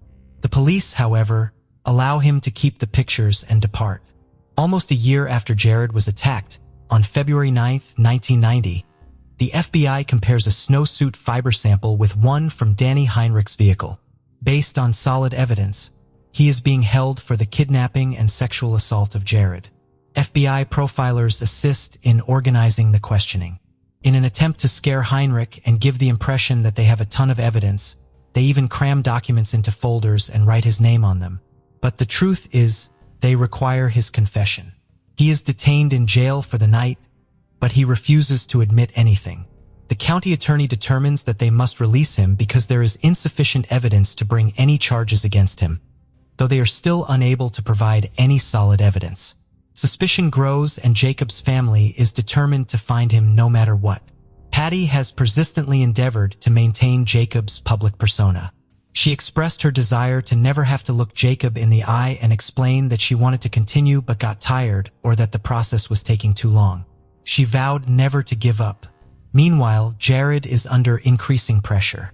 He is determined to provide answers and make the connection between his case and Jacob's. He is frequently pulled out of class by police. Furthermore, despite their best efforts to hide his identity, word quickly got out in the small town that he was the boy who had been molested. Even though he does not know who did it, he is continuously questioned and pressured by the police to confirm it. During one specific interview, the parents were not permitted to enter the room. He was quizzed on his level of certainty regarding the details after being thoroughly briefed on all the pertinent information. did not have the answers as much as he wanted to give them in depth. When he eventually started crying, his parents noticed and told the police they were through. In an effort to assist Jared in moving on and regaining his sense of normalcy as a child, his family chooses to leave Cold Spring. They wish to shield him from the mounting strain as well as the assailant, who is still at large. In an attempt to live a more tranquil life, they relocate to Painesville, Minnesota, a short distance away. However, Jared and his family will not learn about the horrors that are already occurring there for more than 20 years. The abduction of Jacob Wetterling and the case of Jared Sherrill have remained unresolved for years. Finding Jacob and apprehending the person who took him seem to be out of the question. However, a discovery made by a blogger more than 20 years after the kidnappings will alter everything. Around 2013, Jared receives a message from Joy Baker. In Painesville, Minnesota, the town Jared and his family moved to after his assault in Cold Spring, only about 20 miles away. She came upon a newspaper article about a string of unsolved kidnappings and assaults of small boys. Multiple reports of a man terrorizing young children in Painesville began in 1986, 3 years prior to the attacks by Jared and Jacob. He would follow children as they strolled or rode their bikes through the town. After grabbing them and asking their age, would attack them and then release them. It never occurred to the police to apprehend the man or identify him. However, Joy Baker believes there may be a link between those attacks and the kidnappings of Jared and Jacob. Jared is taken aback when Joy speaks to him. He has never heard of these other cases in Painesville before. They sound a lot like his kidnapping to Joy and Jared, and not even the FBI agents had made the connection between the two cases. Jared had believed for decades that he was the only survivor, so when he found out there were others as well, he set out to investigate further. He might be the link that the police need to locate Jacob and bring the attackers, all the young boys and their families, to justice. Jared and Joy carry out more research over the course of the following few years. After many hours of investigation, Jared locates and gets in touch with other survivors. He spoke with one of the victims during the first week and only learned the specifics of his attack. They were at ease conversing with him. They knew who he was, and it had a cascading effect. Ultimately, following the completion of Jared and Joy's work, detectives re-examined Jared's and the Painesville cases. Danny Heinrich, an early suspect who resided in Painesville at the time, provided the authorities with a hair sample. Thanks to technological developments, detectives can now compare the DNA from Heinrich's hair sample and the clothing Jared wore the night of his attack. There is a match. Police now have concrete evidence that Heinrich is the one who attacked Jared, but Jared discovers that he will be unable to charge him with the crime. There are statutes of limitations in Jared's case, and Heinrich is immune from prosecution. That gave Jared the impression that he had worked hard to discover the solution and that, having done so, Heinrich would not face legal consequences. It was unjust to him. Even though Jared's case is not strong enough to convict Heinrich, he still wants to support the other families in need of clarification. Joy and Jared's efforts have allowed police to look into Jacob's disappearance more thoroughly. They obtain a warrant to search Heinrich's residence. They discover child pornographic binders, but no proof of Jacob or the Painesville attacks. April Heinrich is taken into custody on charges of child pornography on July 28, 2015. Even though investigators think he took Jacob, they have not found any solid evidence yet. If Heinrich does not come clean, they might never find out where Jacob is or what happened to him. In their desperation to find the answers, they devise an astonishing bargain for him. In his case, he will not face any charges if he reveals to them where Jacob is. Additionally, all but one of the child pornography charges will be dropped. According to U.S. Attorney Andrew Lugar, it is the only way to discover the truth. Additionally, the Wetterlings consent to present Heinrich with the offer. Heinrich accepts the arrangement. After just 10 minutes in court, the prosecutor asks, "Did you kidnap, sexually assault, and kill Jacob Wetterling?" To which he calmly replies, "Yes, I did," and proceeds to describe what transpired when he took Jacob. Heinrich believed that following the assault, he saw a police car in the area. He shot Jacob out of panic. In addition, he admits to kidnapping and sexually abusing Jared. He takes the police to a location just outside of Painesville's downtown, where he buried Jacob's body. Danny Heinrich's plea agreement prevents him from being charged with Jacob's murder. However, he was given a 20-year prison sentence in 2016 for using child pornography. When leaves, he will be in his 70s. The awful truth of Jacob's death has now set in. When the families learn the truth about what actually transpired almost 30 years ago, Patty Wetterling claims they almost experience a sense of peace, knowing that Jacob is not in pain. "I want to say, Jacob, I am so sorry," Patty said. "It hurts so much to know what his final days, hours, and minutes were." In order to assist families of missing children, Jacob's parents founded the Jacob Wetterling Foundation, which is currently known as the Jacob Wetterling Resource Center. Additionally, they try to pass the Jacob Wetterling Act, which mandates the creation of sex offender registries in each state. In addition to her role as chair of the board for the National Center for Missing and Exploited Children, Patty Wetterling is a well-known advocate who never stops working to defend children and support other families. Had Jared Sherrill not shared his account and collaborated with Joy Baker to secure justice, the Wetterling family might not have been aware of Jacob's fate. The Wetterlings are still close to Jared and Joy today. They were instrumental in providing closure for many families that had been at odds for many years. The speed at which the internet has grown and how it has impacted our lives as we know it is truly unbelievable. Amongst the millions of users was Ashlyn Black, a fashion and outdoor-loving 25-year-old who enjoyed vintage shops, camping, and listening to Nirvana. She lived in Layton, Utah in the United States, and worked as a carer looking after young children that faced developmental or educational challenges. Her family said that she loved being a voice for those that might have found it harder to speak out for themselves, and the job just came naturally to her. Ashlyn couldn't wait to be a mother herself. Her family said it was something she wanted with all her heart. Her plan was always to adopt, a decision that was definitely impacted by her job as a carer, everyone said. She was kind, patient, and welcoming with a big infectious laugh that people said made everyone instantly feel comfortable around her. On May 23, 2020, Ashlyn, like many, was scrolling and swiping through Tinder. Before long, she matched with a 24-year-old called Ethan Hunsaker, a father of one who had recently separated from his wife and was now renting a house alone. The pair started talking and got along well, quickly making plans to go out for dinner and drinks that night. At around 9 p.m., Ethan drove over to Ashlyn's home to pick her up. The pair headed out to a local bar, where they stayed for about 4 hours before heading back to Ethan's house. Several hours later, through 19 a.m., the person that had made the call was Ashlyn's date, Ethan. But on the phone he said he didn't even know Ashlyn, didn't know her last name, and that he would like the officers to kill him when they arrived at the house. Police rushed to the property on North Reed Avenue. Ashlyn was face down in one of the bedrooms, with stab wounds across her whole body. Paramedics did everything they could to try and save her, but it was no good.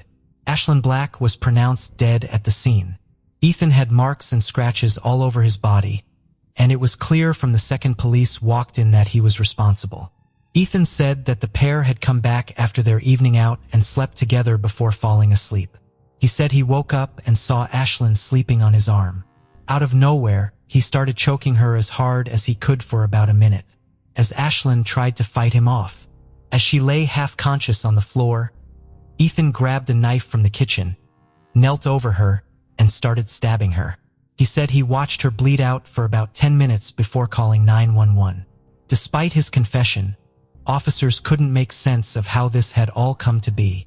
According to Ethan, the date went well and they were really getting on. There had been no fight or argument that had got out of control. One minute they were sleeping, the next Ashlyn was dead. But Ethan soon bluntly said that he had invited Ashlyn over with the sole intention of killing her. He said he knew when he picked her up that night that if she came back to his house, he would take her life.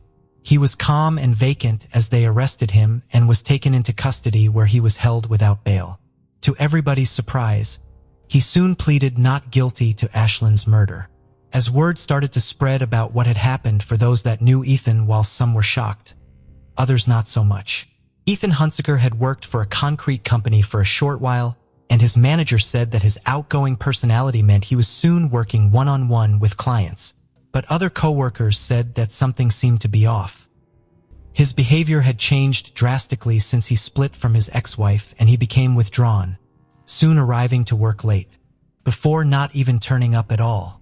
After a couple of months, Ethan was fired after having an altercation with a female coworker, the details of which remain unconfirmed. People said he made a lot of dark and sinister comments and spoke about wanting to hurt and kidnap women. He also spoke of having suicidal feelings and homicidal thoughts as well. Ethan's boss said he was kind of the goofy young kid that always made us laugh, I guess, that always had something stupid to say. Then, end of last year, it was just weird. He went from goofy to just nobody wanted to be around him. He added that what he had been arrested for didn't actually surprise him.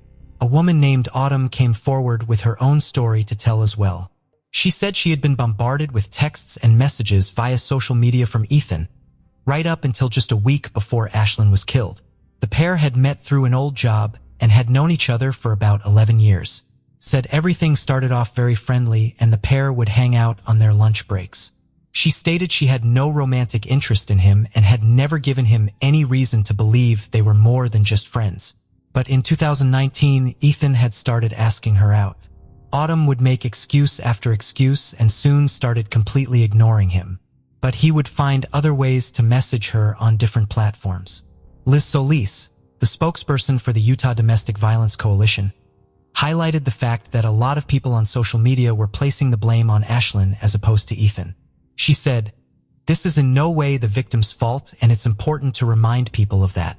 It doesn't matter how the victim met the perpetrator or where or when. The decision to commit the violent act was that of the perpetrator." Just over 1 year later, June 2021.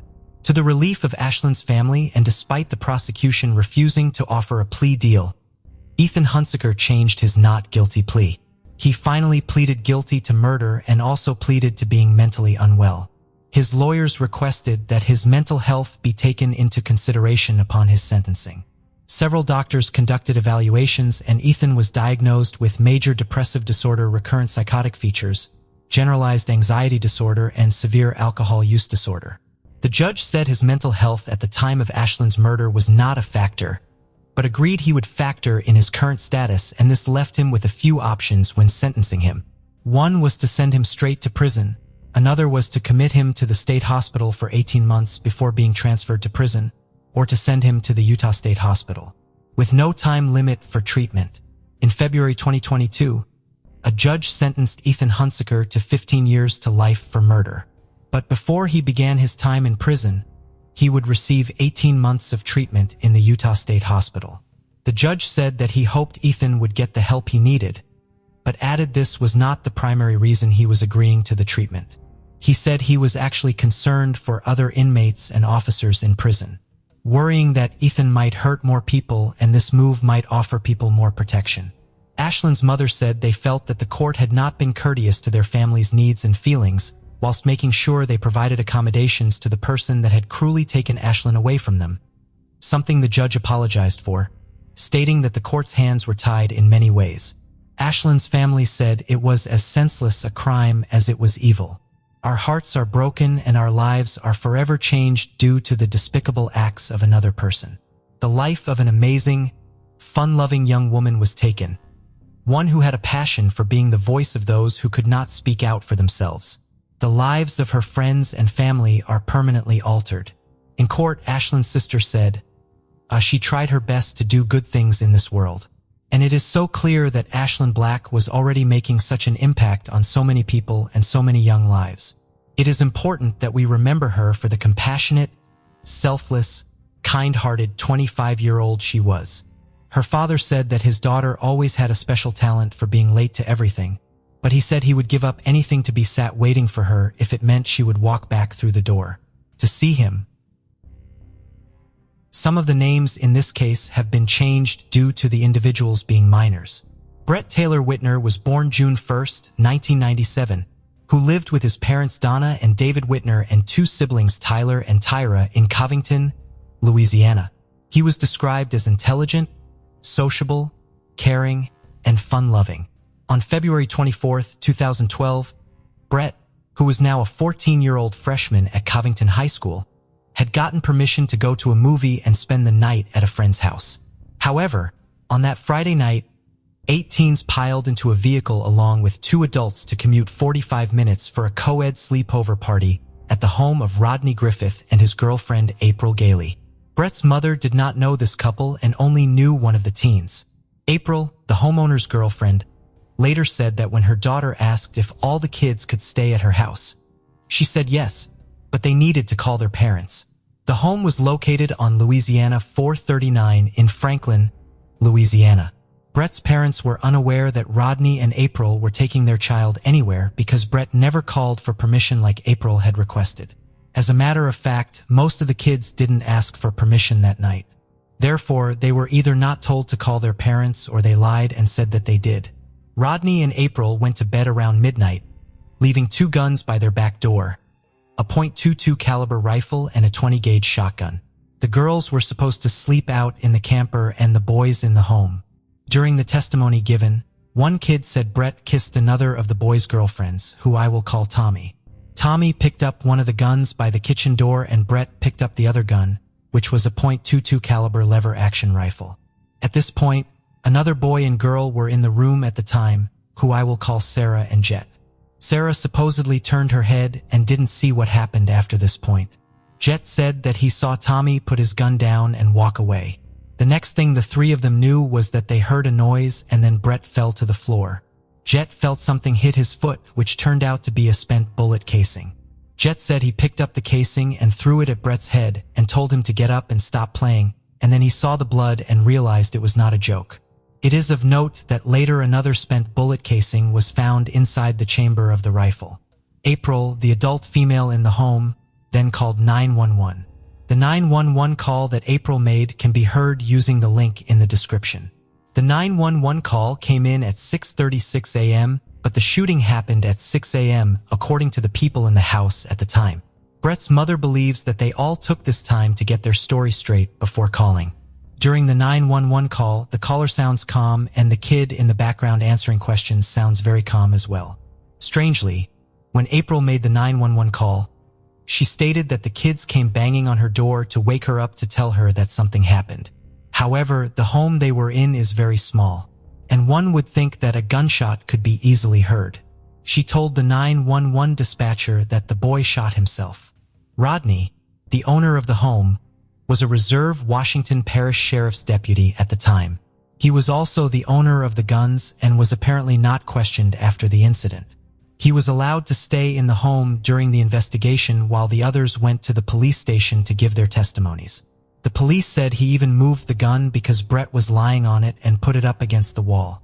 When emergency services arrived minutes later, Brett was still breathing and moaning. They noted that no one seemed upset or were crying, and it appeared that someone had taken control of the situation and all the children were sitting in one room emotionless. While at the police station, a recorded statement shows that April, when asked by the investigator how she became aware of the shooting, blurted out that the kids pounded on her door and said, "Miss April, Tommy shot him." She then quickly changes that to, not Tommy, he shot himself." Incredibly, the investigators let that statement pass without comment. After arriving at the hospital, Brett's parents were informed by the neurosurgeon that he disagreed with the sheriff deputy's assertion that the shooting was self-inflicted. He said that with the entry angle and projection of the bullet, there is no way Brett could have pulled the trigger even if he was a contortionist. According to his mother, she begged to have his hands tested for gunshot residue, but authorities refused. The guns were also not fingerprinted. Sadly, Brett passed away 2 days later after he was taken off life support and his organs were donated to help others. Strangely, Brett's body was sent to a coroner 3 hours away, despite coroners being closer.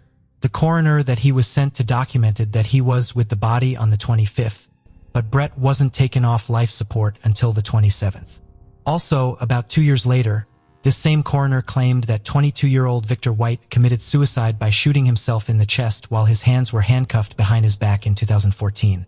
The police determined that Brett inadvertently shot himself primarily based on statements collected at the scene. A Washington Parish grand jury declined to charge anyone in connection with his death, citing they did not see any evidence that anyone other than Brett was involved in his own death. According to the witnesses, Chief Criminal Deputy Scott Blair made repeated false claims. For example, Blair reported to the Daily News in Bogalusa that Brett shot himself in the temple, and he gave the Heat magazine an inaccurate gunpowder residue result. Vincent Molino, a senior piping designer in computer software and friend of the Whitner family, said by using the coroner's report measurements of the entry wound, a model of the victim, the size and centimeters of the .22 caliber rifle, and a computer drafting program, he recreated the incident in a 3D video model. The designer stated, "When I put the model of Donna's boy in the gun and the angle of trajectory of the wounds, it's not just 99% impossible, it is 100% impossible to be self-inflicted because the gun was in such a backward and upward parallel position behind him." The coroner issued a death certificate in May 2012. It said, "To the measurements of the reported weapon, this could be self-inflicted." Brett's mother, Donna, who is a drafting technician, did not find the report credible, and neither did Terry M. King, member of Concernment Citizens for St. Tammany, a local organization that champions transparent and good governance. Both St. Tammany and Washington parishes are under the auspices of the 22nd Judicial Court, its district attorney, Warren Montgomery, in the coroner's offices. Its former DA, Walter Reed, was convicted by a jury in federal court, New Orleans, in 2016 on 18 counts of political corruption, including mail fraud, wire fraud, money laundering, and making false statements on his income tax returns. He was sentenced to 4 years, but requested release before 1 year due to the COVID-19 concerns. His brother was indicted in 2015 on kidnapping and sexual battery charges. Also, Jack Strain, one of the St. Tammany's parish's most powerful elected officials during 2 decades as sheriff, was recently found guilty and sentenced to life in prison for 8 sex crimes against boys, including 4 counts of aggravated rape, including incest. Also, Peter Galvin, the former Washington parish coroner, was placed in federal prison after he pleaded guilty to inappropriately spending public funds and resigned his position in October 2013. He was then sentenced in 2014 on federal charges after he pleaded guilty to taking money illegally from jail contracts with the city of Slidell. Also, this is not the same coroner involved in Brett's case, but he is part of the judicial circuit where Brett's death occurred and possible corruption. In 2012, Lee Dresselhaus, who is an investigator at a private investigation firm, completed an independent report and finding based on a review of the police reports, the pathologist report, crime scene photos, the first responders report, a crime lab result, and witness statements in Brett's death. Dresselhaus, who is a retired detective with over 20 years of law enforcement experience, said the police acted horrendously negligent. He said evidence was ignored, disregarded, or undiscovered. Witness statements contained numerous contradictions and outright falsehoods. He said 2 spent shell casings were found, yet only 1 bullet was accounted for, the bullet that killed Brett Whitner. Only one of the 8 kids that night was tested for gunshot residue. The result was listed as indeterminate. Dresselhaus said the facts support the conclusion that someone shot Brett either accidentally or with malice and that Brett was a victim of a potential homicide. In the exhaustive investigative report, he concluded, "This shooting did not occur the way the officially sanctioned police reports say it did." It is also my contention that the conclusions of the sheriff's office investigators, as well as the district attorney's office, that Brett Whitner shot himself behind his right ear with a .22 caliber Henry repeating rifle are in error. Donna said justice for her son's life was denied by the officials who covered up for the shooter, the homeowner and his girlfriend, her children and their families who have close familial and community ties to Washington Parish Sheriff's Office and the District Attorney's Office. She said, "In fact, the homeowner still works as a mailbox deputy sheriff at Washington Parish Sheriff's Office." Law enforcement officials had little or no desire to find out what truly happened at the sleepover party. She said, "We were re-victimized by those that swore to uphold the law," she added. A former sheriff deputy with the same sheriff's office, who requested his identity be withheld for fear of retaliation, said that when he was employed as a sheriff deputy during the time of the investigation, that he saw firsthand the nepotism, favoritism, and cover-up that exists there. Meanwhile, the witnesses have screenshot conversations about Brett's death on Facebook where kids were talking. However, authorities said they don't use those kinds of statements as evidence. His mother states that from time to time, police will drive by her home and shine their lights through her windows. His mother was interviewed on a podcast called The Transparency Project. Towards the end of the podcast, she describes all the injustices that have occurred and blames it on the good old boys helping the good old boys. His mother states that she believes she knows who shot her son and hopes that her son one day receives justice. But as of today, this case remains unsolved. O'Neal Moore was born April 23, 1931, and his case is one of the oldest cases in Louisiana and occurred during the peak of the civil rights movement. O'Neal was a major figure in the town of Varnedotte, Louisiana. He was a U.S. Army veteran, a leader in his church, his Masonic Lodge, and the PDA. In 1965, he was 34 years old and married with 4 young daughters who idolized him. In 1964, O'Neal Moore and David Creed Rogers were the first African-American deputy sheriffs hired to work for the Washington Parish Sheriff's Office.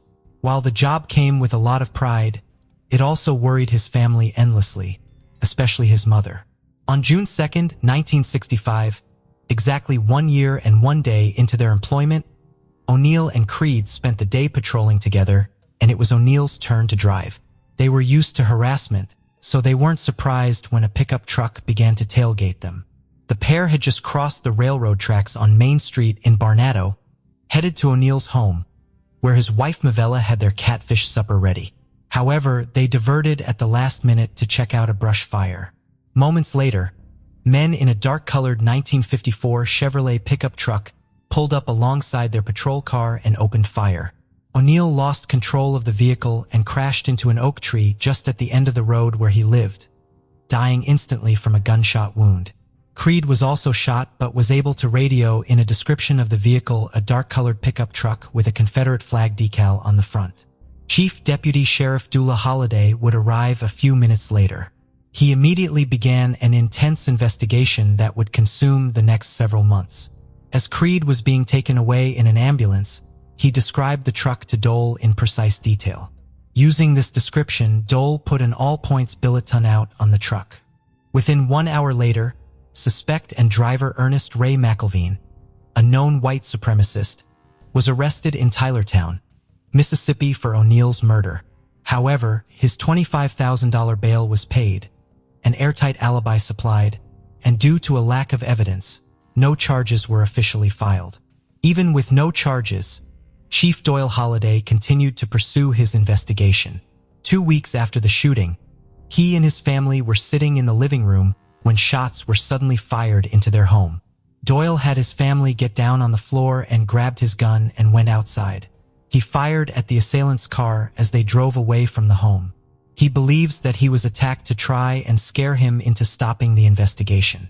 However, he and the others involved in the investigation refused to back down.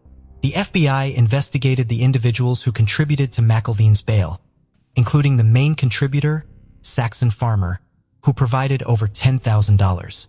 Farmer was head of the Klan Bureau of Investigation for Washington Parish and the leader of the reported 5 Klan units in the parish. In 1965, Farmer refused to provide a statement to the FBI and continued to refuse until 1990 when he was subpoenaed to the grand jury. The FBI reopened their investigation in 1990, 2001, and again in 2009 under the Civil Rights Era Cold Case Initiative. However, there would still be no new charges filed against McElveen, nor the other 2 suspects authorities believed were involved in the shooting. The Deacons for Defense and Justice, an organization founded in 1964 to protect civil rights activists from the Ku Klux Klan, protected and supported the Moore family in the years that followed. Bogalusa was described as one of the worst areas during the civil rights movement. Soon after her husband, O'Neal's murder, Mavella had thought about getting her revenge by putting a pistol in her handbag and going to a whites-only day at the local fair. She had planned to wait for someone to say something to her about her husband, then retaliate. But nothing was said and the gun was never used. Author Stanley Nelson explores the case in his book, Clan of Devils, The Murder of a Black Louisiana Deputy Sheriff. Creed Rogers lost the use of one eye in the shooting, but was able to retire as captain for the Sheriff's Department in 1988 and died in 2007 at the age of 84. All 3 men got away with O'Neal's murder and went on to commit other crimes. And as of today, there has been no justice and this case technically remains unsolved. Nestled in the heart of Idaho, Moscow embodies an idyllic blend of vibrant student life and a close-knit community. Renowned for its student-centric atmosphere, the city thrives around the prestigious University of Idaho, fostering an environment where academia meets a spirited collegiate lifestyle. The neighborhoods surrounding the university bustled with students residing in hostels, rented university properties, and homes just beyond the campus bounds. Despite Moscow's academic fame, occasional covert gatherings took place where students convened with friends and loved ones. Yet these gatherings were typically uneventful. However, on the chilling November 13, 2022 night, university students experienced a harrowing turn of events while unwinding after a party, disrupting the peaceful atmosphere they had anticipated. And this happened in this three-story house. The story begins with four individuals enrolled at the University of Idaho. 20-year-old Ethan Chapin, hailing from Conway, Washington. 21-year-old Kaylee Gonzaves from Rathdrum, Idaho. 20-year-old Zana Kernadel, belonging to Post Falls, Idaho. And 21-year-old Madison Moggan, originating from Coeur d'Alene, Idaho. Ethan was a freshman while Zana was a junior. Meanwhile, both Kaylee and Madison were seniors at the university. Ethan James Chapin, the eldest of triplets, was born at 4:43 p.m. on a picturesque Tuesday evening of October 29, 2002, at Swedish Hospital in Seattle. Maisie arrived moments later at 4:44, followed by Hunter at 4:45. Initially residing in Olympia at Summit Lake, the family spent the initial year and a half there before relocating to Conway. The children attended Conway School, receiving excellent education while actively participating in soccer, basketball, and cross-country. Ethan cherished fond moments of playing basketball alongside his brother at Conway adorned in their team jerseys. Subsequently, Ethan enrolled at Mount Vernon High School, yet his on-campus schooling or normal schooling was disrupted by the onset of the COVID pandemic. Alongside his siblings, Ethan transitioned to Idaho, working at Hills Resort before attempting to resume studies at MVHS, which remained affected. They later worked at Tulip Town during the tulip season before returning to Hills Resort in Idaho for summer employment, just before commencing their stint at the University of Idaho. In August 2021, Ethan's family embarked on a journey to the University of Idaho to drop off their 3 children to college. Both Ethan and Hunter joined the fraternity Sigma Chi, while Maisie became part of the Kappa Alpha Theta sorority. Since beginning his studies at the University of Idaho, Ethan embraced a vibrant social life, engaged in intramural sports, and managed his academic responsibilities. He continued his passion for sports and also developed a romantic relationship with Zana Kernadel during this time. Zana Alexia Kernadel was born on July 5, 2002 at Kootenai Health Hospital in Coeur d'Alene, Idaho, and grew up in Post Falls. Her early years were marked by her talent as a gymnast, showcasing her skills from a young age. Throughout her schooling at Post Falls Middle and High School, Zana actively participated in volleyball, track, and soccer until her graduation in 2020. Alongside her studies, she also worked at Texas Roadhouse. Upon enrolling at the University of Idaho, Zana pursued a major in marketing while immersing herself in extracurricular activities, notably as an engaged member of the Pi Beta Phi sorority and the Vandal Solutions sales team. Juggling these commitments, she also held a part-time position at the Mad Greek restaurant in Moscow, Idaho. Beyond her academic and professional pursuits, Zana found joy in her dog, Shoe Shine, cherished moments at EDM concerts, relished spending quality time with friends, and eagerly embarked on family trips with her sister and father. Her childhood was filled with fond memories of her grandparents' farm and summers spent by the river. Zana's vibrant personality made her deeply loved by her family, friends, and classmates. Known for her positive and outgoing nature, she had a special ability to make everyone feel included. Her zest for life, infectious humor, and unwavering enthusiasm made an indelible mark on all who had the privilege of knowing her. Now, Zana's co-occupant during her time at the University of Idaho, Madison May Mogan, was born on May 25, 2001 in Eugene, Oregon. She brought immense joy to her family and all around her from the very beginning. After spending her initial 2 years in Oregon, Madison's family relocated to the North Idaho region where her parents had their roots. Her upbringing in Idaho was nothing short of wonderful.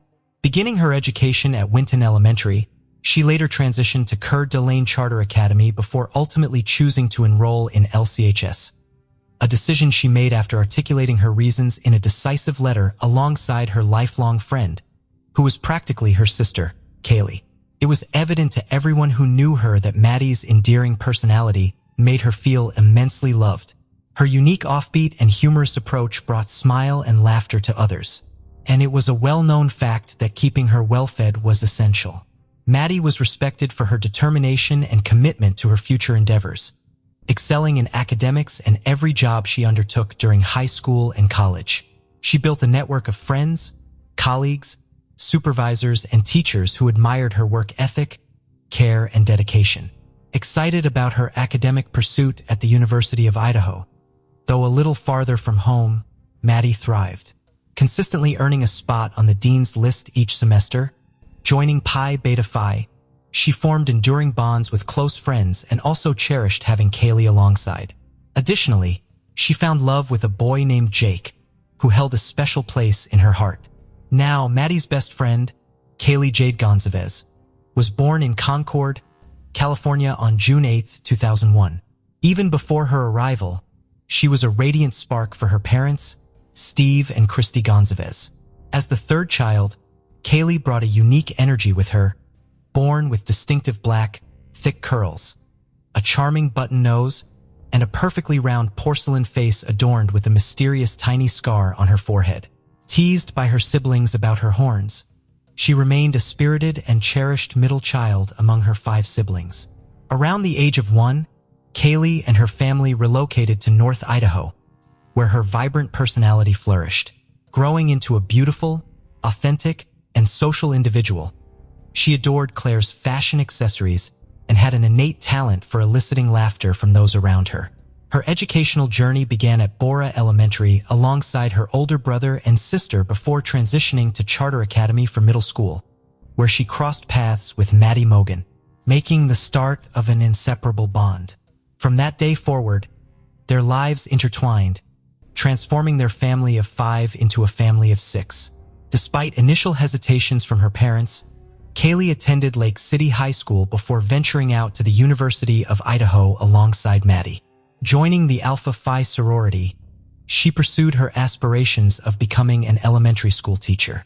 Throughout her academic years, Kaylee demonstrated remarkable scholastic achievements, complemented by her ability to effortlessly make friends wherever she went. Her social, quirky, and infectious personality often infused a sense of humor and a hint of mischief into her interactions. Enthusiastic about adventure and pranks, she balanced her studies with a full-time job, showcasing her diligent work ethic. During their tenure at the University of Idaho, Madison and Zana resided together in a rental home located in close proximity to the university campus. Kaylee had previously been a resident of the same house, but had recently moved out. However, on the evening of November 12, 2022, Kaylee returned to the residence to attend a nearby party. Earlier on the evening of November 12th, 2 of the 4 students, Ethan and Zana, were present at an on-campus gathering organized by the nearby Sigma Chi fraternity, which lasted from 8 to 9 p.m. Subsequently, they arrived back home, which was the rented house, at 1:45 a.m.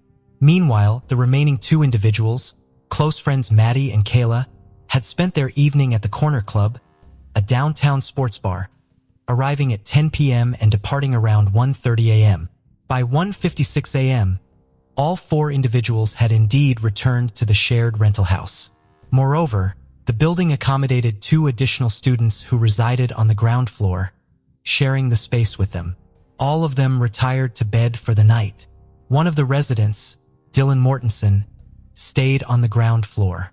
Maddie and Kaylee shared a bed, while the other residents stayed on the same floor, but in a separate room adjacent to theirs, and Zana and Ethan shared Zana's bed. During the early morning hours of November 13, 2022, one of the residents, apart from the aforementioned, who was asleep on Maddie and Kaylee's floor, was awakened by sounds resembling Zana and her dog. She even sensed hearing Zana saying, "There's someone here." Meanwhile, Dylan on the ground floor, upon hearing unusual sounds, opened her room door twice to investigate. During the second instance, she discerned what appeared to be cries emanating from Zana's room, accompanied by a male voice reassuring, "It's okay. I'm going to help you."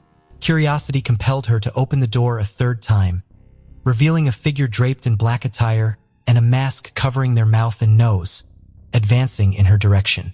The unfamiliar individual, unnoticed by Dylan, proceeded past her and utilized the sliding glass door to depart.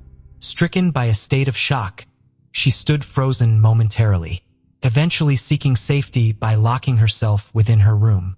No calls to 911 were immediately made. However, at 11:58 a.m. on November 13, 2022, hours following the incident, a call was finally placed from within the residence utilizing a roommate's cell requesting aid for an unconscious individual. Upon police arrival, they discovered the home's door open with no signs of forced entry or internal damage. Nothing seemed to be missing from the premises. Both the roommates were inside when the authorities arrived. However, the police made a grisly and distressing discovery. The heartbreaking truth unfolded. Zana, Ethan, Maddie, and Kaylee had been fatally stabbed while in their respective beds on the second and third floors of the home. The victims were found without restraints or gags, and blood spatters stained the walls at the scene. Maddie and Kaylee were located in Maddie's bedroom, while Zana and Ethan were discovered in Zana's room. However, the lingering question remained, why did the killer spare the lives of the two roommates? Homicide detective Phil Waters speculated that the assailant may not have noticed Dylan or the other girl in the darkness. However, this assumption cannot be unequivocally regarded as the absolute truth. At present, it's the closest explanation available, pending further investigation and evidence. The surviving roommates had summoned friends to the home as they were concerned about one of the victims on the second floor, believing her to be unconscious and unresponsive. Though the identity of the 911 caller was withheld, the police verified that the caller was not regarded as a suspect in the tragic incident. During the investigation, the police uncovered a live-streamed video on Twitch by the Grub Truck, a food truck located 4 blocks south at Friendship Square. The footage depicted Maddie and Kaylee at 1:41 a.m. engaged in conversation and displaying smiles. 10 minutes later, they acquired their food and departed, initially presumed to have taken an Uber ride home, covering the distance of approximately 1 mile. 7 unsuccessful phone calls were registered from Kaylee's phone to her ex-boyfriend, a fellow student between 2:26 and 2:52 a.m. Additionally, Maddie attempted to contact Kaylee's former boyfriend 3 times during a similar time frame, from 2:44 to 2:52 a.m., all resulting in an unanswered calls. These calls underwent investigation, with police ultimately concluding that they did not consider the recipient of those missed calls to be involved in the crime. Following a forensic examination of Zana's cell phone, records indicated her activity on the TikTok app at 4:12 a.m. Additionally, security cameras positioned near the residence captured audio recordings of whimpering, a notable loud thud, and repeated barking from a dog. Commencing approximately at 4:17 a.m., detectives deduced that the tragic killings took place within a window of time estimated to be between 4 a.m. and 4:25 a.m. On the evening following the tragic events of November 13th, the university made the decision to cancel classes for November 14th. Furthermore, they arranged a candlelight vigil, initially planned to be held on the UI administration building lawn for the evening of November 16th, which was subsequently postponed for 2 weeks. Initially, investigators stated that there appeared to be no immediate risk to the community following the day of the killings. However, 3 days later, Moscow Police Chief James Fry revised the assessment stating, "We cannot definitively assert that there's no threat to the community." Fall break had been planned to commence after November 18th, with classes set to resume on November 28th. However, in response to the initial assurances provided by the police being met with skepticism and concern from many residents and other Moscow residents regarding their safety, an early Thanksgiving holiday exodus from the area began. Some individuals who chose to remain were understandably anxious and exercised caution, leading several professors to cancel their classes during this period. The fathers of Kaylee Gonzalez and Ethan Chapin expressed criticism concerning the restricted information flow from both the police and the university to the families of the victims. Additionally, a wave of speculation and misinformation about the case emerged on social media, propagated by individuals on platforms like TikTok, self-identified psychics, and various other social media users. In response to this escalating situation, the Moscow Police Department rebuked internet sleuths for their involvement in generating widespread online rumors and disrupting the ongoing investigations. In a news release issued on December 2nd, they highlighted the speculative nature of the information circulating without factual substantiation, which was fueling community anxieties and disseminating falsehoods. The Ladakh County coroner conducted autopsies on the 4 victims on November 17, 2022. Revealing that all had sustained multiple stab wounds, particularly fatal ones inflicted on the chest and upper body. The nature of the wounds indicated that a large knife or very similar ones had been used in the attacks. Additionally, at least one victim displayed defensive wounds on their hands, suggesting attempts to fend off the assailant, with the possibility that others also made similar efforts. Disturbingly, the victims may have been attacked while they were asleep in their beds. However, no evidence suggests in any form of assault in the tragic deaths. The coroner unequivocally declared all 4 deaths as homicides resulting from stabbing, yet none of the victims were found tied or gagged. Despite thorough investigations, no weapon has been recovered. Authorities suspect that the perpetrator or perpetrators employed a fixed-blade knife in the commission of the crime. The surviving roommate who had cited the suspect provided a description, portraying the individual as an unfamiliar male, approximately 5 foot, 10 inches tall. The roommate noted that the suspect was not notably muscular, but possessed an athletically built physique, further emphasizing distinctively bushy eyebrows as a notable feature of the individual's appearance. On November 19, 2022, law enforcement authorities appealed to the public for any video footage captured at the residence on the night of the tragic incident.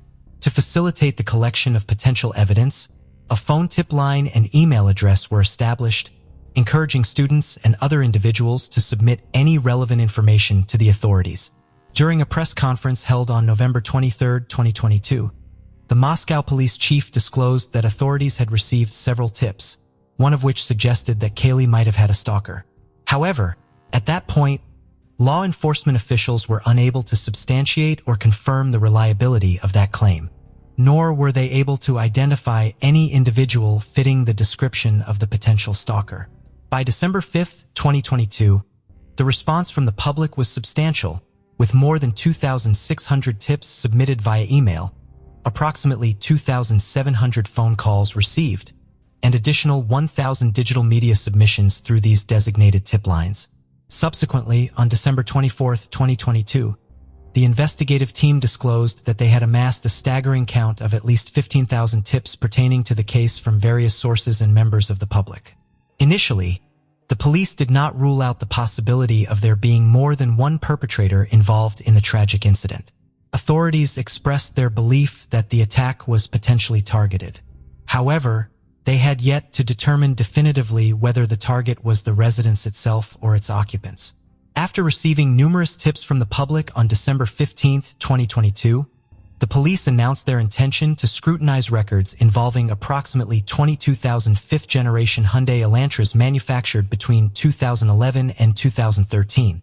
Surveillance footage from the area had captured video evidence of an Elantra present around the time of the tragic incident. Investigators observed that this vehicle had made multiple passes along the same route in close proximity to the residence. Another surveillance recording acquired by investigators depicted an Elantra passing by the victim's home 3 times, commencing around 3:29 a.m. Subsequently, at 4:04 a.m., the Elantra returned to the residence for a 4th time. Notably, at 4:20 a.m., the same car was observed speeding away from the victim's neighborhood. Some days later, the investigators finally tracked the ownership of the Elantra vehicle to a local resident, Brian Koberger, who had driven it along with his father to the Pocono Mountains in Pennsylvania for the holiday season. He and his father were pulled over by the police for tailgating. During their journey, Brian Koberger was pulled over again by the Indiana State Police on Interstate 70 outside Greenfield, Indiana, for infractions of speeding and tailgating. However, the FBI refuted allegations that they had directed the Indiana State Police to conduct these stops. Subsequently, when investigators dug deeper into Kohberger's whereabouts, they acquired cell phone data indicating Kohberger's phone had ceased connecting to the network around 2:47 a.m. in Pullman on November 13, 2022, before reconnecting at approximately 4:48 a.m. near Blaine, Idaho, an area near U.S. Highway 95 south of Moscow.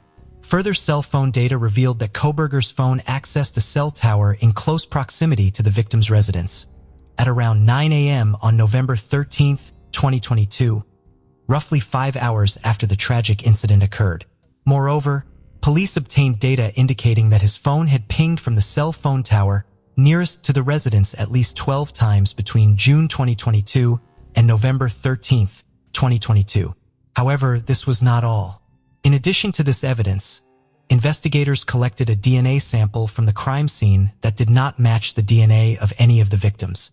This DNA was discovered on a tan leather knife sheath found on Maddie's bed. Authorities utilized a public genealogy database, which led them to a partial match with an individual having a familial connection to Kohberger. Subsequently, investigators pursued this lead and successfully traced the DNA evidence to Kohberger by matching it with DNA retrieved from the trash collected at his family's residence in Pennsylvania. Investigators proceeded to surveil Kohberger outside his parents' residence in Pennsylvania. During surveillance, Kohberger was observed on multiple occasions wearing surgical gloves and placing trash bags into a neighbor's garbage can. Subsequently, the items retrieved from the trash were sent to the Idaho State Lab for further testing as part of the investigation. Authorities also noted that Kohberger had meticulously cleaned his vehicle, thoroughly addressing both the interior and exterior, ensuring that no area was overlooked or left uncleaned. On December 30, 2022, 28-year-old Brian Christopher Kohberger was apprehended, unveiling comprehensive details about his background and personal information. Brian Christopher Kohberger was born on November 21, 1994, hailed from Albrightsville, Pennsylvania. Raised in Pennsylvania with his parents Michael and Marianne and two sisters Amanda and Melissa, Kohberger's online presence was limited until his arrest. His academic pursuits primarily focused on criminality and psychology, aligning with his family's inclination towards education, especially in psychology-related fields. He graduated from Pleasant Valley High School in 2013 and attended Monroe Career and Technical Institute in Bartonsville, but dropped out a year later. Kohberger pursued an associate degree in psychology at Northampton Community College in Bethlehem, which he obtained in 2018. After his graduation, he secured a position as a security guard within the Pleasant Valley School District, where his father had previously held a maintenance role for an extended period and his mother had served as a substitute teacher for a while. While at work, Kohberger's proactive response during a colleague's medical emergency garnered local attention in Pennsylvania. However, before this, his high school years were marked by weight-related bullying. Kohberger underwent a significant weight loss, transforming his appearance and purportedly impacting his demeanor. Friends noted a noticeable shift in his behavior post-weight loss, describing instances of bullying and manipulation within his social circle.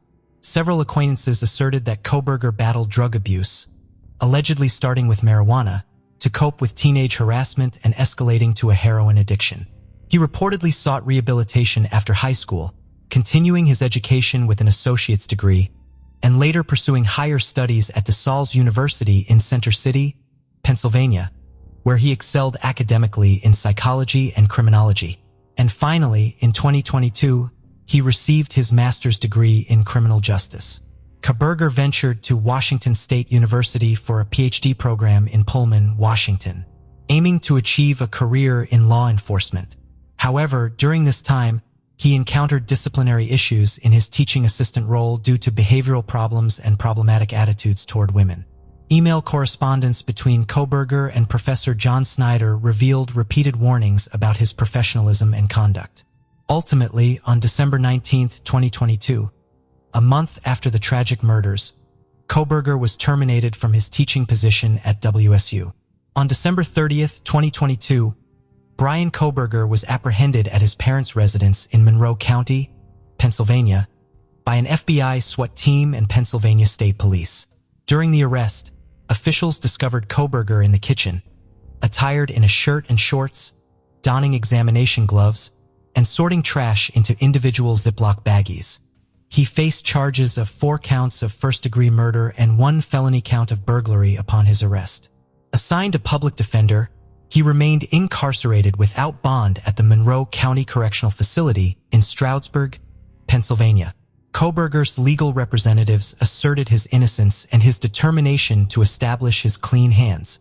His family issued a statement extending sympathies to the victims and emphasized the importance of presuming their son's purity. Individuals within Kohberger's social circle were stunned by the accusations against him, although some from his past were less surprised by the allegations. Kohberger then consented to extradition during his initial appearance at the county courthouse on January 3, 2023. Subsequently, on January 4th, he was transported by flight to Pullman and then driven to the Ladakh County Jail in Moscow, where he was detained without bail. A week later, on January 12, 2023, he appeared for a status conference in the same courtroom at the courthouse. On May 17, 2023, the Ladakh County District Court disclosed that Kohberger had been formally charged by a grand jury with 5 offenses, 4 counts of first-degree murder, and 1 count of felony burglary. The scheduled preliminary hearing set for June 26 was annulled following the indictment. On Monday, May 22, 2023, in Ladakh County District Court, Kohberger declined to enter a plea. As just seen, the judge, in response to this unconventional stance, proceeded to enter a not guilty plea on behalf of Kohberger, paving the way for a trial where he could potentially face the death penalty. On June 26, 2023, the Ladakh County Prosecutor's Office declared its intent to pursue the death penalty due to the statutorily aggravating circumstances associated with the first-degree murder charges against Kohberger. He remains detained at the Ladakh County Jail without bond, maintaining a plea of not guilty to all charges. The judge scheduled Kohberger's trial for October 2, 2023, accommodating requests from both Kohberger's attorney and the state. As of now, no further updates have been disclosed to the public regarding the case. However, it's speculated that prosecutors have requested to schedule Kohberger's trial for the summer of 2024. As for the question regarding Kohberger's motive for committing this heinous act, the answer remains elusive.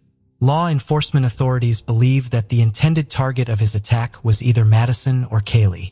Nevertheless, no substantial clues or evidence have been discovered thus far to confirm this statement, keeping the case still a mystery, waiting to be unraveled.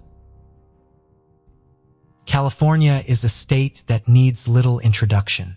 With a population of almost 40 million people, many travel from far and wide to visit the Golden State. Home to glitz and glamour, golden beaches and gorgeous scenery, Silicon Valley and the Hollywood elite. But like most places, California is definitely not without a darker side. Today, we are looking at a series of appalling crimes spanning across 15 years, and only reaching a conclusion in 2021. This is the story of the Hollywood Ripper. This story covers almost 2 decades and actually begins in 1993. But sometimes you first must go forwards in order to work backwards. We'll begin today's episode in 2001 in Los Angeles, California. One person that called this place home was 22-year-old Ashley Ellerin, an up-and-coming fashion student. Finding her way in the hustle and bustle of LA. She was feisty and fearless, and everybody said she was career-focused and determined to be a success. After gaining a place at the Los Angeles Fashion Institute of Design and Merchandising, she started taking extra classes at UCLA and got a part-time job as a dancer out in Vegas. Ashley was working long hours every single day, carving out her own path in the busy city. She was sharing a bungalow with some friends on a nice little street in an idyllic location, just a short walk away from the Hollywood Walk of Fame. Given her job and the social circle she was running in because of her fashion work, Ashley soon started catching the eye of big Hollywood stars. She briefly dated Vin Diesel and was also romantically linked to Law and Order's Jeremy Sisto, who even flew Ashley over to one of his film sets. In December 2000, she started talking to an actor whose star was rapidly rising in Hollywood, 23-year-old Ashton Kutcher. currently starring in the hit TV program That 70s Show and having just rapped on the movie Dude, Where's My Car? He and Ashley had met through mutual friends and hit it off right away. February 21st, 2001 was the night of the Grammys, and Ashley was going to an after party at a friend's house. Ashley and Ashton spoke on the phone, and the pair made plans to hang out after the party. Ashton said he would meet her at her bungalow and they could go for dinner and drinks. Ashley spent her day catching up with her dad, who was visiting from out of town. After this, Ashley's landlord, Mark, came over to see her. It would later come out that the pair had been seeing each other on and off for a while and slept together that evening. At around 8:30 p.m., Ashton called Ashley to confirm their plans. He told her he was running behind and maybe they should just grab some drinks and pass on dinner. She said that was fine, as she was just out of the shower anyway and would slowly start getting ready. At around 10:15 p.m., Ashton called Ashley again, but her phone rang out. He headed over to her bungalow anyway. The lights were on and her car was parked outside. After knocking on the door several times and getting no answer, he peered through a gap in a side window. It looked messy inside, but Ashley had told him she was in the middle of remodeling, so the mess didn't seem too out of place. He could see some red on the floor and assumed it was a glass of wine that she had spilled. As he was later than he initially told her he would be, he thought that she was simply mad at him and had either gone out or gone to bed. With this, he left. The next morning, Ashley's roommate walked in to a frightening scene. Ashley was on the floor outside her bedroom in a pool of blood. She had been stabbed 47 times, with some of the wounds being almost 6 inches deep, and her head was almost severed. Her body was already turning blue, and it was clear that she had been dead for hours. The relatively quiet community was completely stunned. Ashley's death was shocking and on everybody's minds. Her family and friends gave police all the contacts and information they could, but for somebody who was as busy and popular as Ashley, detectives had a lot of names to get through. The only neighbor that could offer them anything said they thought they heard something that sounded like shouting just after 8:30 p.m., but they put it down to a party or a gathering. They hadn't seen anyone coming or going, and apart from the noise, there was nothing else that seemed noteworthy. The police started with the man she was supposed to be seeing that night, Ashton Kutcher. He told them that he was worried, as although he had nothing to do with her death, his fingerprints were on her door handle. They asked him some routine questions and he was very quickly ruled out. He was shaken and upset about what he now realized he'd seen inside, but he simply couldn't help the police any further. Another person they wanted to talk to was Ashley's landlord, given their relationship, but he was also eliminated from the investigation. The bungalow was very secure and double-gated, and as there was no sign of a forced entry, it meant that she had opened the door to her killer, which implied she potentially knew them. One of the names her friends handed over to the officers was Mike the Furnace Man. They didn't know a lot about it, just that he was someone Ashley had complained about pestering her for a while, with some of her friends saying he was creepy, always hanging around and turning up uninvited. After several months, the Los Angeles Police Department finally landed on a name, Michael Gargiulo. As detectives started trying to locate Michael to ask him some questions about his whereabouts that night and his connection to Ashley, they received a surprising call from the Cook County Sheriff's Office in Illinois. They had recently opened up a cold case from 1993 and were looking for someone currently living in Los Angeles that might be able to help them. None other than Michael Gargiulo. The LAPD could not believe what they were hearing and knew this was no coincidence. The Illinois case that was currently being investigated was the 1993 murder of Tricia Picacho, an 18-year-old who had been stabbed nearly 50 times on the steps of her family home. On the night of Friday, August 13th, Tricia met up with some friends for dinner at a TGI's. It was one of their last nights together before they all went their separate ways to various universities. That night, she and her friends stayed together until about 1 a.m. and after dropping her friends home, Tricia drove home herself. Just a few hours later, Tricia's father, Rick, found his daughter dead on the front steps of their home as he left to walk the dog. He said the first thing he saw when he stepped outside were her little tennis shoes before he fell onto his knees, screaming. She was covered in wounds and blood, and one of her arms had been broken. She was still clutching her house key in her hand. She had fought her killer hard, and there was DNA under her fingernails. But these samples would lie dormant for many years, given the fact that forensic technology was in its infancy. Trisha's parents said that she was a dream child, a straight-A student, a debate team champion, and one of the hardest working and kindest people they knew. She was set to study engineering at Purdue University and was most definitely up for any challenges life threw her way. Nobody could believe that anyone would want to hurt her in such a brutal way, and they simply had no names and no suspects. Before long, Trisha Picacho's case went cold. Her mother Diane said that the police had told her, "Unfortunately, some cases just didn't get solved, and that's the way it was." She said, "If they thought they were going to turn up on my doorstep and tell me that I have to accept that, they knocked on the wrong door." But sadly for the family, it seemed it had just been them fighting for answers for the last 7 years until it was reopened now that forensic testing had come such a long way. The Cook County Sheriff's Office wanted samples from everybody that had been in contact with Trisha around that time. After she was found on that fateful morning, Michael Gargiulo had actually been one of the first people on the police's radar. He had admitted to driving Trisha to a friend's house 2 days before she was killed. He was also good friends with her brother Doug and a frequent face at the Picacho home. He was questioned by police in 1993, but no charges were filed.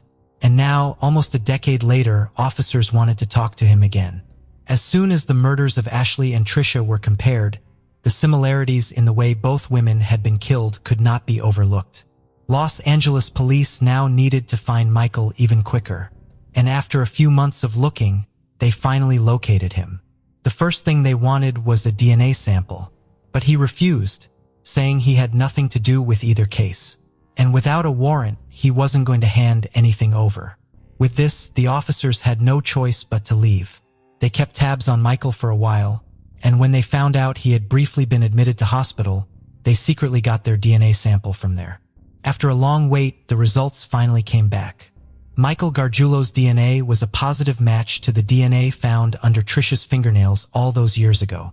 Investigators were so relieved they went straight to the attorney's office looking to seek an indictment for murder.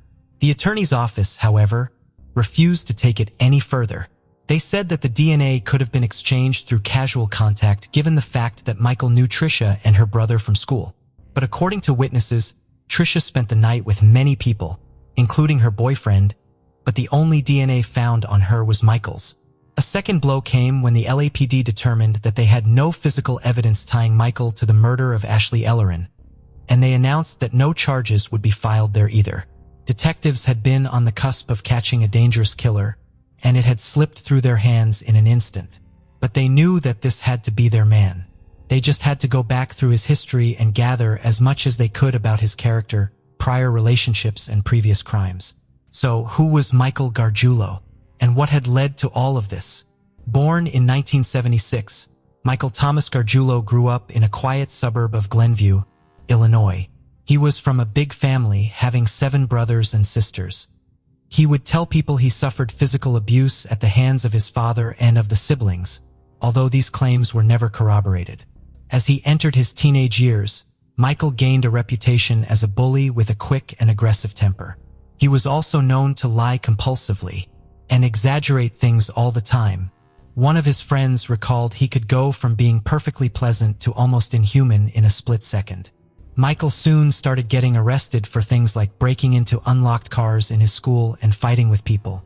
He developed a fascination with the serial killer Ted Bundy and spent countless hours deep in books about forensic science, something he soon took great pride in knowing a lot about. He told people if he ever got caught committing a crime, he would either know how to get himself out of it or he would lie until he dies. After Trisha was killed in 1993, the Picacho family started receiving gifts from Michael. A t-shirt for Rick, a restaurant voucher, and some flowers for Diane. Michael then showed up at their house asking to talk to Rick. They said it looked like he wanted to get something off his chest. He waited for him to come home for almost an hour before abruptly leaving without saying anything. Rick and Diane were so on edge after this strange encounter. They got straight on the phone and told the detectives what had happened. The police did log it, but it was never followed up on. In 1997, officers saw another chance to try and get Michael to talk about Trisha. He was charged with stealing a car, and police said if he told them what he knew about Trisha's murder, they could cut him a deal on the charges. But he still sat quiet and said nothing at all. Former girlfriends of Michael had horror stories to tell of their time with him. One said when she was 17, he handcuffed and raped her. Another one of Michael's exes said he punched her in the face so hard, she ended up with a detached retina. He threatened to kill her, saying he would be able to get away with it because of his extensive knowledge of forensics. In 1998, Michael decided he was going to go to LA to chase a dream that many share when they move there. He wanted to be an actor and a model. Michael quickly got a job as a bouncer at the Rainbow Bar and Grill on Sunset Boulevard, West Hollywood. No sooner had he been hired, he was let go for punching a customer in the face. During his brief time there, Michael made friends with two other bouncers. They said that Michael had once asked them if they'd ever killed anyone. He then admitted to murdering Trisha Picacho. Back in 1993, I buried a bitch. I left the bitch on the steps for dead, he calmly said. With Michael's reputation as a liar, the two men assumed that this was just another one of his wild stories. In the fall of 2000, Michael met Ashley Ellerin, who at the time was living just across the street from him in Hollywood. He offered to help her change a flat tire and the pair exchanged numbers. This short encounter soon became a fatal obsession. Before long, he was trying to visit her at all hours of the day and night, sitting outside her home in his car and turning up wherever she was. Despite all of this and the DNA matches, 4 years would pass since that fateful day back in February 2001, when Ashley was found dead, and over a decade since Trisha was killed. It was now 2005 and police were still working on both cases. Although they still only had one suspect, they didn't have enough to meet the threshold of what was required to file charges. To their horror and dismay, another shocking and disturbing crime was about to take place across the city. A 32-year-old mother of 4, Maria Bruno, was starting fresh in a new apartment complex in East LA. She had recently separated from her husband, and she moved into a new place, looking forward to a new start.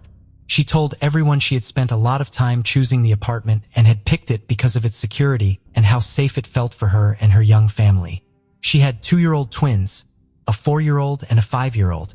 Just 10 days after moving in on December 1st, 2005, Maria was found dead by her ex-husband Irving.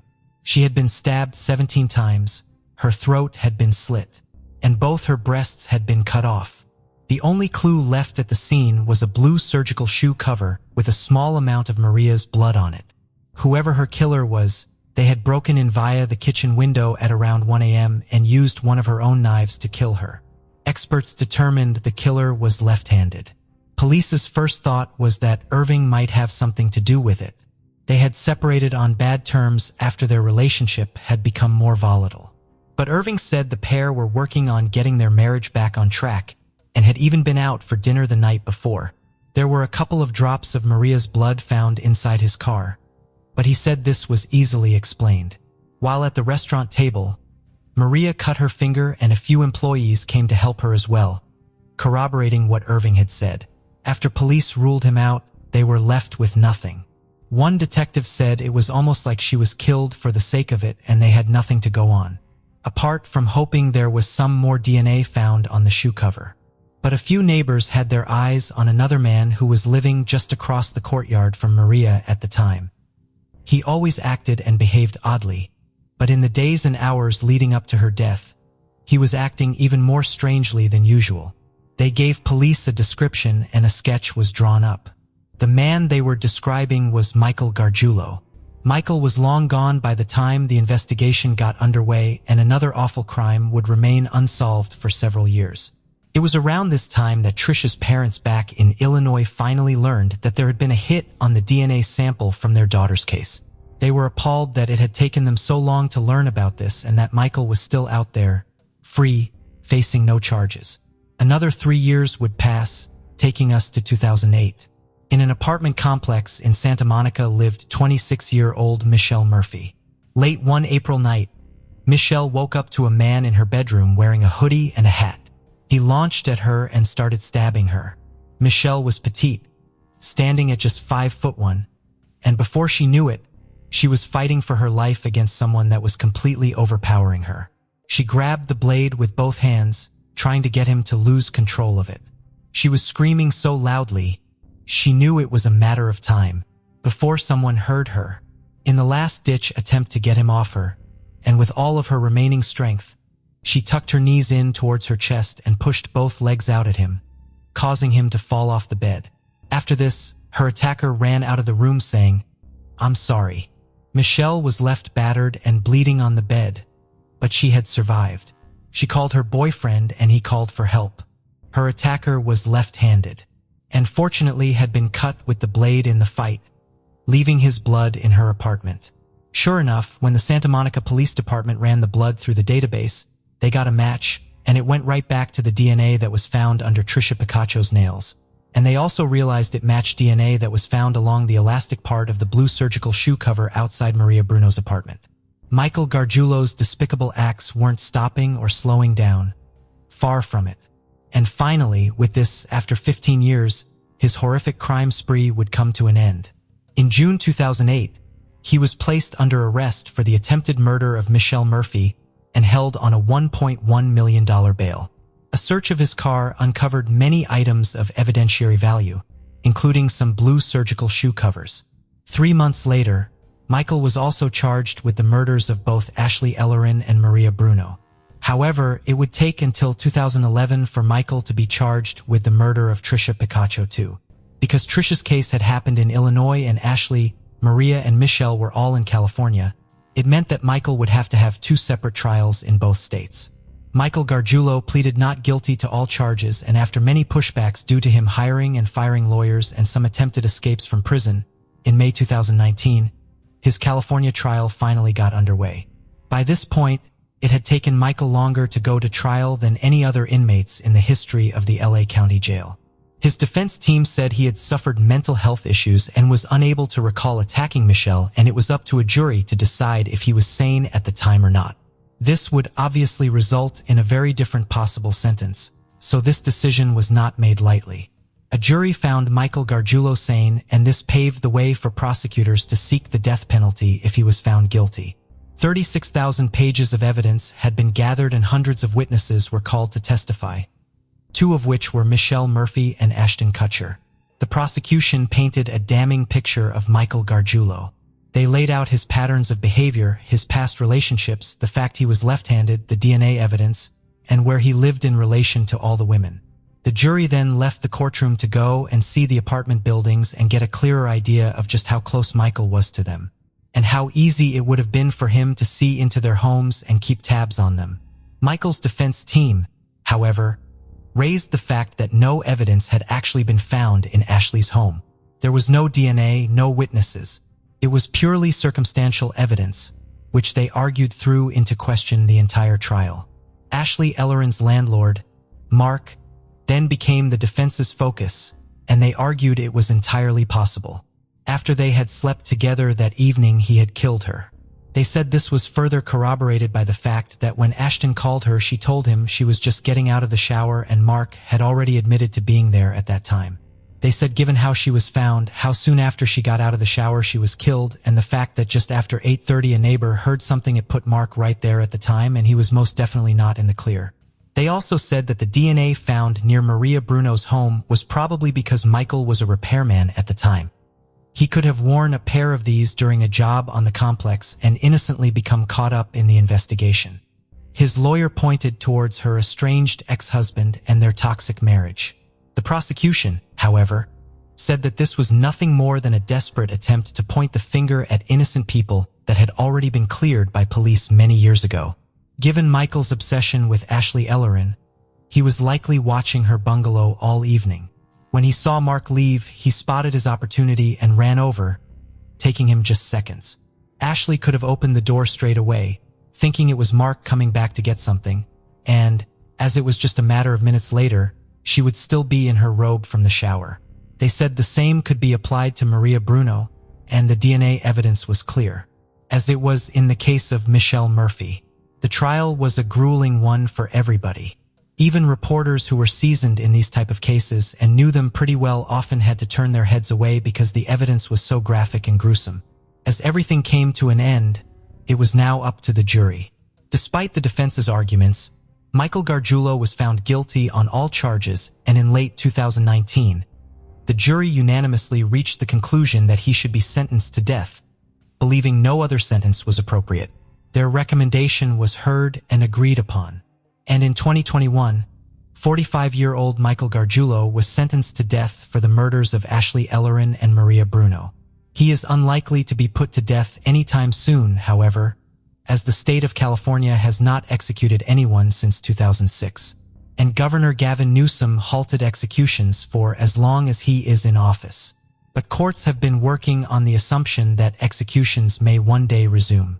Los Angeles Superior Court Judge Larry Paul Feidler said, "This case, everywhere that Mr. Gargiulo went, death and destruction followed. Ashley's parents, Maria's ex-husband Irving, and Trish's family, among others, all gave powerful victims impact statements. All Michael Gargiulo had to say was, 'I'm going to death row wrongfully. I've been framed by tunnel vision detectives.' Michael will now face extradition to begin trial for Trish's murder, but this date has not yet been confirmed. Officers from all forces that dealt with this believe that unfortunately there will be more victims out there. During one of Michael's police interviews, he gave several partial confessions alluding to killing at least 10 women, but he refuses to give any further details. The police continue to follow up on leads and tips and hope that a fuller picture will be painted over time and more closure can be found in doing so. They also admit that there were many failings within the investigations and how things were handled. I can't put a happy face on this because we dropped the ball. No ifs, ands, or buts about it, said one of the detectives. When asked about the fact that Cook County prosecutors refused to seek an indictment for Trish's murder sooner, another detective said, "I'm not privy to everything they have, but I gotta say, if I'd had evidence like that, you'd bet that the LA District Attorney's Office would have had a filing, and these other girls wouldn't be dead. Plain and simple, they wouldn't be dead. For the family and friends that Trisha, Ashley, and Maria left behind, the brutal way in which they were killed will forever haunt them. Vibrant, determined young women, all in exciting new places, their lives so cruelly snatched away in such a frightening way." Trisha's father Rick said, "People talk about closure, but there is no closure. That void is always there." And for Michael's former partners who were subjected to such torment, and Michelle who almost died at his hands, their lives are forever changed as well. Michelle said she dreads going to sleep every night and is equally terrified to wake up. The devastation caused to so many people over those 15 years is unimaginable and unfathomable. It is safe to assume that Michael's crimes would have continued had it not been for his capture. The lengths he had already gone to proved he had no limits and knew no bounds. And it is terrifying to think about what could have happened next and to potentially so many more people. On September 24, 2021, the tantrums of 3-year-old Arlie Doe took a dark turn when she was put through an exorcism by her family. Her wailing and screaming was heard only within the walls of a small Pentecostal church, Iglesia Apostles y Profetas in San Jose, California.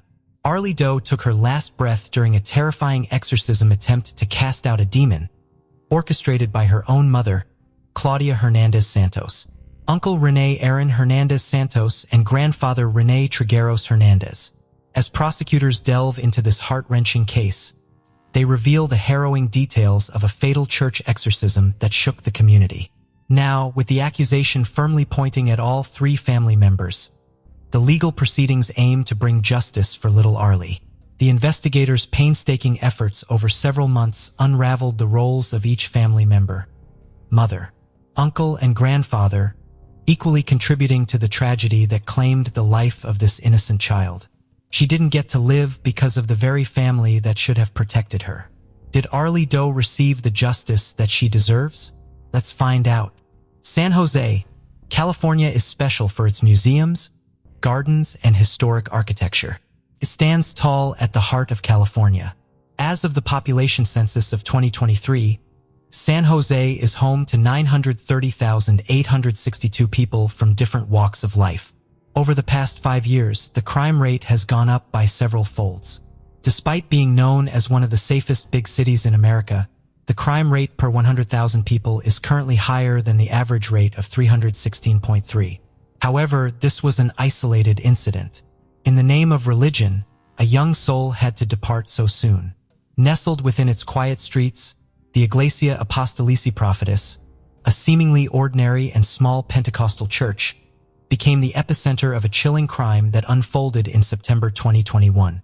Inside the confines of this unassuming church, a harrowing exorcism took place, forever staining its walls with the dark echoes of 3-year-old Arlie Doe's tragic demise. The Hernandez family members included 25-year-old Claudia Alicia Hernandez, the mother of the victim, 3-year-old Arlie Doe. Alongside Claudia, the family circle extends to Arlie's uncle, Rene Hernandez Santos, and grandfather, Rene Hernandez Sr., both implicated in the horrifying exorcism that led to the child's untimely demise. Not much is known about the victim's uncle or father.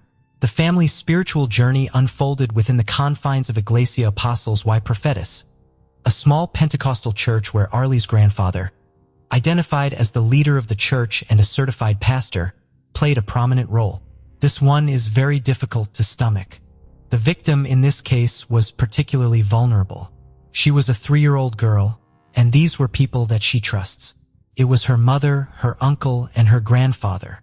The family's occupations beyond their religious roles remain undisclosed.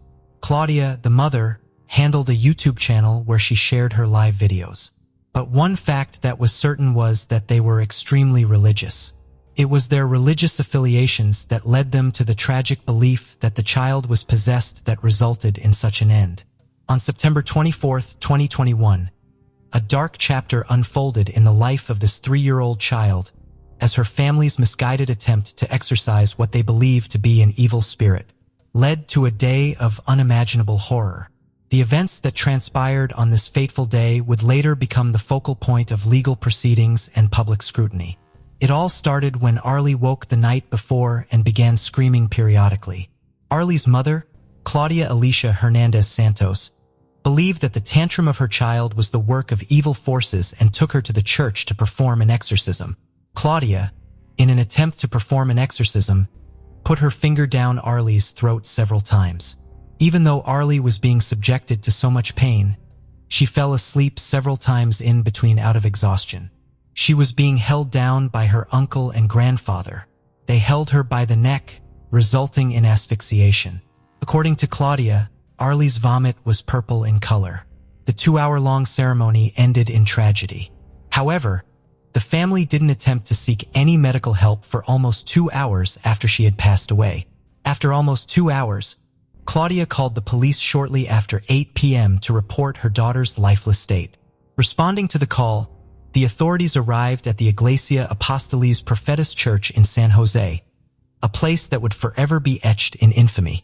There, they discovered little Arlie, unconscious on the floor, initiating a harrowing sequence of events that unfolded over the next few hours.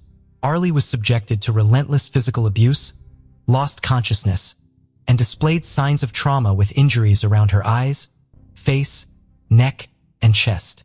The family's disturbing belief in demonic possession led to a prolonged ordeal for the young girl, lasting approximately 12 hours.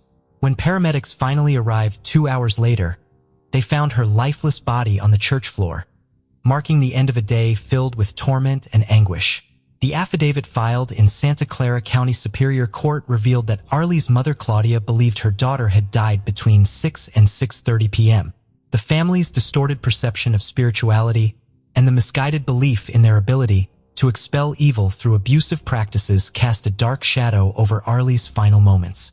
The investigation into the tragic death of Arlie unfolded as a chilling tale of religious fervor gone awa, leading to a horrific exorcism performed by her own family members, her mother, uncle, and grandfather. The subsequent legal proceedings shed light on the shocking details of the whole 12-hour ordeal that culminated in Arlie's death inside the confines of the small Pentecostal church Iglesia Apostolici Prophetas, located in San Jose, California. The investigative process took a significant turn when Santa Clara County District Attorney Jeffrey Rosen filed court documents seeking to consolidate the cases of all 3 family members into a single trial. The rationale behind this request was rooted in the assertion that each defendant played a reprehensible role in the violence inflicted upon Arlie, making it challenging to determine individual responsibility for specific injuries. The court documents revealed the disturbing timeline of events that unfolded on September 24, 2021. Arlie's mother, 25-year-old Claudia Hernandez Santos, initiated the tragic sequence of events by calling the police to report her daughter's lifeless state. The authorities arrived at the Pentecostal church, discovering Arlie unconscious on the floor, a scene that would later be confirmed as the result of a homicide caused by suffocation and smothering. The investigation uncovered harrowing details of the family's collective actions during the 12-hour exorcism attempt. Prosecutors contended that all three defendants, Arlie's mother, uncle, and grandfather, actively participated in physically abusing the young girl. At various points during the ordeal, each family member held Arlie at different parts of her body, with one gripping her neck, another her abdomen, and the third holding her legs. The alleged attempt to induce vomiting involved a disturbing collaboration of efforts. A preliminary autopsy later confirmed that Arlie's death was a result of homicide, with asphyxia due to suffocation identified as the cause. The alarming details emerged as investigators delved into the disturbing circumstances surrounding the little girl's demise. According to court documents, the family, gripped by the belief that Arlie was possessed by a demon, engaged in a twisted form of prayer and exorcism at the church. Arlie's mother, in an attempt to rid her daughter of the perceived evil spirit, resorted to distressing methods. She allegedly attempted to induce vomiting by sticking her fingers down Arlie's throat and squeezing her neck, actions that escalated as the day went on. The investigation revealed a disturbing lack of care for Arlie's basic needs leading up to her death. The affidavit stated that the victim last ate on Thursday, September 23rd around 9 p.m. and was provided with only about 6 ounces of water from Thursday until the time of her death. The coroner's findings further emphasized the extent of Arlie's suffering, revealing injuries to her face and neck, as well as blunt force injuries across her chest and back. Internal bleeding added another layer of brutality to the acts committed by her own family member. As the investigation unfolded, the family members faced charges of child abuse, including assault on a child with force likely to cause great bodily injury resulting in death. The legal proceedings brought attention to the distorted beliefs that fueled the family's actions, the misguided conviction that Arlie was possessed by a demon and that a religious ritual could expel this perceived evil. The court documents delved into individual statements made by each defendant during police interviews. Arlie's grandfather, the self-proclaimed pastor of Iglesia Apostles y Profetas, provided varying accounts of the events leading to the young girl's death. His changing narratives between September and May raised suspicions about the accuracy of his statements and hinted at potential inconsistencies or attempts to obfuscate the truth. Similarly, Arlie's uncle, Rene Aaron Hernandez Santos, significantly altered his initial account during subsequent interviews with the police. The evolving nature of his statements suggested a lack of transparency and prompted further scrutiny of the circumstances surrounding the exorcism. If convicted, Claudia Alicia Hernandez faces an exceptionally severe sentence of 25 years to life in prison. The investigation unfolded against the backdrop of a disturbing trend. Increased demand for exorcisms, driven by a confluence of factors such as poverty, anxiety, and a lack of trust in conventional institutions. The tragic case of Arlie Doe served as a stark reminder of the dangers inherent in the intersection of religious fervor and unchecked beliefs. As the legal proceedings progressed, the call for a consolidated trial underscored the complexity of assigning individual culpability for a crime committed collaboratively. The families and actions, as revealed through the investigation, provide a chilling insight into their perspective on the events surrounding the young girl's death. The family's narrative begins with Arlie's mother, Claudia Hernandez Santos, expressing her belief that her daughter was possessed by an evil spirit. According to statements provided to police, Arlie would periodically wake up at night crying or screaming, which fueled the family's conviction that she was under the influence of a demonic force.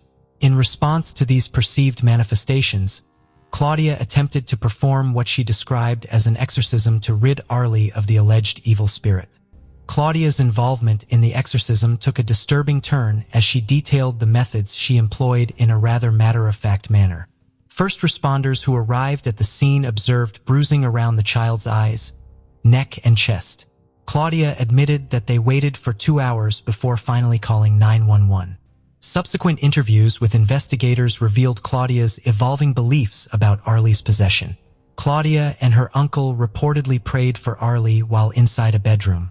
The events escalated the following morning when Claudia and her uncle drove Arlie to the Iglesia Apostolis Perfides, a small Pentecostal church.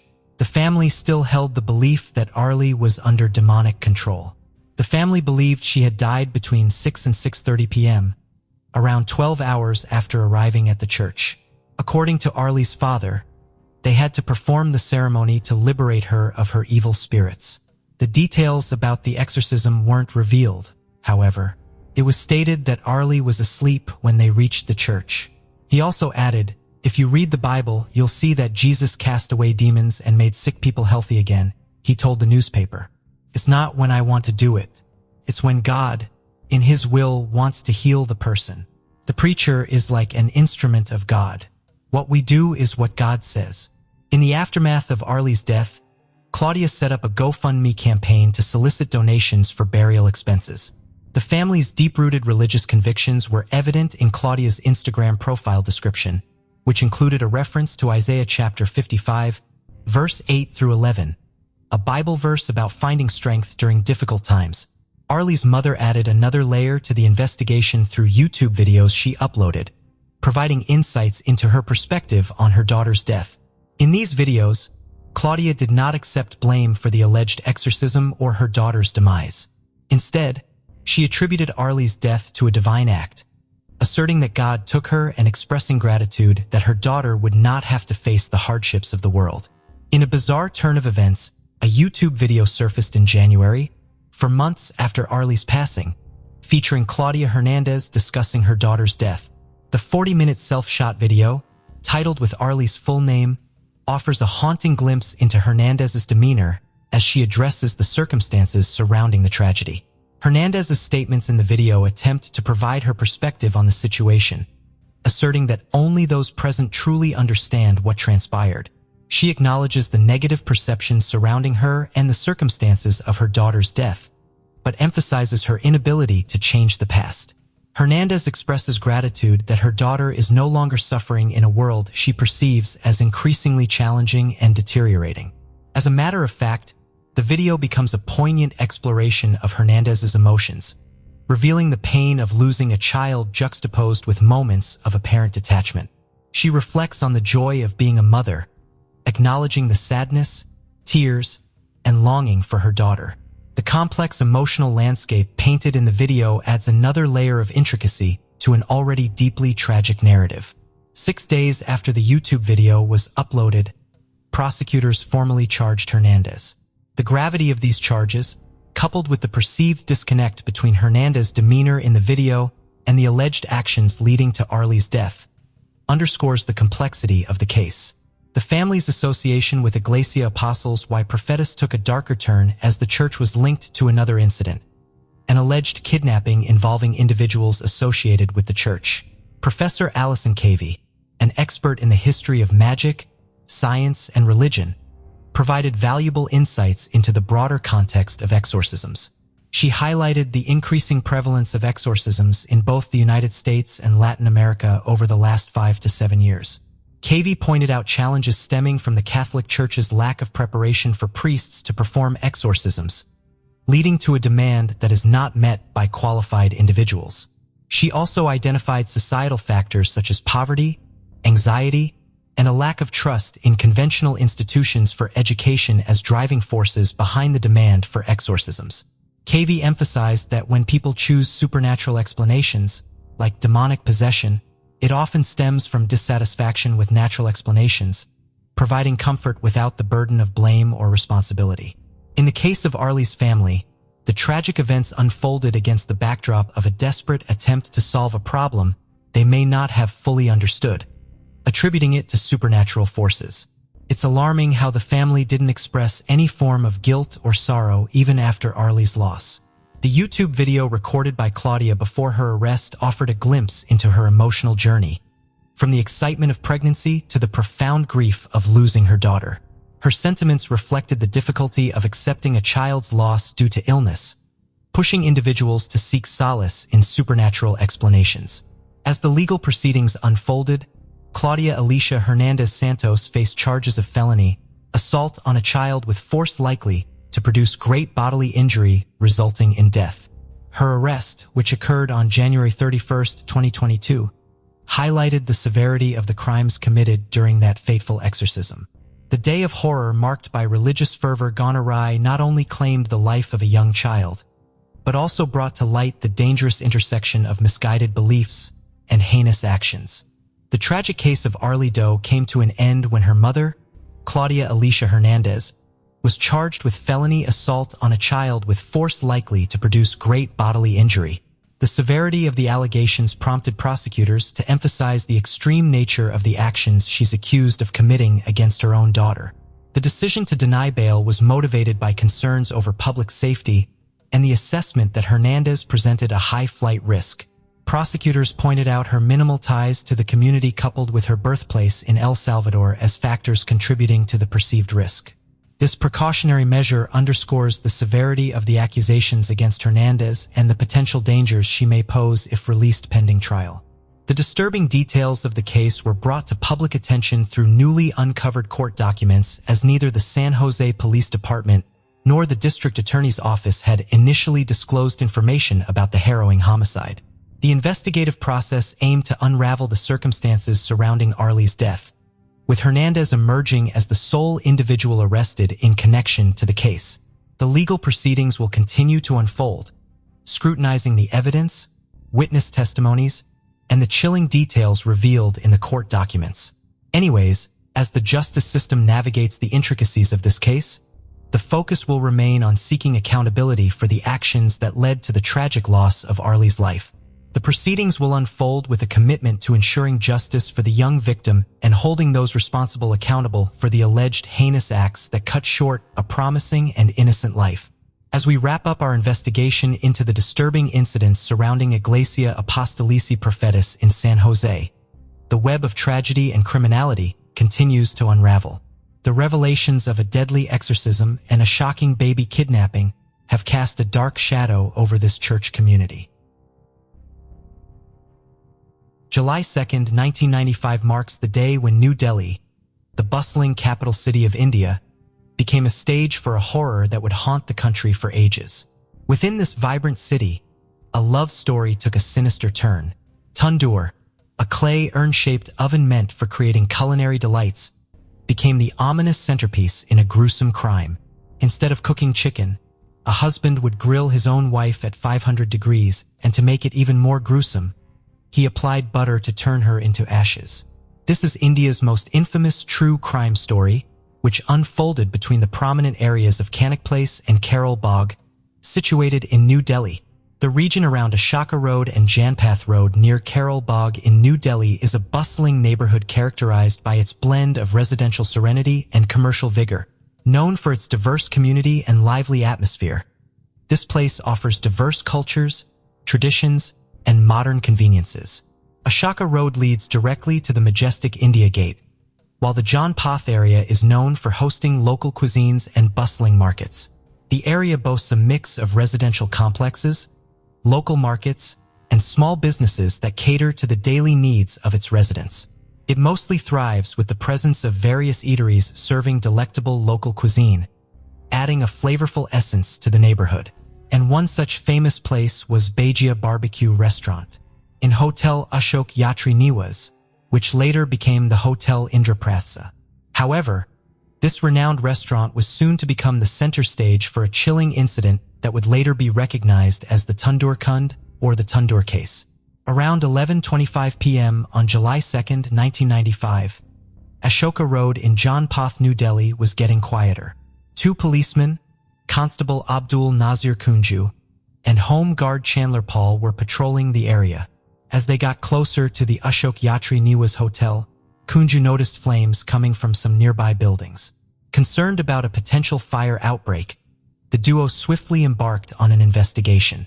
Kunju made his way towards the main entry gate of Yatri Niwas, making a beeline for the front of the Bhajia Barbecue Restaurant situated on the left, just inside the hotel's main entryway.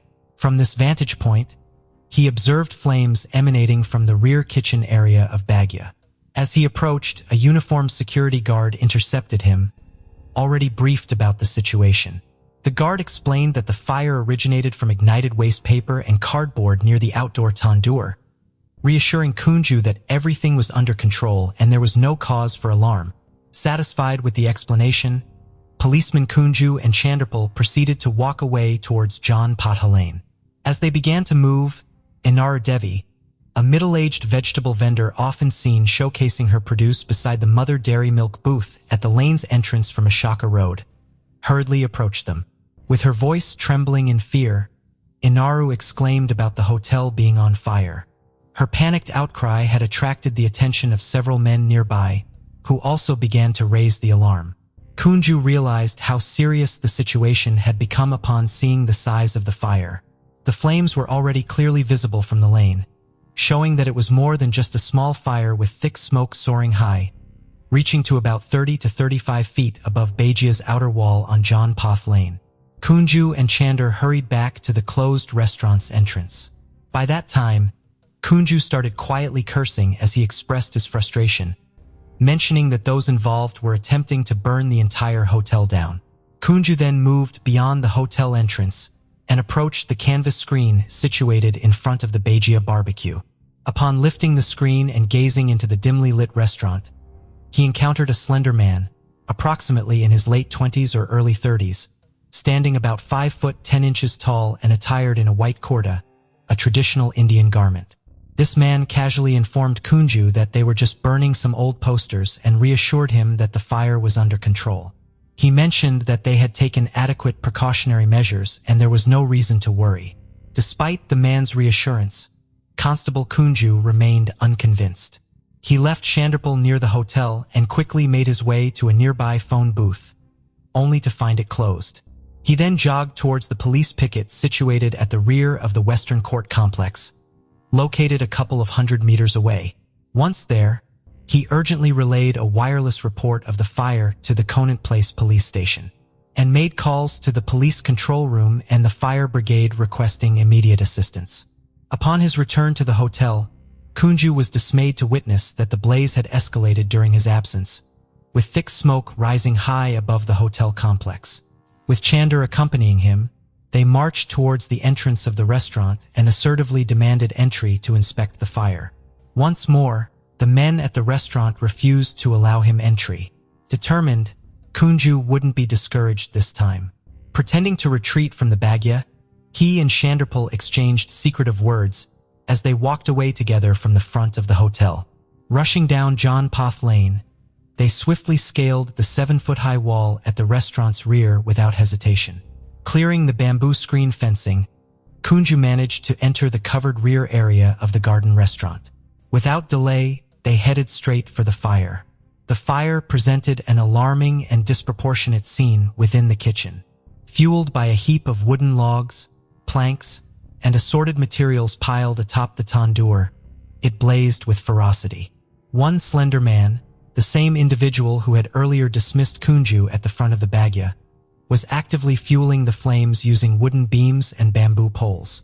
Another man dressed in a blue-printed shirt and a muscular young man stood nearby. At a distance, adjacent to the canvas screen by the hotel's entrance, stood a robustly built man wearing white. Curiously, these individuals appeared entirely indifferent to the foul smell emanating from the inferno. Kunju warned the man stoking the flames, cautioning him about the potential risk of causing a fire that could engulf the entire hotel. Upon being informed by the individual tending to the fire about his affiliation as a Congress Party worker engaged in burning old materials, including posters and waste paper, Kunju remained composed. Instead of being deterred by the political association, he immediately looked around for a bucket. This marked a moment where the young constable truly showcased his determination. Some individuals might have hesitated upon hearing about the political connection, particularly with the influential Congress Party. They might have offered a mild caution about fire safety before ultimately withdrawing. However, Kunju stood firm. He was alarmed by the considerable blaze before him and, alongside Chanderpal, swiftly gathered any available buckets and containers. They filled these from a nearby kitchen tap and promptly began extinguishing the flames. Soon, Sub-Inspector Rajesh Kumar arrived at the scene just as Kunju and Chanderpal were diligently working to suppress the fire.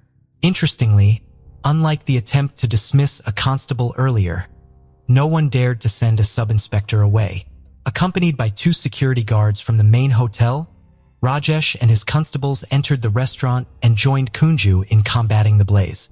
Working together, they successfully extinguished the fire within a matter of minutes. The intense flames had ignited certain plastic-coated overhead cables, causing further damage.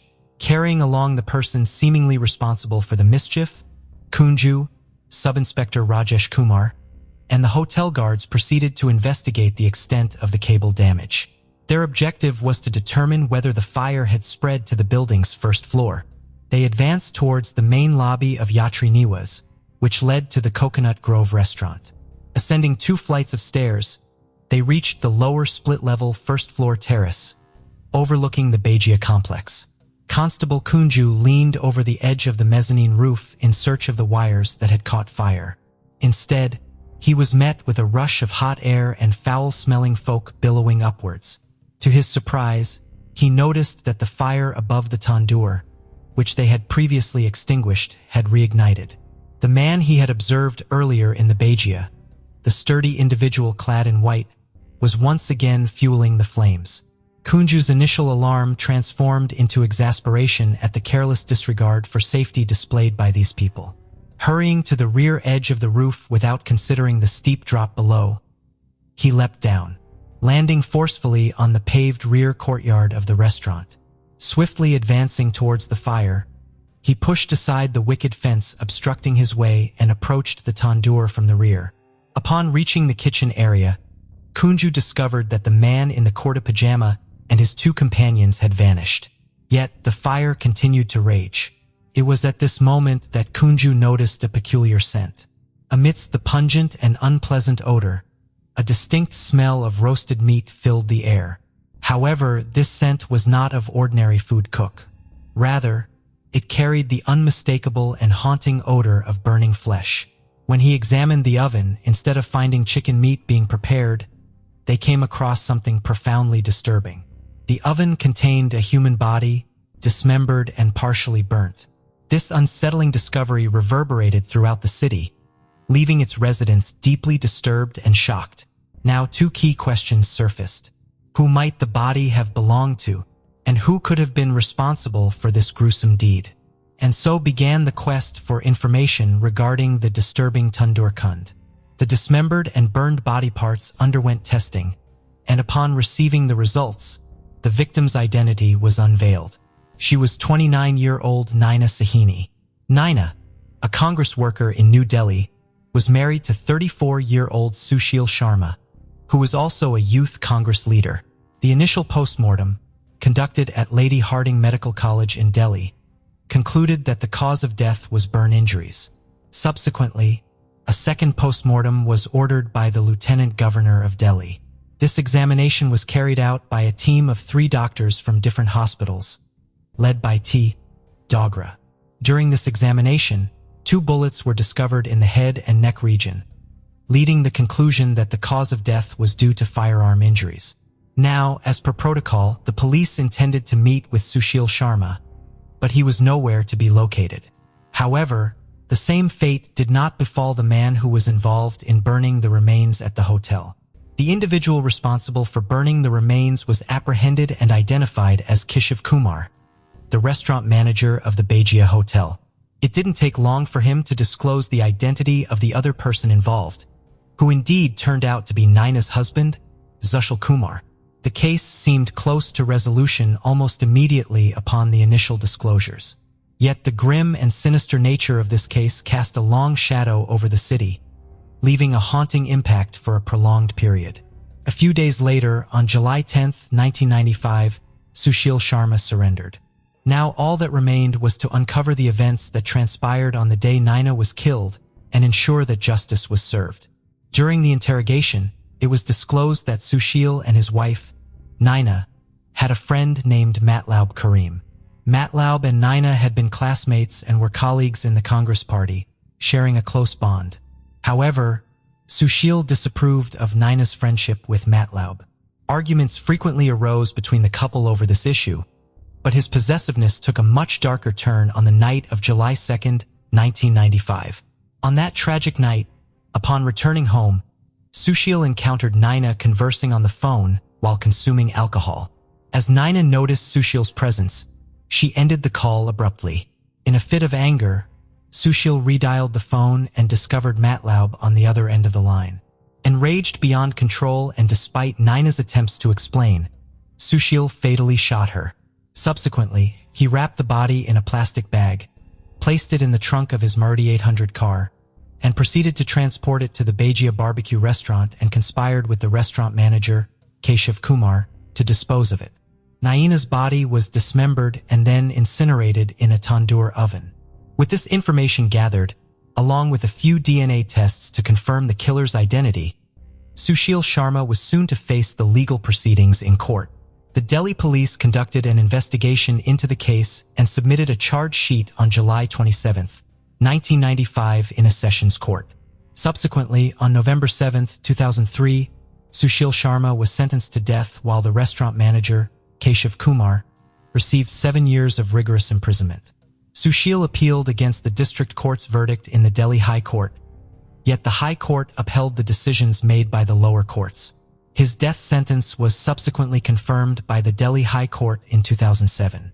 However, in 2013, the Supreme Court commuted his death sentence, citing the absence of evidence that Sushil had dismembered his wife's body. On October 8, 2013, a three-judge bench consisting of Chief Justice Setha Sivam and Justices Ranjana Desai and Ranjan Gogoi upheld Sharma's conviction. The court reduced his death sentence to life imprisonment, due to Sushil's lack of a prior criminal record and the nature of the crime. Although both the trial court and the High Court had ordered Sushil Sharma's execution, the Supreme Court modified the sentence stating, "It is not a crime against society, but a crime committed due to his strained relationship with his wife." On December 21, 2018, the Delhi High Court issued an order for the immediate release of Sushil Sharma. The court questioned whether a person could be detained indefinitely for a murder offense even after completing a designated sentence. However, by that time, Sushil had already been released after serving 23 years in jail. According to Sushil, if he hadn't committed the crime, he believed he could have potentially become a union minister. After his release from jail, Sushil appeared to have changed as a person. Yet one cannot really know the truth that lurks beneath the superficial demeanor. When questioned about the dismemberment of Naina's body after the murder and the events of that night, here's what Sushil had to say. Regarding his future plans, despite once being a full-fledged politician, he stated that he would not pursue his career in that direction anymore and instead had different ideas in mind. On the other hand, the hero who made justice possible, policeman Kunju's life, had taken a turn. Kunju, speaking to Times of India, mentioned that he had received only 5 rupees as his reward for his brave actions.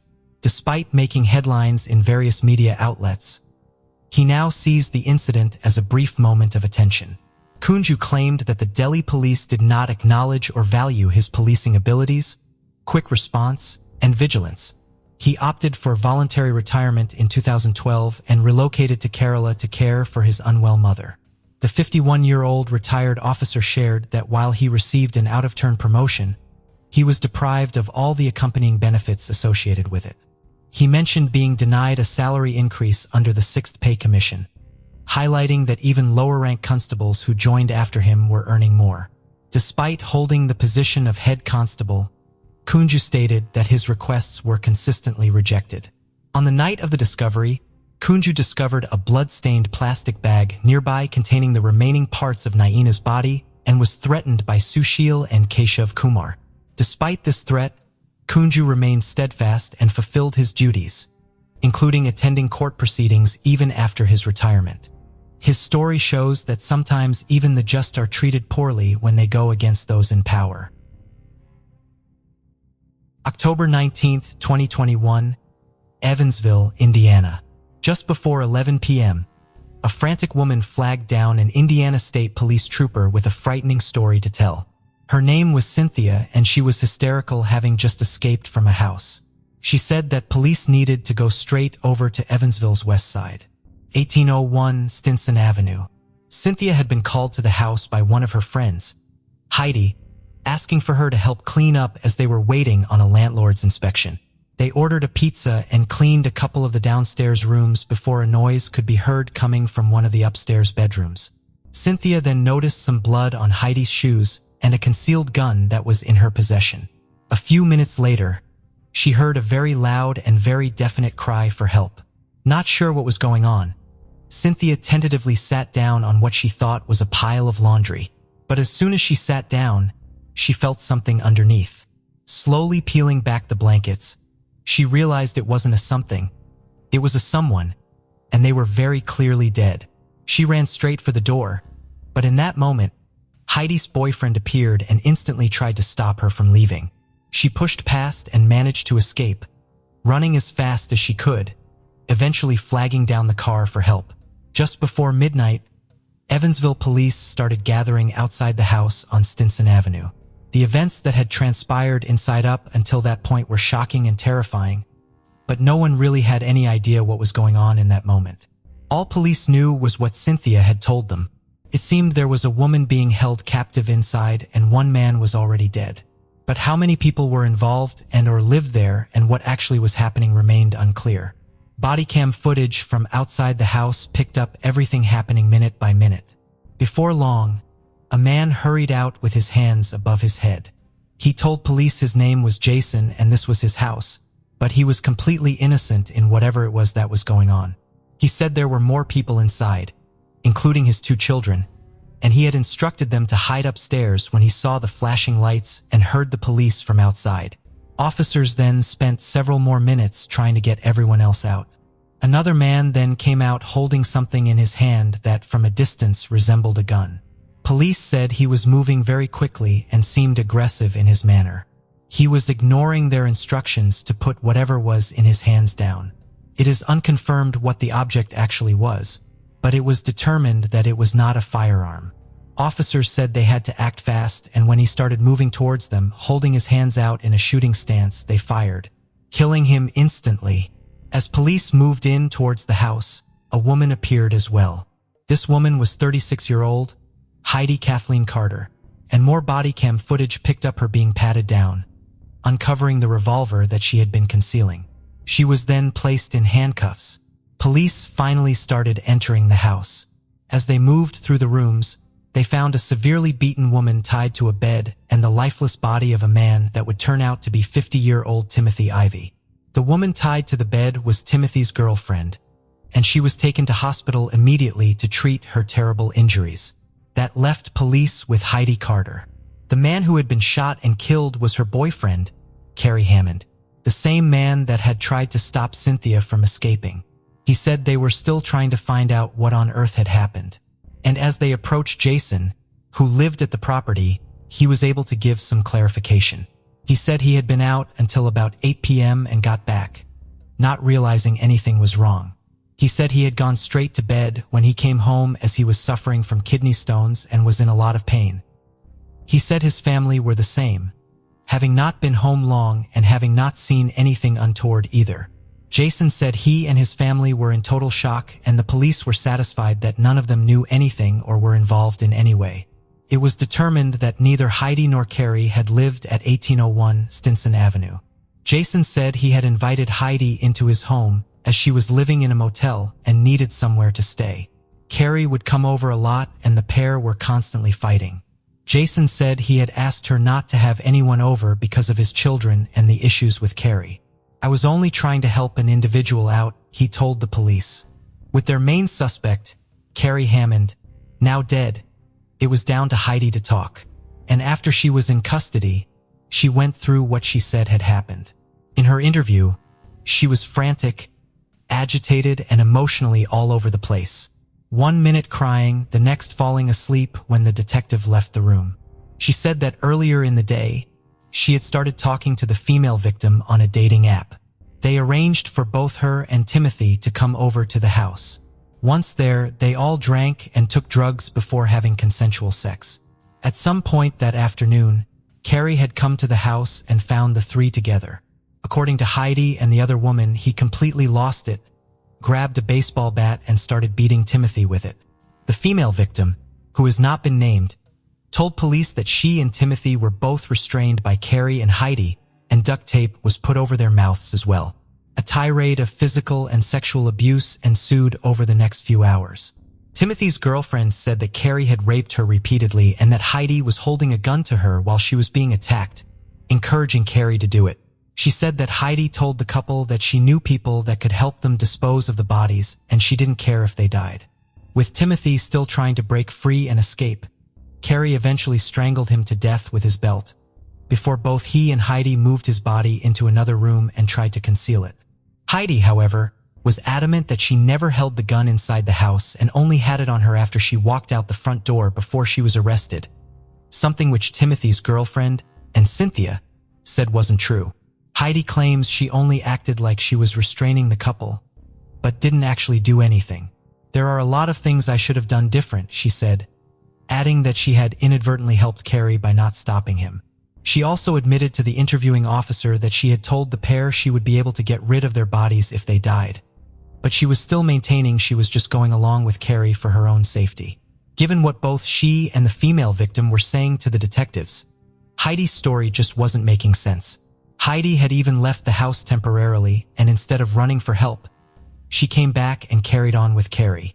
Police said that both she and Carrie had long rap sheets with past arrests, including battery, breaking and entering, giving false police statements, theft, disorderly conduct, and criminal mischief.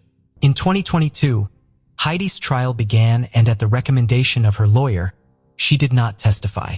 The jury watched hours of video, including the entire interrogation of Heidi after she was taken into custody. That video alone was over 2 hours long. In court, Heidi sat looking at the floor the whole time. Timothy's girlfriend also gave her testimony as well. After just 2 days, in November 2022, the state of Indiana rested its case. In December, after 12 hours of deliberations, Heidi Carter was found guilty of just one of the charges, which was possession of a handgun without a permit. The jury couldn't make a decision on her other charges, and the judge declared a mistrial. Heidi Carter is now scheduled to go back on trial in February of 2023. The reality is, it is hard to know the full extent of what happened inside the house on Stinson Avenue back in October 2021. We will continue to follow this case and bring you updates with it, as and when they happen. Born in the heart of Hong Kong on May 22, 1955, Lam Kor Wan experienced a complicated upbringing.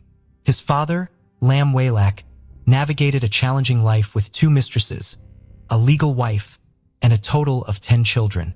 This created the backdrop for Lam's tumultuous childhood. Lam's early years were marked by harsh treatment. When he and his biological mother lived in Malaysia, they both suffered violent domestic abuse from his father. His parents separated when Lam was a child, but this didn't ease the situation either. His father's temper was ferocious, related to a horrifying incident which left 2-year-old Lam unconscious with periorbital bruising and a skull fracture when his father slammed his head against a wall. After a stint in Brunei from 1957 to 1962, where Lam lived in the company's dormitory alongside his father's mistresses and half-siblings, he returned to Hong Kong. Despite excelling academically in primary school, the shift to junior high school in 1968 at Ritchie Middle School in Sham Shui brought challenges. Having juggled dual shifts in schooling due to his father's job had impacted Lam's performance, especially in mathematics. By 1970, the demands of overseeing his father's motorcycle shop after school resulted in a downturn in Lam's academic standing. His connection with his father further crumbled, and this was characterized by severe treatment. This also prompted Lam to frequently escape from home. It had become a pattern in his life that persisted until his middle school years.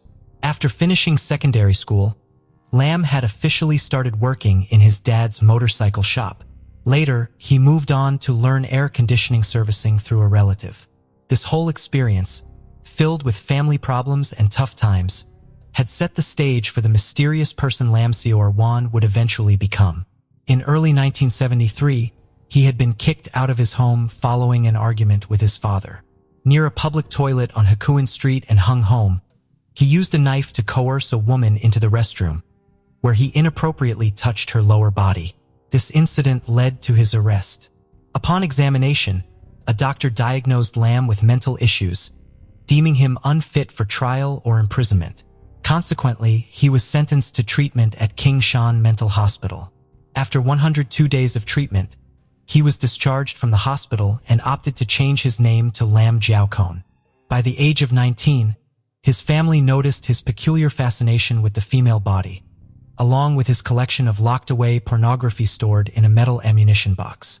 His family did try to help him, but despite their efforts, nothing seemed to make a difference. When these actions failed to satisfy him, his behavior took a more disturbing turn. He purchased a Polaroid camera and began taking illicit pictures of women from under toilet cubicle doors, prompting the women to chase him down the street. Later, he had been caught peeking at his sister while she was undressed outside the bathroom at their Guangdong residence. Following this, the family made a decision to relocate to another place in Takuan. At their new home, he and his younger brother shared a room, dividing the space by sleeping in separate compartments of a bunk bed. An agreement was in place. Their belongings were to be kept distinct with no interference from the other side. By 1978, he had obtained a taxi license and adopted the name Lam Corwin upon officially starting his career as a taxi driver. Around 1980, he had been shifted to the night schedule, causing his family to only see him every 14 to 15 days. Then in 1981, a sudden interest in photography sparked within him, prompting him to delve into the study of this art form. However, lacking a dark room at home for printing color photos, he sought out a photo studio. To evade suspicion, he joined a photography class hosted by the Chinese YMCA of Hong Kong at the Waterloo Road Association. One of his fellow students worked in a Tim Shasway photo shop. Lam concocted a story claiming to work in a mortuary and, as a part-time photographer, needed assistance with autopsy images. Remarkably, his story was accepted and the fellow student developed Lam's photos to avoid causing alarm among colleagues. After a year of working as a night taxi driver, his mother noticed a drastic change in his behavior. He started neglecting personal hygiene, refusing to change clothes or shower.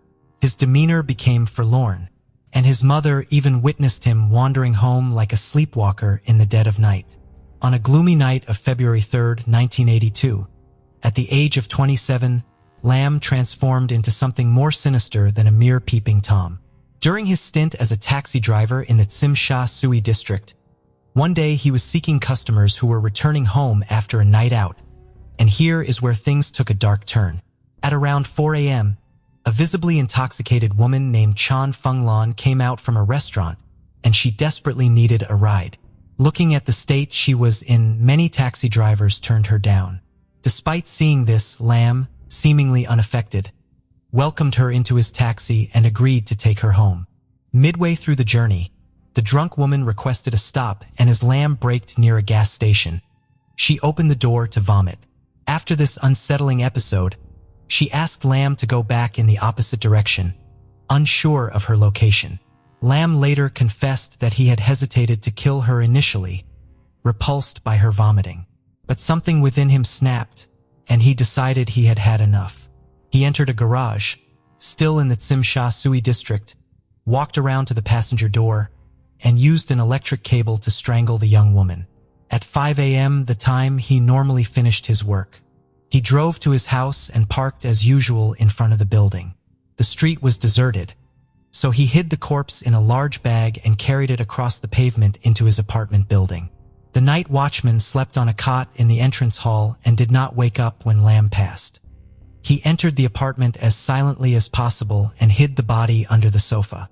For several hours, Lam pretended to be asleep in his bed, waiting for his family to leave after breakfast. Once his parents and brother left the apartment, he woke up and started to get his room ready. Lam took 500 yuan from the victim's wallet and used that to buy a power saw from the street. He covered the floor with plastic to make sure that even the baseboards were well protected. He laid the body of the innocent woman on the plastic and started to dismember it. He was very careful to not leave any trace of blood behind, but that was an impossible task, and some of it splashed on the walls. Hours passed as he was still dismembering the body of the victim, during which he took photographs and videos of the whole process, after which he named the videotape Serious Secret. He cut her body into 7 pieces, wrapped the head, limbs and torso with paper, and sealed it in a plastic bag. The most disturbing part was that he put the private parts into a Tupperware container with rice wine for preservation. He methodically cleaned the crime scene, rolled up the plastic sheet, and scrubbed the floor and walls, leaving no trace of the horror that had unfolded. Making several trips to transport the body parts to his taxi, he remained unnoticed by passers-by. Satisfied that he'd erased any evidence of the disturbing act, he drove to the new territories. He was determined to find a secluded place to dump the body, and stopped when he found a deserted spot on the banks of the Xinguan River near Shaten. Making sure no one saw him, he took the packages out of his trunk, one after the other, and threw them into the river. The muddy waters carried the bundles to the sea. The limbs were washed down by the heavy rain and floated from Lucky Plaza to the Bel Air Gardens area. More than a week after the heinous act, Lamb had heard a chilling revelation on the radio. A limb had been discovered on the bank of the Xingmen River. Subsequent days brought the unsettling discoveries of more body parts, leaving the police to reconstruct the tragic puzzle. Investigators used tidal patterns to estimate the approximate time the body was disposed into the river. Notably, one of the arms bore a rare tattoo, a heart with a knife through it, an unusual marking for women at the time. This is what led them to identifying the victim. It was 21-year-old Chan Fenglan. Despite launching a public appeal for witnesses, the police faced unfortunate challenges. The taxi driver didn't come forward, and Chan Fenglan's friends hadn't noticed the license plate. It took more than a week for Lamb to hear about the discovery of the body parts. The police had identified the body as that of Chan Fenglan, a mother of 2 and a nightclub hostess in Sim Sha Sui. The grim details revealed Chan's night out with her sister and friends, her taxi rides home, and the tragic fate she met at the hands of Lam Seor-wan. Lam Seor-wan's first murder had been opportunistic, but the next one was meticulously planned. He, being a perfectionist, was resolute in being better prepared. He aimed for surgical precision, hence he opted for professional equipment instead of a power saw. He had extensively studied knives, blades, and scissors, and ultimately purchasing specialized surgical instruments along with several bottles of formaldehyde. Formaldehyde was a strong-smelling, colorless chemical used for preserving and disinfecting. On May 29, 1982, 3 days after purchasing his equipment, Lamed claimed another victim. His second target, also a bar worker, fell prey to him. This time he calmly chose Chan Wan-kit and strangled her with an electric cable before taking her home. As before, he waited in bed for his family to leave work and then commenced the gruesome task of dismembering the body. Lam had spent days contemplating his actions and meticulously prepared the room according to his plan. He had placed a large tray under the body to prevent blood from staining the floor, and then he had retrieved his video camera. Upon later inspection of the video, investigators discovered that he had placed the tray under the family's parakeet cage. While carefully cutting up the body, Lam showed great skill. When he finished chopping it into pieces, Lam took pictures of the body parts once again. As he thought a lot about a safe place to get rid of the body, he finally found the perfect spot after many nighttime trips. This time he put the body parts in a big plastic bag and placed it in his taxi's trunk. Early in the morning, he drove through the tunnel to Hong Kong Island. The chosen place, Tai Hang Road, a densely wooded residential area, was a 20-minute drive east of the city center. After he parked in a hidden part of the street, he started having trouble carrying the heavy bag out of the trunk. He carried it a short way up to the railing and threw the body over it while he watched it roll down the slope into a muddy ravine. In the days that followed, Lam had constantly reflected on the events of that night, not because he had felt guilty or remorseful, but because he had wanted to improve himself. 2 weeks later, he had struck again. On June 17, 1982, Ling Saw-wan, a 29-year-old nightclub cleaner, had finished her shift at 4 a.m. and held a taxi driven by Lam. Shortly after, she met her tragic fate. Lam brought her lifeless body back to his residence. where he indulged in a chilling series of actions. He documented his horrific acts, capturing them on both photographs and video, titling the recording Operation Rainy Night. Using the selfie function on his camcorder positioned on the bunk bed, Lamb filmed the dismemberment process, displaying an unsettling level of detail compared to his previous action. This time, he went as far as cutting open the abdomen, extracting the intestine and even attempting to taste human flesh, albeit abandoning the attempt due to its nauseating effect. He then left the severed limbs in a burlap bag on Tai Hang Road, marking yet another horrifying chapter in this grim spree. With each crime, Lamb had become more daring. He had spent his time carefully preparing his next crime.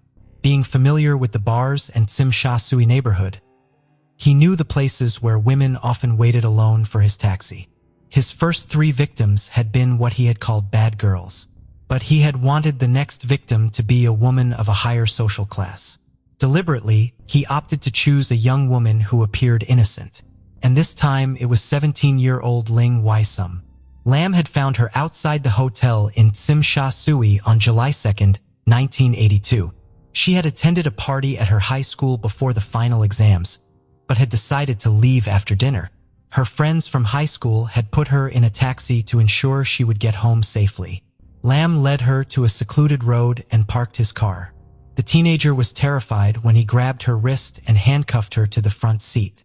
It was only 9:30 p.m., which was too early for him to return home. But that wasn't the only reason he wanted to keep her in his taxi. He surprisingly wanted company. He wanted to talk to her. Without any friends and desperate for a companion, he kept Ling tied up for hours, asking questions about her family, religion, and life in general. Lamb was generally enjoying her company. That wasn't enough to hinder his macabre plan. The teenager fell asleep at around 4 a.m. This is when Lamb started to strangle her with the electric cable. After this, he took the lifeless body of the innocent girl home and waited as usual for his family to leave the apartment. Once no one was at home, he attached his video camera to a high shelf to record. This was the video that would end up being later shown in court by the police. The video was more than disturbing. In the video, Lamb was engaging in inappropriate acts with the dead body, an act of necrophilia. Something important to be noted was that when he was earlier setting up the lighting equipment to film his activities, a lamp had fallen on the young victim's thighs and had burnt her skin. He also took pictures of her and videotaped it to subsequently name it as Fourth Operation.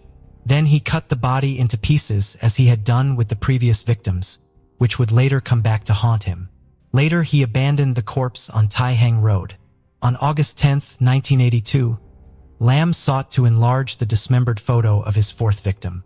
Coincidentally, the enlarger at his friend's photo shop was faulty, so Lamb's friend transferred Lamb's negatives to the Meng Kok branch for magnification. During the manual enlargement process, the branch's photo editors noticed unsettling details in the developed photos, indicating a potential connection to a human body's dismemberment. Suspicious as he was, the shop's supervisor alerted the police due to features like a burn mark on the victim's thigh and a picture of a severed breast. Upon receiving the report, the police assigned the case to the Kowloon Regional Homicide Squad. Sergeant Lee Kwan led detectives to gather statements from the clerks at the Tsim Sha Tsui and Meng Kok branches, securing the photos and negatives.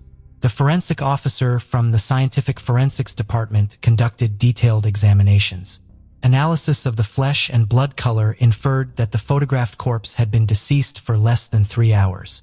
The manner of dismemberment suggested that the perpetrator lacked medical anatomical knowledge, eliminating the possibility of them being teaching pictures.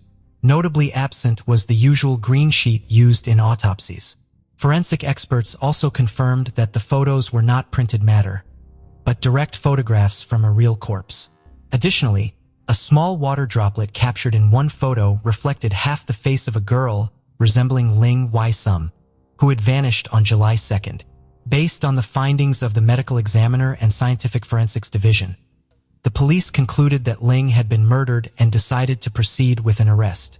On the morning of August 17th, Sergeant Lee had led the team in an ambush at the photo shop. He instructed the clerk to mix several other photos in with Lamb's set of 13 photos and urged him to engage Lamb in discussions about the photos, their locations, and the purpose of the enlargement. The aim was to record the conversation and gather evidence. Around 6 o'clock in the evening, Lamb arrived by taxi to collect the photos. He meticulously inspected each photo as requested by his friend and explained that the enlarged photos would be used for courtroom presentations, particularly for jurors to view the contents more clearly. Lamb claimed he frequently worked in different mortuaries. After confirming the photos and settling the payment, Sergeant Lee disclosed his identity and promptly arrested Lamb. Initially, Lamb concocted a fabricated story, attributing the photos to a supposed four-eyed guy from the Oriental Daily, whom he had planned to meet in Taquawan. However, investigations revealed that no such person existed. Consequently, the authorities swiftly applied for a warrant to search Lamb's residence within the 48-hour legal time frame to obtain physical evidence. Otherwise, they would have been required to release him. During the search, they discovered severed body parts, including breasts and vaginas belonging to the deceased women, personal items, preservatives, anatomy books, and surgical tools in Lamb's cupboards. The police also seized and searched his taxi, leaving a note on the windshield that indicated its involvement in a crime and said that it was not to be towed. Further examination of the vehicle revealed evidence such as handcuffs and wire in the glove compartment, along with 2 holes in the back of the front seat, likely caused by one of the deceased women's high heels during a struggle. Reportedly, investigators retrieved an extensive collection, including 696 negatives, 1,500 color slides, and 1,900 meticulously coded photographs documenting Corwin's victims across various stages of his crimes. His meticulous record-keeping significantly aided the police investigation. Ultimately, authorities successfully located the body parts belonging to all of his victims, enabling their identification and subsequent return to their respective families. Lam Siorwan, alongside his younger brother and father, were brought to the police station to aid the investigation. Given the cramped living space and the volume of evidence discovered in the bedroom shared by Lam and his brother, authorities suspected that the taxi driver hadn't acted alone. Lin was released after 3 days of intensive questioning and custody. The younger Lam maintained that due to their different schedules, he rarely encountered his brother and had no involvement or knowledge of the incidents. To hasten their release, their father and younger brother urged Corwin to clarify that they were not involved. In an attempt to persuade her son to confess, Lam's mother also visited the police station. Corwin cooperated with authorities in locating the victims' body parts. However, despite their cooperation, the police still believed that the younger Lam might have been implicated. Consequently, both brothers were charged with 4 counts of murder and presented at Sampokong Magistrates' Courts. They were later transferred to the Su Lam Psychiatric Center for assessment. Supporting the younger brother's consistent denial of involvement, he was eventually released due to insufficient evidence after the 6th hearing. Meanwhile, a medical evaluation confirmed that Corwin was of sound mind, exhibiting a remarkably high IQ, reportedly over 130, and was deemed fit to stand trial. With prima facie evidence established, the case was referred to the Supreme Court for trial. The trial started on March 3, 1983, and many people gathered outside the court to see how Lam would behave. Authorities stated the case's details were too distressing for women. Hence, 7 male jurors were carefully selected to ensure a fair trial. To prevent shock, only the lawyers, judges, and jurors were allowed to view Lam's videotapes.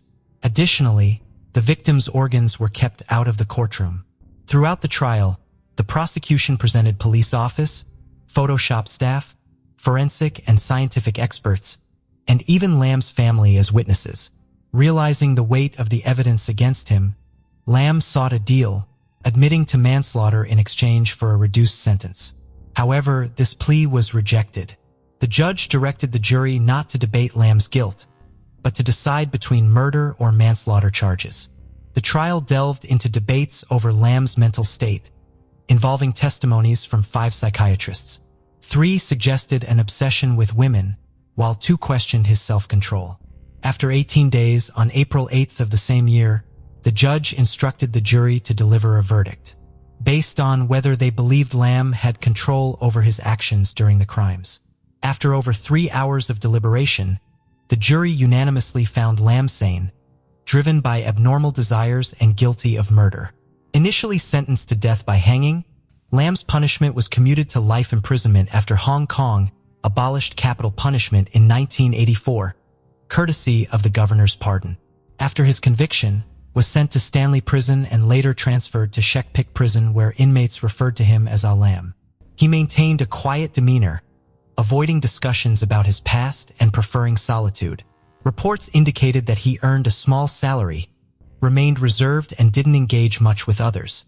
He spent time reading newspaper, medical, and religious texts, and participated in Catholic and Christian classes within the prison.